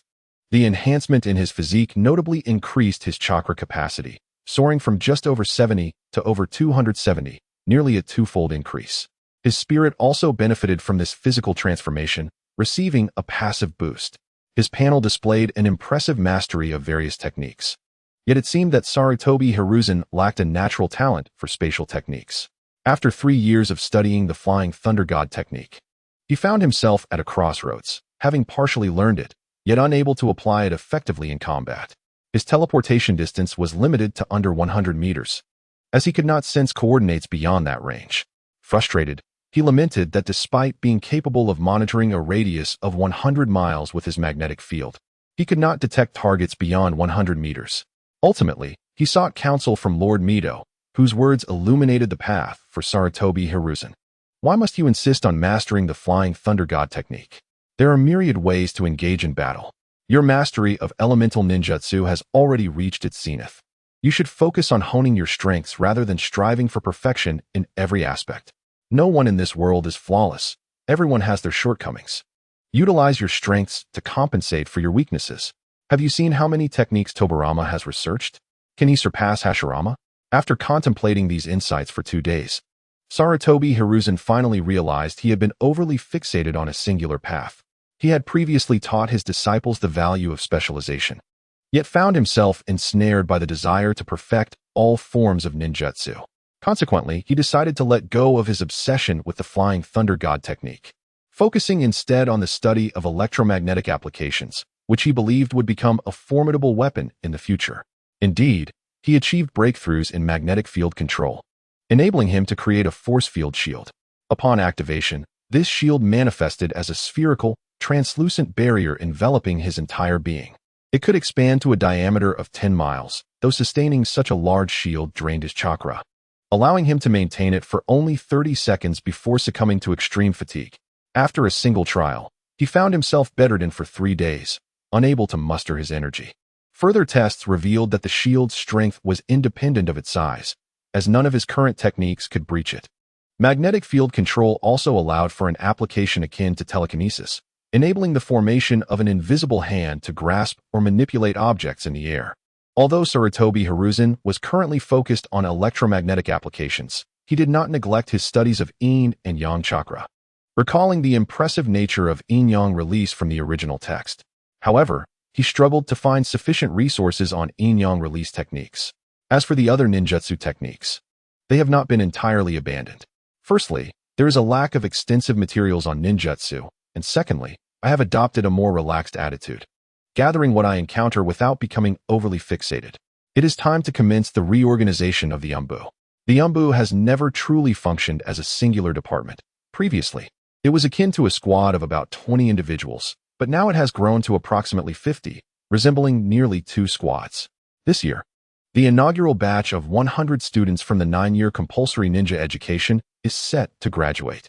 Sarutobi Hiruzen has assigned Danzo to select some individuals to reinforce the Umbu. Initially, Shimura Danzo intended to coerce the Uchiha clan into relinquishing members to bolster the Umbu, but this was promptly vetoed by Sarutobi Hiruzen, marking the first instance of Danzo asserting, "I am the Hokage. Hiruzen, you will come to regret this." This was quite the dramatic moment. At that time, Hiruzen felt somewhat embarrassed and consistently reassured Danzo. After all, they were comrades, and despite their differing political views, there was no need to hurt each other's feelings. Someone had to play the role of the villain while the other took on the benevolent persona. Although both sought to undermine the Uchiha clan, Hiruzen preferred a grand and stately approach to exert pressure rather than having the clan overtly comply while secretly maneuvering. However, cultivating such momentum requires time. Danzo, on the other hand, wished to resolve matters swiftly without considering the long-term consequences. The weakening of the ninja clans has not been without its consequences. Kirigakure's actions led to bloodshed and mist. Sunagakure's efforts resulted in a dearth of talent, and Iwagakure found itself in a similar predicament. Kumogakure had its own turmoil with the conflict involving the Golden Horn and Silver Horn. Konohagakure has seen its talents defecting, ultimately leading to the self-destruction of the once great Uchiha clan. Therefore, the plan to weaken the ninja clans must be approached with caution, ensuring that it does not foster discord among them. The sound of knocking interrupted Hiruzen's thoughts. "Come in," he called. Nara Shikaku entered. "Lord Hokage, here is the graduation list from the Ninja Academy." Hiruzen opened the document and was surprised to see several familiar names: Orochimaru, Tsunade, Jiraiya, and Kato Dan. They were only 13. Was this an early graduation? Should he approve it? Let's set this aside for now. I will assess the situation and you can come back tomorrow to collect it. After Shikaku exited, Hiruzen tapped his desk, prompting a member of the Umbu to appear. The Umbu member, clad in a short blade, with white hair and a cat-faced mask, was none other than Hitaki Tsukumo. Now 16, he had risen to the rank of Umbu captain. "Tsukumo, what is the current level of your juniors?" Hiruzen inquired, having noted their names on the graduation list. Removing his mask, Tsukumo replied, "Master, my juniors have all reached the Chunin level. Just a few days ago, Orochimaru earned the title of top student in the academy. Jiraiya, feeling envious, has been clamoring to take the graduation exam early, and the junior sister has joined in as well. Therefore, the 3 of them have all signed up for the exam. Tsukumo, you shall serve as the examiner for their graduation. Do not go easy on them. They must be rigorously tested. If they fail, send them back to school without mercy. These rascals have been slacking." After a moment's reflection, Hiruzen added, "Of course. If they do pass, do not stifle them. I fear that might create issues. Sigh. I hope they can understand my concerns." Let us hope so. I have restrained them from learning advanced ninjutsu over the past few years, and they may harbor grievances. They are still young, and I do not wish for them to engage in violence at such an early age. If they succeed in their graduation exams, I shall relent. Remember to return home for dinner tonight. Your master's wife has prepared a feast. Chapter 44.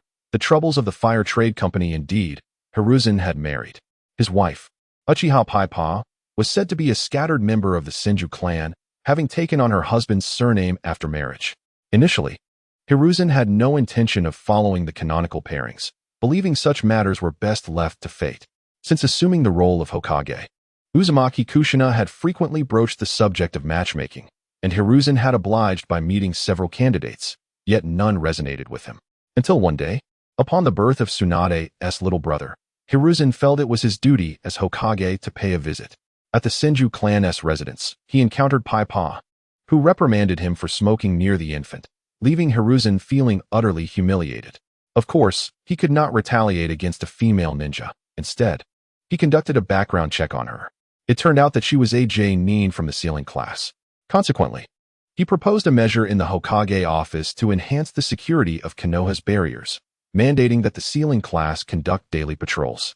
Given Konoha's near 100,000 residents and its considerable area, including various training grounds and the Death Forest, a single patrol equated to running 10 kilometers. While this was not exhausting for ninjas, it was a considerable inconvenience, and they could not protest, as it was all for the safety of Konoha. Shortly thereafter, the sealing class approached a certain Hokage, expressing a shortage of personnel and inquiring if they could reduce the patrols to once daily.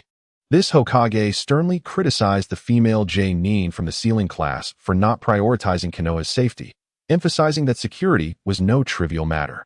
After an hour of reprimanding, feeling somewhat guilty, he decided to bolster their numbers, albeit adjusting the patrol frequency to 3 times a day.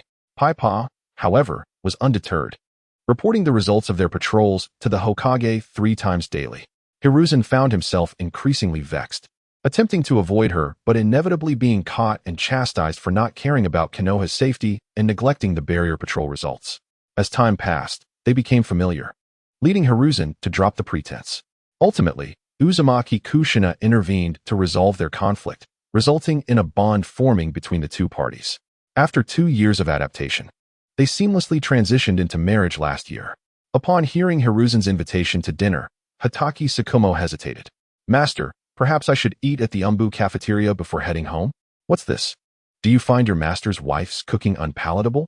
I eat it daily with no issues. No, it's just that the Umbu shift changes late, and I fear I might keep you and your wife waiting. Excuses. Bring along the second and third, and include the younger ones as well. This is your mission. Your master's wife has been honing her culinary skills for months to prepare meals for you. Do you have the heart to deny her? Besides, the food has improved significantly. How long has it been since you last had a home-cooked meal? Then I shall wait for you to finish work this afternoon. For now, I will check on my juniors. Go on. As the office fell into silence, Hiruzen picked up a document to peruse. It pertained to the Fire Trade Company, Konoha Trade Corporation. Since its establishment, Konoha had participated very little, although there were profit-sharing arrangements. No dividends had been distributed in recent years.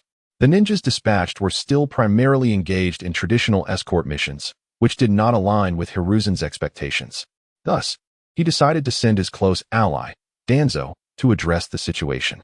While Danzo's efforts yielded minimal results, he was at least able to maintain order among the nobles of the Land of Fire. It became evident that Hiruzen needed to send a deputy along with him. Hiruzen stood, opened the door, and called out, "Shikaku, come in."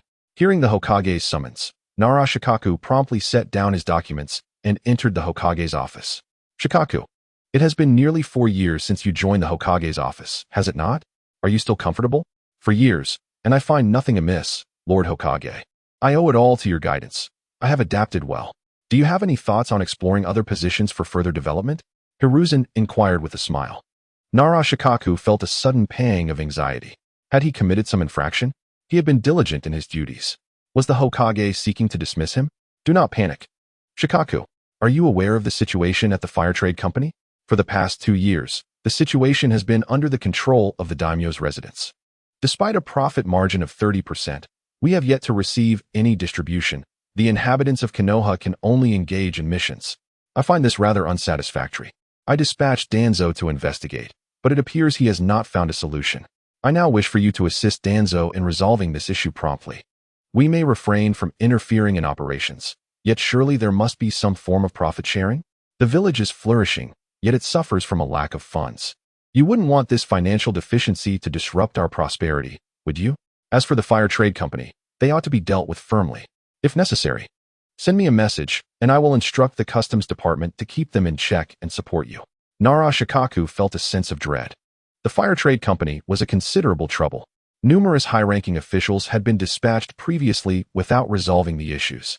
Now, they expected him, a mere chunin, to handle this matter, which was especially troublesome when dealing with the nobility. Moreover, his son, Shikadai, had just celebrated his first month as a father. He was reluctant to leave for an extended period, at least several months. Lord Hokage, my son has just turned 1 month old. Could you possibly consider my situation? He implored. I could allow you 3 days of leave to visit home. Well, I will increase your field allowance by 30%. If that is still insufficient, perhaps let Shikadai take your place. As a member of the Nara clan, how could he not understand that their kin most despised complications? If this burden were to fall upon his father, he would undoubtedly face paternal reprimands, despite having married and become a father himself. Perhaps I should go instead, Lord Hokage. Then hand over your duties to the office and find someone to cover your role as secretary. Here are the documents for your mission with the Fire Trade Company. Sarutobi Hiruzen tossed a file from his desk to Shikaku. Shikaku glanced at the document and remarked, Lord Hokage, I believe I can indeed cover my duties. Very well. Then it is settled. Complete your tasks swiftly and return. The secretary position remains yours. As evening fell, Sarutobi Hiruzen stood atop the office building, leaning against the railing and gazing at the sun setting over Konoha. After 3 years of governance, he finally sensed a breath of vitality. As the highest official of Konoha, the current state of affairs was what he had longed for, yet it was still insufficient. Over the years, the concept of the shinobi clan had perhaps weakened slightly, but it remained inadequate. Hiruzen could only hope to promote the village's transformation at the appropriate moment. Enough of this. I shall return home. Hiruzen soared upwards towards Hokage Rock, where his statue gazed down upon the village. Crossing over Hokage Rock, he entered the Forest of Death and descended at its edge. After traversing a short distance on foot, he reached a barrier surrounding the scholarly estate. Hiruzen waved his hand, and the barrier parted, revealing an entrance tall enough for a person. He stepped inside and placed his hands on the stone door, which then slid open, allowing him to proceed directly to the main house. In the kitchen, Sarutobi Bawako heard the sound of the stone door and peeked in before returning to her task. Hiruzen changed out of his Hokage attire and donned an apron to assist in the kitchen. They exchanged smiles and worked together seamlessly, chopping and washing vegetables. By the way, have you called the children back for dinner? Bawako suddenly inquired. I asked Shikamaru to fetch them before I returned. Didn't the youngest, Shikadai, just achieve the top rank in school? They are set to graduate early, and the list has been submitted to me. Hiruzen replied while chopping vegetables.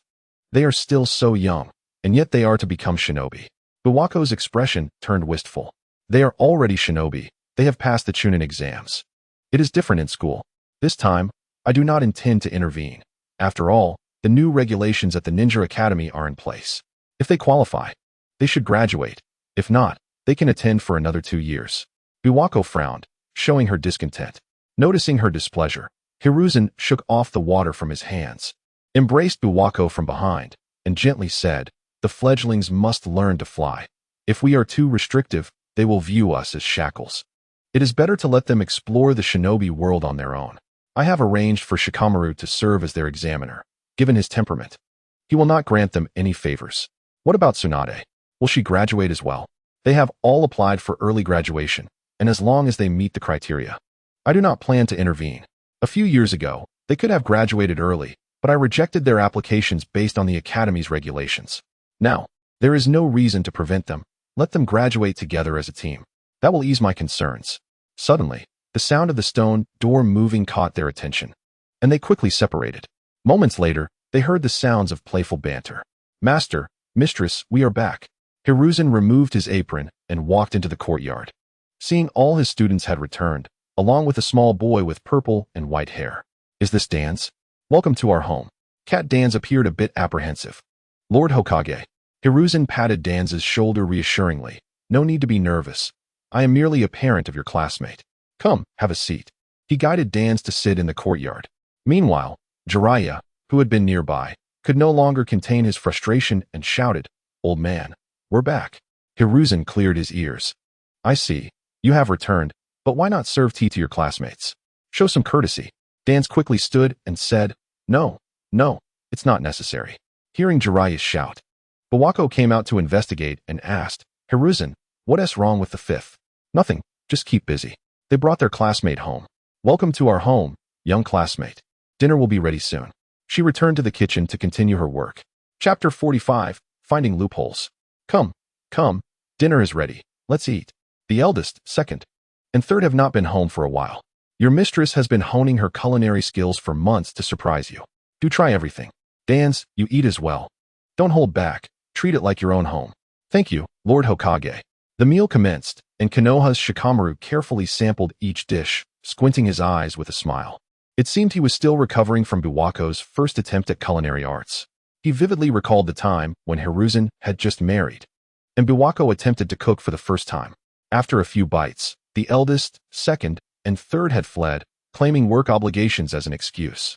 For the past few months, Hiruzen had been the one cooking, or they had dined out, occasionally tasting Bawako's improved culinary skills. This meal brought joy and laughter to everyone present. After dinner, Bawako tidied up the table while the younger ones escorted their classmate outside. The older three followed Hiruzen to the study. Second, what is the situation with the fire trade company? The village has not received any distributions for years. Hiruzen inquired of Hinata. Master, I am merely a minor chunin there, responsible mainly for Danzo's affairs. Hinata replied evasively. What are you afraid of? Your master is the Hokage.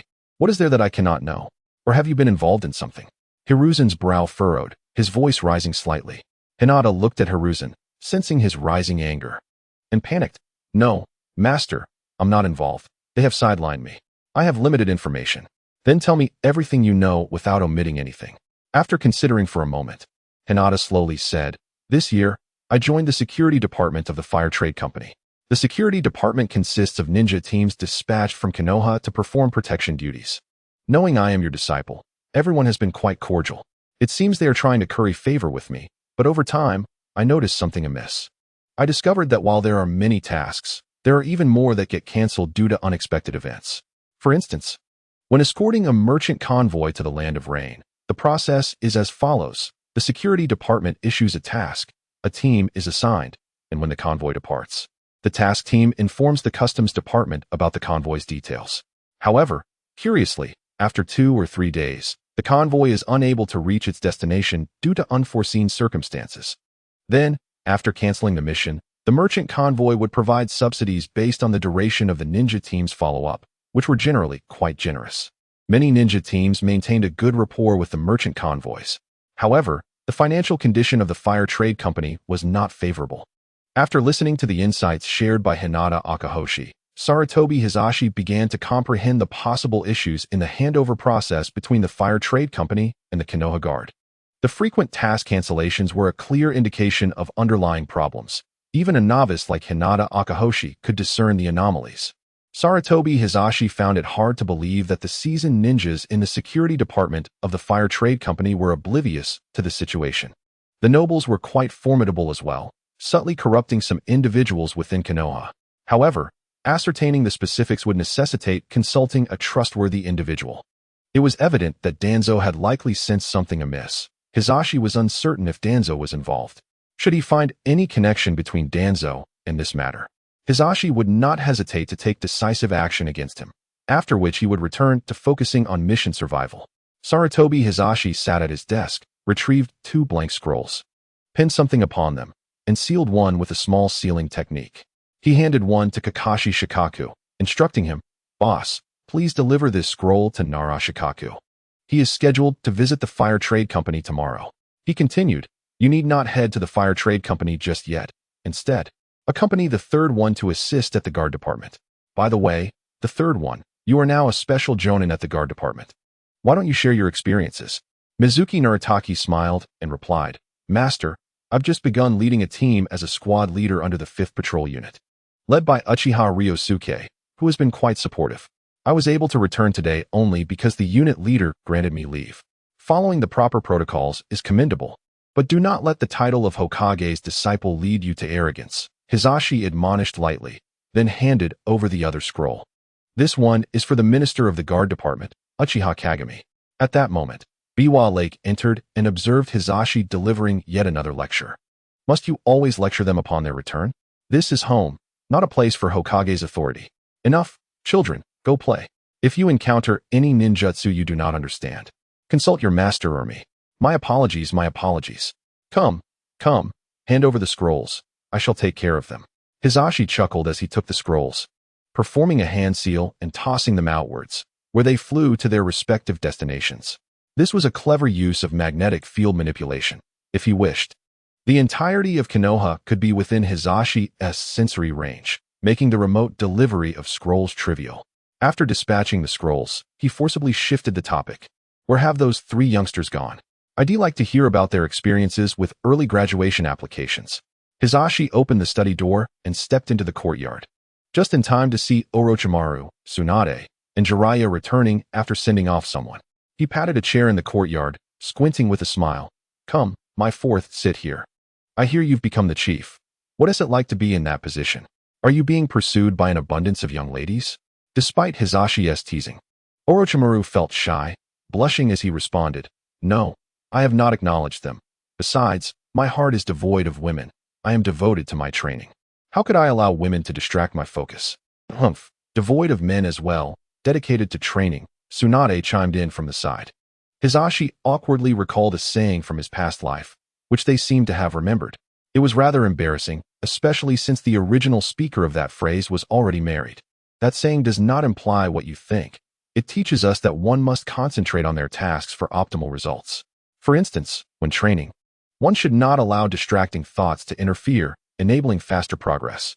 Hisashi quickly attempted to clarify his earlier statement. By the way, didn't you all apply for early graduation from middle school? Are you confident about it? Of course, I am confident. I must show them my prowess, Jiraiya declared.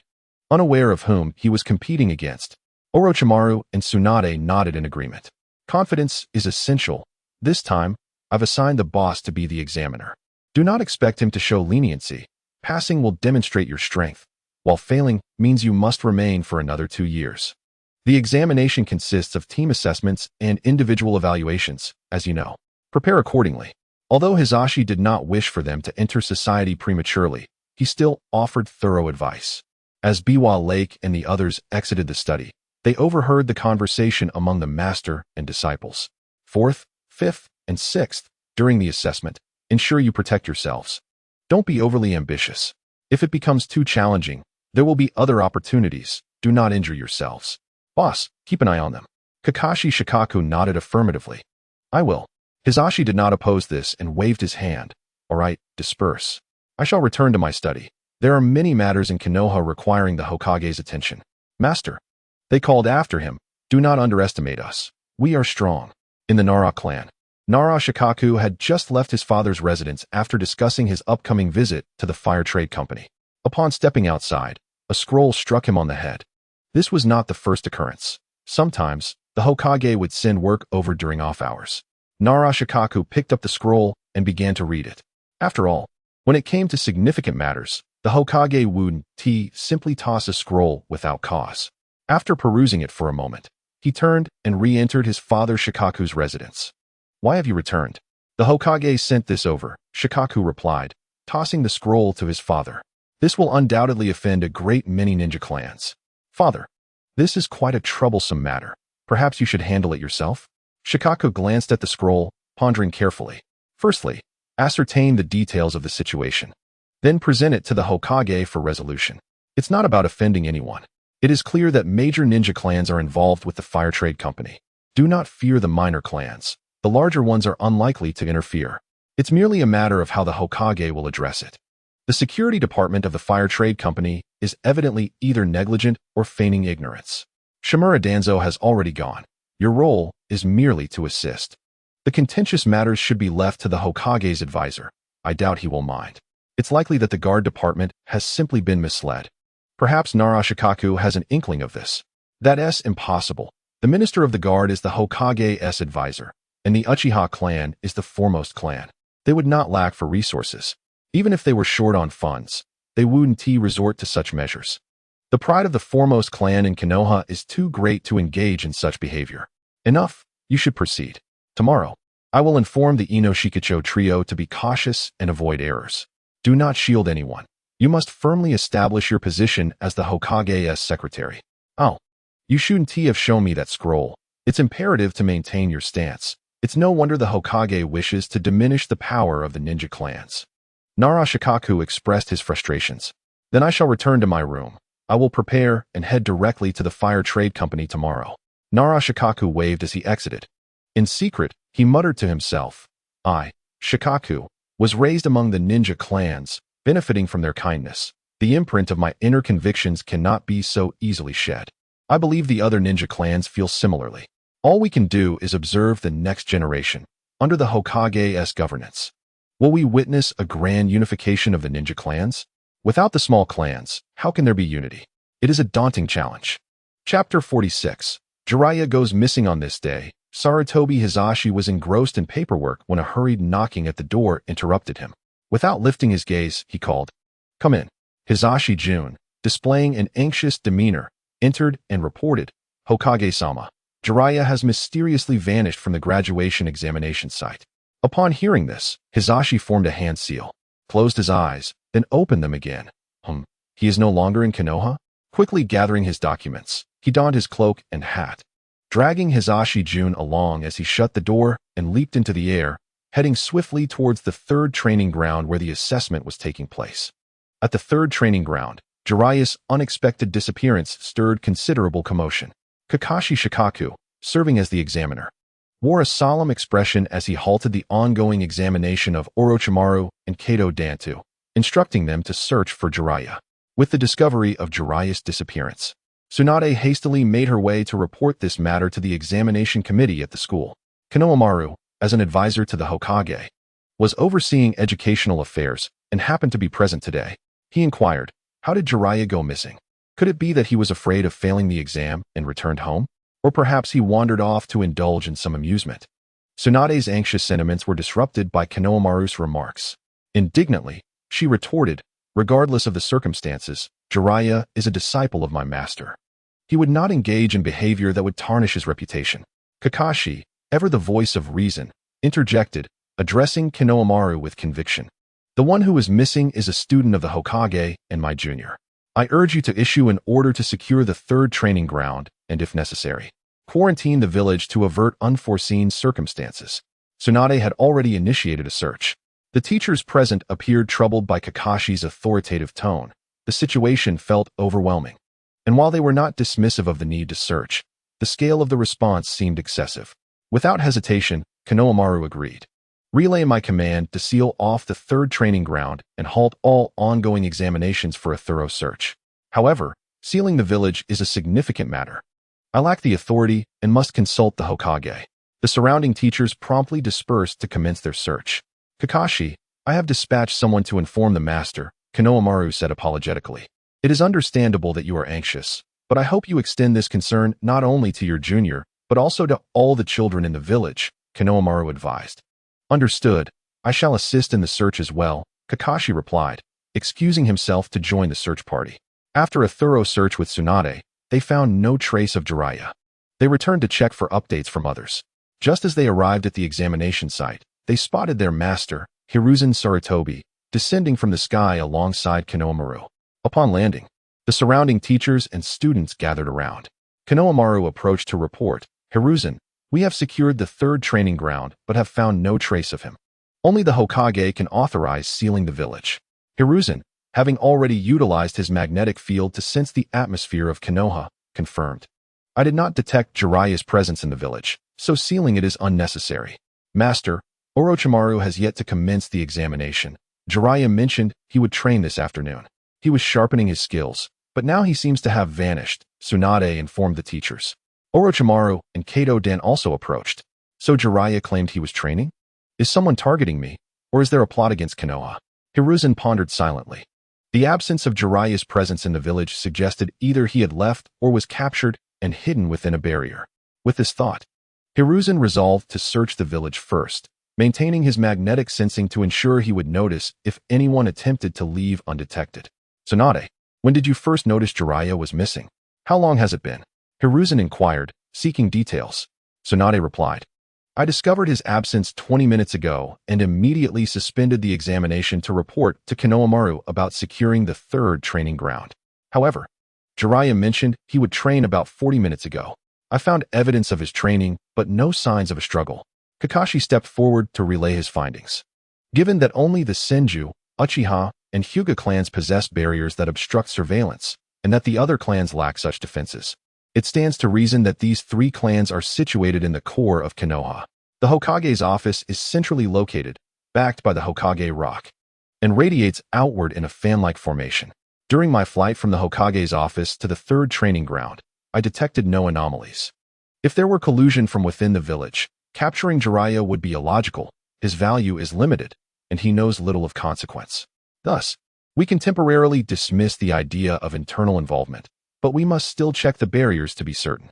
With this in mind, Hiruzen commanded, Kakashi, relay my orders to the barrier team to conduct an immediate inspection of all barriers. What sort of patrols are conducted daily? How could someone have been abducted from the village without anyone noticing? He exchanged a meaningful glance with Kakashi. Kakashi understood the implication and set off to carry out the order. The leader of the barrier team was Tsunade's mentor, and Hiruzen intended for her to oversee the inspection of the Senju, Uchiha, and Hyuga barriers. As the graduation examination continued, Hiruzen instructed, Tsunade, take me to where Jiraiya trained. After announcing the continuation of the exam, he followed Tsunade to Jiraiya's training area, with Orochimaru and Kato Dan trailing behind. Upon arriving at the training site, Hiruzen carefully examined the surroundings and sensed subtle spatial fluctuations. Could someone skilled in space ninjutsu have taken Jiraiya? He contemplated.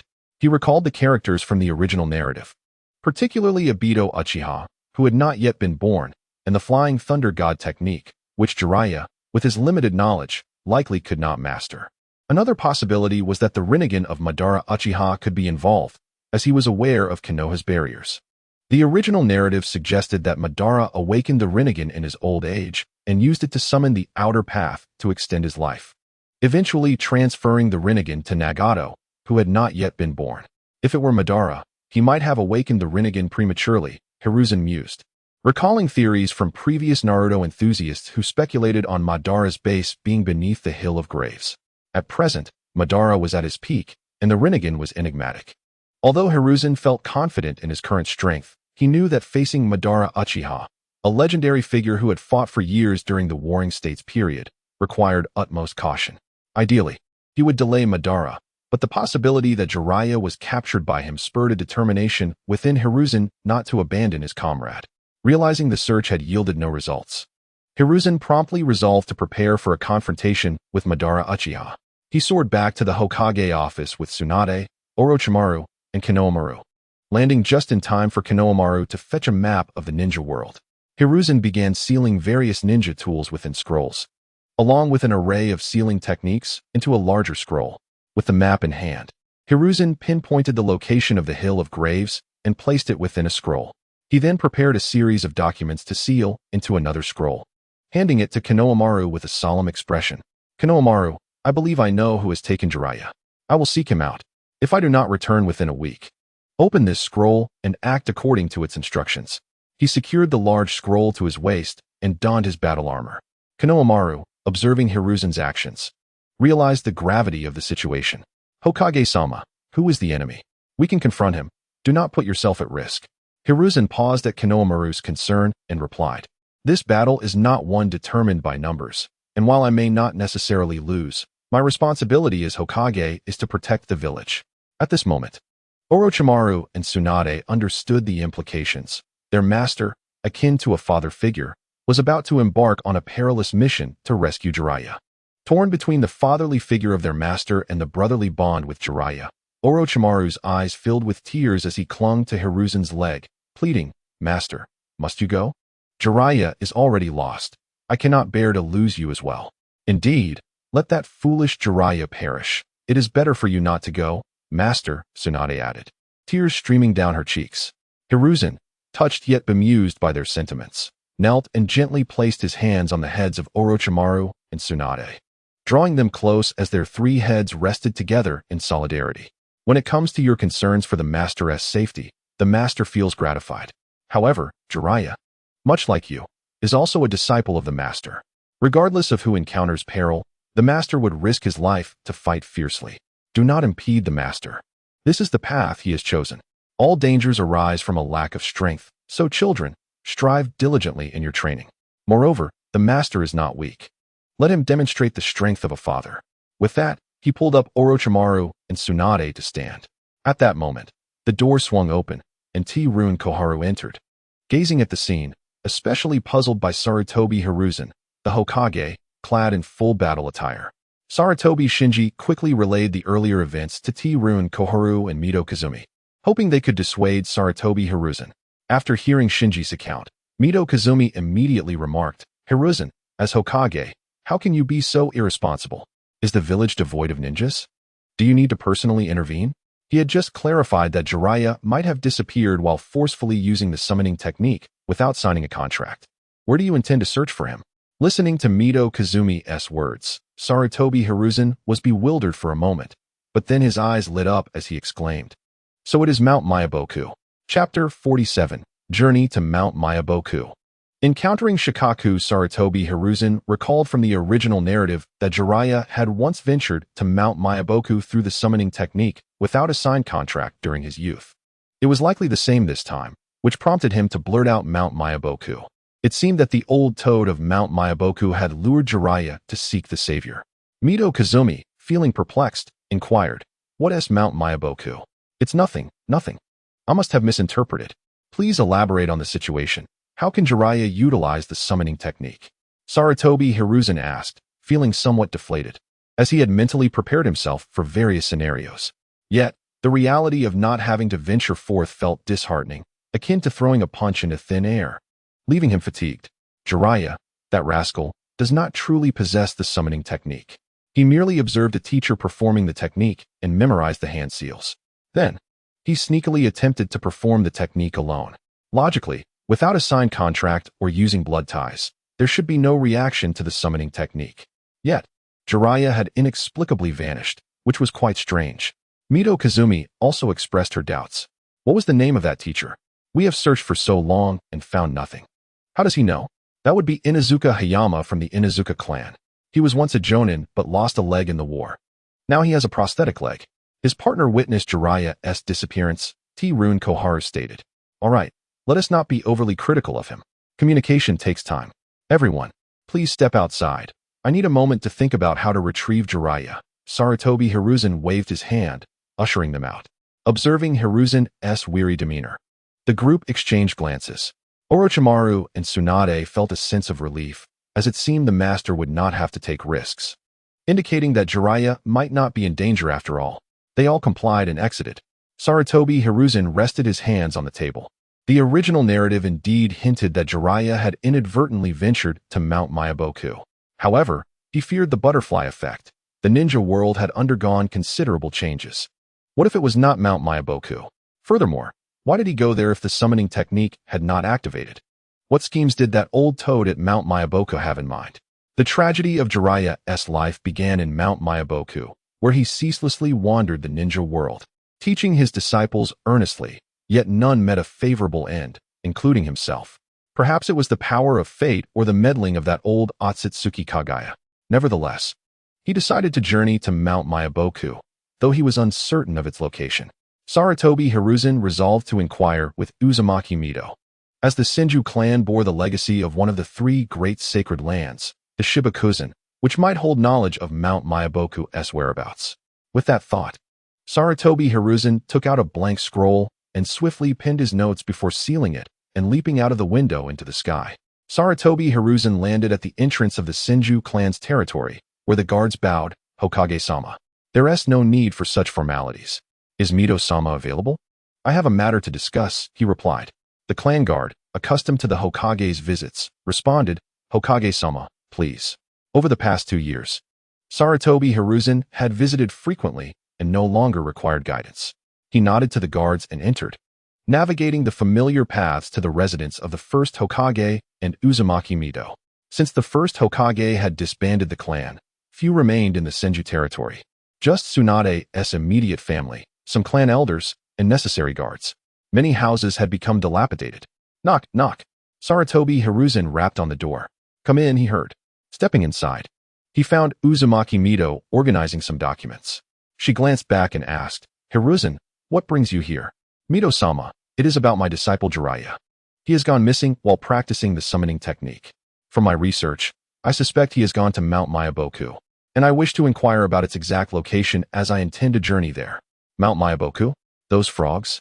Let me see what I can find, Uzumaki Mido said, donning her reading glasses and laboriously rummaging through a box, while Sarutobi Hiruzen stood by, attentively. It was not that Sarutobi Hiruzen did not wish to assist.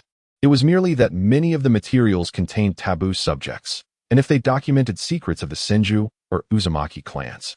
Even the Hokage could not pry into the mysteries of the ninja clans. After a short while, Uzumaki Mido produced a scroll, dusting it off before unfolding it to examine the contents. She then handed it to Sarutobi Hiruzen. This scroll contains all the information regarding Mount Myaboku. Taking the scroll, Sarutobi Hiruzen skimmed through it before expressing his gratitude. Thank you for your assistance, Mido-sama. He then retrieved another scroll and presented it to her, saying, Mido-sama, if I have not returned within a week, please make this scroll public. Uzumaki Mido cast him a surprised glance and replied, Mount Myaboku is friendly. There is no need for such precautions. They can be a bit eccentric, but just follow your own instincts. As she spoke, she pushed the scroll back toward him. Still, it is better to leave it with you, just in case. Very well, as you wish. Sarutobi Hiruzen perched atop the Hokage building, examining the scroll he had just received. It detailed the precise location of Mount Myaboku, which appeared to be quite distant. It was situated on the opposite side of the Wind and Earth countries, with the map scarcely indicating the distance, only providing a general direction. After equipping the gear he had prepared, he opened the window and leaped into the air. Shortly thereafter, he quietly breached the Konoha barrier and soared towards Mount Myaboku. Crossing a high ridge in the land of Earth, a young monk sat meditating there. Fengfu the little monk. While the scenery here is indeed lovely, isn't 7 days of meditation a bit excessive? Besides, we run out of food. I don't mind, but if you starve, I'll have to ask Sarutobi to find me another partner. How about we go eat something? Let us head to Konoha for some dumplings or grilled meat, and we can pay a visit to Sarutobi. Wouldn't that be delightful? A voice appeared from nowhere. Shikaku. This is my task, which I will complete on the 7th day at sunset, Fengfu replied. My moral, intellectual, physical, aesthetic, and labor cultivation. When will I achieve perfection? I used to think Sarutobi was deceiving me about entering the Jinchuriki's body. Though somewhat reluctant, I didn't expose him. Little did I realize that moral, intellectual, physical, aesthetic, and labor cultivation could genuinely be practiced. I feel significantly stronger now, and I wish to go to Konoha to apologize to Sarutobi. Would you like to join me in cultivating moral, intellectual, physical, aesthetic, and labor? Each person has their own destiny. Is this not a form of cultivation for me? Then what are you cultivating? I am cultivating the heart. The power of the spirit is also immensely potent. The teachings of Hokage-sama regarding moral, intellectual, physical, aesthetic, and labor cultivation can also nurture the heart, though it encompasses other aspects that I cannot perceive. Of course, with my intelligence, I can only cultivate such profound principles. As time slipped away in casual conversation, the sun was about to set. Look, the sun is descending. Let us find a place to eat. Would you like some meatballs? You can enjoy the meatballs. I desire meat instead. Your path of asceticism appears quite arduous, as you seldom indulge in meat. Thus, we quietly watched as the sun cast its final rays. Fengfu took a deep breath, concluding his meditation. Gradually, grains of sand began to flow from his abdomen, slowly forming a tanuki, standing tall. It bounced joyfully around. Shikaku tilted its head toward the sky. What is it, Shikaku? It seems to be the presence of Sarutobi, moving swiftly through the air. I shall greet him. The sand from Fengfu's abdomen surged forth, and Shikaku grew increasingly larger. Hey, Sarutobi. The now enlarged Shikaku called out. Meanwhile, Sarutobi was soaring at high speed, having just crossed the land of Earth. The map of the ninja world is indeed vast. However, the 5 great countries occupy only a fraction of it. Beyond the land of Earth lies an expanse of desolation. Sarutobi, engrossed in his journey, was startled by a shout. "Hey, Sarutobi!" He quickly activated his sensory abilities. To his surprise, it was Shikaku and Funfu. Sarutobi descended beside Shikaku, who had returned to a human size. "Funfu, Shikaku, what brings you here?" Funfu performed a Buddhist gesture. "Hokage-sama, I am here in training." Sarutobi realized, "You are an ascetic?" Funfu nodded, and Shikaku chimed in. "Sarutobi, I'm here. The training method you imparted, virtue, wisdom, physicality, aesthetics, and labor, I have practiced. I believe I have grown strong enough to confront that fox now." Sarutobi was momentarily taken aback. "Virtue, wisdom, physicality, aesthetics, and labor? Is this a training method? I wasn't aware of this. Wasn't this merely a ruse? In a past life, it was just a code of conduct." Nevertheless, it would be unwise to reveal his confusion. He said, "Oh, this training method is no trivial matter. Shikaku, your rapid progress is indeed remarkable. I spent 6 years perfecting my own training. 6 years in elementary school, during which I was recognized as an exemplary student. Let me see how far you have come in your training." Sarutobi extended his fist toward Shikaku. "Let me show you the fruits of my training." Shikaku joyfully extended his fist to meet Sarutobi's. After a moment, Sarutobi withdrew his fist and remarked, as expected of Shikaku, "Your 3 years of training surpass my several years." He then unhesitatingly gave a thumbs up to Shikaku. Shikaku beamed with delight, akin to a student praised by a teacher. After a while, once Shikaku had calmed down, Sarutobi inquired, "Shikaku, what is the next principle of your training in virtue, wisdom, physicality, aesthetics, and labor? Is there a next step?" "Sarutobi, please teach me." "The next step, I call, read thousands of books and travel thousands of miles. However, this requires personal experience. Each path is unique, and thus, the insights will differ." Chapter 48. The Trial of Mayaboka Mountain. "I will certainly advance swiftly to read thousands of books and travel thousands of miles," Shikaku said confidently. "I await your good news. I have yet to complete my own training. I will surely surpass you. By the way, Sarutobi, I haven't asked yet. What brings you to this desolate place?" "One of my disciples vanished into the temporal turbulence while experimenting with summoning techniques. I suspect he has fallen into Mayaboka Mountain, and I am preparing to search for him." Sarutobi deliberated and decided to share the truth, for Funfu is from Sunagakure. It would be unfortunate to create misunderstandings. After all, this area is not far from the border of the Land of Wind, which lies to the southwest and west of the Land of Fire. While Mayaboka Mountain is slightly southwest of the Land of Fire, though farther away. Mayaboka Mountain. That group of toads. The old sage was there when that toad began to act like a charlatan. "Do not be deceived by him," Shikaku advised earnestly. "Very well. I shall exercise caution," Sarutobi replied, perplexed as to why so many urged him to be wary of the charlatan.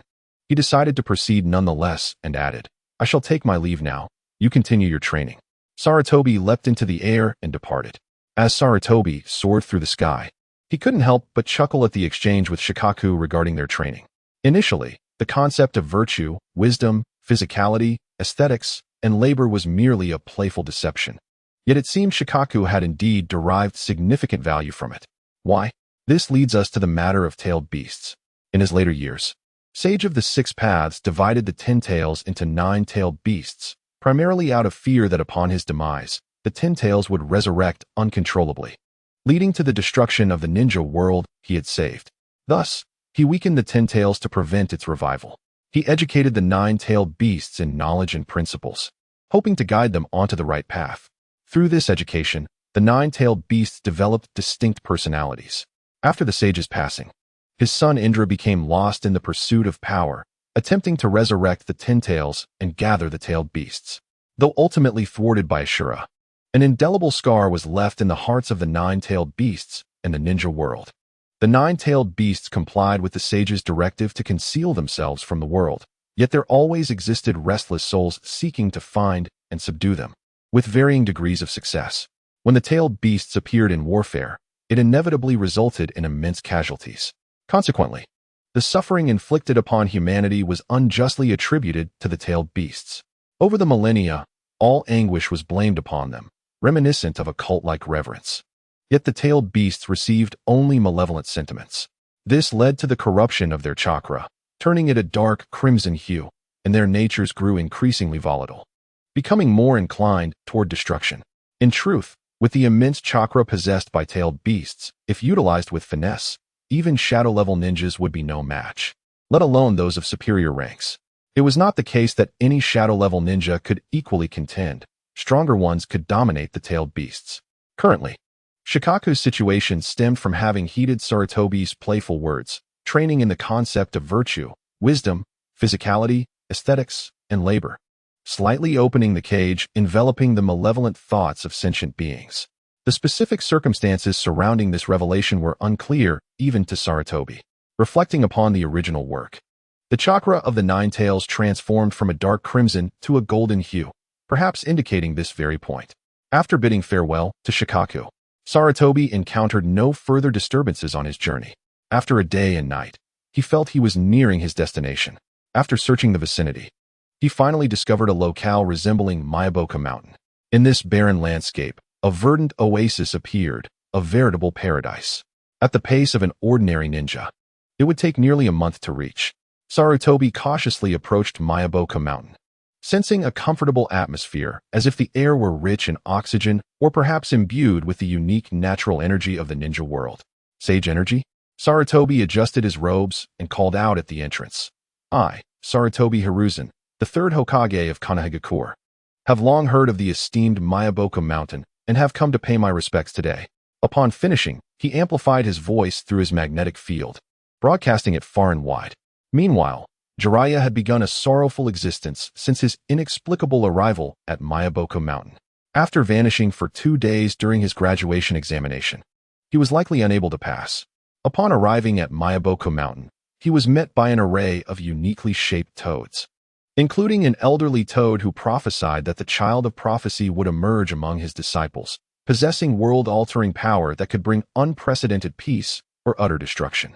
What a bizarre occurrence, filled with inexplicable toads and cryptic words. Following the old toad's proclamation, it resumed its slumber, while a young toad claiming to be a sage named Fukusaku brought Jiraiya into a contract and introduced him to various toads, with meals consisting of an assortment of insects, truly terrifying. Master, when will you come to take me back? Jiraiya murmured incessantly. Suddenly, a grand voice resonated. I, Sarutobi Hiruzen, the Third Hokage of Konohagakure, have long heard of the esteemed Myaboka Mountain and have come to pay my respects today. Master, the master has come to save me. Jiraiya searched for a long time, but could not locate the direction from which the voice emanated. At this moment, Shinzaku and Jiken also heard the voice, awakening the great toad sage, who mumbled, "The one unbound by fate has arrived." The clarity of the voice led Shinzaku and Jiken to misinterpret it as the great toad sage's unwelcoming demeanor. Thus, they summoned several battle-ready toads to confront the situation.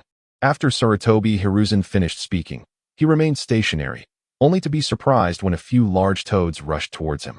Who are you? Why are you shouting at my doorstep? You've awakened the great toad sage. Sarutobi Hiruzen soared into the air and opened a long-unused panel, revealing notable toads from his past. Muntai, Toad Ken, Toad Hiroshi, Shinzaku, and Jiken. Muntai, Toad Ken, and Toad Hiroshi were now elite J-nin, while Shinzaku and Jiken had attained a shadow-level template, possessing a new skill called Basic Sage Mastery. The danger level was assessed as intermediate. Jiken spoke up. Hokage, the great toad sage does not welcome you. Sarutobi Hiruzen was puzzled, wondering if the old sage had perceived something, considering he was not the original version of himself. Master, you came to find me. I have been having a dreadful time these past few days, Jiraiya lamented as he emerged pitifully from Mount Myaboku. Upon witnessing Jiraiya's plight, Sarutobi Hiruzen initially intended to have a serious discussion, but was instead filled with wrath, unleashing a powerful surge of chakra as he thundered, "If you do not welcome me." Sarutobi Hiruzen, why have you imprisoned my disciple? What have you done to him? Seeing the immense chakra emanating from Sarutobi Hiruzen, Muntai seized the initiative to attack, drawing his short blade to strike. Realizing the attack was imminent, Sarutobi Hiruzen conjured an invisible hand in midair to deflect Muntai's blow, halting the descent of his blade. He gestured towards Jiraiya, who was instantly enveloped in a transparent membrane. While Sarutobi Hiruzen protected Jiraiya, Toad Hiroshi leapt forward with dual blades drawn, and Toad Ken brandished a fork to assist. Being assaulted by 3 colossal beings was undoubtedly uncomfortable. He barely had time to conjure a defensive shield around himself before being struck from the sky. The impact sent debris scattering, with dust and soil flying in all directions as Shinzaku and Jiken retreated, leaving Jiraiya unharmed within the protective barrier. As the dust settled, Sarutobi Hiruzen ascended into the air. Unscathed, is this truly the sacred land of Mount Myaboku?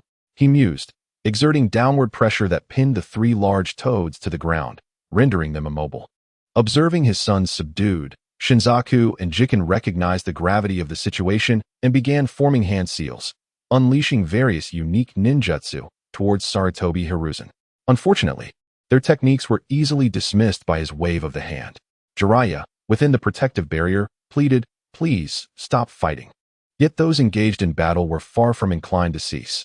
Jiken, feeling humiliated, prepared to employ sage techniques, but was halted by Shinzaku. That is the Hokage of Konoha. At this moment, Sarutobi Hiruzen adopted a more assertive tone, addressing Shinzaku and Jiken. "This tedious probing can cease. Will you take me to meet the great Toad Sage? What is the true purpose of bringing my disciple here?" With that, he released Muntai and the others from their restraint, beckoning Jiraiya and the force field to his side as he advanced.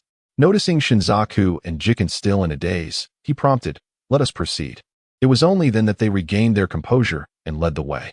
The reason for their stupor was that the Hokage was not adhering to the expected script.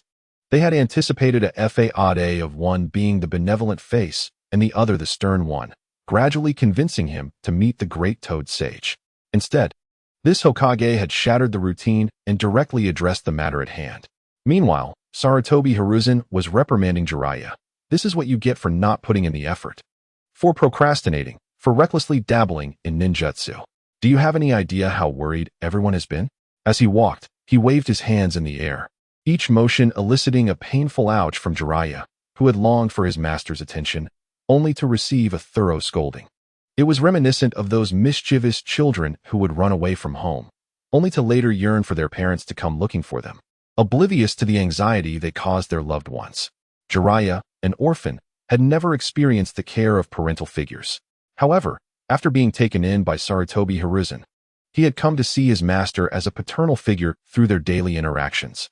This unexpected journey to Mount Myaboku had sparked within him a hope for his master's arrival, even if it came with a reprimand. He found a bittersweet joy in it.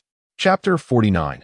Confrontation with the Great Toad Sage. After traversing various meadows, rivers, and stone forests, they finally arrived at the abode of the Great Toad Sage, or rather, his sleeping quarters. This was a colossal temple nestled deep within Mount Myaboku, its grandeur reminiscent of a realm inhabited by giants.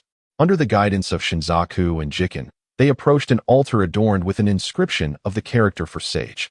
Looking up, they beheld a massive old toad, donning a scholar's cap, reclining on the altar in a deep slumber, bubbles intermittently rising from its nostrils. Its face was heavily wrinkled, and a necklace adorned its neck, with a pendant inscribed with the character for oil. Sarutobi Hiruzen examined the great Toad Sage, discovering that its strength was extraordinary, with chakra rivaling that of a tailed beast, alongside mastery of a basic sage technique. This toad was a true sage, not a mere novice. The danger level was assessed as exceedingly high, prompting Sarutobi Hiruzen to abandon any underestimation. Nonetheless, he was determined to pursue his objectives. Jiken flew to the great Toad Sage's ear, using her diminutive yet powerful voice to rouse him from slumber. The great Toad Sage, still groggy, inquired about the matter at hand. After the situation was explained, he nodded in understanding and gestured for Shinzaku and Jiken to take Jiraiya outside to play, indicating his desire for a private conversation with Sarutobi Hiruzen. Once the temple was devoid of all but Sarutobi Hiruzen, the great Toad Sage greeted him. "Ah, the one unbound by fate." Sarutobi Hiruzen replied, "Greetings, great Toad Sage. I have never placed stock in fate. I believe in the sanctity of one's resolve. There is nothing that cannot be altered, even what is deemed fate." He reflected on the nature of existence, noting that everything has its own destiny, such as the unavoidable cycle of life, aging, illness, and death. The arc of a human life can be distilled into birth, learning, maturation, marriage, nurturing offspring, imparting knowledge, aging, and ultimately, death. Few can escape this human fate. Delving deeper, one can distinguish between ordinary individuals, ninjas, and warriors. each with their own destinies. Transitioning from a commoner to a ninja is merely crossing from one river to another. Yet, between these rivers lies a crucial juncture. The child of fate. As one is human, one cannot evade the predestined human experience.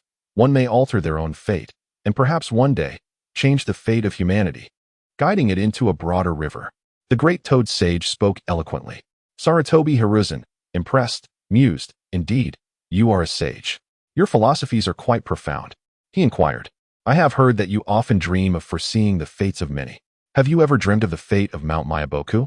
The great Toad Sage, still somewhat dazed, replied, "The fate of this world is akin to a great river composed of many tributaries. Mount Myaboku is but a minor tributary. Perhaps a single wave could breach its banks. Thus, we must entwine ourselves with a larger river to withstand the risks, benefiting both parties. The world's fate is fraught with challenges. Over 1,000 years ago, 2 fish fell from the heavens into our river, consuming the nutrients that belonged to us, and subsequently turned upon each other. I encountered the child of fate at that time and assisted him in averting the tragic fate of our river, allowing our tributary of Mount Myaboku to survive. Humanity has also acquired the evolutionary methods of those 2 extraterrestrial fish." Sarutobi Hiruzen understood the implication. This planet is interconnected, and if it perishes, Myaboku Mountain will also meet its end, along with humanity. Myaboku Mountain merely wishes to collaborate with humanity to withstand the impending risks. An example was cited regarding the invasion by Kagaya Otsutsuki and Ishiki Otsutsuki 1,000 years ago. At that time, Gamamaru aided the Sage of 6 Paths, introducing chakra to this world. Sarutobi Hiruzen feigned ignorance, inquiring, "Have you discerned something further? Did you bring Jiraiya to Myaboku Mountain? Is he the child of destiny?" "He is not the child of destiny, but he is the pivotal figure who can guide the child of destiny's growth. His arrival at Myaboku Mountain is fate, and I merely gave the great sage a gentle push," he stated candidly. This sentiment carries a hint of opportunism. Myaboku Mountain seeks to influence Jiraiya to affect the so-called child of destiny, thereby intervening in the fate of the shinobi world. As if he could see through Sarutobi Hiruzen's thoughts, the great sage added, "Our sage arts are exceptionally suited for Jiraiya's cultivation. This implies an exchange for sage techniques." Sarutobi Hiruzen deftly shifted the topic, asking a seemingly unrelated question, "Great sage, do you believe I can influence the shinobi world and the child of destiny? I fear for Jiraiya's safety." This insinuated that the matter is perilous. Should I step in? The great sage avoided the question, responding, "Do you know how vast the shinobi world once was? Do you see this desolate land? These 2 fish have drained its nutrients. The current shinobi world is but 1/10 of its former self. I too exerted every effort to preserve this small patch of land." Unable to contain himself, Sarutobi Hiruzen thought, "Are you capable of this?" He summoned a force field shield and declared to the great sage, "I will exert my utmost effort. Besides, we have you, great sage." The great sage approached and touched the force field shield, saying, "An individual's strength is inherently limited. To alter fate, one must unite the majority." Sarutobi Hiruzen smiled broadly, indicating agreement. The great sage is correct. I must swiftly enhance my strength. This is rather transparent in its intentions.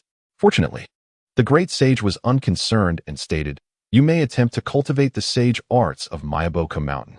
Personal power is indeed vital, but many hands make light work." The great sage's assertion resonated profoundly. Can this sage art be imparted to others? Sarutobi Hiruzen pressed further. "Learning sage arts is perilous. If you are unafraid of death, you may give it a try." "I must rest now," the great sage's snores echoed. Sarutobi Hiruzen exited the temple, silently reflecting on his recent interaction with the great sage. In truth, having observed the great sage's strength through the panel, Sarutobi Hiruzen was not without the capacity to fight, yet found himself somewhat obsequious in the presence of the great sage. For him, this was reality, not the typical narrative of an invincible hero. What purpose would there be in battling the great sage? Victory was uncertain, and it would only antagonize Myaboku Mountain. The earlier probing showed that both sides were holding back. A matter of social etiquette and interpersonal relations. Why engage in a fruitless endeavor? Indeed, Jiraiya is currently the inheritor of Myaboku Mountain's legacy. His fate may be grim. Yet Sarutobi Hiruzen has never believed in destiny, trusting instead that he can alter Jiraiya's path. He found Shinsaku and Jiken, conveying the great sage's consent for Sarutobi Hiruzen to practice sage techniques. After 2 days of study, he realized that mastering sage arts was no simple task. The sage arts in the shinobi world involve absorbing natural energy and fusing it with one's chakra in a specific ratio. However, this ratio varies for each individual. One must experiment to discover their own suitable sage chakra. No wonder sage practitioners in the past had such diverse forms of sage arts. Jiraiya, Minato, and Naruto all practiced the sage arts of Mayaboka Mountain, yet each was distinct. Examining the documentation on Mayaboka Mountain sage arts, Sarutobi Hiruzen, drawing from the Taoist theories of his previous life, discovered that sage arts bear a resemblance to the legendary Chi practitioners, who absorb the essence of the sun and moon and harness the spiritual energy of the world. It is all about drawing energy from nature to achieve enhancement and evolution. No wonder sage arts are so formidable. However, after several days of exploration, Sarutobi Hiruzen realized he lacked the time to delve deeper into the sage arts at Mayaboka Mountain and thus opted to sign a summoning contract. This summoning contract is not a blood pact. Sarutobi Hiruzen's blood pact binds him to the Saru clan, allowing him to summon all members of the Saru clan. In contrast, the contract signed at Mayaboka Mountain permits him to summon only a specific small frog for reverse summoning purposes. Sarutobi Hiruzen did not intend to summon a frog for battle. After completing the contract, he and Jiraiya began their journey back to Konoha. As they soared through the skies beneath a force field shield, Jiraiya curiously inquired, "Master, what technique is this? Can you teach me?" Jiraiya envisioned the advantages of wielding such a technique in battle, recognizing its impressive defensive capabilities, as the residual energy from their earlier skirmish at Mayaboka Mountain had remained undisturbed. Sarutobi Hiruzen chuckled, responding, "This is the force field shield. It is quite complex, and you may not be able to master it. Indeed, this is based on electromagnetic theory from my previous life, augmented with some hypotheses and combined with Shikaku's magnet release, manifesting through the panel for unknown reasons. However, I could compile some materials later to see if anyone else might learn it. The panel has integrated the knowledge I acquired, so I can spend some time organizing it to create a sealing book, which could serve as Konoha's foundational knowledge. Master, please teach me. I will study diligently and surely learn it. Such a splendid ninjutsu is something I, Jiraiya, must master. In the future, I will compile all my ninjutsu into documents for you to study at your leisure, no rush. However, you are still young and must establish a solid foundation first. Otherwise, many of my ninjutsu may prove perilous for you, and you may not be able to handle them. You must strive, you see. Orochimaru has graduated at the top of his class. He will surely pass the assessments these past few days, whereas you might not even pass your middle school graduation assessment." Sarutobi Hiruzen seized the opportunity to impart some wisdom. Jiraiya grimaced, replying, "I understand, master. I will do my best." He resembled a struggling student being compared to an academic achiever, his expression one of exasperation. Sarutobi Hiruzen refrained from pressuring him further.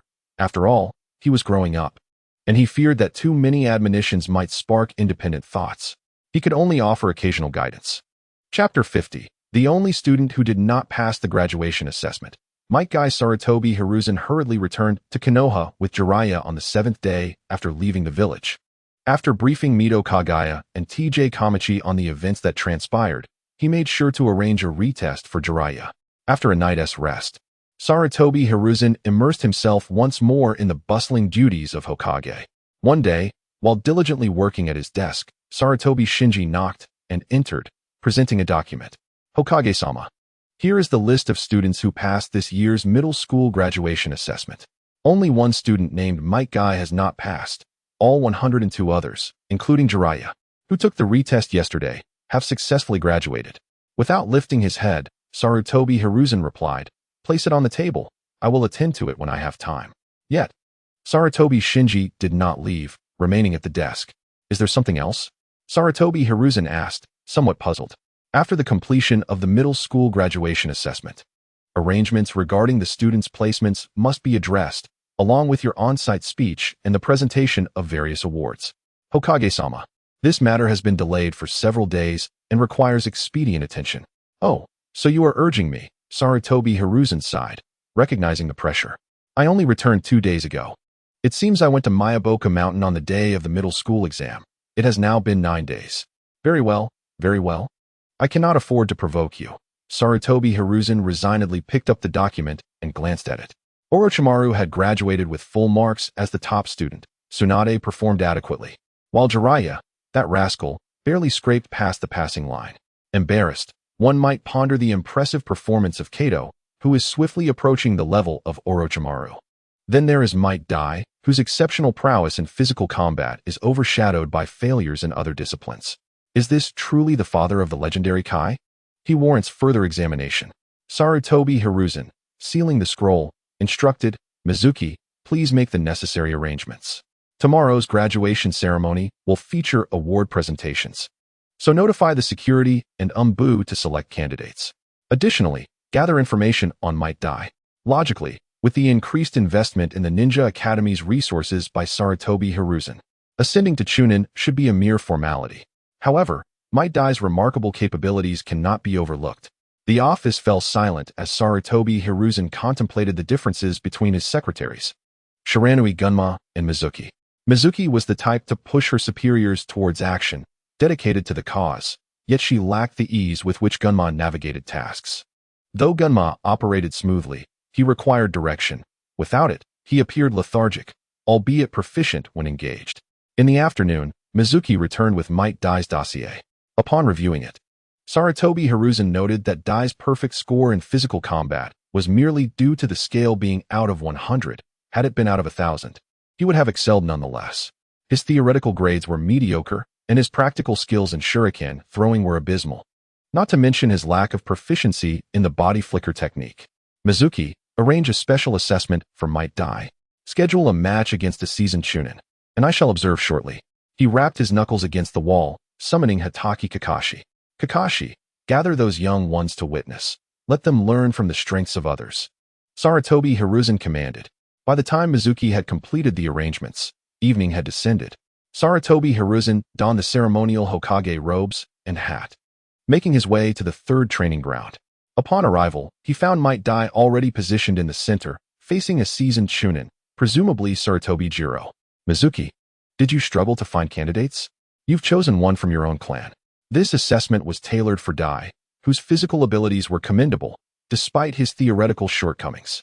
As the adage goes, a good cat catches mice, regardless of its color. Exceptional talents merit special consideration. Dai, should you defeat Chunin Sarutobi Jiro, I will, in the name of the Hokage, declare you successful in this assessment. This is a practical combat test. All means are permitted, and the arena is confined to this third training ground. Jiro, exert yourself fully. A victory here will elevate you to special jonin. To ensure the authenticity of the assessment, Sarutobi Hiruzen offered an irresistible incentive to both participants. Following Mizuki's declaration to commence, Sarutobi Hiruzen led Kakashi, Orochimaru, Tsunade, and Jiraiya to observe the duel from above. Jiro initiated the attack, launching shuriken at Might Dai without concern for their accuracy.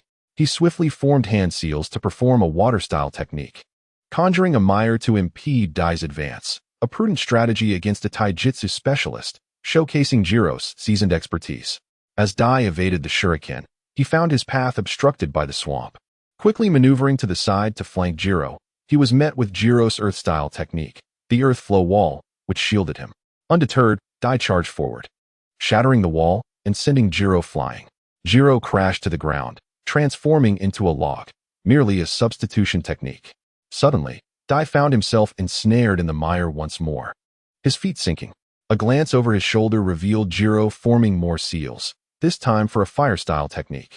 Dai unleashed a surge of chakra, opening the third gate and erupting from the mud, racing towards Sarutobi Hiruzen. Jiro abandoned his seals, slapping the ground and vanishing from sight. This maneuver caught Mizuki's attention, as she noted Jiro's adeptness with earth-style techniques, applying them creatively. Who said offensive ninjutsu couldn't be used for evasion? Nearby, Orochimaru, Tsunade, and Jiraiya shared similar sentiments, each gaining valuable insights. Sarutobi Hiruzen, having observed the exchange, felt a sense of appreciation for Jiro's mastery of ninjutsu and Dai's extraordinary physicality. What are your thoughts on their combat? He inquired of the three young observers. Brother Jiro demonstrated remarkable proficiency in ninjutsu and possesses abundant battle experience.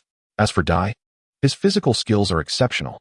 Regardless of the opponent's ninjutsu, he adeptly counters with taijutsu, Orochimaru commented, somewhat conflicted in his articulation. It is the strength that breaks all techniques. Sarutobi Hiruzen summarized. And you too? He directed his gaze toward Jiraiya and Tsunade. I believe I could have performed better. Had it been me, I would have utilized the slippery oil technique to deter my opponent and ignite with fire style, Jiraiya boasted, his confidence apparent. I find Dai's combat style quite impressive, master. I too wish to learn to break all techniques, Tsunade whimsically declared. Hearing her, Sarutobi Hiruzen furrowed his brow, concerned that this young girl was veering too far into a path of violence. As he observed her enthusiasm, Tsunade tugged at his arm, pleading, Please, master, may I? Who taught you such things? Speak properly. Why pursue the path of breaking all techniques? It requires immense effort and a solid foundation in taijutsu. Without that, success is unattainable. If you aspire to this combat style, focus on honing your physical abilities first. Once you meet the standard, we shall discuss further training, Sarutobi Hiruzen advised, reluctant to dampen her spirit. Meanwhile, on the battlefield, the confrontation reached a stalemate. Might Dai, utterly exhausted, and Sarutobi Jiro, depleted of chakra, surveyed the extensive damage left in their wake. As the spectators descended, Mizuki addressed them. You both fought evenly, therefore. Sarutobi Hiruzen interrupted. I have observed your performances closely. You both exerted yourselves fully. Jiro's mastery of ninjutsu speaks volumes of his dedication. Thus, I have decided to offer you an opportunity to undertake a special Jonin assessment task. Prepare to independently lead a team for this mission, with a difficulty rating of A. Upon hearing the Hokage's words, Jiro felt a surge of validation for his years of effort. Conversely, Might Dai's heart sank, realizing he had not triumphed and had squandered a precious opportunity afforded by the Hokage. Am I truly unfit to be a ninja? He pondered, tears welling in his eyes. Noticing Dai's crestfallen expression, Sarutobi Hiruzen sought to reassure him. Dai, your dedication has not gone unnoticed. Your physical prowess is commendable. You have not squandered your youth. The strength earned through the flames of youth must not be wasted. Therefore, I, in the name of the Third Hokage, declare that you have passed this assessment. Please arrive punctually at the academy for the middle school graduation ceremony tomorrow at 8. Sarutobi Hiruzen smiled warmly. Is that true? Dai, still in disbelief, sought confirmation. Indeed. Mizuki chimed in, patting him on the shoulder. Might Guy, overwhelmed with joy, leaped into the air and exclaimed, This is youth. We must not squander our youth if we are to honor ourselves. His infectious smile prompted a shared laughter among his comrades, including Sarutobi Asuma, Orochimaru, Tsunade, and Jiraiya. Even the stoic Kakashi couldn't help but crack a slight grin. It was ultimately Sarutobi Hiruzen who interrupted their collective amusement. Return to your senses. Remember the graduation ceremony at 8 a.m. tomorrow. Chapter 51. The allocation of graduates that evening, upon returning home.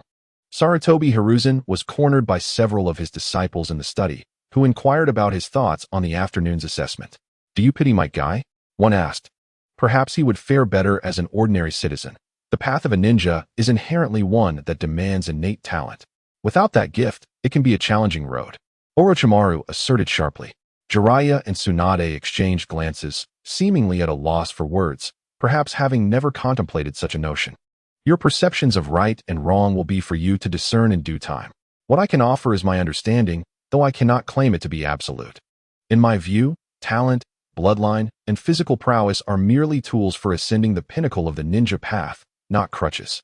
It is the strength of one's spirit that forges a powerful soul, robust physique, and cultivates a formidable bloodline, enabling one to become a great individual. Many possess innate talent, bloodlines, and physical strength. Reflect on the various Kage from each village, who among them achieve their status solely by relying on extraordinary gifts or powerful bloodlines. Sarutobi Hiruzen spoke with conviction. But master, my grandfather possesses the wood-release bloodline. Our history lessons in the ninja world detail that the second water shadow, the second earth shadow, the third earth shadow, the second wind shadow, and the third wind shadow all had powerful bloodlines, as did the formidable ninjas from the Cloud Village. Tsunade interjected, eager to display her knowledge. Indeed, those mighty ninjas you mention may possess bloodlines, yet their true strength lies within themselves. The second water shadow mastered the water transformation technique, but aside from him and the Mizuki clan, Are there any other ninjas of that caliber? The dust release was a technique created by Iwagakure, and the puppet technique and magnet release were both pioneered by the Second Wind Shadow. The physical prowess of the Cloud Village ninjas is not innate. It is a result of rigorous training.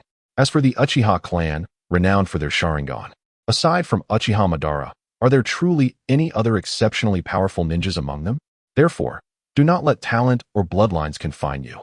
Transcend beyond those innate attributes to traverse further along the ninja path. However, Uchiha Kagami was also a formidable ninja. Why is he not mentioned in your discourse, master? Jiraiya queried. Sarutobi Hiruzen chuckled softly, ruffling Jiraiya's hair. When you ascend to the zenith of the ninja path, you will look back and find that the once mighty ninjas of your past no longer seem so formidable. In 10 years, when you reflect on today as so-called powerful ninjas, you will uncover the answer. For now, focus on your steady ascent towards the heights of the ninja path, step by step. Orochimaru suddenly inquired, Master, have you reached the pinnacle of the ninja path? The pinnacle? It is no simple feat. The ninja path is boundless. Which step can be deemed the summit? And which the precipice? Even I cannot say. Only by continuing onward can one discover the truth. Might Guy's path of body refinement may not be erroneous. It is simply a path that has yet to be traversed. Is it not the duty of us ninjas to forge new paths where none exist? In that moment, the three young ninjas felt their master towering above them, radiating an inspiring brilliance. This conversation was etched into their hearts, serving as a guiding light for their future endeavors. For Inuzuka Akiba, Nara Shikamaru, and Yamanaka Ino, this discourse shattered the chains of their long-held beliefs in the hierarchy of bloodlines within the ninja world, planting a seed of new understanding within them. As night gradually enveloped the world in silence, the discussions in the study continued uninterrupted until a voice exclaimed, Why are you still awake at such a late hour? Are you not attending the graduation ceremony tomorrow? Only then did the lights in the study dim. The following morning, Sarutobi Hiruzen emerged from his bedroom, stretching and glancing at the sky, noting the time was getting late. He checked on his disciples' rooms, finding them all departed. I wonder if they remembered to call their master. Will the graduation ceremony commence in my absence? He murmured, after hastily completing his morning routine. Sarutobi Hiruzen soared into the air, dispelling the barriers of his yard as he flew towards the school. He landed on the podium, where 103 graduates stood in formation. At the forefront was the valedictorian, Orochimaru, followed closely by Kato Dan, Tsunade, Jiraiya, Might Guy, and others. Today marked the graduation of the first cohort since the restructuring of the Konoha Ninja Academy. You are all exceptional. Your teachers will now bestow upon you the vests of Genin, and I shall present each of you with a Konoha headband. Once adorned with this headband, you shall be recognized as Konoha ninjas, no longer mere students. Your futures will shine brightly in various roles within Konoha. Graduation is not the end. It is merely the beginning. May you find fulfillment in life, triumph in your endeavors, and ascend to greater heights on the ninja path. Sarutobi Hiruzen's powerful voice resonated throughout the venue. Many students were overcome with emotion. After all, he was the third Hokage, a figure from their history lessons. He had assumed the mantle of Hokage during perilous times, ushering peace to Konoha and the world amidst the turmoil of war. He had established the international organization of the Five Kage Summit in a realm fraught with distrust. He had stepped out of the pages of their textbooks into their reality, and now he would personally place the headbands upon them. Indeed, this particular segment was an addition by a certain Hokage to the history curriculum of the ninja world.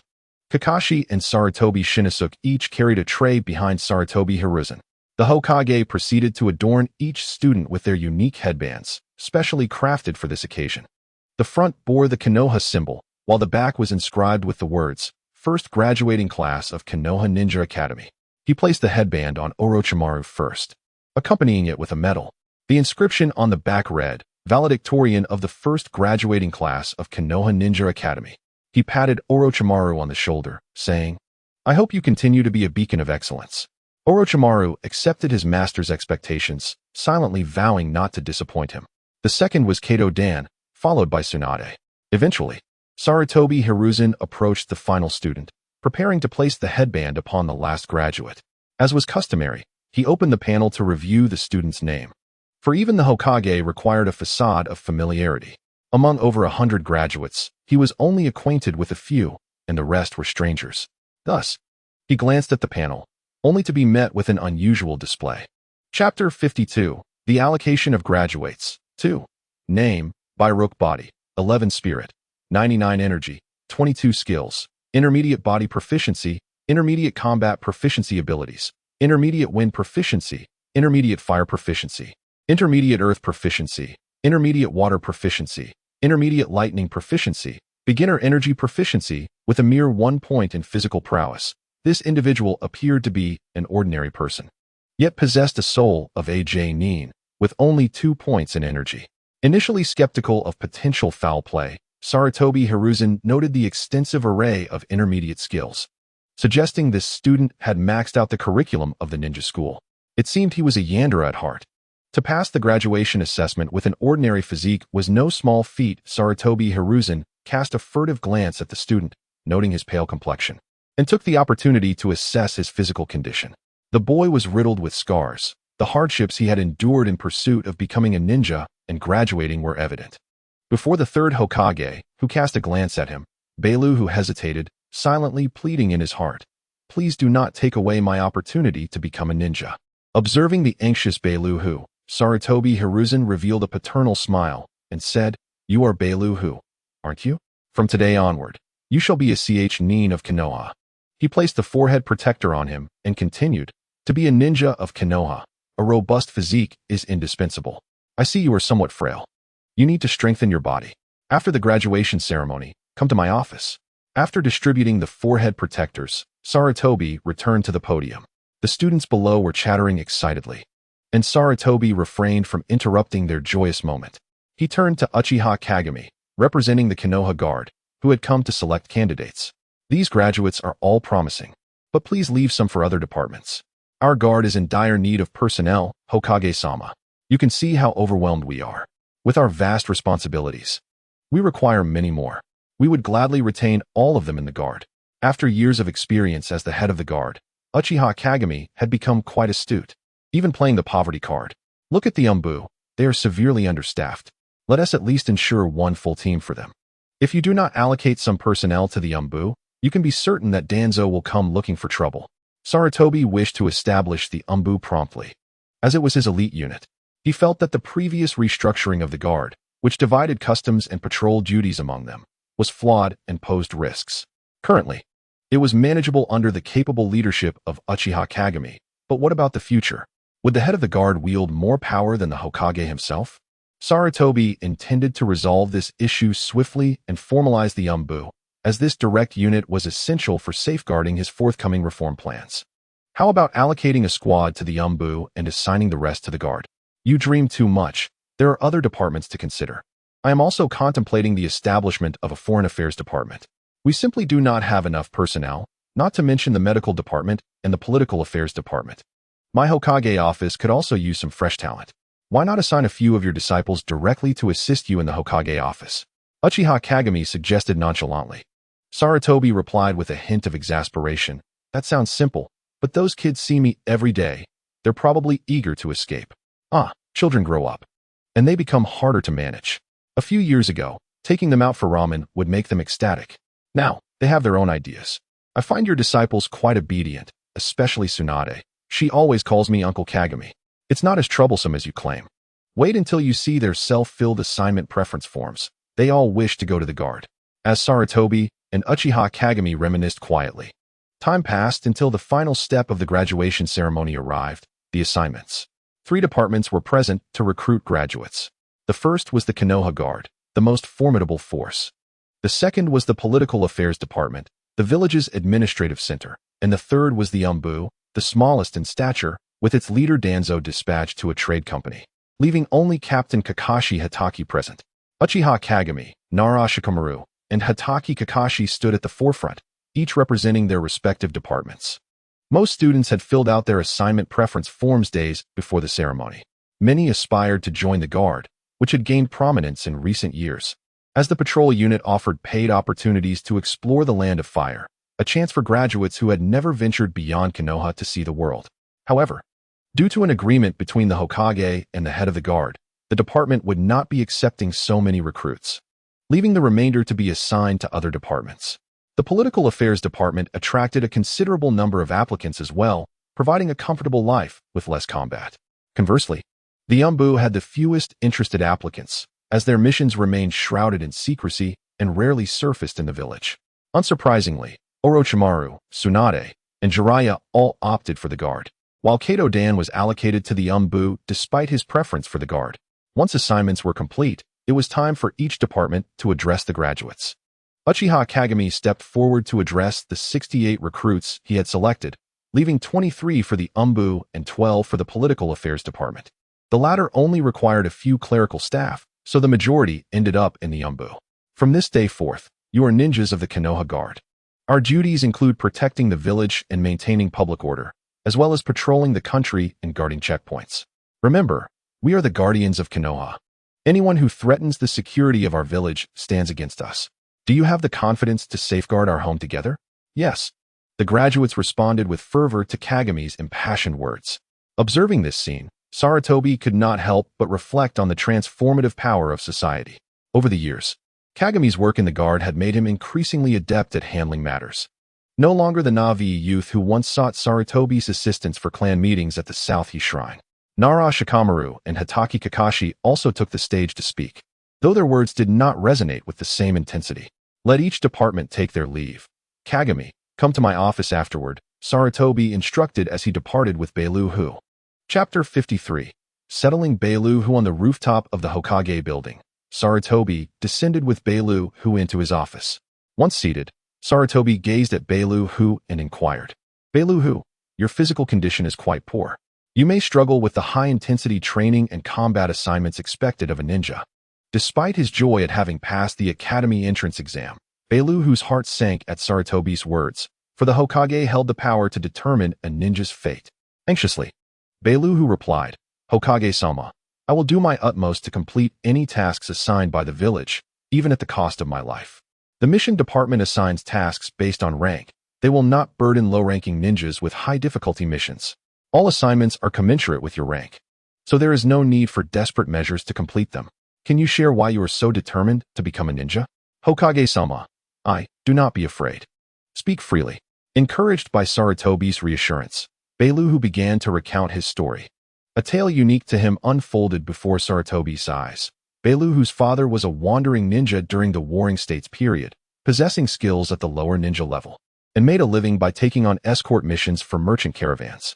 One day, when the Senju and Uchiha clans announced the founding of Konoha, Beilu-hu's father responded to the call and moved to the village, marrying and starting a family. After over a decade, war broke out again. As a registered ninja of Konoha, he was naturally compelled to fight. It was evident that a wandering ninja born into such circumstances would be assigned perilous and arduous tasks. Tragically, during the second year of the war, Beilu-hu's father perished, leaving him and his mother to rely on one another. At the tender age of 5, Beilu-hu survived on a meager pension for a few months, but as prices rose, life grew increasingly difficult. Born to a collateral branch of the small shinobi clan, his mother sought refuge from the family, and though the clan did not reproach her harshly for her plea, they merely ensured their basic sustenance.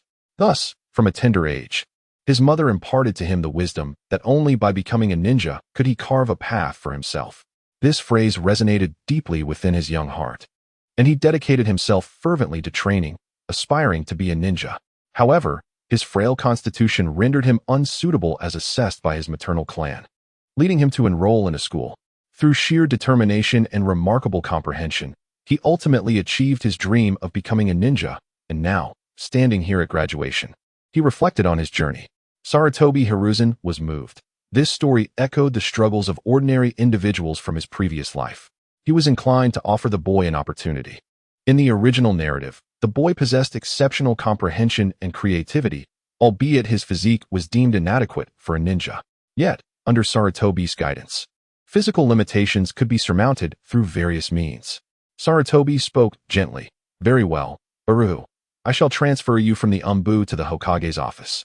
I will arrange for a medical examination. In your current state, how can you serve Konoha? Thank you, Lord Hokage, Bairuhu replied, tears welling in his eyes. Having witnessed the world's harsh realities from a young age, he understood that the Hokage was extending a helping hand. He nodded, feeling a sense of relief and an inexplicable fondness for the Hokage. Throughout his life, he He had never opened his heart to anyone in such a manner, having always labored in silence. After entrusting Baru's matters to Sarutobi's dear friend, he returned to the pressing responsibilities of Hokage. Shortly thereafter, Uchiha Kagami, the head of the security department, arrived at the Hokage's office. "Please, have a seat and enjoy some tea," Sarutobi gestured, rising to close the door and fetch the tea, only to have it snatched from his hands by Kagami. "I can manage this myself. After all this time as Hokage, have you forgotten how to serve tea?" Kagami quipped without hesitation. Hearing the playful jest from his close friend, Sarutobi sighed. "You know well the multitude of affairs demanding my attention. When would I find time to practice such a skill? Usually, it is either Shika or Zen who handles the tea when visitors come. You, as the esteemed head of security, surely have better things to do than indulge in tea." "Indeed, I do. I've delegated all matters manageable by the captains to them, and anything beyond their grasp finds its way to your office. This leaves me quite unoccupied," Kagami chuckled. Sarutobi returned the smile. "You have mastered the art of idleness. The security department seems to be expanding. They are nearly rendering you obsolete, which is quite concerning. Let them. I have no patience for trivial matters. The Uchiha clan has considerable influence, but I choose to remain uninvolved. When we restructured the security department last time and transferred Clan Shana's leader to the Iron Country as an ambassador, I am certain he harbors grievances against me. However, I am unconcerned about his opinions." "Though yours might matter," Kagami replied. "Do you suppose he grumbles about me?" Sarutobi inquired. "Indeed. He berates you for neglecting your duties, yet in truth, he does not support the opposition. Over the years, my persistent efforts in clan meetings have diminished their ranks significantly. They pose no substantial threat now," Kagami said with a sly grin. This revelation left Sarutobi feeling somewhat awkward, yet the actions had already been taken. A few scornful remarks would not diminish his resolve. "Please extend my apologies to Clan Shana's leader. My actions were dictated by necessity. Rest assured, he will not take it to heart. Now, what prompted your summons today?" Kagami set down his teacup. "The matters at hand for the security department are multiplying. Your attention is imperative. Just observe how many individuals are under each team now. While designated a single team, there must be at least 300 members, correct? As the department stabilizes, additional personnel will undoubtedly be added. Each team will require no less than 500 to 600 members. Admittedly, the central headquarters may not need such numbers, but the patrol team will always be understaffed. Currently, a majority of the captains in the patrol team are from the Inuzuka clan, are they not? The customs team and the central district team are now predominantly occupied by those three clans," Sarutobi lamented. "This is unavoidable. What can be done?" Kagami expressed his own frustration. The three teams within the security department have essentially become replicas of the former Uchiha Guard. Many of the newly added personnel were previously absent from the village's shinobi roster, now that there are benefits to be had. Those who once concealed their identities are emerging, including members of the Sarutobi clan. This is the nature of the shinobi. They feed upon the village's resources to enrich their families. Chapter 54. Issues with the security department. Perhaps you should issue a directive prohibiting non-registered shinobi from serving in various village departments? No, I shall not do that. In fact, I plan to intensify efforts to incorporate those clan-affiliated shinobi into the ranks, Sarutobi replied, as Kagami looked at him incredulously. Are you not contradicting yourself? Just moments ago, you criticized this very approach, yet now you wish to escalate it. Do we currently lack shinobi in the village? Sarutobi posed. We lack shinobi devoted to serving the village. While there are numerous clan shinobi, few are truly committed to the village's welfare, Kagami clarified. Thus, to resolve the village's predicament, we simply need to transform these clan shinobi into registered village shinobi, correct? We should encourage them to dispatch more clan shinobi to ascertain how many remain unregistered, and then seize the opportunity, Sarutobi suggested, mimicking a scooping gesture with his right hand. Do you believe they will wait for you to take action? They are not that naive, Kagami countered. I have devised a plan. Consider this. At an opportune moment, we could provide allowances to registered shinobi based on their rank. For instance, those graduating from the Shinobi Academy would be designated as reserve shinobi, receiving a monthly allowance of 1,000. Those graduating from secondary school would be classified as Genin with a monthly allowance of 3,000. Upon promotion to Chunin, the allowance would rise to 5,000. And for Jonin, it would be 8,000. Additionally, Jonin serving in critical departments would receive a special designation as senior shinobi, thereby earning 12,000. Finally, the Hokage would receive a monthly allowance of 30,000. This structure would enhance the living conditions of every rank of shinobi, leading them to prefer being registered within the village rather than remaining affiliated with their clans, Sarutobi articulated with growing enthusiasm. This could potentially revolutionize the traditional reliance on missions for monetary compensation. I intend to gradually restructure shinobi income into 3 components: rank allowances, positional salaries, and task bonuses. This approach is far more humane. That sounds promising, yet high-ranking missions can yield tens of thousands. Do you not think these allowances may be somewhat insufficient? Kagami inquired, puzzled. These allowances can be adjusted. My intent is to account for the injuries incurred during missions, as recovery is vital. Many shinobi serve as the primary earners for their families. Without income, how can they sustain their households? Often, they are compelled to undertake missions despite injuries, resulting in many genin and chunin bearing chronic ailments that hinder their potential and shorten their lifespans. Such circumstances are detrimental to Konoha. However, with these rank allowances, they could recuperate adequately between missions, avoiding the vicious cycle of financial instability. Sarutobi elaborated on his vision. I believe your plan will garner the support of the majority of shinobi, Kagami remarked, recognizing the brilliance of the proposal. I sense that this plan is not entirely complete. I welcome your suggestions as we move forward. It is crucial to secure the support of the security department, and timing will be paramount. I aim to bring forth those shinobi who have been hidden away to serve the village. Sarutobi Hiruzen felt that there were flaws in the plan and sought to refine it to perfection. Otherwise, it would end up like the reorganization of the Guard Division, which, to this day, could be deemed a failure. The vast Guard Division was now divided into 3 factions, each under the control of different clans, returning to square one. The Guard Division would undoubtedly support him, as he was still the minister of the Guard Division. Uchiha Kagami nodded affirmatively. However, it was the support of the entire Guard Division that was necessary, not just that of the minister, who had been sidelined. The 3 clans beneath him might not heed his commands.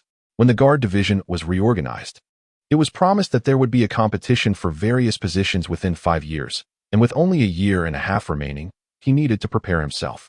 Why have I been sidelined? He questioned. The political office of the main Guard Division was like an empty shell, as were the operations and training departments, with only the logistics department still holding some function. Why had these departments become so insubstantial? This could be attributed to the Third Hokage's decision to transfer the head of the political office along with other key department heads. Uchiha Kagami looked at Sarutobi Hiruzen with a hint of mockery. Speaking of which, it infuriates me. Initially, I arranged for people to assist you in the Guard Division. And once the structure was established, it was your responsibility to appoint others to take over. And as an aide to the Hokage. And there are still many matters to attend to here. Look at how the Guard Division has turned out, and now you blame me. Sarutobi Hiruzen felt a few lines of frustration emerge on his forehead. This was truly an instance of him being unfairly accused. Indeed, it is partly my fault. I am not suited for such tasks. I would rather be on the battlefield than confined to an office, Uchiha Kagami said softly. This individual lacked shame. It was unacceptable to allow him to throw in the towel. Was there truly no leader among the Uchiha clan? Uchiha Shana, known for his cunning. Could he perhaps take on the role of minister of the Guard Division? However, as a clan ninja, would he not end up establishing a Uchiha Guard Division instead? Sarutobi Hiruzen tentatively asked, Kagami, what do you think about Shana taking on this position? No, I mean the defense department formed from the reorganization of the Guard Division. I plan to transform the Guard Division into a defense department, with the minister receiving a Vice Hokage's remuneration. The defense department will be subdivided into the General Political Office, General Operations Office, General Training Office, and General Logistics Office. The 3 major divisions beneath will be elevated to departments. The Central District will be called the Guard Division. The Patrol Division will be the Defense Patrol Department, and the Customs Division will be the Customs Department. These 3 departments will operate independently while being overseen by the Defense Department, each establishing their own political, operations, training, and logistics offices. These 4 departmental offices will take charge of the business guidance from the upper-level headquarters and personnel allocation within their respective departments. Another change? You seem restless with all this alteration, Uchiha Kagami remarked, feeling a headache coming on. It will be different. Significant changes will occur after the transformation. The departments will essentially become the upper echelons of Konoha, with no direct communication between the Defense Department and the three subordinate departments. Yet they will still be subject to the Defense Department's constraints. As for how they will be constrained, you, my dear fool, certainly cannot comprehend. But I believe Shauna will understand. If you get the chance, seek Shauna out for a discussion. Once this is established, you can comfortably return to your role as the Hokage's aide. Sarutobi Hiruzen explained tirelessly, with a hint of persuasion, unconcerned about his level of dedication. You may alter it as you wish. You are the Hokage, and your word is law. I am merely concerned that incessant changes might dampen the enthusiasm of the ninjas below. Uchiha Kagami resigned himself, saying, "Decide as you see fit. Why the constant changes? Do you still have the audacity to ask?" "It is due to your inability to manage your subordinates," Sarutobi Hiruzen exclaimed, pressing Uchiha Kagami down onto the sofa. At that moment, Sarutobi Shin entered, holding a document, and was taken aback at the sight of the two. "Please knock and then enter," Sarutobi Hiruzen said, feeling a mix of embarrassment and anger.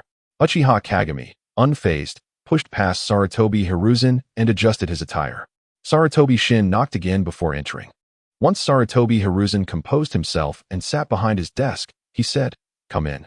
Sarutobi Shin bowed respectfully, presenting a document. "Hokage-sama, here are the comprehensive medical examination results for Bairuhu." Sarutobi Hiruzen accepted the document and replied, "You may leave now. When Bairuhu arrives, let him in." Sarutobi Shin understood that his elder brother, the Hokage, was still upset, and he exited, feeling a bit deflated, muttering to himself, "That was quite the scene. I witnessed the Hokage delivering a good thrashing to the guard minister." Sarutobi Hiruzen scrutinized Bairuhu's medical examination data and the hospital's comments. As he had suspected, Bairuhu had been physically weak since childhood, yet he was determined to become a ninja. Due to a lack of timely nutritional supplementation, excessive training, and inadequate guidance, various forms of unregulated training had severely drained his physical potential. Yet, despite this frail physique, Bairuhu had managed to pass assessments of nearly Chunin-level difficulty, demonstrating his willpower and understanding of ninjutsu. Sarutobi Hiruzen frowned. Bairuhu's body had been overexerted for years, and simply employing the electromagnetic body strengthening technique would not suffice. The principle of this technique is to stimulate cells to accelerate chakra absorption for reinforcement. Sarutobi Hiruzen anticipated that Bairuhu's body could not withstand such stimulation. His cells were too fragile, and using this technique would not aid him, but rather jeopardize his health. This child is in a dire state. At such a young age, his body is already riddled with issues. He may spend the rest of his days confined to a sickbed, came Uchiha Kagami's voice from behind. This is a student who just graduated from the Ninja Academy and was assigned to the Umbu. I noticed his frailty and decided to conduct an examination. How did he manage to graduate? Could the assessment officer have been biased? No, that can't be. The assessment officer is your apprentice, Zayn, who would never engage in favoritism. He passed the assessment normally, demonstrating an understanding of various ninjutsu at a Chunin level. His throwing technique is also quite impressive. Given his condition, he may not return from a single mission. It's a pity for such a promising talent, Uchiha Kagami lamented. I can enhance his physical strength with a technique, but his body is too overtaxed. We must address his health issues first. Sarutobi Hiruzen expressed his frustration. Uchiha Kagami pondered for a moment, suggesting, perhaps we should consult the Akimichi clan. They excel in matters of health. By the way, hasn't Kazekage been in the Land of Iron for several years? When will he be recalled? Sarutobi Hiruzen shrugged, stating, there's no one to replace him. I wish I could bring him back. But the other four nations are increasingly prioritizing the 5 Kage summit. Our representatives lack weight and may suffer as a result. Kazekage is actually doing quite well there. That doesn't mean we should take advantage of an honest person, right? Look, Kazekage has been in the Land of Iron for 3 years. He's still ISNT married. Is he? Uchiha Kagami could not help but admonish another friend on behalf of his dear friend. Sarutobi Hiruzen's eyes lit up as he exclaimed, I plan to send someone else to take advantage of him. You were the first to marry and have a son. I've decided to appoint you as the ambassador to the Land of Iron. I truly am a genius. Indeed. Uchiha Kagami had married 3 years prior and quickly had a son, his wife rumored to be the daughter of the clan leader, Shauna. Are you serious? What about the guard division? Who will manage it? Besides, do you see me as someone fit for an ambassador? The guard division is already in disarray. And the ambassador role involves navigating the intricacies between villages I wouldn't manage. Didn't you remind me of this? The guard division? Whether you are there or not, it remains the same. Moreover, I plan to make further changes to the guard division by the end of the year. Be prepared to assist me in transferring the ninja from those clans into the village. You can familiarize yourself with the ambassador's duties. If Kazekage can thrive in that position, I believe you can too. My mistake. I shouldn't have come to your office. Now my leisurely days this year are over. I'm leaving. If you need something, don't seek me out. If there's nothing, still don't seek me out. With that, Uchiha Kagami strode out, slamming the door behind him. Shin, please send a copy of the office door repair bill to the minister. As Sarutobi Hiruzen's voice echoed from behind, Uchiha Q swiftly utilized the body flicker technique to leap onto the rooftop and escape. Meanwhile, Sarutobi Shinji was in the secretary's office, stifling his laughter. After a moment, he managed to suppress his amusement and inquired, Lord Hokage, shall I still transcribe the repair bill? Yes, transcribe it and send it to the security department, came the reply. The thought of the security department's personnel reacting to the repair records was quite amusing. Sarutobi Shinji diligently copied the bill, suddenly hearing the Hokage's voice draw near, asking, where did you take him for the examination? He was retained in the hospital, Shinji responded, glancing up to see Sarutobi Hiruzen standing beside him. Go to the administrative department and charge his hospital expenses to the village. Prepare some nutritional supplements to take to him. Let him rest for 3 months. Understood. I'll finish this and take care of it, Shinji replied. Additionally, issue a notice to the Ninja Academy that from now on, the school will provide a free lunch for students every noon, and they will undergo a physical examination every 6 months, funded by the school. This was entirely Sarutobi Hiruzen's consideration for the students' health. However, the ninja clans in the village practiced secret techniques, and their bodies often harbored family secrets. Sarutobi Shinji appropriately raised his concerns. The policy can disregard them. The primary beneficiaries are the civilian ninjas. Did you take note of what I just mentioned? Noted, Shinji confirmed. In a moment, issue a document to the administrative department. Draft it to state that effective immediately, the naturalization process in Konoha will be tightened. All applicants for naturalization must undergo strict scrutiny, with fixed annual quotas. The administrative department should discuss the terms and send them here for my review. This was a supplementary measure to the overarching policy, aimed at preventing a financial crisis for Konoha due to an influx of civilians seeking naturalization. The benefits provided to the school were excessive, necessitating strict oversight of every new villager's admission. Chapter 56. Self-reflection of Sarutobi Hiruzen. A month had swiftly passed. Previously, when he dispatched Shika to investigate the fire trade company, Shika had sent back numerous reports. There were issues with the coordination between the fire trade company and the security department.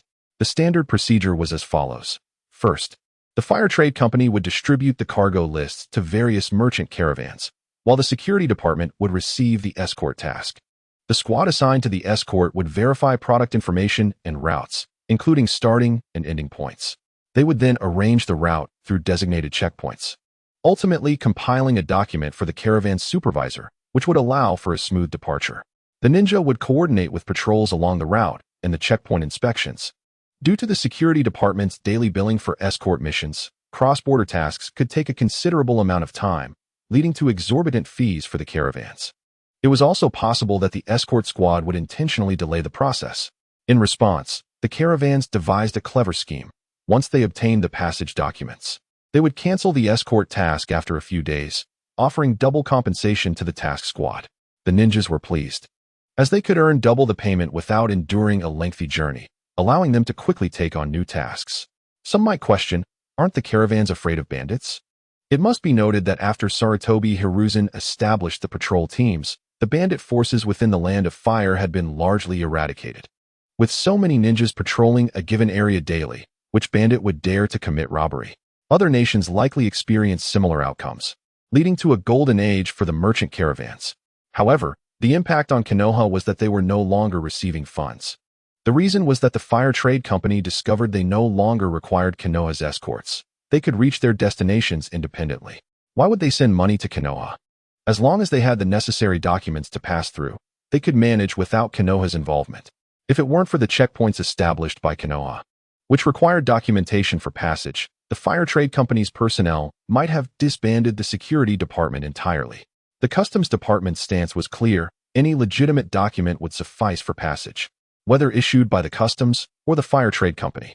Sarutobi Hiruzen sighed. Indeed, ninjas were ill-suited for other endeavors. Transforming the ninja community was an arduous task. The fire trade company's plan had undoubtedly failed again, leaving Hiruzen feeling disheartened. As a transmigrator, he aspired to alter the world through various reforms. Yet many faced resistance and even failure for reasons unknown. The current hidden danger for Konoha lay in the overwhelming influence of the ninja clans, which drained the village's resources. Previously, these clans acted independently, engaging in mutual conflict. Their thoughts and ambitions were confined to their own families. Although they were forcibly united by the First Hokage, Senju Hashirama, and Uchiha Madara to form a village, the education imparted to them from the Warring States era remained unchanged, with a focus on familial loyalty and territory. The First Hokage, Senju Hashirama, recognized this issue but opted to set an example by disbanding the Senju clan, even erasing the surname of his granddaughter, Tsunade. However, it seemed this did not resolve the integration of the ninja clans. The Second Hokage, Senju Tobarama, addressed the situation through education, establishing the precursor to the Konoha Ninja Academy. The Konoha School, where the next generation of ninja clans would be educated together, aiming to shift their mindset. In due time, this group would possess a voice within their clans. However, unfortunately, the Second Hokage perished in battle, leaving uncertainty about the effectiveness of this initiative without his leadership. Now, with Konoha in Sarutobi Hiruzen's hands, the elders and clan leaders viewed the Third Hokage as a mere novice. They thought, let him have his way. Hiruzen felt like a jester, having tirelessly enacted reforms, yet to those around him, it seemed like a farce. Each time he contemplated this, he felt the heat of embarrassment wash over him. He was losing face as a transmigrator. Now, let us analyze how the original character in the source text resolved the issue of clan integration. Through suppression, utilizing Danzo. Indeed, he relied on Danzo to subdue the disobedient clans, making survival difficult for the smaller clans. The basic tactic involved Danzo creating trouble while the original character provided biased support. Remarkably, this strategy proved effective, resulting in the near extinction of Konoha's clans, with the Uchiha clan being annihilated and other clans remaining apprehensive and submissive. However, now that he was Sarutobi Hiruzen, he did not desire such an outcome. Hiruzen reflected on how other villages handled clan integration. The blood mist policy of Konohagakure targeted all bloodline clans, leading to excessive internal strife and many capable ninjas defecting. Konohagakure's policy of sending dissenting ninjas to their deaths on the battlefield under the guise of war resulted in a lack of successors. Sunagakure, the weakest of the five, had minimal clan influence. Their approach was to sell off dissenters, most notably the infamous Scorch Release, which weakened the village further. As for Konohagakure, they maintained a high-pressure stance, culminating in the Third Hokage's valiant but fatal three-day battle without support. Though this approach had its drawbacks, it ultimately solidified Konohagakure as one of the strongest of the five ninja villages. Had it not been for Konoha's two exceptional jounin, they likely would not have been able to contend with Konohagakure. Should he adopt Konohagakure's policy? As the saying goes, one hand wields a big stick, while the other offers a carrot, which is the optimal method of interaction. This principle applies even more so in the ninja world, where strength is revered. Consider the First Hokage, Senju Hashirama. Despite appearing somewhat foolish, his immense power was undeniable. Who would dare challenge him? Within and beyond the village, all spoke of Senju Hashirama as a great ninja. While Sarutobi Hiruzen believed he deserved this title, could one truly claim that strength had no bearing on his reputation? As a transmigrator, he had effectively employed the strategy of combining a big stick with a carrot externally. Before the Tsuchikage, he had decisively defeated the Raikage, ensuring the Five Kage summit proceeded smoothly. Who would dare cause trouble? At that moment, Hiruzen felt that his charisma had indeed inspired them. Upon reflection, the allure of certain individuals stems not from genuine admiration, but rather from fear of retribution. Without such intimidation, who would regard you as the Hokage? Everyone has their own shadow to cast. However, within the ranks, Sarutobi Hiruzen has erred in his approach, failing to demonstrate his prowess. Only a select few have witnessed his capabilities. Thus commenced a fervent wave of reforms, laden with incentives, yet, as anticipated, these reforms culminated in failure. As our ancestors wisely observed, The uncivilized are cowed by power rather than virtue. Consequently, Sarutobi Hiruzen resolved to wield the stick first, reserving the carrot for later. For mere gentle admonitions would yield no compliance. Without first delivering a few firm slaps, they would not heed his command. Chapter 57. The first flames of his tenure ignite here indeed. Indeed, Sarutobi Hiruzen proclaimed loudly. Hokage-sama. Sarutobi Shinya entered the room. Hiruzen instructed him to disseminate a notice for a J-nin meeting to convene in 1 week. All J-nin must attend, and those unable to do so must provide a written rationale. Furthermore, the heads of each clan are required to participate, without exception. What significant matter is afoot? Observing Hiruzen's grave demeanor, Shinya refrained from pressing further. Additionally, summon Kazekage, Danzo, and the likes. Understood, I shall attend to it immediately. The office fell into silence once more. This time, Hiruzen was unwilling to compromise with the shinobi clans. Originally intending to dismantle the guard division by year's end, he now sought to establish a department of foreign affairs. An excess of departments and a convoluted administrative structure would not suffice. Thus, Hiruzen meticulously enumerated the current and proposed departments on paper. The Umbu, Customs Department, Patrol Division, Guard Division, Department of Foreign Affairs, Medical Department, Administrative Department, Intelligence Department, Educational Department, and Assessment Department, totaling 10. Gazing upon these 11 departments, it became apparent that they could be categorized under a triad of ministries. The Customs, Patrol, and Guard divisions could be consolidated into a defense ministry. Meanwhile, the Umbu, Foreign Affairs, and Intelligence divisions could be organized under a Ministry of External Affairs. The Medical, Educational, Assessment, and Administrative departments could elevate the Administrative Department to a Ministry of Administration, allowing the other 3 to function independently. The Ministry of Administration would oversee all affairs, establishing 9 committees to assist the Hokage in governance. While this division might dilute the Hokage's power, it would foster a healthier system. Sarutobi Hiruzen had never been particularly concerned with authority. Rather, as a traveler from another realm, he felt compelled to initiate reforms to uphold the dignity of his status. However, the harsh realities had awakened him to the truth. Only strength commands respect. Contemplating this, he recognized the necessity of asserting dominance before enacting changes. It was merely a matter of time before a clan foolishly stepped forward to become an example for others. What has transpired, Hiruzen? The door swung open unexpectedly. Uzumaki Kinomoto, having received Shinya's notification, hastened to his side. What is the matter? Hiruzen queried, somewhat perplexed. Kinomoto scrutinized him with an unusual gaze. Did you not announce a meeting for all J-nin in a week? What is going on? Indeed, the meeting is scheduled for a week from now. Do you intend to convene it immediately? Hiruzen replied dismissively. What necessitates the activation of a J-nin meeting? We must avoid any loss of face. Kinomoto pressed for clarification, her tone somewhat insistent. Hiruzen furrowed his brow, feeling uncomfortable with her tone, and chose to remain silent, picking up a document to feign indifference. Observing his lack of response, Kinomoto settled onto a nearby sofa and poured herself a cup of tea, embodying an unwavering determination to uncover the truth. Shortly thereafter, a knock echoed through the office. Enter. Hiruzen replied casually, and walked Mito Gate, holding a document. Surveying the office's atmosphere, he felt a jolt of anxiety. Is Kinomoto seeking your counsel? Should I return later? No need, just hand it over. Hiruzen gestured, as he set aside his document. It was imperative to address pressing matters first. Mito handed over the document, and Hiruzen glanced over it, noting it pertained to the newly established medical department regarding the semi-annual health assessments for students at the Ninja Academy. Typically, such matters could be submitted directly to the Hokage's office. There was no need for him, as the assistant to the Hokage, to present it personally. The urgency of the issue was questionable. With a sigh, Hiruzen remarked, You 2 are curious about the J-nin meeting? I merely wish to ascertain if something significant has occurred. A J-nin meeting has been called. After all, Mito responded cautiously. Is it forbidden to convene a J-nin meeting without a pressing issue? Or do I lack the authority as Hokage to do so? Hiruzen's irritation was palpable.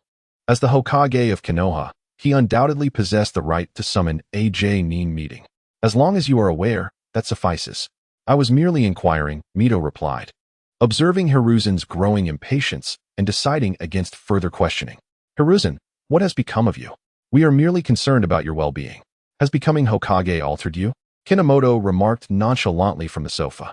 Upon hearing her words, Mito recognized the potential fallout and quickly interjected, "What are you saying? How could you suggest such a thing about Hiruzen? Can you not see he is busy? Let us leave." Mito pulled Kinomoto toward the exit. Hiruzen's expression darkened. He reflected on his treatment of Kinomoto, who had been afforded the position of assistant to the Hokage. While he had elevated all his former teammates to significant roles since his appointment, Danzo had acted as a firefighter, attending to needs as they arose, while Uchiha Kagami had facilitated the reassignment of his family's leader. Although the restructuring of the guard division had its shortcomings, it was a reflection of Hiruzen's intentions. Even the usually lackadaisical Akimichi Kazekage had found his niche, providing protection during Hiruzen's excursions outside the village. Subsequently, Kazekage had spent 3 years in the Land of Iron to negotiate Danzo's return, while Mito and Kinomoto remained to safeguard the village.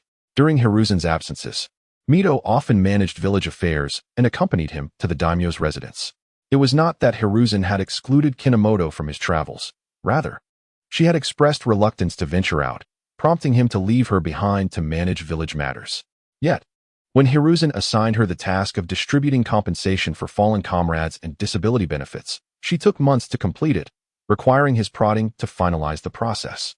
When the guard division was restructured, Hiruzen had dispatched Mito to the political office, while Kinomoto struggled to manage the administrative department, which quickly descended into chaos. Hiruzen was compelled to recall Mito, which may have contributed to the failure of the guard division's reorganization. At present, Kinomoto epitomized inefficiency in Hiruzen's eyes, lacking both capability and combat prowess, merely parading around under the title of assistant to the Hokage. Why should the welfare of the academy be tied to an administrative department document? Hiruzen recognized the increasing number of civilians seeking citizenship in Konoha, a process overseen by the administrative department. He noted that Kinomoto had signed off on a staggering 90% of these citizenship applications, while the potential for corruption loomed. Hiruzen sensed that the situation was far from straightforward. Chapter 58. The first strike to establish authority, targeting a teammate. Even so, Hiruzen only occasionally assigned documents to the administrative department, maintaining a tight-lipped approach. Today's developments left Hiruzen feeling undermined, suggesting that his ascension to Hokage had led him to disregard his former comrades. "I'm at a loss for words. If only Tsunami Haru had approached Sarutobi Hizen in a gentle manner, he might have been more inclined to listen. However, Haru seems to be quite spirited. Just moments ago, after putting down some documents and conversing with Mito Minen, despite still harboring a bit of irritation, Hizen intended to address the matter. It appears he has been overly lenient with her, considering she is the only female teammate, which has led the rest of the Hokage's advisory team to view her through a biased lens." After a prolonged silence, Hizen finally spoke, addressing An. "Let her express her thoughts. Where do I seem to have changed? Since assuming the role of Hokage, I have done nothing to wrong her." "Calm down. She was merely speaking out of frustration," Mito Minen interjected, attempting to mediate. Hizen slammed his hand on the table. "Indeed, she may have spoken out of anger, but those are her true feelings. Let her voice them. Let her articulate her inner thoughts." What a lively scene. What is happening here? Uchiha Kagami entered, his smile transforming into surprise.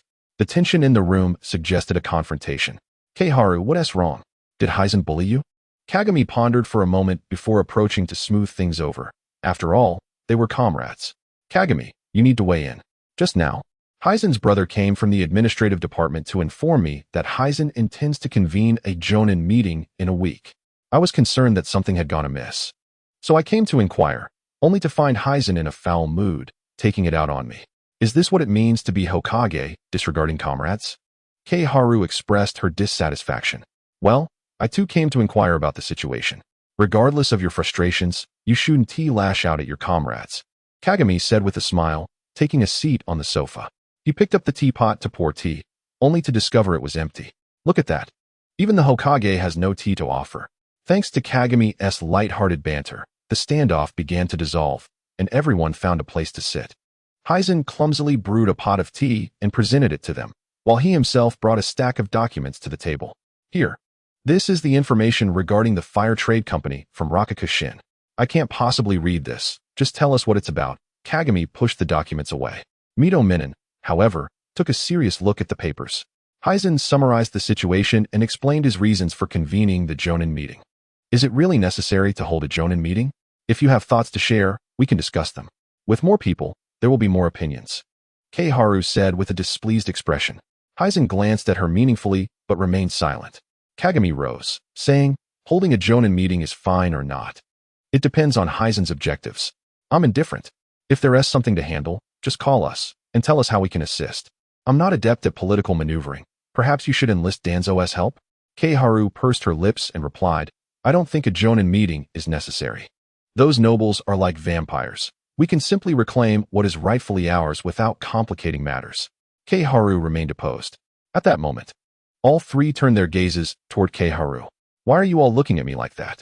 I'm merely stating the truth, Keiharu said impatiently. Mito Minin coughed awkwardly to cover the tension. Earlier, Kagami had attempted to mediate by saying that whether or not to hold a Jonin meeting was up to Hizen, who, as Hokage, likely had his own plans. They lacked the power to assist him significantly, so they should avoid causing disruptions. Just as he had finished his attempt at mediation, Keiharu opposed again with an unreliable suggestion. The most significant noble was the daimyo. How could matters be handled in such a way? If they lacked the ability, they should simply follow orders. Wait, this constant opposition. Could there be an underlying issue? Is Keiharu involved with the fire trade company? This complicates things, Mito Minin thought. Keiharu, you're going too far. If Hizen wishes to convene the Jonin meeting, let him do so. Kagami tried to mediate once more. Why must there be a Jonin meeting? I disagree. I am also an advisor to the Hokage. Keiharu glared at Kagami in anger. Mito Minin stared at Keiharu, astonished. Kagami is trying to help you. How can you not discern right from wrong? You are an advisor to the Hokage, not here to create chaos. In that moment, Mito Minin regarded their only female teammate with newfound respect, realizing she was different than he had previously thought. I will convene the Jonin meeting. No one can stop me. Hizen declared firmly. Keiharu's fear of the meeting indicated something was amiss. I disagree. If you insist on holding the Jonin meeting, I will resign as your advisor. I won't be a ninja anymore. I will retire, Keiharu said angrily, throwing the documents on the table and storming out. That's unnecessary, Kagami interjected, still attempting to mediate, but was halted by Mito Minin. All right, that's your word, Hizen said calmly, finding a blank document on the table, filling it out, and stamping it with the Hokage seal before handing it to Keiharu. Upon seeing the document, Keiharu's face drained of color. You, Hizen, have you forgotten your comrades now that you're Hokage? Forget it, she said, tossing the document onto the table and exiting in a huff. Mito Minin looked at the document in surprise before setting it down.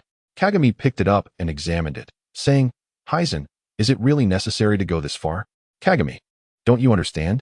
Keiharu has meddled in the fire trade company's affairs, Mito Minin replied, looking at Kagami as if he were Navi. You go announce this in the administrative department, Hizen sighed. Hizen, Kagami said, stepping forward to stop Mito Minin. Mito Minin shrugged off Kagami's hand, replying, Yes, Hokage-sama. The administrative department will forever serve the village, and I won't allow it to become a personal tool for that individual. Hizen waved his hand, and Mito Minin left with Kagami. Outside, Kagami hesitated to speak. Mito Minin said, Kagami, remember that Hizen's will is the will of the village, and thus my will as well. With that, he descended the stairs to the administrative department. Kagami, feeling lost, returned to the guard department and sat in his office. He suddenly felt that Hizen, and Keiharu had become strangers. They had all changed. They were comrades, yet why had it come to this? He longed for the days when they all worked together with the Second Hokage, completing missions and training. Alas, those days could never return. Chapter 59. The wind rises at last. Work came to an end, and Kagami stepped outside to head home. The ninjas from the Uchiha clan greeted him. The most promising member of their clan. Kagami, off work? He ignored them, his face devoid of expression as he walked home. Good evening, sir. My child just graduated and was assigned to the guard department. What do you think? He continued to walk forward, remaining silent. Behind him, whispers arose. Did he just get lucky to have a teammate who became Hokage? Soon, he was pulled aside by fellow ninjas. Thus, he returned home in a daze, indifferent to his wife's concerns and his child's calls, retreating directly to his study and shutting himself in. Kagami's wife, Uchiha Sawi, watched her husband's state with deep concern. She called upon her father, Uchiha Shana, reasoning that as clan leader, he should assist the clan members, and as a father-in-law, it was natural to visit his son-in-law. Uchiha Shana arrived at Kagami's courtyard and immediately embraced his grandson, refusing to let go, playfully teasing him. He accidentally made the child cry, prompting him to hand the child over to his daughter, which earned him a series of eye rolls from Uchiha Sawi. Uchiha Shana knocked on the study door. "Sawi, give me some peace," came Kagami's voice from within. "Open the door," Uchiha Shana declared firmly, recognizing the voice of his father-in-law. He felt a sense of unease, yet dared not show any disrespect. With a creak, the door opened, revealing Uchiha Kagami, visibly fatigued. Shana frowned and stepped into the study, closing the door behind him. "Speak, what troubles you? How have you reduced our Hokage's assistant to such a state?" Uchiha Shana inquired without reservation. "It's nothing. Just some work-related matters," Uchiha Kagami replied evasively. Shana pressed, "Work-related matters, and yet you appear this way? You have faced challenges in the security department without a hint of discontent before. How can you now claim it's merely work-related when your comrades entrusted the security department to you? And look at the state it's in. I was never suited for administrative duties, and the disputes among the clans in the security department are severe. No matter how I handle them, problems arise. So I chose to disengage. Nichiren merely asked me to assist him for 5 years." Uchiha Kagami defended himself. "You lay idle, and yet believe you have a reason? Whatever happened to the courage you displayed when you convinced me to go to the Land of Iron?" Uchiha Shana's irritation boiled over. To show resolve within one's own clan while allowing others to run rampant was utterly unacceptable. The security department rightfully belonged to the Uchiha. When the Hokage insisted it should belong to the village and made changes, Shana complied without hesitation and even helped quell disputes within the clan. Yet this ineffectual man, as a head of the security department, let himself be sidelined and still had the audacity to say he was disinterested. Uchiha Shana was filled with a desire to strike him dead. Indeed, he held disdain for the Hyuga, Aburame, and Inazuka clans. One was a mere corpse keeper, another a pervert who nurtured insects with his own body, and the last a fool who partnered with dogs. Why should they steal what rightfully belonged to the Uchiha? If the village took it, one could understand, for the village held the moral high ground. Uchiha Shana genuinely sought change. But what were those 3 clans? Where was the justification for complacency? Wasn't he preparing to join the Foreign Affairs Department? Surely, some department would suit him. The good days for those 3 clans were numbered. Nichiren was about to take action. Uchiha Kagami felt a surge of pride, knowing his teammate was there to back him up. Uchiha Shana raised an eyebrow. Foreign Affairs Department? Does the village even have such a department? After a pause, he continued. "Indeed, the Hokage seems unable to tolerate your foolishness and intends to intervene personally. Tell me, what scheme is Sarutobi up to now?" Being called foolish made Uchiha Kagami's face flush with embarrassment as he attempted to justify himself. "I simply am not suited for this aspect." Suitability aside, it matters not. Speak of the Hokage's intentions. Uchiha Shana seemed disinterested in further debate, urging Kagami to share the Hokage's plans, determined that this time the Uchiha must not suffer such disgrace and become the village's laughingstock. Nichiren intends to restructure the security department, upgrading customs, patrol, and the central district into their own departments, establishing a governing body called Defense, with you at the helm. He mentioned it to me last month and even asked me to assist you in your duties. Uchiha Kagami relayed Sarutobi Nichiren's intentions. Uchiha Shana nearly exploded with anger. "You were informed of this a month ago, and yet you tell me now? The J-Nin meeting is in just a week. Do you grasp the significance of this matter?" Observing his father-in-law's fury, Uchiha Kagami quickly rose to calm him. "Elder, please do not be angry. It is my fault. I simply hadn't figured out how to convey it to you. This J-Nin meeting may not even address this issue." This morning, Nichiren and Kamachi argued over whether to convene the meeting regarding the fire trade company. Because of this, Nichiren even stripped Kamachi of her title as Hokage's assistant. The fire trade company? Uchiha Shana pondered, stroking his chin. This must be a new funding source the Hokage found for the village.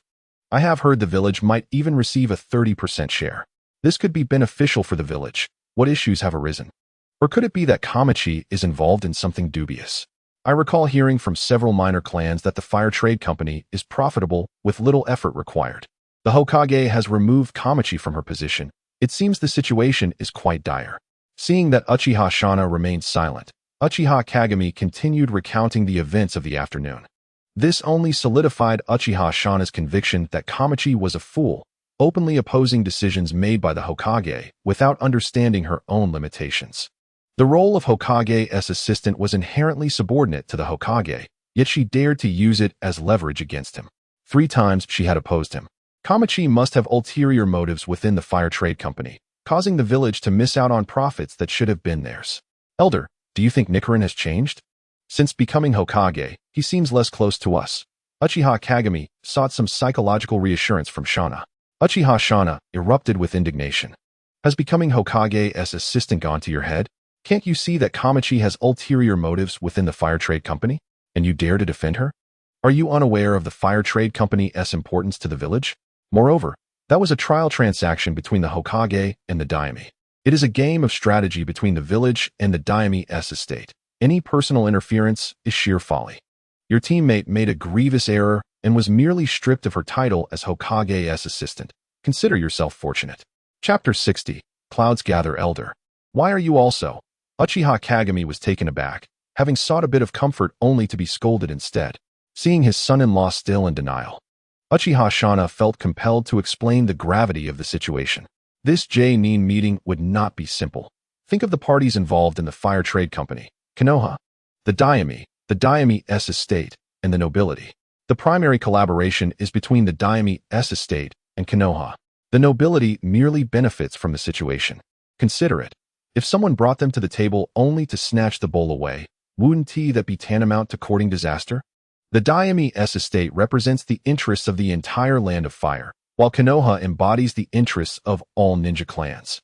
To offend both the village and the nation, what noble or ninja could expect a favorable outcome? With a sigh, Uchiha Shana continued. Now I finally understand the difficulties faced by the Hokage. Among you teammates, only one can be of assistance. Danzo counts as half, and the Mito clan's heir counts as half. His tone conveyed a hint of admiration for Sarutobi Nichiren. And what about me? Am I not counted? Uchiha Kagami protested. I still support Nichiren in managing the security department. You still have the audacity to say that?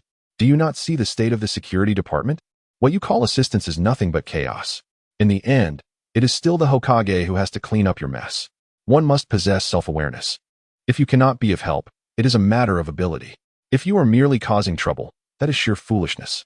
Can you not take a cue from the Akimichi clan as hefty member? He may not be adept at these matters, but he certainly doesn't complicate things. You should keep your distance from your female teammate. You are married now. Be mindful of appearances. We are simply teammates. I harbor no such thoughts. Let us hope you truly have no such thoughts. For the sake of Sawi, I will not spare you. Kamachi seeks to undermine the village's foundation. She has struck a heavy blow against the Hokage. I suspect she never anticipated that her own teammate would sabotage her plans, and the daimyo's estate will likely seek accountability. At that time, it remains uncertain whether the Hokage can withstand the pressure. If he cannot withstand the village's contest with the daimyo's estate, we will find ourselves at a disadvantage. Kagami, dinner is ready. With Uchiha Sawi's call, the conversation within the Uchiha family came to an end.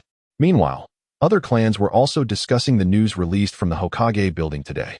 The leaders of the Inazuka, Aburame, and Akimichi clans gathered together. What has happened? What is wrong with our Hokage? Akimichi Ryoso broke the silence among the three. This afternoon, he just announced that a J-nin meeting will be held in 7 days, and shortly after, he issued a document relieving Kamachi of her position as Hokage's assistant. This indicates that there are discordant voices within the Hokage's team. This does not bode well for the Hokage. In the mountainous region, the clan leader Yamashita-jima spoke up. You may not be aware, but it seems that the Fire Trade Company has encountered issues. My family member, Ruji, has been dispatched to assist Danzo at the Fire Trade Company. Narashikeo chuckled in response. Is it necessary to convene a high-level shinobi meeting due to the Fire Trade Company's troubles? What could possibly warrant the removal of a Hokage advisor? Akiyama Ryoso inquired. I've heard that the Fire Trade Company has been established for 3 years without distributing profits to the village. It is essential to note that the village holds a 30% stake in the company. As for the reason behind the advisor's removal, I'm not entirely certain. I only know that there was quite an uproar in the Hokage's office this afternoon, and several advisors from the village were present. This indicates that the matter is significant. Even within the Hokage's team, there are differing opinions. Furthermore, the Hokage appears resolute, suggesting that a decision has been made. It seems we may be on the brink of a major event, Naruto remarked. Will this affect us? Yamashita Jima inquired. Surely, Kaifeng should return to attend the meeting? If the repercussions of this matter are minimal for us, we could indeed support the Hokage. Akiyama Ryoso shrugged. That rascal Kaifeng should return, but I doubt his presence will have much impact. Don't rely too heavily on him. Naruto's expression suddenly turned serious. Do not attempt to have Kaifeng secure benefits for us. His presence, regardless of his power or position, serves as a safeguard for our three families. Let us not jeopardize that for trivial gains. Did you not hear that an advisor was just removed from office? Furthermore, the Hokage's strength is formidable, and he has likely made significant advancements in recent years, possibly rivaling the First Hokage. You have not experienced the terror of his might. Back in Konohagakure, he could subdue a tailed beast with ease, potentially even concealing his true strength. In the Land of Iron, he employed earth techniques, while in Konohagakure, he utilized water techniques. Do not naively assume that using water techniques can easily counter Shikaku. Such countermeasures are relative. Do you think it is simple to wield water techniques in the desert?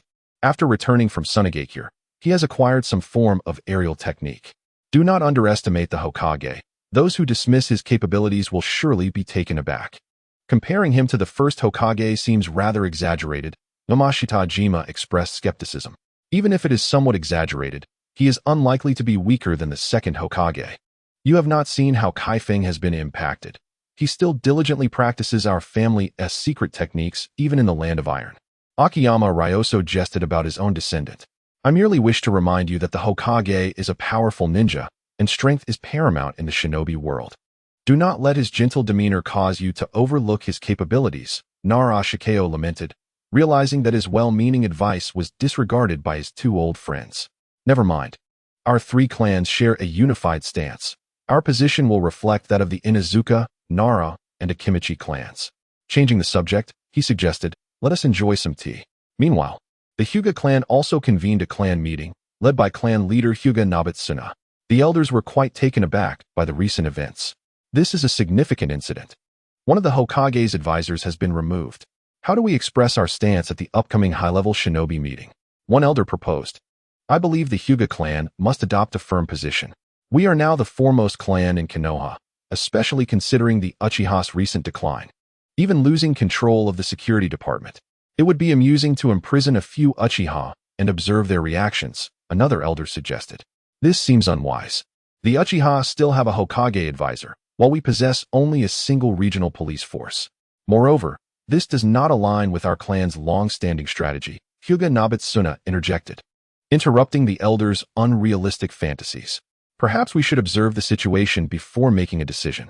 We can support what benefits us and reassess the rest. Another elder offered a more pragmatic viewpoint. At that moment, the door burst open with a loud crash. A bunch of fools, still here speculating. What do you take the Hokage for? The elder Hyuga Tenin stormed in, leaning heavily on his cane. Elder, your health. The elders rushed forward, attempting to assist Hyuga Tenin, but he brushed their hands aside and strode to the center of the meeting hall, standing tall with his cane. The presence of a veteran ninja who had survived the Warring States period alongside the First Hokage was palpable. Hyuga Tenin pointed at the elder who had suggested imprisoning Uchiha, declaring, "You and your descendants are now disowned. The main family has no need for fools." The elder quickly sought mercy. "Take him away. Cage the bird," Hyuga Tenin commanded, dismissing the elder with a wave. Two other elders, who had long been displeased, dragged him out to the guards, promptly returning to their seats.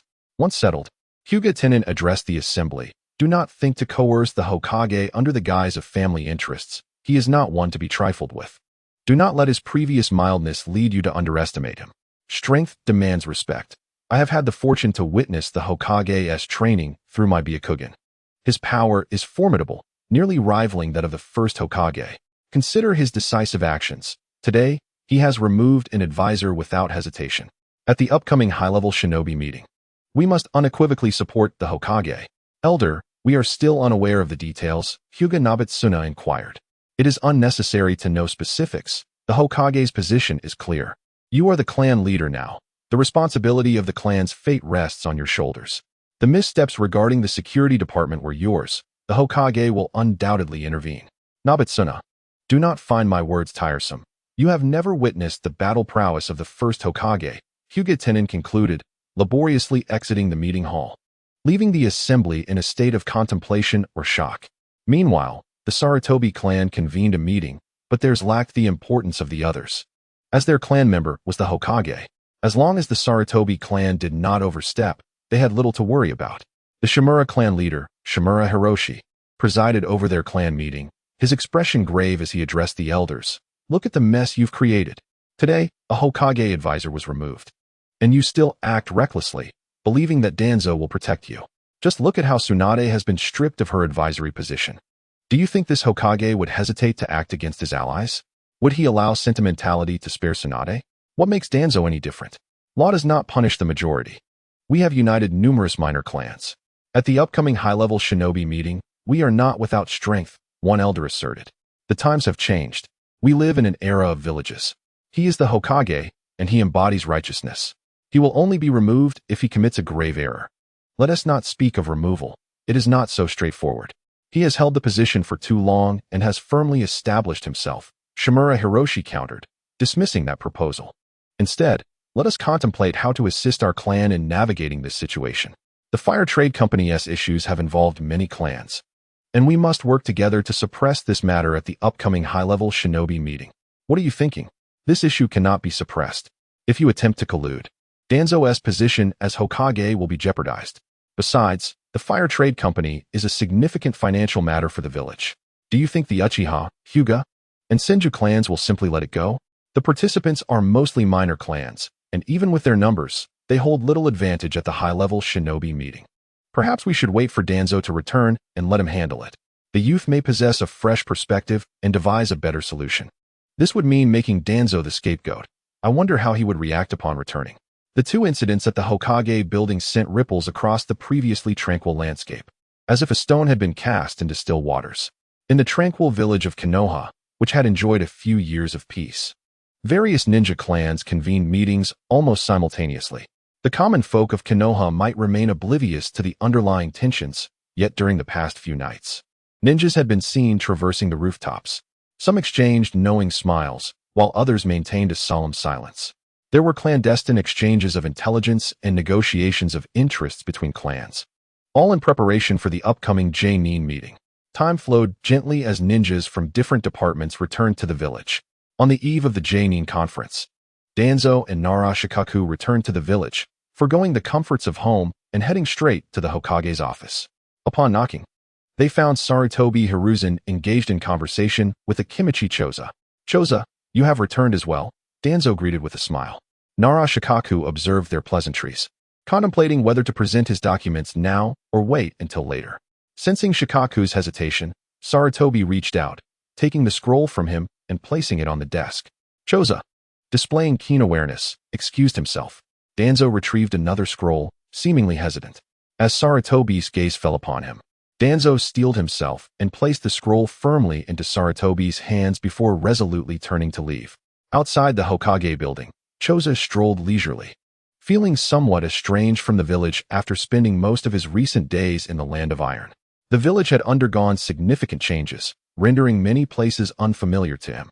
Suddenly, a voice called out, Choza, when did you return? Turning around, he saw Danzo catching up. I came back the day before yesterday. You were closer than I. Yet you returned so late. Were you not supposed to report to Hiruzen? Choza inquired. The matters concerning the trade company were pressing. My return was rather abrupt and delayed me for a few days. Shikaku is currently reporting, Danzo replied, brushing off the conversation. It seems there are matters to discuss. Choza remarked. Let us go to my family's barbecue restaurant. I will arrange for a private room. Danzo placed an arm around Choza's shoulders, saying, Then let us indulge in barbecue. It has been months since I have savored the village's cuisine. While they headed to the barbecue, Shikaku was reporting to Hokage Sarutobi regarding the trade company's status. Sarutobi, glancing at the scroll provided by Shikaku, listened intently to his report. Furrowing his brow, he inquired, Shikaku, was this investigation into the trade company conducted solely by you, or did you collaborate with Danzo? Hokage, I undertook the investigation independently. My findings may be limited. Danzo spent more time in the field and may have uncovered additional insights, Shikaku carefully explained. Very well, you have traveled far. return home to rest. Join us for the J-Nin meeting tomorrow. I have arranged the venue with Jiraiya, Sarutobi concluded. Chapter 62. Danzo's excitement and bewilderment as Sarutobi contemplated the two reports. He fell into deep thought. The Nara clan had always been astute, and Sarutobi himself had sensed that both Nara Shikaku and Danzo were involved in the trade company matters.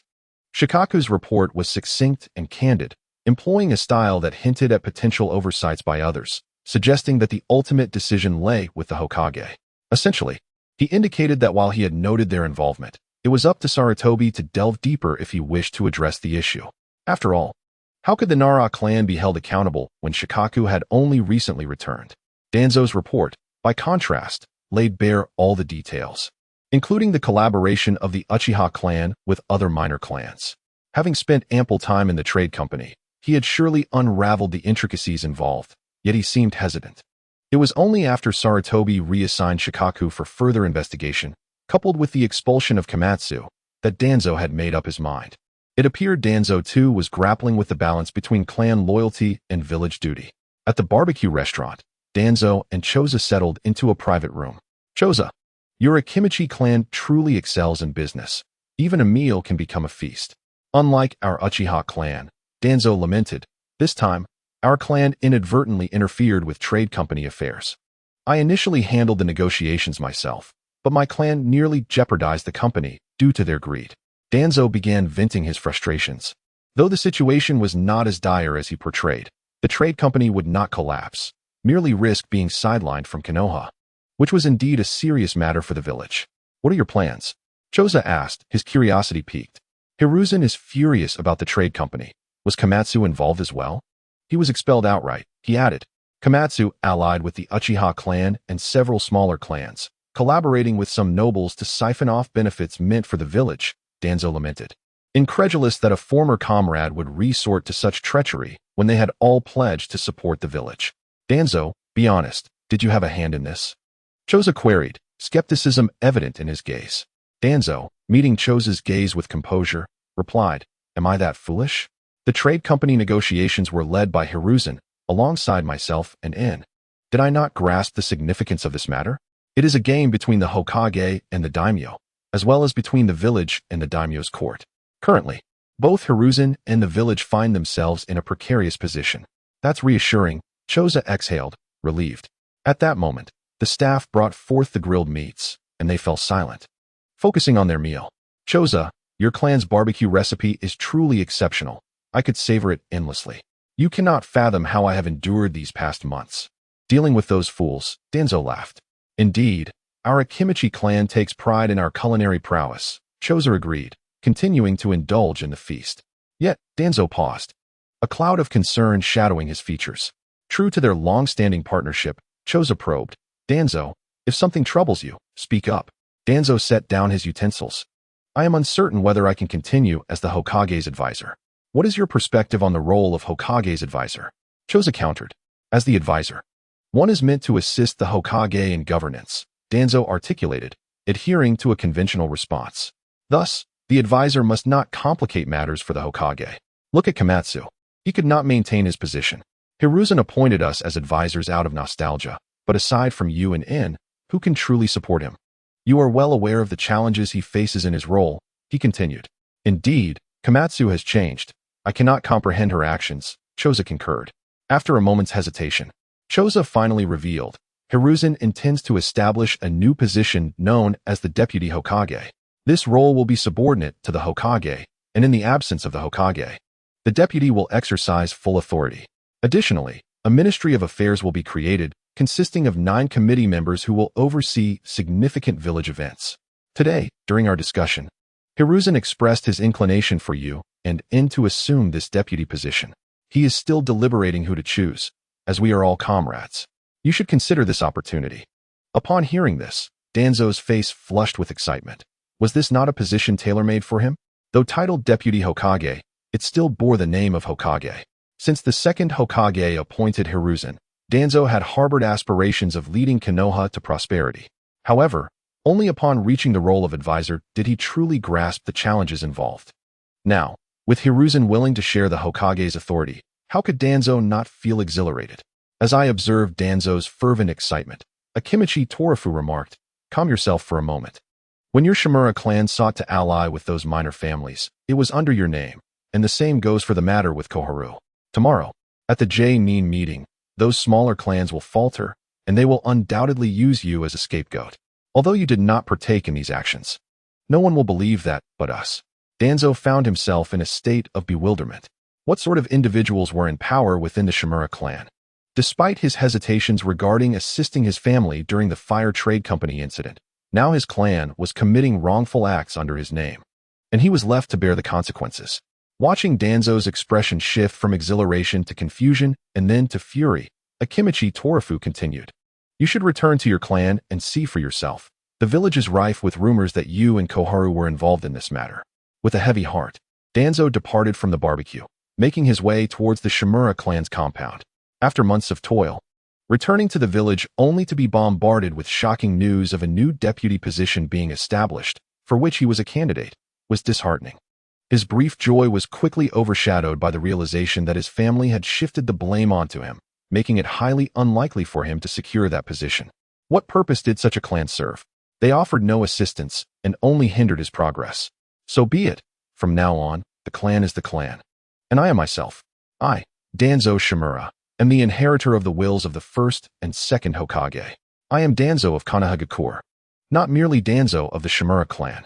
Yes, I must learn to distance myself from the clan's affairs. With this thought, he hastened towards the Shimura compound, ignoring the greetings from clan members and the elder who called him to attend a meeting. Upon reaching his residence, he gathered his belongings, sealing them within scrolls, and sprinted towards the Hokage Rock. Chapter 63. Discussing the shinobi clans with Danzo after enjoying dinner at home. Sarutobi Hiruzen returned to his study to address the paperwork he had brought back. Shortly thereafter, he sensed someone triggering the barrier outside, indicating a visitor. However, he chose to disregard it, as he had 2 J-Nin apprentices at home who would also be attending the J-Nin meeting the following day. Moments later, there was a knock at the door, and upon opening it, he found Uzumaki Mito and Danzo Shimura standing before him. Mito spoke, "Master, Lord Danzo seeks your audience." "Oh.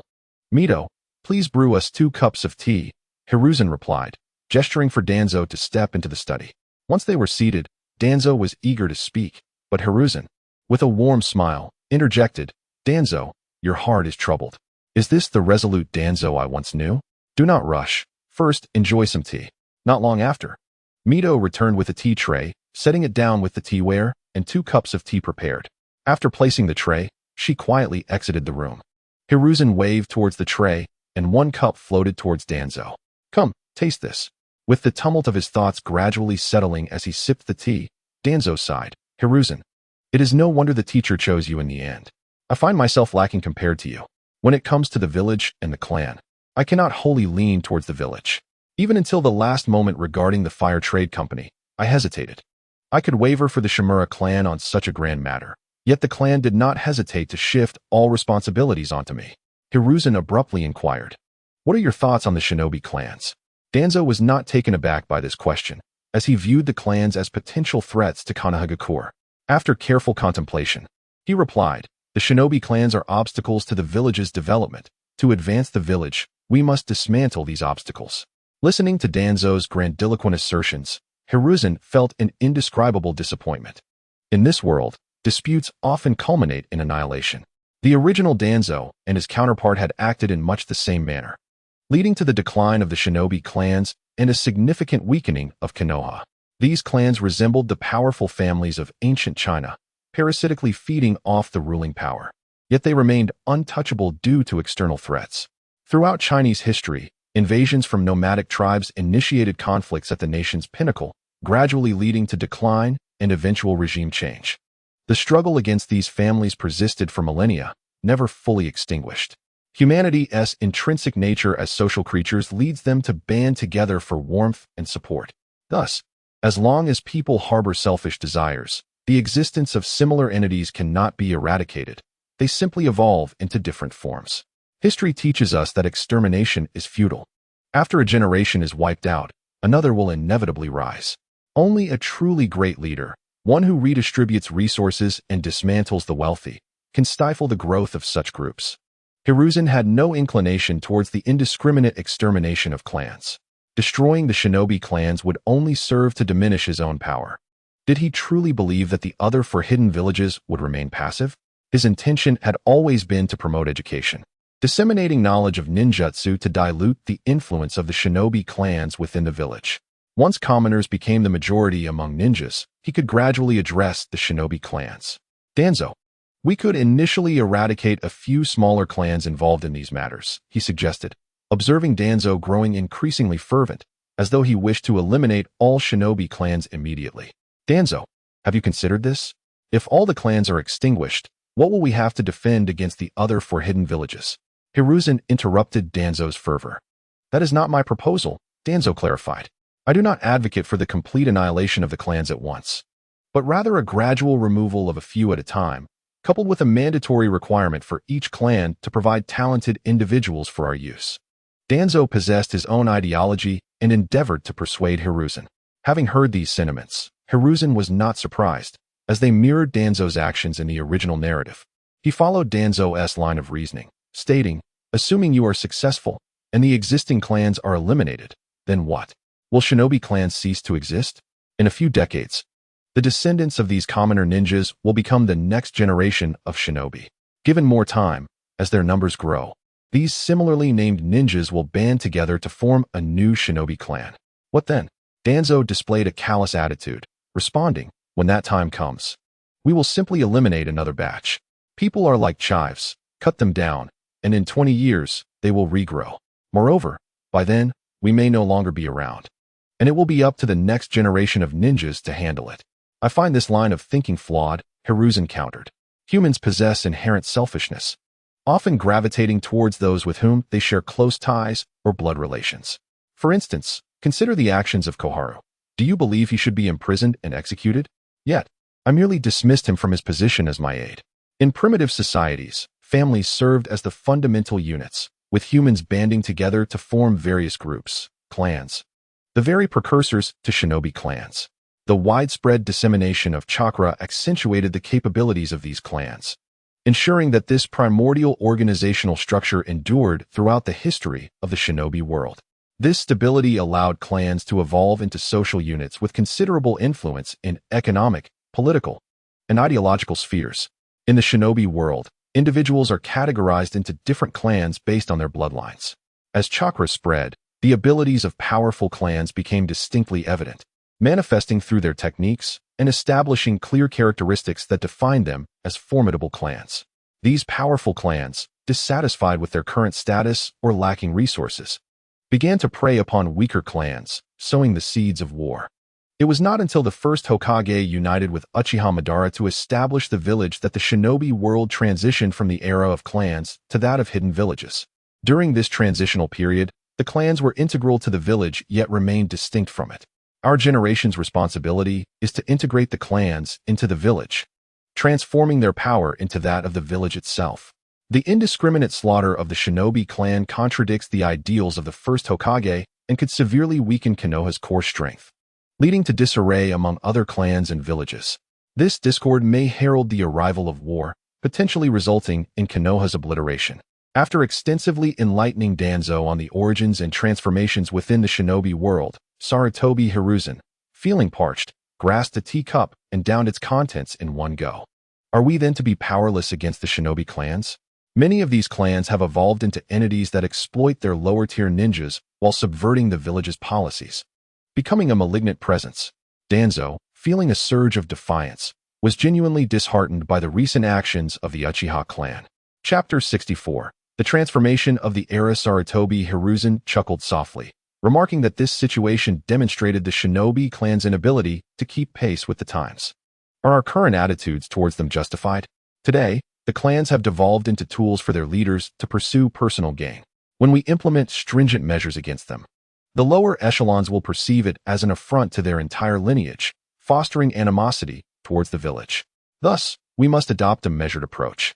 Excessive radicalism could fracture the village. It is essential to differentiate between the upper echelons of the clans and the lower-tier ninjas. Danzo shifted his stance, asserting that we cannot afford to be overly lenient. Such leniency invites further demands. Look at how our interactions with the feudal lords have deteriorated. Even if we rid ourselves of the upper echelons, others will inevitably ascend to those positions, and we cannot guarantee that future issues will not arise. There is a certain flavor to Danzo's motivations. Claiming to act for the village is dubious. Acting for his clan seems even less plausible. And the notion of world peace is absurd. Sarutobi Hiruzen grasped that Danzo's actions were primarily self-serving. During the day, he hesitated in the office.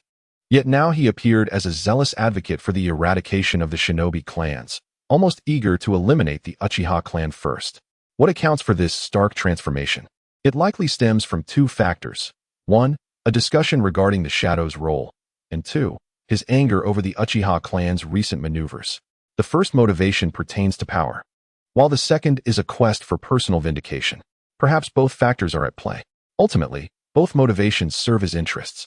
Sarutobi Hiruzen intended to offer Danzo the position of Deputy Hokage, using him as a blade poised over the shinobi clans, while he himself would gradually absorb their essence and strength. In light of Danzo's apparent dedication to the village, Sarutobi Hiruzen planned to provide him with timely reassurance. We must maintain a balance, neither too soft nor too harsh. We should await the growth of a new generation of ninjas, ensuring that education remains a priority. The village's affairs are intricate, thus, we must proceed with caution. Upon hearing that Sarutobi Hiruzen had no intention of burdening him with the Uchiha clan's troubles, Danzo felt relieved, realizing he was still Hiruzen's trusted ally. Danzo scratched his head and asked, "Hiruzen, do you already have a plan? After all, you are the Hokage, we shall follow your lead." Seeing Danzo feign loyalty like a simpleton, Sarutobi Hiruzen chose not to expose him. Regardless of the motivations, having a drive is preferable to apathy, especially since there are not many willing to assist. I believe that every individual harbors selfish desires and ambitions. These desires are the foundation of societal progress. However, unrestrained indulgence can also harm humanity, whether individually or collectively. The shinobi clans possess intricate desires, while weaker clans yearn for their members to be well-fed. Stronger ones aspire to greater power and glory. Human desires evolve with time and are boundless. Unchecked, they can result in catastrophic consequences. During the Warring States period, unfulfilled desires among nobles and clans plunged the shinobi world into relentless turmoil. The First Hokage recognized this and resolutely sought to alter the course of the era, aspiring for clans to dissolve their barriers and unite for the village's sake. To set an example, under the First Hokage's intervention, the Senju clan renounced their surname, blending into the populace. However, after his passing, the shinobi clans seemed to shed their restraints, with the Second Hokage merely encouraging maintenance. Therefore, I believe relying solely on force to bind the shinobi clans is futile.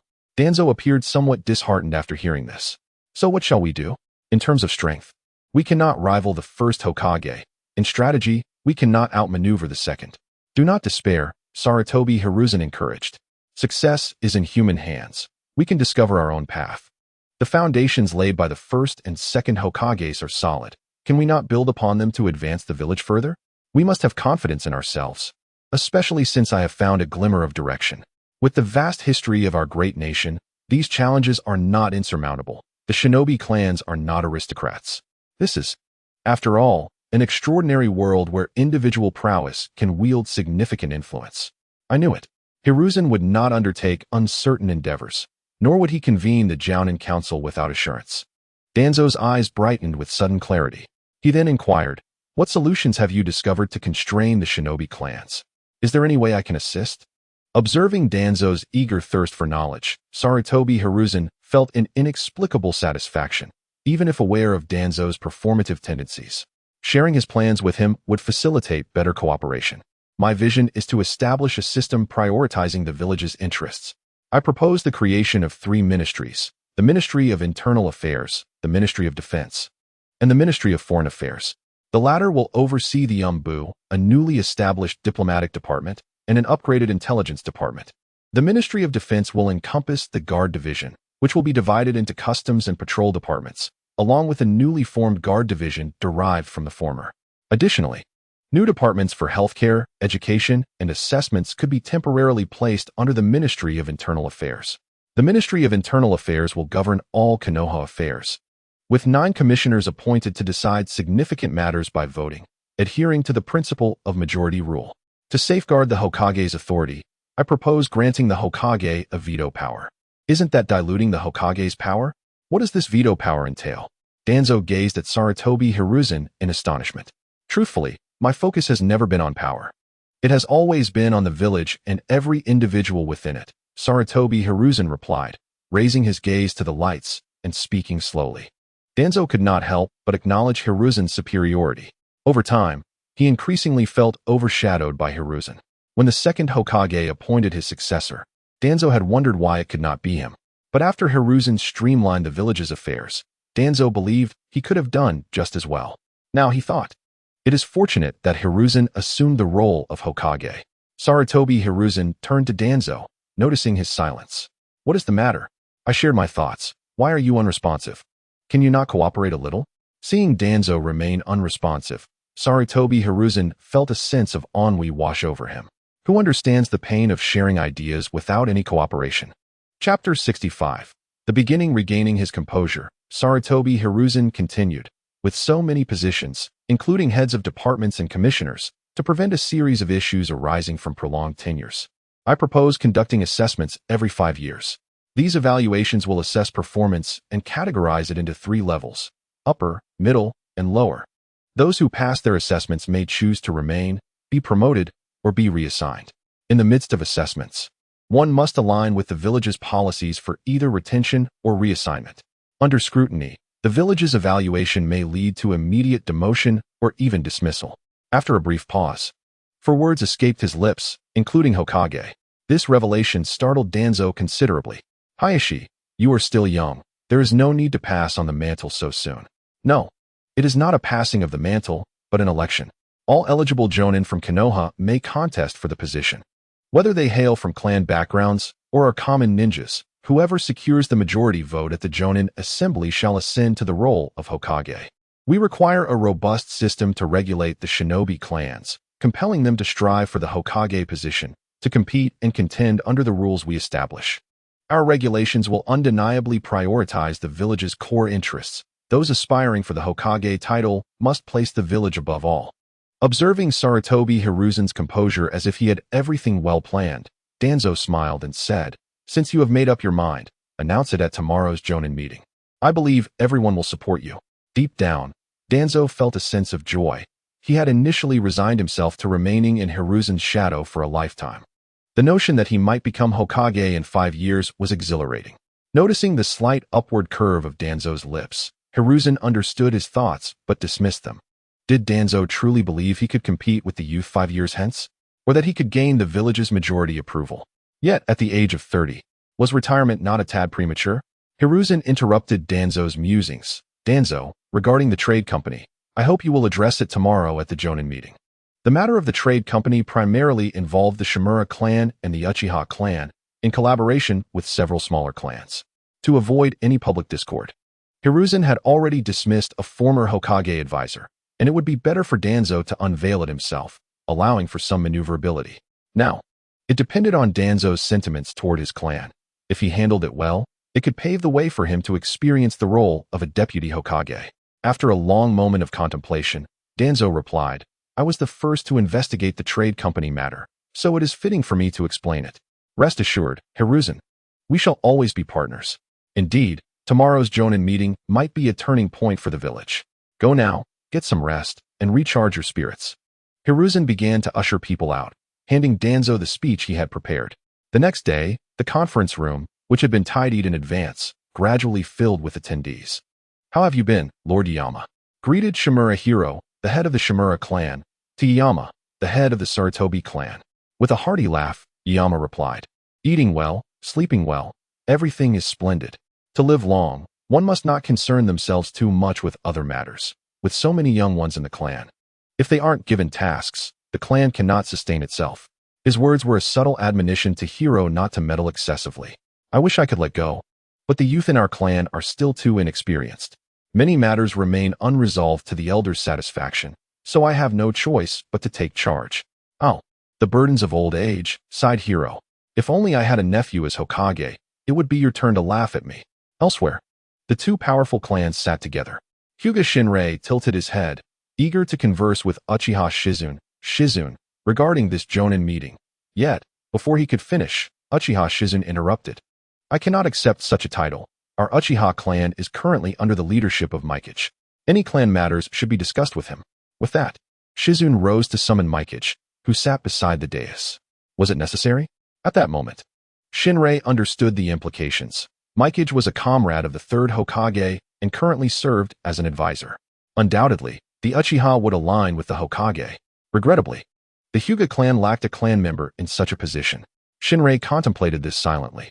Yet, he neglected to consider that the Shimura clan also lacked an advisor. As did the Uchiha clan. A clan leader might be ineffective, but having an advisor could lead to complications. Lost in thought, Uchiha Mikage approached. Shinrei-senpai, do you need anything? Nothing at all, replied Shinrei, having already deduced the answer, quickly distancing himself. Disappointed, Mikage returned to his seat, just in time to see Danzo enter, nodding with a smile.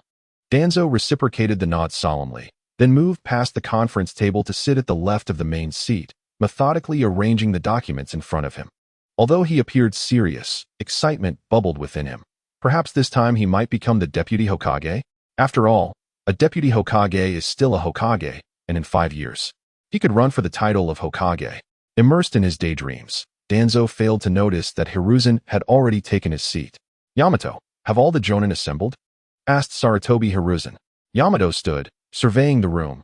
Lord Hokage, all active Jonin are present, except for the former Hokage advisor, Uchiha Kaoru, who is on a mission outside the village. Let her be, focus on your notes. Danzo, you may begin, Hiruzen instructed, turning his gaze toward Danzo. As Danzo remained lost in thought, Hiruzen gently tapped the table, rousing him from his reverie. Realizing all eyes were upon him, and Yamato signaling him, Danzo hastily picked up the documents from the table and stood to announce, 3 years ago, to alleviate the tensions between the nobility and ninjas within the Land of Fire. The Third Hokage, Sarutobi Hiruzen, and the daimyo initiated the establishment of the trade company, with Konoha acquiring 30%, the daimyo's estate 30%, and the remaining 40% distributed among the nobility. Over the past 3 years, the village has not received any dividends from the trade company. This year, I, Shimura Danzo, have been appointed by the Third Hokage to investigate the matter, and after months of scrutiny, it has come to light that some village ninjas were involved. The list of participants is as follows: Shimura Kahaku.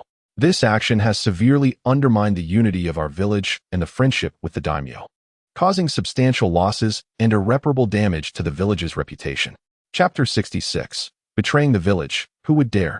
Observing Danzo read earnestly from a script infused with a distinctly formal tone, Hiruzen couldn't help but chuckle inwardly. This was quite amusing. He wondered if the ninjas present could comprehend it. Once Danzo finished, Hiruzen, wearing an inscrutable smile, said, "And that is the situation. Let us hear everyone's thoughts." In response to the revelation of the Shimura and Uchiha clans' collusion with several smaller clans, unease rippled through the assembly, with some feeling a tinge of blame for undermining the village. The consensus was clear: they had to be held accountable for their actions. The representative from the Hyuga clan, Hyuga Shinrei, was the first to speak up. The Shimura and Uchiha clans are audacious. Such actions must be met with severe punishment. The Uchiha representative, Uchiha Shizune, echoed his sentiments. I concur with the Hyuga clan. The severity of this situation demands accountability to the other clans. The two prominent clans of Konoha had expressed their intention to investigate thoroughly. Both clans were established and reputable, and they would not stoop to exploiting the village's resources or colluding with the nobility to harm the village. While perhaps the policies of the Second Hokage had led to a somewhat distant relationship with the village, the increased interaction between the security department and the village in recent years allowed for a more supportive stance towards the Third Hokage and the village itself. Yes, it was indeed time to support the Hokage. After exchanging glances, the leaders of the three clans, Inuzuka, Nara, and Akamichi, were finally addressed by Nara Shikeo, who declared, "We, the Inuzuka, Nara, and Akamichi clans, stand resolutely in support of the village's stance and the decisions made by the Hokage. Our clans are fully prepared to uphold our duties and to firmly combat any actions that threaten the village, as well as to confront all traitors." Listening to Shikeo, it was as if his words carried little weight. In essence, he conveyed a straightforward message. We align with the village, we stand with the Hokage, and we will not hesitate to act upon your command. However, Uchiha Shana misunderstood the situation, mistakenly believing it was time to mobilize for rebellion suppression. He immediately proclaimed, Hokage-sama, please issue your orders. The Uchiha clan has 800 ninjas ready for deployment. Whoever dares betray the village will be pursued to the ends of the earth and eliminated. Following closely, Hyuga clan leader Hinata Nobisuke added, the Hyuga clan is also prepared for immediate action. The Inuzuka and Yamanaka clans, having secured significant roles in the security department over recent years, eagerly expressed their willingness to engage in suppressing rebellion. Among the prominent clans, only the Sarutobi family remained silent. However, their silence was unnecessary as the Hokage was one of their own, and their actions would naturally align with his. Subsequently, several smaller clans, not directly involved, began to voice their support, driven by the prospect of seizing opportunities amidst the turmoil to enhance their own standing within the village. Conversely, the smaller clans who had participated were gripped by fear, aware that their very existence was at stake. Their anxious gazes turned towards Shimizu Hiro, the leader of the Shimizu clan. Hiro felt a surge of panic. What was this chaos about? Had the Shimizu clan ever betrayed the village? The fervor for retribution was alarming. The Shimizu family was among the founders of Konoha, and the notion of being executed was terrifyingly real. Looking towards Sarutobi Yoshikazu, he saw Yoshikazu shrug, indicating his inability to assist. With a forced composure, he addressed the gathered leaders. Esteemed clan leaders, let us avoid targeting one another. While the situation is urgent, the Shimizu clan is willing to accept whatever punishment deemed necessary, provided that the village shows leniency towards those clans that did not participate in this affair. His gaze subtly shifted towards Shimura Danzo, seeking his support.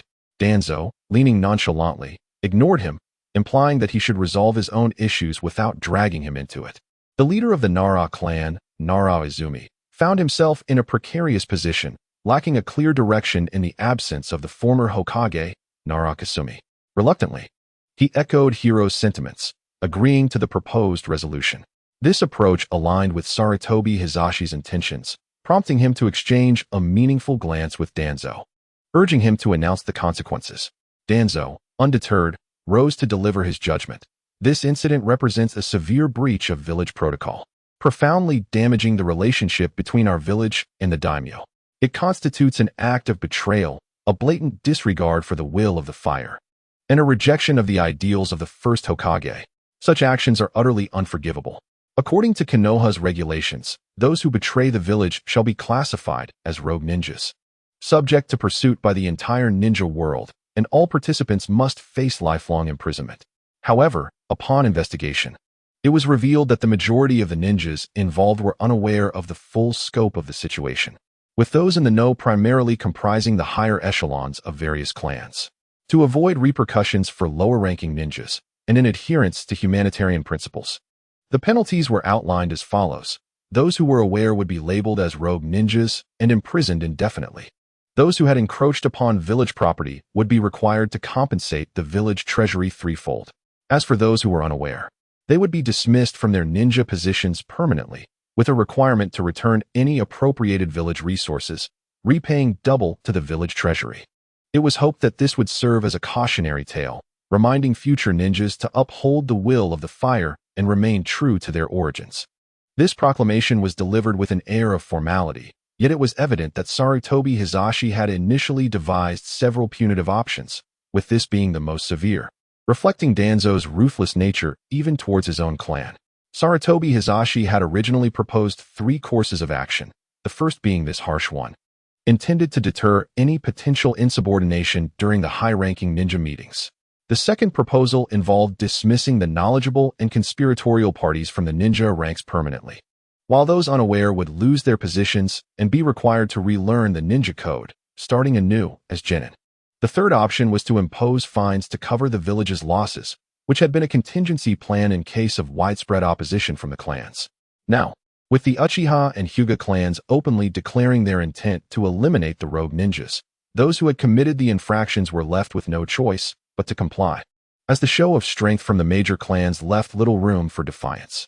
Thus, the first option became unnecessary, as pursuing it would undoubtedly provoke backlash from them. As Danzo concluded, a heavy silence enveloped the room.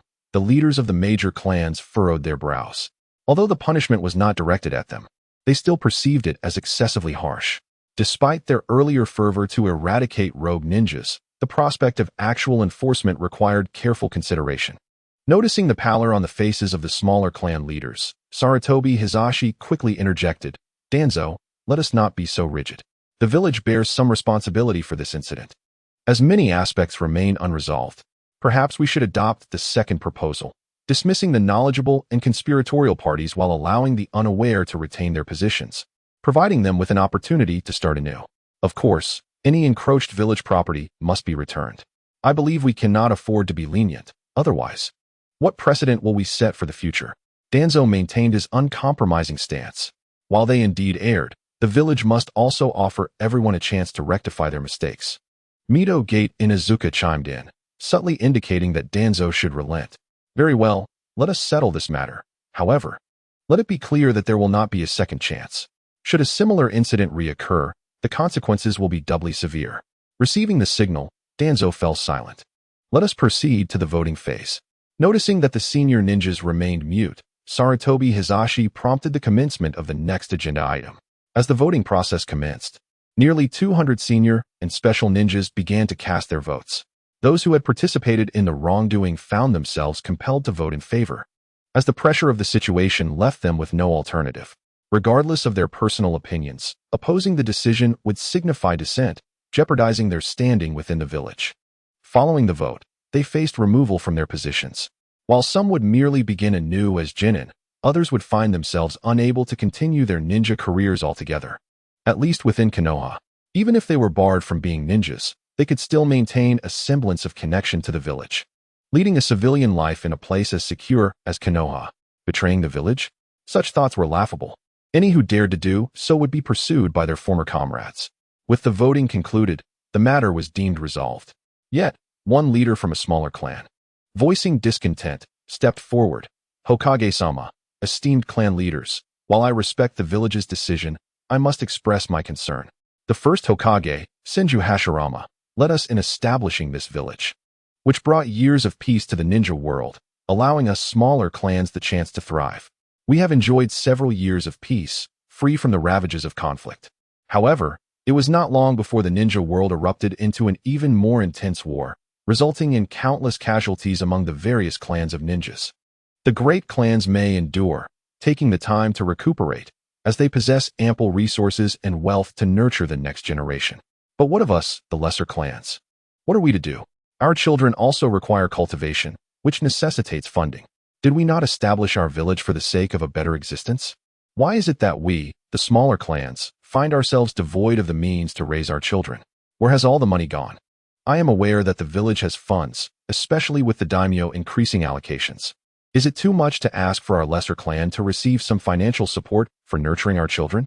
Surely, the consequences of seeking such assistance should not be so severe. After all, this is a responsibility of the village." Upon hearing this, the conference room fell into a profound silence. No one dared to speak for fear of inciting turmoil between the ninja clans and the village. All eyes gravitated towards Sarutobi Hiruzen. Maintaining his composure, Sarutobi smiled subtly, taking a moment to examine the individual before him. Uehara Kemisaburo. Physical, 99. Spiritual, 99. Chakra, 88. Skill, Advanced Body Mastery, Intermediate Combat Mastery, Proficiency Level, Beginner Fire Mastery, Advanced Earth Mastery. A rather ordinary ninja, just an average J-nin. Sarutobi inquired lightly. "So? Uehara J-nin, you are the head of the Uehara clan, correct? Is it true that your clan is lacking in funds? And has the village's compensation and casualty subsidies not reached you?" "Lord Hokage, the village's compensation and casualty subsidies have indeed been allocated to the clan. This can be verified. There is no room for deceit," Uehara Kemisaburo replied candidly. "Is it that your clan's children are not permitted to attend the ninja academy?" Sarutobi pressed, sensing the tension. "This too cannot be false. All the children of the Uehara clan are enrolled in the ninja academy," Uehara Kemisaburo stated, beginning to feel the weight of the situation. "Since the village has not neglected your clan, where then has your money vanished to? Is it true that your clan has resorted to seizing village property due to an inability to nurture your children? Sarutobi's tone remained steady. The Konoha Ninja Academy provides education free of charge to village children. All students receive financial support for ninja tools, medicinal herbs, and more. Other clans seem to fare well. Is it only your Uehara clan that is unable to afford meals? The cost of living in Konoha is not exorbitant. With an air of confidence, Sarutobi dissected the issues at hand, deftly dissolving the emotionally charged divide between the village and the clans. The attendees began to ponder the situation. Indeed, the village had fulfilled its obligations. Why then was it only the Uehara clan facing hardship? Uehara Kemisaburo's face flushed with embarrassment, prompting him to declare defiantly, "We Uehara are a clan of ninjas. How could we possibly study ninjutsu alongside mere civilians? Our children deserve superior training." The assembly regarded him with disapproving glances. Sarutobi clapped his hands and said, Ambition is commendable. It is indeed a good thing for the children of the ninja clans to receive enhanced training. I would gladly provide comprehensive education for all the children in the village." Pausing, Sarutobi's demeanor shifted to one of gravity. However, one must act within their means. Undertake what one is capable of. If you set an example by completing tasks in the village to earn money, or by seeking a position within the security department to fund the education of your clan's children, I would commend you as a worthy clan leader. But why resort to seizing village property? To call it seizing sounds more palatable. The harsh truth is that you are siphoning the village's resources to support your Uehara children. What makes your children so precious? You should be well aware of the contributions your Uehara clan made to the establishment of this village. No need for me to elaborate. Observe the Uchiha clan seated nearby, one of the founding families of the village, who enjoy no special privileges. And look over here, at the Hyuga clan, another prominent family. Do they receive any extraordinary treatment? This statement elevated Uchiha Shana, who solemnly replied, "As one of the founding families of Konoha, the Uchiha clan is part of this village. Adhering to the village's rules is our duty." Inwardly, Uchiha Shana felt elated, since Madara had departed from the village. It was gratifying to hear the Hokage acknowledge the Uchiha status once more. Sarutobi's voice turned somber yet resolute. "Thus, I assert that poverty is not fearsome. What is truly terrifying is to stray from one's ninja way. Can one's circumstances truly be worse than those in the Warring States period? The current living conditions are hard-won. We must learn to cherish and protect this environment rather than blindly demand and destroy its ecological balance. Every individual in Konoha bears the responsibility and duty to uphold its beauty." A wave of applause erupted in the room, echoing resoundingly. Uehara Kemisaburo felt a profound shame wash over him in response to Sarutobi's words. Danzo interjected coldly, "The resolution is officially enacted. You few are no longer J-nin of Konoha. You should leave at once. I assert that those who fail to show gratitude and only know how to take do not deserve to exist in Konoha." "Enough, Danzo, do not stoke the flames. Hiruzen has his own judgments." Mito Gatekeeper spoke up, disapproving of Danzo's aggressive stance. "All right, everyone, let us cease the bickering." Sarutobi gestured for calm. "The punitive measures have been passed. There is no need to dwell on them. Although you Uehara have lost your J-nin status, you are permitted to observe this meeting. You have lost your voice and voting rights. Our current focus must be on how to address the repercussions of this matter, not on mutual accusations." Sarutobi's words restored a sense of tranquility, prompting the attendees to contemplate strategies for resolution. The representative of the Sarutobi clan, Sarutobi Yuya, stated gravely, "I believe we should strengthen regulation over clans to prevent similar incidents from occurring in the future. While increased oversight is essential, we must not overlook the interests of the clans," added Hinata clan representative Hinata Shin. "We should seek a balance that protects clan interests without harming the village." "I concur with the Hinata clan leader," Uchiha Shana echoed. "We ought to establish a reasonable policy that safeguards clan interests while ensuring the village's security. What measures should we take to mitigate the impact of this situation within the village?" inquired Uchiha Q, the assistant to the Hokage and head of the security department. "I propose the establishment of a clan alliance, wherein all clans collaborate to resolve issues together," suggested Kuruma clan leader Kuruma Yoshiyuki, marking the first contribution from the Kuruma clan. "That is a commendable idea," agreed Chunin clan leader Chunin Ikuro. "We can form a clan alliance composed of representatives from each clan. This way, we can protect clan interests while maintaining village safety. Moreover," added Kemitani clan leader Kemitani Taichi, we can establish regulations within this clan alliance, such as prohibiting attacks among clans and forbidding unauthorized alliances. Sarutobi Hiruzen felt a wave of frustration wash over him. Was this not akin to pulling down one's trousers while defecating? An unnecessary measure, as Konoha itself is a conglomerate of numerous ninja clans. Establishing a clan alliance raises questions about the village's standing. This suggestion was impractical. Were the leaders of the various clans truly oblivious? Clearly not.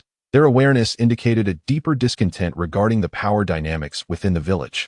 The influence and authority in Konoha were predominantly held by a few prominent clans, leaving smaller families feeling marginalized and voiceless, inevitably leading to dissatisfaction. What is your aim? Is the village not a collective of clans? Danzo interjected once more, reigniting a tense atmosphere. Silence enveloped the room. Some were hesitant to speak, while others were disinclined to engage further. For instance, Naruto found himself utterly speechless, his imagination running wild as he yearned for a voice in the matter. Very well, he thought, but such authority necessitates power. Without strength, what right have you to claim influence? Sarutobi Hizashi, however, merely chuckled, pondering whether this was akin to finding a pillow when one sought slumber. Yet, he chose to remain patient, allowing the discussion to unfold. Let us all express our viewpoints. There is no need for such heated tempers, Danzo. Ultimately, whether they be common ninjas or those from noble clans, each plays an indispensable role in our Hidden Leaf village. The loyalty of ninjas lies with the village, and in turn, the village bears responsibility for all its members. The origins of this matter are well known, and I shall refrain from elaborating further. But have we grasped the deeper implications? Many clan ninjas heed only the commands of their families, prioritizing their clan's interests above those of the village, even at the expense of the latter. Am I mistaken, esteemed clan leaders? This assertion is nothing short of earth-shattering, stripping away the veil that conceals the rift between the village and the ninja clans. What is your true intention, Sarutobi? The typically irascible Uchiha Shina rose, slamming his hand upon the table. Naruto, startled, tugged at his beard, scarcely feeling the sting of a torn tuft. Was the third seeking the annihilation of the ninja clans? Such an endeavor seemed ill-advised at this juncture. For the first time, Shikadai sensed events spiraling beyond his control.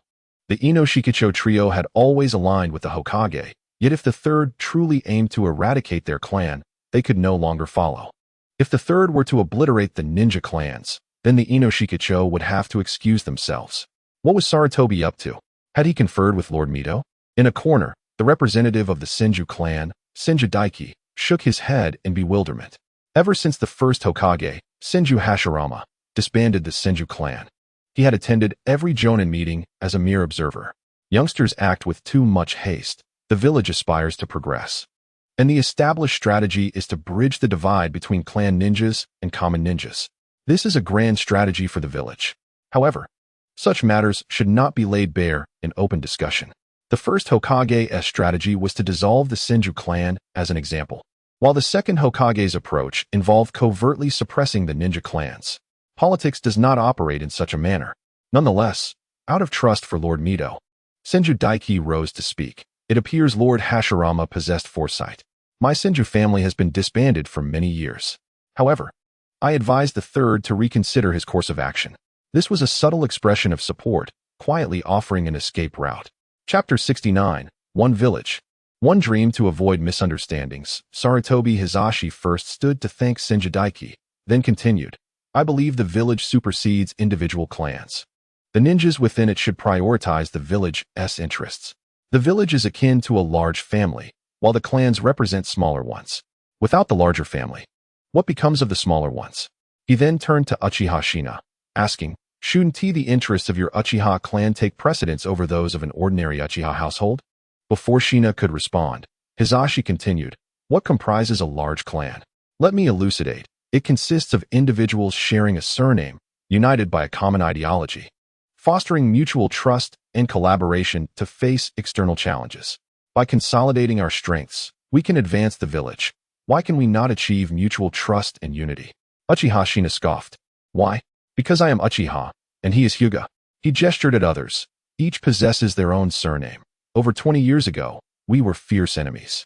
Sarutobi Hizashi remained unperturbed by Shina's derisive remarks, having anticipated such a response.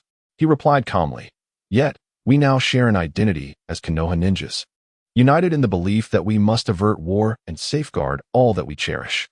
From the village's inception, we should have shifted our mindset. The village is our collective entity, and with its protection, the stability of your families is ensured. Though Uchiha Shina's expression remained dark, his tone softened. Sarutobi, I concede that you possess some valid points. Who among us relishes the prospect of war? Our Uchiha clan allied with the Senju to establish this village precisely to escape the shadows of conflict and the uncertainty of life. While your arguments hold merit, what of the day when the Uchiha name fades from history? What then becomes of our purpose in founding this village? Ask those present. When our clan's name vanishes, what remains of our convictions? Shina's words resonated with a degree of truth, likely reflecting the sentiments of all the clans present. Without hesitation, Hyuga Shinsuke expressed his support. Indeed, my Hyuga clan feels the same. I wish to preserve not only our bloodline, but also our name. Nara Shikadai added, we, the Nara clan, inherit bloodlines, names, and secret techniques. To abandon our clan for the sake of the village is impossible, at least for the Nara clan as it stands. The head of the Yamanaka clan concurred. I too cannot forsake my family. The leader of the Akimichi clan echoed this sentiment. Neither can I. Nara Shikaku, having spent considerable time with Sarutobi Hizashi, hesitated and remarked, I find names to be of little significance. Abandoning them is inconsequential, mere vanity. Why concern ourselves so? Do you truly understand? Came the swift retort, as he was silenced by his father's stern rebuke. Ah, have you all misunderstood? Who claimed that village development necessitates the abandonment of your clans? The village exists to protect you all. How could we easily relinquish the names we have cherished for generations?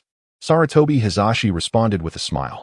Upon hearing this, the assembly turned their attention to him, eager to hear what remarkable insights the Third Hokage would share next.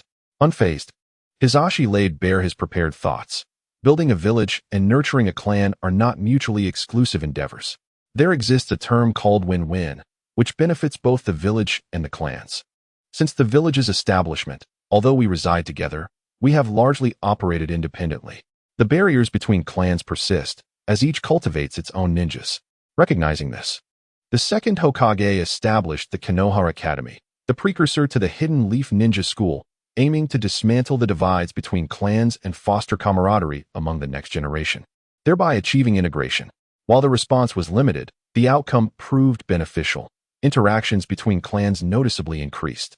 When war erupted in the ninja world, we united to triumph over the other four great nations. This accomplishment was monumental, underscoring the immense strength found in unity among clans. With victory secured, we upheld peace in the ninja world, safeguarded our cherished ideals, and reaped rewards far exceeding what we could have achieved alone. The village's resources have increased, prompting me to transform the Konohagakure Academy into the Konohagakure Ninja School. This institution is free of charge, relieving families from financial burdens while nurturing ninjas for our clan. This arrangement is indeed mutually beneficial. Families assist the village in overcoming formidable foes, while the village safeguards the women and children of these families. However, our ambitions extend beyond this. As ninjas of the same village, we ought to share a collective dream and goal, rather than engage in limited collaboration. We must dismantle the barriers between clans, fostering communication and the exchange of ninjutsu and combat experiences. We should stand shoulder to shoulder as comrades, united in the face of adversity. Although we may have once been adversaries for the sake of our clan's survival, we are now all inhabitants of this village. I urge every clan to lower their guard. We are in Konohagakure, our home. Should we remain wary of our own kin? Transitioning to this mindset may take time, but it is essential that the next generation begins to forge bonds of partnership and camaraderie. From this new generation onward, they will share a singular identity as ninjas of Konohagakure, united by a common dream of world peace and the aspiration to ascend to the pinnacle of the ninja way. After delivering this lengthy address, Sarutobi Hiruzen felt parched, observing that the crowd remained unmoved. He understood that it was time to reveal his trump card. Mere rhetoric would prove ineffective without tangible benefits. He was confident that once he unveiled his grand proposal, the clan leaders would regard his words as sacred doctrine. Chapter 70. The reform of Konohagakure. Historically, the village's system has been somewhat flawed and potentially inequitable. To mitigate bias, it is imperative that we refine our governance. I believe the time has come for change.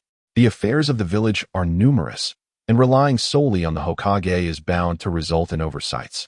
To ensure the healthy development of our village, I propose the election of 9 formidable individuals whose attitudes and ninja philosophies align with our village's ideals, to form the Konohagakure Administrative Committee, henceforth referred to as the Village Council. All significant matters will be decided through a vote by this council. From these 9, one will be appointed as Hokage, serving as the village's leader and the highest authority within the council. Additionally, 12 vice leaders will be selected to assist the Hokage. Their authority will be subordinate to that of the Hokage. In instances where the Hokage is away, incapacitated due to illness, or has perished in battle, the vice leader will assume leadership. Naturally, the Hokage may delegate responsibilities to a vice leader for essential engagements when unable to attend. The remainder of the council members will be chosen from the heads of various departments within the village. Regarding departmental planning, I have observed that the current security division is overly large and unwieldy, hindering its efficient operation. It can be divided into 3 distinct departments based on responsibilities. The former Customs Security Brigade will be restructured as the Customs Department, tasked with safeguarding the borders of the Land of Fire, preventing rogue ninjas and foreign spies from entering our territory, and curtailing the flow of hazardous and prohibited items. The former Patrol Security Brigade will become the Patrol Department, responsible for overseeing the territories of Konohagakure and its allies, ensuring that no malevolent incidents occur therein. The former Central District Security Brigade will be renamed the Security Department, charged with maintaining internal safety and investigating unlawful activities within the village. Regardless of the state of the ninja world, intelligence remains indispensable. I propose merging the intelligence units of the ANBU and the Administrative Department into a singular intelligence department, tasked with gathering all pertinent information regarding the ninja world to ensure our village remains informed of changing circumstances. Given that the 5 Kage Alliance is already a reality, it is essential to establish a dedicated department to manage our village's external relations and communications with other ninja villages.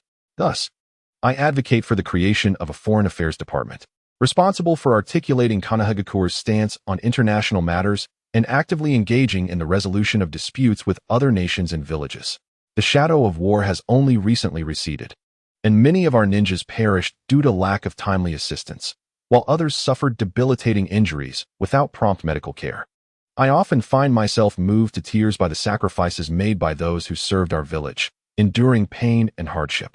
Therefore, I believe it is crucial to establish a dedicated department focused on the health and well-being of our ninjas. I propose the formation of a medical department, which will oversee the Konohagakure Hospital, ensuring that our ninjas and villagers receive timely medical attention when injured or ill. The ninja school has long been the cradle of our reserve ninjas, and education is paramount. It cannot be overlooked. To ensure a steady influx of fresh talent into our ranks, a dedicated education department is necessary, which will manage the ninja school. Most of a ninja's income derives from mission rewards, yet many missions are poorly classified and lack clarity, leading to numerous dangers for our ninjas. Such occurrences are unacceptable. Therefore, I propose the establishment of a mission department, with personnel from the administrative department reassigned accordingly. As for the administrative department, it will continue to oversee all comprehensive affairs within the village, including the Hokage's office and secretarial staff. The former Special Tactics Assassination Unit will be renamed the ANBU, directly under the Hokage's command. Lastly, there is the Evaluation Department. Initially, I had not intended to establish this department, but recent events, such as the incident involving the trade company, necessitate its creation. The Evaluation Department will be responsible for assessing the ranks of Konohagakure ninjas. Those unable to meet the standards will not be permitted to advance. The Customs Department, Patrol Department, Security Department, Foreign Affairs Department, Medical Department, Administrative Department, Intelligence Department, Mission Department, Education Department, ANBU, and Evaluation Department.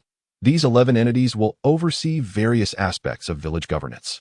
This proposal diverges somewhat from Sarutobi Hiruzen's original vision. He initially considered creating higher-level departments such as a Ministry of Defense. However, given the limited scope of Konohagakure, establishing so many departments would be cumbersome, placing additional strain on our finances. The creation of these departments was intended to balance power and distribute influence. Yet further reductions may be necessary in the future, rendering the idea of higher-level ministries impractical. Upon hearing Sarutobi Hiruzen's remarks, the numerous clan leaders present appeared elated. Previously, the Hokage alone managed all village affairs, with only a few departments subordinate to his authority, leaving many clans excluded from governance. This proposed reform would empower various departments, enabling their leaders to make significant decisions. Even with a 9-member council overseeing them, this arrangement would prove far superior to the current model, where all decisions rest solely with the Hokage and his close allies. While the positions of Hokage and vice leader may be unattainable, the heads of these 11 departments can certainly vie for their roles. Sarutobi Hiruzen pushed aside the documents in front of him, signaling to Mitarashi Anko to distribute them. These papers contained the details of the village reform he had just outlined. He encouraged everyone to review them carefully and raise any concerns, as a vote would likely follow. Lighting his pipe, he took a deep drag and squinted at the expressions of the clan leaders in the conference room. Some began to smile, while others displayed joy, shock, or confusion. Yet, one individual, Narashikaku, wore a troubled expression. Having followed Sarutobi Hiruzen for several years, he understood that the Third Hokage's motivations were not solely about distributing power. A significant part of it stemmed from his inherent laziness. In recent years, he has undoubtedly lost countless brain cells devising strategies for the Hokage, yet he remains unsatisfied, feeling as though he is being lazy. Although at times he indeed finds it bothersome to consolidate both major and minor issues directly onto the Hokage's desk, this aversion to trouble is inherent and unchangeable. However, this does not justify the Hokage's exploitation of his labor. Regarding the recent restructuring, it has clearly delineated responsibilities, and now he can no longer lazily evade his duties, as the Third Hokage will undoubtedly assign him to the administrative department.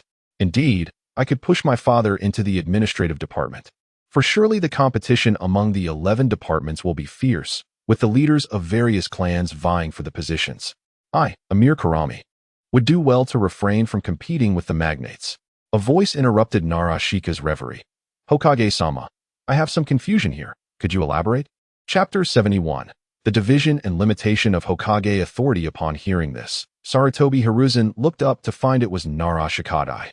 He set down his pipe and gestured for him to speak. Please, clan leader Shikadai. The document stated, all decisions made by the village council shall be determined by a majority, but should the Hokage deem a resolution unimplementable, he may exercise a veto to reject the proposal, which will then be returned for revision. Does this mean that if the Hokage disagrees, nothing can be accomplished? Sarutobi Hiruzen scratched his head, feeling somewhat embarrassed. This veto power was an addition he had made out of concern that the council he had established might spiral out of control and devolve into a game among the major clans. Hence this clause. However, he could not openly state this, as it would give the impression of duality in his role. He had opted to include it in the document for them to infer. Wasn't Narashikadai always quite astute? Why did he have to point it out publicly? At such a critical juncture, he would need to fabricate some rationale to deflect the situation. Essentially, this clause was meant to underscore the Hokage's authority. Ordinarily, this veto power would rarely be exercised. There is a saying, in their position, they govern their domain. And there are indeed matters that only those in high places can perceive. The considerations that a Hokage must entertain are numerous. And to prevent chaos from one misguided decision affecting the village, the veto power is deemed necessary. In any case, I have stated my point. Whether you comprehend it or not is of little concern to me. Surprisingly, Narashikadai did not voice any further inquiries, but merely nodded in understanding. Was that it? What was the purpose of raising the question, then? In truth, he had brought over a mindset from his previous life. Yet this is the ninja world, where strength is the ultimate truth. The restructuring of Konoha could be seen as a pioneering endeavor in the ninja realm. The Hokage has decentralized power, which is commendable. The additional veto power for the Hokage is inconsequential. Narashikadai merely highlighted its significance for others to grasp its purpose. Following this, the sound of pages turning filled the room, accompanied by hushed discussions, as others sought clarification on various points. As time passed, most attendees grew familiar with the content of the document. Once again, Narashikadai stood to inquire. Hokage-sama, in line 243, you mentioned that village positions should have term limits. Could you elaborate? It is quite normal to have term limits. Do you expect me to serve as Hokage for a lifetime? Wouldn't that be exhausting? Sarutobi Hiruzen looked at the crowd in disbelief. Surely you do not genuinely think that? Furthermore, The issue of term limits is vital for the healthy development of the village's governance. Everyone experiences moments of fatigue. We cannot overburden an individual. Look at how many matters I must address daily. Despite the existence of various departments, the number of reports and documents that come to my desk is overwhelming. I scarcely have time to train, and I believe others in different positions face the same predicament. Upon hearing this, the many clan leaders and elders in attendance widened their eyes at him. Do you truly hold such disdain for the position of Hokage? Hiruzen, perhaps you should reconsider, suggested Mitarashi, and internally, he was seething with frustration. How dare Sarutobi Hiruzen delegate all the responsibilities to me and Shikadai, yet still complain of fatigue? Look at how Shikadai has aged nearly a decade in just a few years. Reconsider? Nonsense. This matter is non-negotiable. Feeling scrutinized, he sought to alleviate the awkwardness by steering the conversation away. Sarutobi Hiruzen quickly continued, Ahem, let us proceed. You have all reviewed the subsequent content. Some may still have questions while others understand. I will now clarify line 244. The incumbent Hokage, if they utilize the veto power twice within their term, will automatically lose eligibility for the next election. If it is invoked a third time, they shall resign immediately. The meaning is clear. This veto power serves as a last resort for the Hokage. Although it may seldom be needed, it must exist.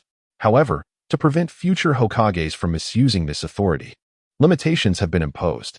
This power serves as a check and balance, as well as a test. The first invocation serves as an opportunity for the succeeding Hokage to learn from their mistakes. The second invocation indicates a deficiency in governance. Thus, they will automatically lose their candidacy for the next term. The third invocation represents a complete repudiation of the succeeding Hokage, as well as a rejection of the council members. Line 245 states that all Jonin of Konoha are entitled to compete for the position of Hokage, but as previously mentioned, they will automatically lose eligibility. This is to ensure the upper echelons of the village remain youthful, vigorous, and full of vitality, preventing Konoha from becoming stagnant. Line 247 specifies that the Hokage must be a graduate of the Konoha Ninja Academy. Those who are not will automatically forfeit their candidacy. This is to ensure the purity of the Hokage's lineage, as it is well known that the ninja world harbors numerous peculiar jutsus capable of subtly influencing others' thoughts. Thus, we can guarantee the Hokage's integrity, as they would have been educated in the village from a young age, ensuring that the Hokage prioritizes the village's interests. Through Sarutobi Hiruzen's thorough explanations, everyone clearly understood that significant limitations had been placed on the Hokage's authority. Many astute individuals recognized the benefits of this system, making it difficult to disagree. Everyone comprehended the Third Hokage's earnest intentions. His efforts for the village's prosperity are indeed rare. He, Sarutobi Hiruzen, willingly constricted his own powers, distributing them for the sake of fostering collaboration among the ninja clans within Konoha. He is indeed worthy of the title of Third Hokage. Are there any more questions? He asked the assembly. Upon seeing no further inquiries, he turned to Mitarashi and said, let us commence the procedures and ensure accurate records. This may be the most monumental moment for our village. Now, let us begin the voting. Those in favor of this Konoha restructuring proposal, please raise your right hand. Mitarashi raised his right hand high. Nara Shikadai, Uchiha Kagami, Shimura Danzo, and others followed suit, raising their hands. The many Jonin present exchanged glances, suddenly directing their attention toward their respective clan leaders, prepared to follow their lead. The leaders of the smaller clans looked to the larger clans, such as Hyuga, Uchiha, and Sarutobi, curious about their reactions. Uchiha Shaka glanced at Hyuga Tenjin, who was also observing him, and with a glare, he raised his hand. The Uchiha Jonin nearby promptly followed suit, raising their hands as well. Chapter 72. The completion of the reform time has swiftly passed. It has been over a month since the last meeting of the high-ranking ninjas, following the approval of the reform proposal for Konoha at the previous gathering. Another meeting was convened a week later to appoint the heads of various departments and members of the village council, as well as the first deputy Hokage. The village council initially comprised 7 individuals: Sarutobi Hiruzen, Hokage; Shimura Danzo, deputy Hokage; Uchiha Kagami, Mito Gate-in, Akimichi Torufu, Uzumaki Mito, and Hyuga Tenrin. Deputy Hokage Danzo supervised the Customs Department, Intelligence Department, and Foreign Affairs Department. Uchiha Kagami managed the Patrol and Security Departments, while Mito Gate-in oversaw the Mission, Administrative, and medical departments. Akimichi Torafu expressed a desire to be a mere figurehead, while Uzumaki Mito and Hyuga Tenrin were merely titular members, reflecting the village's respect for the older generation. The head of the customs department was appointed to Yamanaka Shirda, with Sarutobi Shin assisting as deputy. Having previously worked in the Hokage's office, Shin sought new experiences through this reform. In the patrol department, Inazuka Shun assumed the role of head, with Kurama Ryu assisting him. The security department was led by Hyuga Shincho, with Uchiha Hakadai as deputy and Sarutobi Bawako as the head of the sealing team. The foreign affairs department was headed by Akimichi Torafu, with Danzo taking a position as deputy. Originally, Hokage Sarutobi Hiruzen intended for Danzo to lead this department. But since the more complex intelligence department was entrusted to him, it was also an opportunity to assign Torafu a position. The medical department was overseen by Senju Okage, who, despite losing his position as Hokage assistant due to the Fire Trade Company incident, managed to retain a semblance of honor through the maneuvering of the head of the Uzumaki clan. The third Hokage, Sarutobi Hiruzen, perhaps due to nostalgia or a genuine lack of alternatives, accepted this explanation and appointed him as deputy in the medical department. The administrative department was led by Nara Shikaku, but with the division of responsibilities, it was reduced to a mere secretary's office for the Hokage. The intelligence department was under the command of Shimura Danzo, with Yamanaka Yoshima assisting as deputy. Danzo displayed a certain aptitude for intelligence work, which is inherently complex and multifaceted, leading to his direct assignment to this role. The mission department was managed by Mito Gaidon. Given the circumstances, it was deemed inappropriate for a mere shinobi to lead. So the former Hokage assistant was appointed to ensure no opposition from other clans.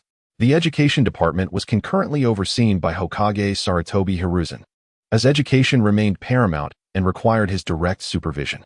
The Umbu was nominally led by Uchiha Kagami, with Captain Hitaki Sakumo acting in the role, as Kagami's experience rendered him more of a figurehead. The assessment department was directed by Uchiha Sukuna, with Nara Shikadai as deputy. The pairing of a volatile elder and a lethargic one proved to be quite fitting. Thus, the power dynamics within Konoha were established. Although Sarutobi Hiruzen and his faction retained control, other clans were granted a measure of power, which they found satisfactory. Hiruzen felt even more content. Responsibilities were distributed. Yet the decisive authority remained unchanged, resulting in a dual victory for him. This experience illuminated for Hiruzen why numerous factions in history would lavish titles and honors upon themselves, regardless of whether such titles held actual power or profit. The priority was to stabilize the hearts of the people, leaving further reforms for the future. Once the department heads were in place, Konoha underwent various adjustments. The newly established departments required personnel, existing departments needed to transfer responsibilities, and others were merged accordingly. After a month of meticulous adjustments, the changes were finally in order. In the study of the scholarly pavilion, Sarutobi Hiruzen was engrossed in examining his panel. Sarutobi Hiruzen body, 73 spirit, 189 yuan, 274 skills, advanced body mastery, intermediate combat mastery energy level, beginner wind control, beginner fire control, advanced earth mastery, advanced water mastery, advanced sealing mastery, advanced illusion mastery, beginner energy mastery, intermediate lightning mastery, advanced space mastery, beginner Yin mastery, beginner Yang mastery abilities, advanced electromagnetic application, electromagnetic strong body, magnetic field control, beginner wind control, bone eroding wind, intermediate fire earth fusion, meteor fire rain, intermediate earth water fusion, mudslide, intermediate water fire fusion, nuclear explosion, beginner earth water yang fusion, would release due to Hiruzen's efforts in reforming the village. He garnered the approval of Uzumaki Mito, who shared some of the ninjutsu insights from Senju Hashirama and herself, which Hiruzen diligently studied for a month, successfully integrating wood release into his panel. However, Hiruzen found himself less eager for wood release than before, given his extensive skill set. Its addition would not significantly enhance his abilities. Yet, he discovered valuable elements worth researching within the wood clone technique. It is well known that in the shinobi world, the physical clone techniques include the renowned shadow clone and various elemental clones, such as water clones and earth clones. Yet, all these clones share a fatal flaw. They dissipate upon receiving any substantial damage. The wood clone, however, boasts a higher threshold for endurance. And Hiruzen sensed that within this technique lay the elusive essence he sought, though he struggled to grasp it fully. While Hiruzen was deep in contemplation, the doorbell of the scholarly pavilion rang, interrupting his thoughts. He reluctantly set aside his musings to answer the door. Opening the door revealed Nara Shikaku, the current head of the administrative department. "Shikaku, what brings you here? Did we not agree that unless it was urgent, I should not be disturbed?" Hiruzen remarked casually, his words drifting aimlessly. "Look at you. There's hardly a semblance of a Hokage here. Brother, you are the Hokage. If you tell others not to disturb you unless it's urgent, then when can they ever approach you?" "Hokage-sama, the 5 Kage summit is about to commence. Is there anything we should prepare from our side?" Nara Shikaku asked, suppressing his irritation. "Oh, the 5 Kage summit. Please check if there are any unresolved disputes among the nations from the past 5 years, or any proposals concerning the shinobi world. Gather the relevant information for discussion at the meeting, and let Danzo represent the village," Hiruzen thought to himself, believing this was precisely Danzo's purpose. However, upon further reflection, he felt compelled to attend personally. After all, the last summit had been prompted by his display of strength, and without establishing a precedent. He worried that if Danzo were to falter in his role, the summit could collapse. Thus, he concluded, "Never mind, I shall attend personally this time. Let us bring Danzo along, and as for the accompanying team, we shall take Hitaki Sakomo's squad." Chapter 73, The 5 Kage Summit. Second 5 Kage Conference in the capital of the Land of Iron. The exclusive meeting room for the 5 Kage Summit was now open. Unlike the usual conference rooms used by each village, this one was opulently designed, exuding an air of nobility that felt at odds with the shinobi aesthetic. Nevertheless, the 5 Kage paid little heed to these details. It was merely a venue for discussion, and they were not inclined to dwell on such matters, only ensuring that the protective barriers of the meeting room were intact. After all 5 villages had completed their inspections, the second 5 Kage Summit commenced, with the first meeting officially beginning. Sarutobi Hiruzen was the first to speak. "Esteemed Kage, we gather here today to deliberate on the future of the shinobi world. Over the past few decades, our realm has undergone numerous transformations and faced myriad challenges. I believe that we must collaborate to establish a long-term plan to ensure the sustainable development of our ninja world and create a brighter future for generations to come." Noki subsequently remarked that we need to enhance communication and cooperation among the ninja realms, fostering cultural and technological exchanges. We can facilitate understanding and friendship among nations through various exchange activities. Simultaneously, we must also focus on nurturing the younger generation, providing them with better education and opportunities. "I concur with your perspective," Tiger agreed, asserting that the peace and stability of the ninja world are of utmost importance. We need to strengthen cooperation among nations to jointly uphold peace. Additionally, we must pay attention to the lives and welfare of ninjas, improving their quality of life. AI also expressed his thoughts, emphasizing the need to bolster military cooperation among nations to collaboratively address potential threats. Furthermore, we must be mindful of environmental and ecological issues within the ninja world, taking measures to reduce damage and protect our homeland. Lastly, Takai added that we need to enhance the management and supervision of the ninja world, ensuring that various rules and regulations are strictly enforced. Only in this manner can we establish a more just and orderly ninja world. The 5 Kage engaged in a somewhat meaningless exchange of pleasantries. Once each Kage had spoken, the hot-tempered Third Hokage could no longer contain himself and spoke up. "All right, let's get started. Speak plainly, no more rambling. I'll go first. Sarutobi, have you formed an alliance between the Land of Fire and the Land of Wind? Over the past few years, the trade caravans from the Land of Fire and the Land of Wind have taken a significant portion of our noble family's business. What is your situation? Our Land of Lightning's daimyo is quite dissatisfied." In response to the Third Hokage's accusations, the Third Hokage, Takai, although somewhat flustered, replied firmly to maintain the dignity of the Wind Country. "Since when did you have such a good relationship with the Hokage and the daimyo? You can't win in business. And now you want to resort to force?"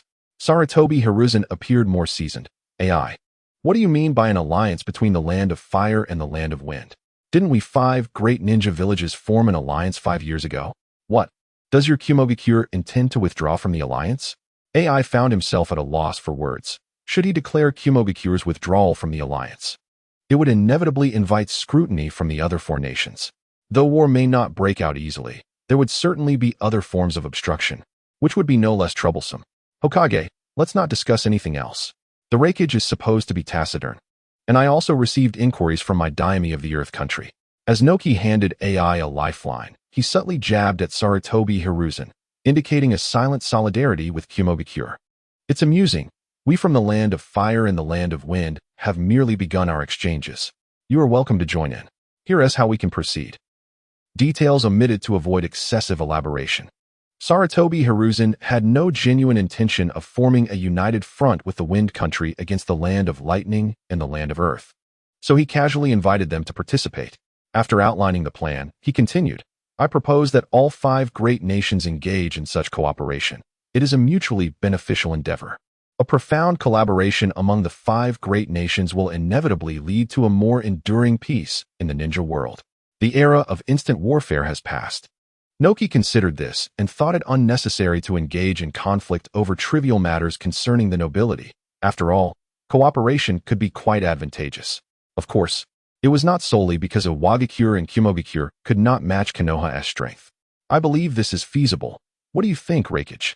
Noki inquired of AI. AI, not being foolish, readily agreed. Then it's settled. Upon our return, we will dispatch a team of ninjas to inform those noble lords. Mizukage, what is your perspective? AI tossed the conversation to Taiga, who had remained silent for a while. My land of water is somewhat isolated due to maritime transport limitations. Thus, participation seems unnecessary. However, I support your collaboration, Taiga reflected before ultimately declining. Engaging in commerce with the land of water requires a fleet and established shipping routes, each unique to our country. Should we collaborate, our exclusive maritime routes and shipbuilding techniques would eventually be learned by others, making cooperation unwise. Although the land of water does require resources from the land, there are numerous countries beyond the 5 great nations, and securing supplies is not a concern. Conversely, the resources at sea are exclusive to the land of water, rendering such collaboration disadvantageous. Seeing that the Mizukage opposed mutual commerce, the Kage shifted their focus to the next agenda. The third Hokage, Takai, proposed that now all 5 great ninja villages have established their own ninja academies, each with its own systems and educational focuses. This area could benefit from enhanced exchange. I hope to send a team of students to the Konoha Ninja Academy for a year of exchange and learning. AI and Noki immediately recognized the merit in this idea. Konoha's Ninja Academy is the oldest, and the current Third Hokage, Sarutobi Hiruzen, also hails from this institution, which undoubtedly possesses unique strengths. A formal invitation to send a group for learning is also a chance to gain knowledge surreptitiously. We from Konohagakure will also send a team of students, along with an elite jonin, for a year-long exchange at the Konoha Ninja Academy. AI interjected. Our Konohagakure shares this intention. We wonder what the Hokage thinks? Noki was quick to respond, recognizing the rare opportunity to benefit from Konoha's resources. As for the expenses for this year, the Konohagakure will cover them. Taiga, who was somewhat slow to react, finally caught on and chimed in. Indeed, as the foremost ninja village in the ninja world, Konoha's educational system has always been at the forefront. We 5 Kage also wish to learn from you. Chapter 74. The Land of Demons seeks admission. Sarutobi Hiruzen was delighted at the prospect of this newfound cooperation. How wonderful it would be to subtly disseminate Konoha's reformed ideologies to these exchange students. With the 4 great ninja villages coming to Konoha for exchanges, this would firmly establish Konoha's unparalleled status in the ninja world. Such a favorable development was something Sarutobi Hiruzen could not possibly oppose. It is an honor for Konoha's Ninja Academy to be valued by the other Kage. However, we have recently undergone significant reforms and are rather busy with affairs. So we may lack the capacity to attend to the exchange teams you send. Perhaps we should postpone this for a year or so until we have our affairs in order, after which we can send a team over.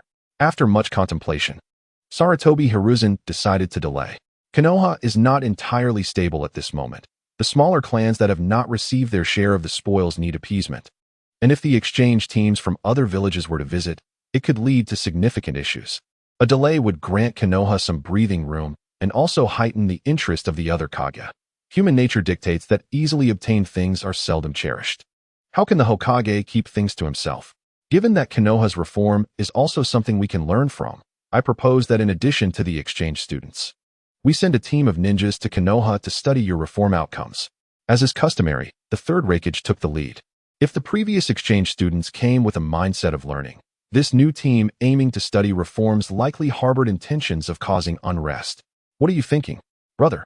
Your intention to stir trouble is all too clear. How could I possibly agree to that? Just as friends must handle their own household matters before visiting one another. Goodness. You nearly said you want to incite chaos and watch the spectacle. It appears the Hokage is growing impatient. If Konoha does not mind, the Hokage would also like to learn. Indeed, Noki was resolute in his intention to play along with Konohagakure. The remaining Third Hokage and Third Hokage chose not to involve themselves in this matter. It appears that the reforms in Konoha have not gone unnoticed by everyone. Since there is such optimism regarding Konoha's restructuring, we shall no longer keep our plans under wraps. There is no need for you to send representatives to learn from us. Danzo, please make several copies of our reform documents to share with the other villages. Sarutobi Hiruzen turned to Danzo and instructed him to proceed with the copies. Now, let us see if you two will accept this offer. I have laid the answers to the assignment right before you. Dare you to copy them? Hiruzen harbored no fear of them plagiarizing, for if they were to misapply the principles without understanding them, they would face dire consequences. As the saying goes, those who emulate me may thrive, while those who merely imitate will perish. Upon hearing this, A and Noki exchanged glances, directly handing over the reform documents to us. What is the Hokage playing at? Could this be a trap? Without a moment's hesitation, Noki interjected, Hold on, there's no rush, it's unnecessary. We primarily wish to observe the results of Konoha's reforms, no ulterior motives here. I believe the Hokage's suggestion is quite commendable, allowing a year and a half for this exchange. He then turned to A and added, Moreover, only the elite will be sent from our village, and we still need to conduct our own selection process. By the time we have chosen our representatives, it will be around a year and a half. That Tsuchikage's reasoning was sound, and thus, they agreed to reconvene in a year's time, which would coincide with the formal meeting of the alliance, allowing for further discussion. Time passed steadily, and various matters were resolved through negotiation. Suddenly, the third Tsuchikage Noki broached a new topic. It has come to my attention that the leader of the ninja organization from the Land of Demons has approached me, expressing a desire to join the Five Kage Alliance. The Third Hokage reacted vehemently. I object. The insignificant Land of Demons wishes to join? This is the Five Kage Alliance. Only Kage can be part of this assembly, at the very least. Following this, the Third Kazekage Takai also voiced his concerns. Tsuchikage, do you believe the leader of the Land of Demons can compare with the esteemed Kage present here? Each of us possesses formidable strength, standing out as exceptional ninjas in the ninja world. We have gathered here at the Hokage's invitation to forge the Five Kage Alliance with the determination to uphold peace in the ninja realm. I fail to see the significance of including the Land of Demons within our ranks. I find it quite disrespectful to equate a ninja leader from such a land with the esteemed Kage present. I require an apology from you, Tsuchikage. The Third Mizukage Taku Liang glared at Noki as he spoke. The Third Hokage, known for his fiery temperament, was quite decisive in his refusal. Then came the Kazekage, whose own village, Sunagakure, ranked among the weakest of the 5 great villages. Now, a leader from the Land of Demons seeks entry into the Five Kage Alliance? Is there a possibility that they might supplant Sunagakure's position in the alliance? Takai felt somewhat belittled, hinting at a threat while involving all present Kage. Taku Liang's perspective seemed peculiar, viewing Noki's comparison of the leader from the Land of Demons to himself as offensive. In Sarutobi Hiruzen's view, this sensitivity was excessive. Status is forged through strength, and it is strength that grants one's position. As the Third Mizukage, he was unable to exert complete control over Kirigakure, rendering his influence in his own eyes inferior to that of the other Kage, making him particularly sensitive to such remarks. After all, a Kage's status is reflected in 2 aspects, their personal strength and the ninjas they command. However, Noki's proposal, after Takai's interpretation, was perceived by Taku Liang as an attempt to equate the Mizukage with the leader of the Land of Demons. From Sarutobi Hiruzen's perspective, the leader of the Land of Demons seeking to join the Five Kage Alliance was a person of foresight. Hiruzen supported the inclusion of the Land of Demons in the alliance. For the more nations that joined, the more the necessity and authority of this alliance would be underscored. The development of the Five Kage Alliance would only yield benefits, not drawbacks. As for concerns regarding the impact on the status of other Kage, Hiruzen was unconcerned about such matters. Leaving aside Konoha's standing in the ninja world, regarding his own prowess, aside from a few notable exceptions, such as certain relics of the past hiding underground or those dwelling in the pure land and the moon, he had little to fear. Unfortunately, the timing was not right. The three Kage expressed their opposition, and Hiruzen did not wish to showcase his unique stance. It was prudent to stabilize the five Kage alliance before considering the inclusion of other nations. It could be planned slowly. If Hiruzen were to agree at this moment, it would likely lead to the collapse of the alliance due to the anger of the others. Chapter 75. What is peace? Hiruzen could not help but comfort Noki, suggesting that since the three Kage opposed the idea, it should be set aside for now. Perhaps the evolving circumstances would lead to a change of heart in the future? He winked at Noki as he spoke. Noki understood and chose to temporarily bypass the subject, allowing the meeting room to return to a harmonious atmosphere. After the five Kage conference concluded, each Kage returned home with their respective entourage. On the road back to Konoha, Sarutobi Hiruzen walked alongside Shikaka Nara, Hinata Hyuga, and Orochimaru, while Danzo remained behind in the Land of Iron to handle some matters. Orochimaru appeared somewhat out of place in this gathering. Originally, he was supposed to bring Mitsuhashi Naoto. However, at the last moment, a few youngsters insisted on accompanying them to the Land of Iron. The commotion made it impossible for Hiruzen to bring them all along. After all, this was a formal meeting among the five Kage, and presenting it as a family outing would be unseemly. Regarding the five Kage conference, you all were mere observers. What are your thoughts? In response to the question posed by their mentor, the group pondered deeply. Shikaka Nara, as a pure ninja, found the exchanges among the Kage somewhat difficult to grasp. He could only express his feelings. I don't quite understand some of the statements made by the Kage, but I sense that the five Kage can communicate with one another. Hiruzen smiled and explained, was it the usual platitudes? It's perfectly normal not to understand. The five Kage alliance is fundamentally a negotiation table. Negotiation requires probing the other party's limits while maintaining your own initiative, regardless of whether it is platitudes or trivialities. Each statement carries its own meaning. Our task is to extract the essential messages, attitudes, and information from these statements. He continued, to conceal our own trump cards from the opponent, we must craft a set of expressions conveying our meanings and attitudes without allowing them to discern our true intentions. This is a process of mutual competition. Your teachings are quite profound, Master. Perhaps it is better to remain a simple ninja. Shikaku scratched his head in confusion. Shikaku, you must learn to adapt, much like in combat. Revealing too much information can lead to defeat, even in unfamiliar ninja battles. One must first gauge the strength and information of the opponent. Some missions require gathering intelligence on the adversary in advance. While much may sound like platitudes, there exists an invisible tension. A loss in battle may result in injury or even the loss of life. However, a loss in negotiation damages the interests of the entire village. Once you rise to your respective positions, you will need to prioritize negotiation. Sometimes, the gains from negotiation can be as significant as those from battle. A lost battle affects the individual, while a failed negotiation harms the collective. Hinata, increasingly perplexed, interjected, Master, I recall you instructing us that what cannot be attained on the battlefield should not be expected to be gained at the negotiation table. Yet, this seems contradictory to what you just said. Indeed, negotiation must be supported by hard strength. Hiruzen nodded, then added, with so many nations in the ninja world, why are only the five great nations seated at the negotiation table? Is it not due to strength? Today, do you believe the leader of the land of demons can take a seat at the negotiation table? Unlikely. Even if he were to miraculously find himself at that table, he would merely be served as a dish on the table. Indeed, I could forcibly integrate the land of demons into the Five Shadows Alliance, but such an action would not benefit them. Would he dare to reject the proposals from the other shadows? If he does, by the very next day, ninja will be at the borders. Why is this the case? Master, why do you not assist them? Is the Five Shadows Alliance not meant for the peace of the ninja world? Shiyu Jinhong appears somewhat troubled.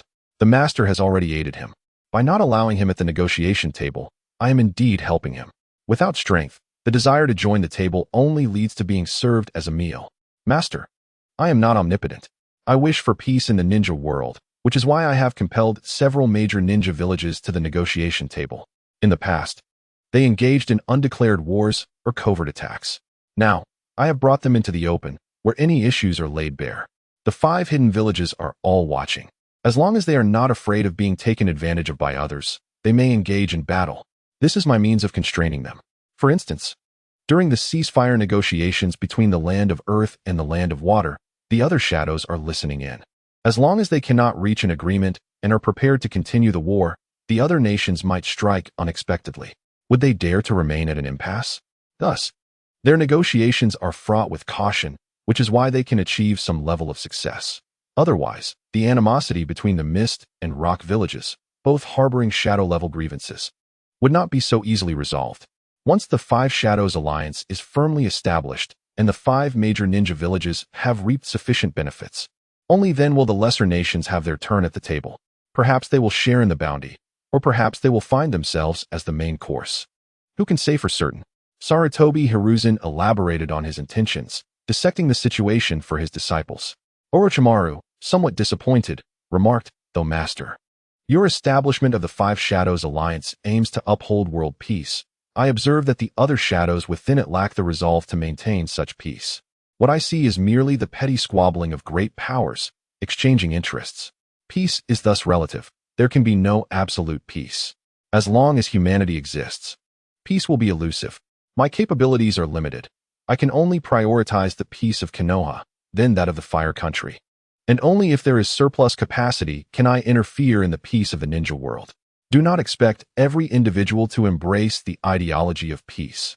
Their petty squabbling is, at least, preferable to waging war over resources. This is the greatest fortune for the ninja world. Peace cannot simply be proclaimed. It requires generations of effort directed towards a common goal to manifest."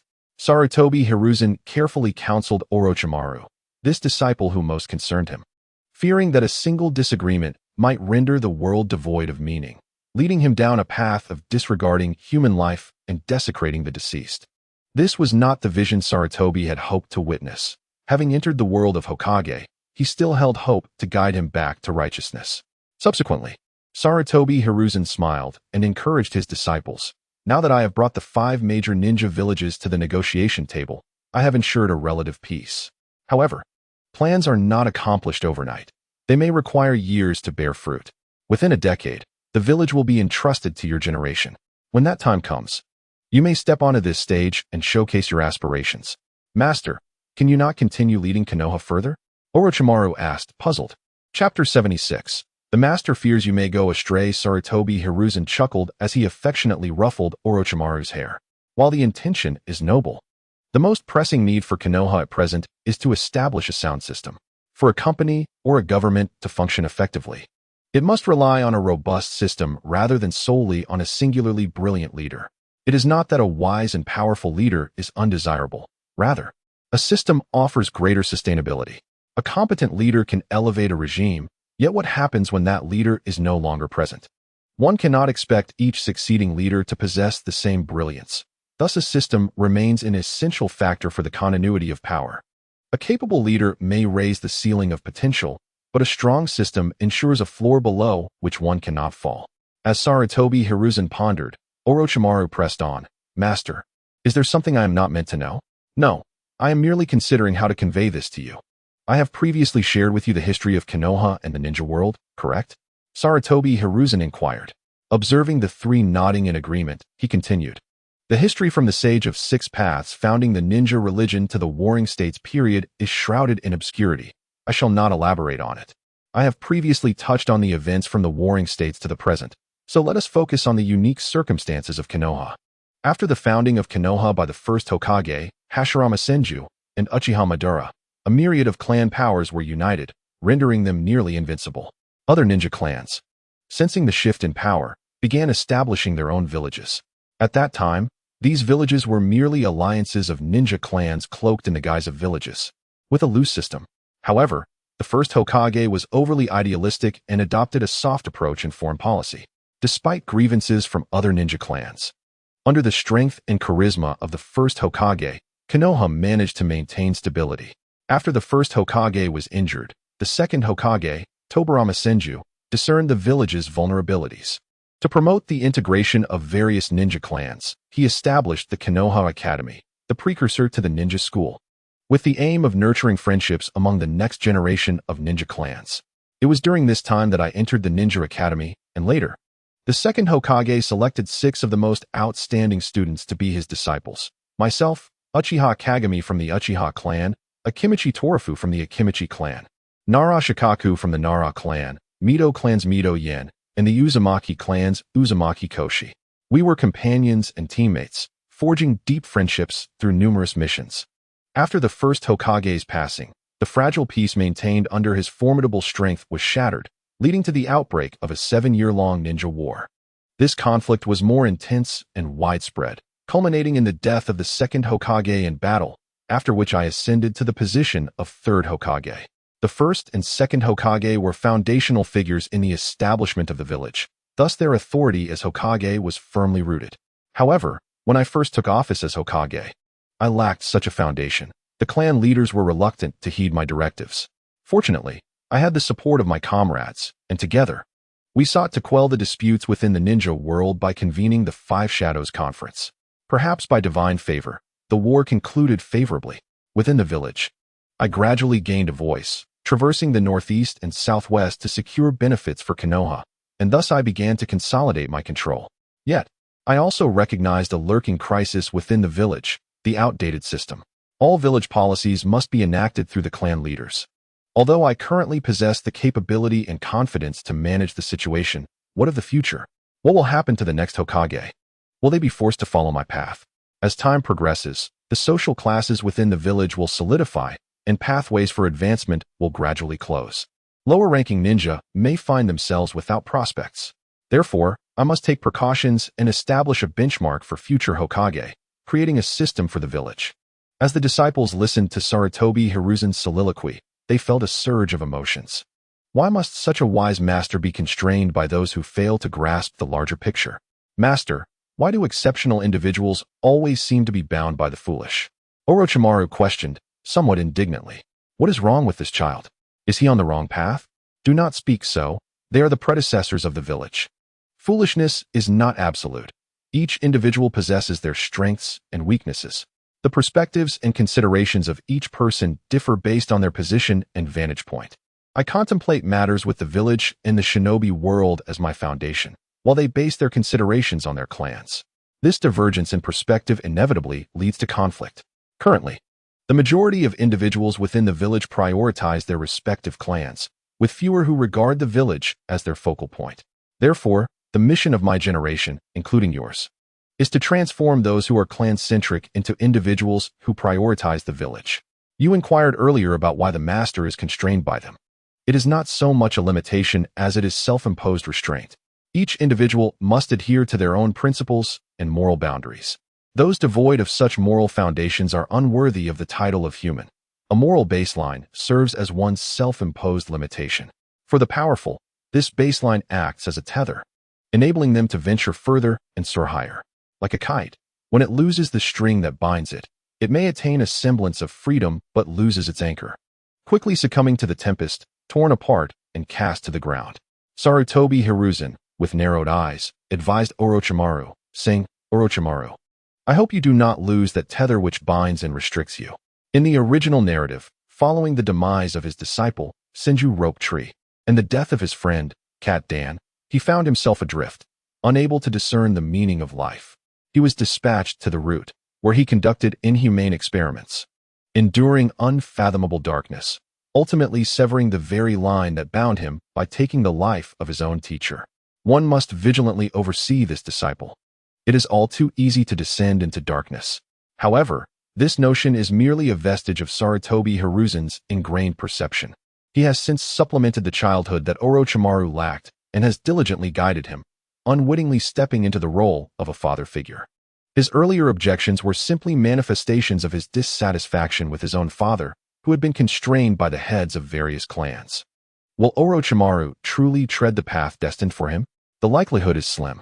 In response to Hiruzen's counsel, Orochimaru nodded, perplexed, uncertain of where he had erred. Observing Orochimaru bow his head in silence, Hiruzen felt an inexplicable pang of guilt. He reached out to lift Orochimaru's chin, saying, The master merely fears that you may stray from the right path in the future. Thus, it is essential to keep a watchful eye. He then ruffled his hair, adding, Let us hasten our journey back to the village. Your teacher's wife is surely preparing a sumptuous feast for us. Ah no. Let us return and indulge in ramen instead. Chapter 77. Konoha. Year 29. Time has swiftly passed to the 29th year of Konoha. Over these years, both Konoha and the shinobi world have undergone remarkable transformations. Recently, Konoha conducted its periodic assessments, including the position of Hokage being evaluated by all J-nin, while the J-nin were assessed by the CH-nin. This marked the first evaluation since the village's restructuring. The positions of Hokage and village council members were scrutinized. According to the assessment regulations, individuals such as Shimura Danzo, Uchiha Kagami, and Hinata Shinkitsu were eligible for the Hokage position. For Hiruzen, the evaluation was inconsequential. His primary aim was to better implement the system. Nevertheless, he was rated highly, whether due to the weight of the Hokage's authority or the collective mindset of the village. Hiruzen has managed to open a channel for overseeing the Hokage. The future implications of this remain uncertain, but at present, it appears to have a positive impact. The assessment resulted in numerous position changes. Danzo has assumed the role of Minister of Foreign Affairs, while the Intelligence Department has been dissolved and merged into the Umbu, with Yamanaka Inoichi appointed as the head of the Intelligence Division. The proliferation of departments is not always beneficial. It can lead to complications, as a single matter may involve multiple departments, resulting in time-consuming coordination. Therefore, aside from the dissolution of the Intelligence Department, the Evaluation Department has also been merged into the Administrative Department, establishing the Assessment Division, which Hiruzen personally oversees. The Mission Department has not yet been dissolved, although it is now overseen by Mito Gate, the current head of the Administrative Department, while Nara Shikaku has been demoted to Deputy Minister and also serves as the Hokage's secretary. The initial restructuring aimed to clarify authority and create additional positions. Now that the system is stabilizing, it is appropriate to eliminate redundant departments, merging them into others.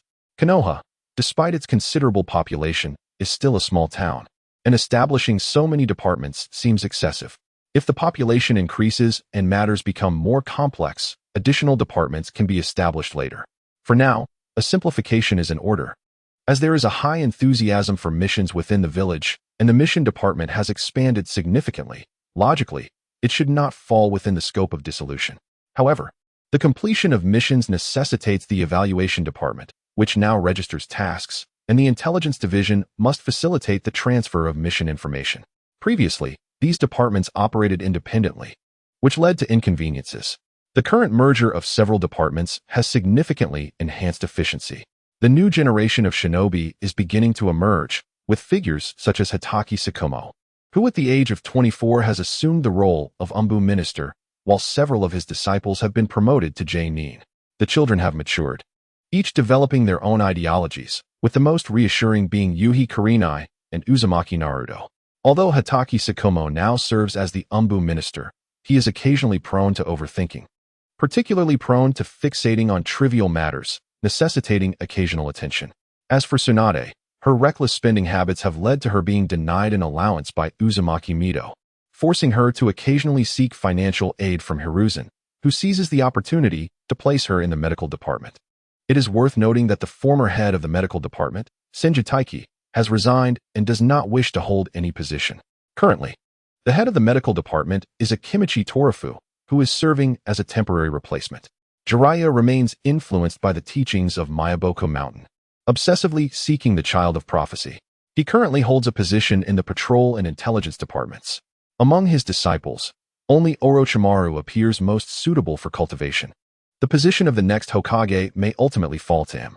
In order to nurture him, Hiruzen has concurrently appointed him as Deputy Minister of Education and Deputy Minister of Foreign Affairs. To ascend to a leadership role, one must wield power over personnel and finances. At present, personnel authority in Konoha resides in the evaluation and education departments, with the former determining the promotion of shinobi and the latter nurturing reserve talent. Financial authority is centralized in the administrative department, with each significant expenditure requiring the Hokage's signature to be effective.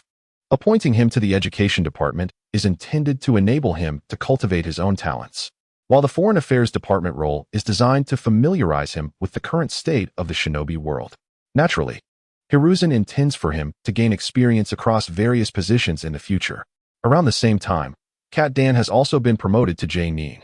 However, to prevent his own little cabbage from being plucked, Dan has taken on consecutive out-of-village missions for 3 years, averaging no more than 2 months spent in the village each year. Meanwhile, Biwako has gradually improved her health through dietary supplements from the Akimichi clan and Hiruzen's electromagnetic body technique, currently standing as an elite ch-nin and assisting Tsunade. The village is steadily returning to a state of normalcy, and Hiruzen finds himself increasingly unburdened. He has delegated the Hokage's authority to Danzo, including attendance at the Third Hokage summit. Allowing Danzo to wield considerable power has granted him a moment of glory. Unbeknownst to him, this is all a compensation stemming from Hiruzen's feelings of guilt. Danzo harbors ambitions of becoming Hokage, yet his dear friend intends to obstruct that path. However, in light of the need for institutional continuity, Hiruzen does not plan to allow Danzo's generation to assume the Hokage position, as this pertains to the orderly transmission of legacy. The best approach is to pass the mantle down through generations, rather than allowing one generation to monopolize the Hokage's office. In the contemplation of Sarutobi Hiruzen, it is inconceivable to allow Danzo to ascend to the position of Hokage. Therefore, let Danzo indulge himself for now, for the days of ease are numbered. The next election is anticipated to see Orochimaru assuming the role of Hokage. Should Danzo comply, he may yet serve another term as a shadow, but if he resists, he can only expect to face consequences. It is not that Sarutobi Hiruzen has not afforded Danzo opportunities. The potential for transformation lies within the individual. After all, by the time Sarutobi Hiruzen traversed into this era, Danzo was already an adult, his mindset much more entrenched, unlike Orochimaru, who was still malleable in his youth. A knock echoed through the room. "Come in," he beckoned. The door opened, revealing Nara Shikaku accompanied by Uchiha Kagami, Hatake Shumo, and Orochimaru. Sarutobi Hiruzen was taken aback. Had something momentous transpired? He typically spent little time in his office, preferring the scholarly ambience of the Death Forest, while only Shumo and Orochimaru returned home daily. Akane and Naoto were currently engaged in missions, and Tsunade often returned solely for financial matters, while Jiraiya appeared but once a year. If there were matters within the village requiring decisive action or Hiruzen's direct involvement, it was Shumo and Orochimaru who would relay them to him in the study. What was the cause of their gathering today? Chapter 78. The disappearance of Uchiha clan members. Hatake Shumo spoke earnestly. Hokage-sama, within the span of 6 months. 4 students from the Ninja Academy have gone missing. It has been established that 3 of the missing students are from the Uchiha clan, while 1 is an ordinary student. However, it has come to light that this student possesses Uchiha blood. Do they suspect that someone is targeting the Uchiha? Sarutobi Hiruzen inquired. Due to the heightened vigilance of a certain Hokage, the mental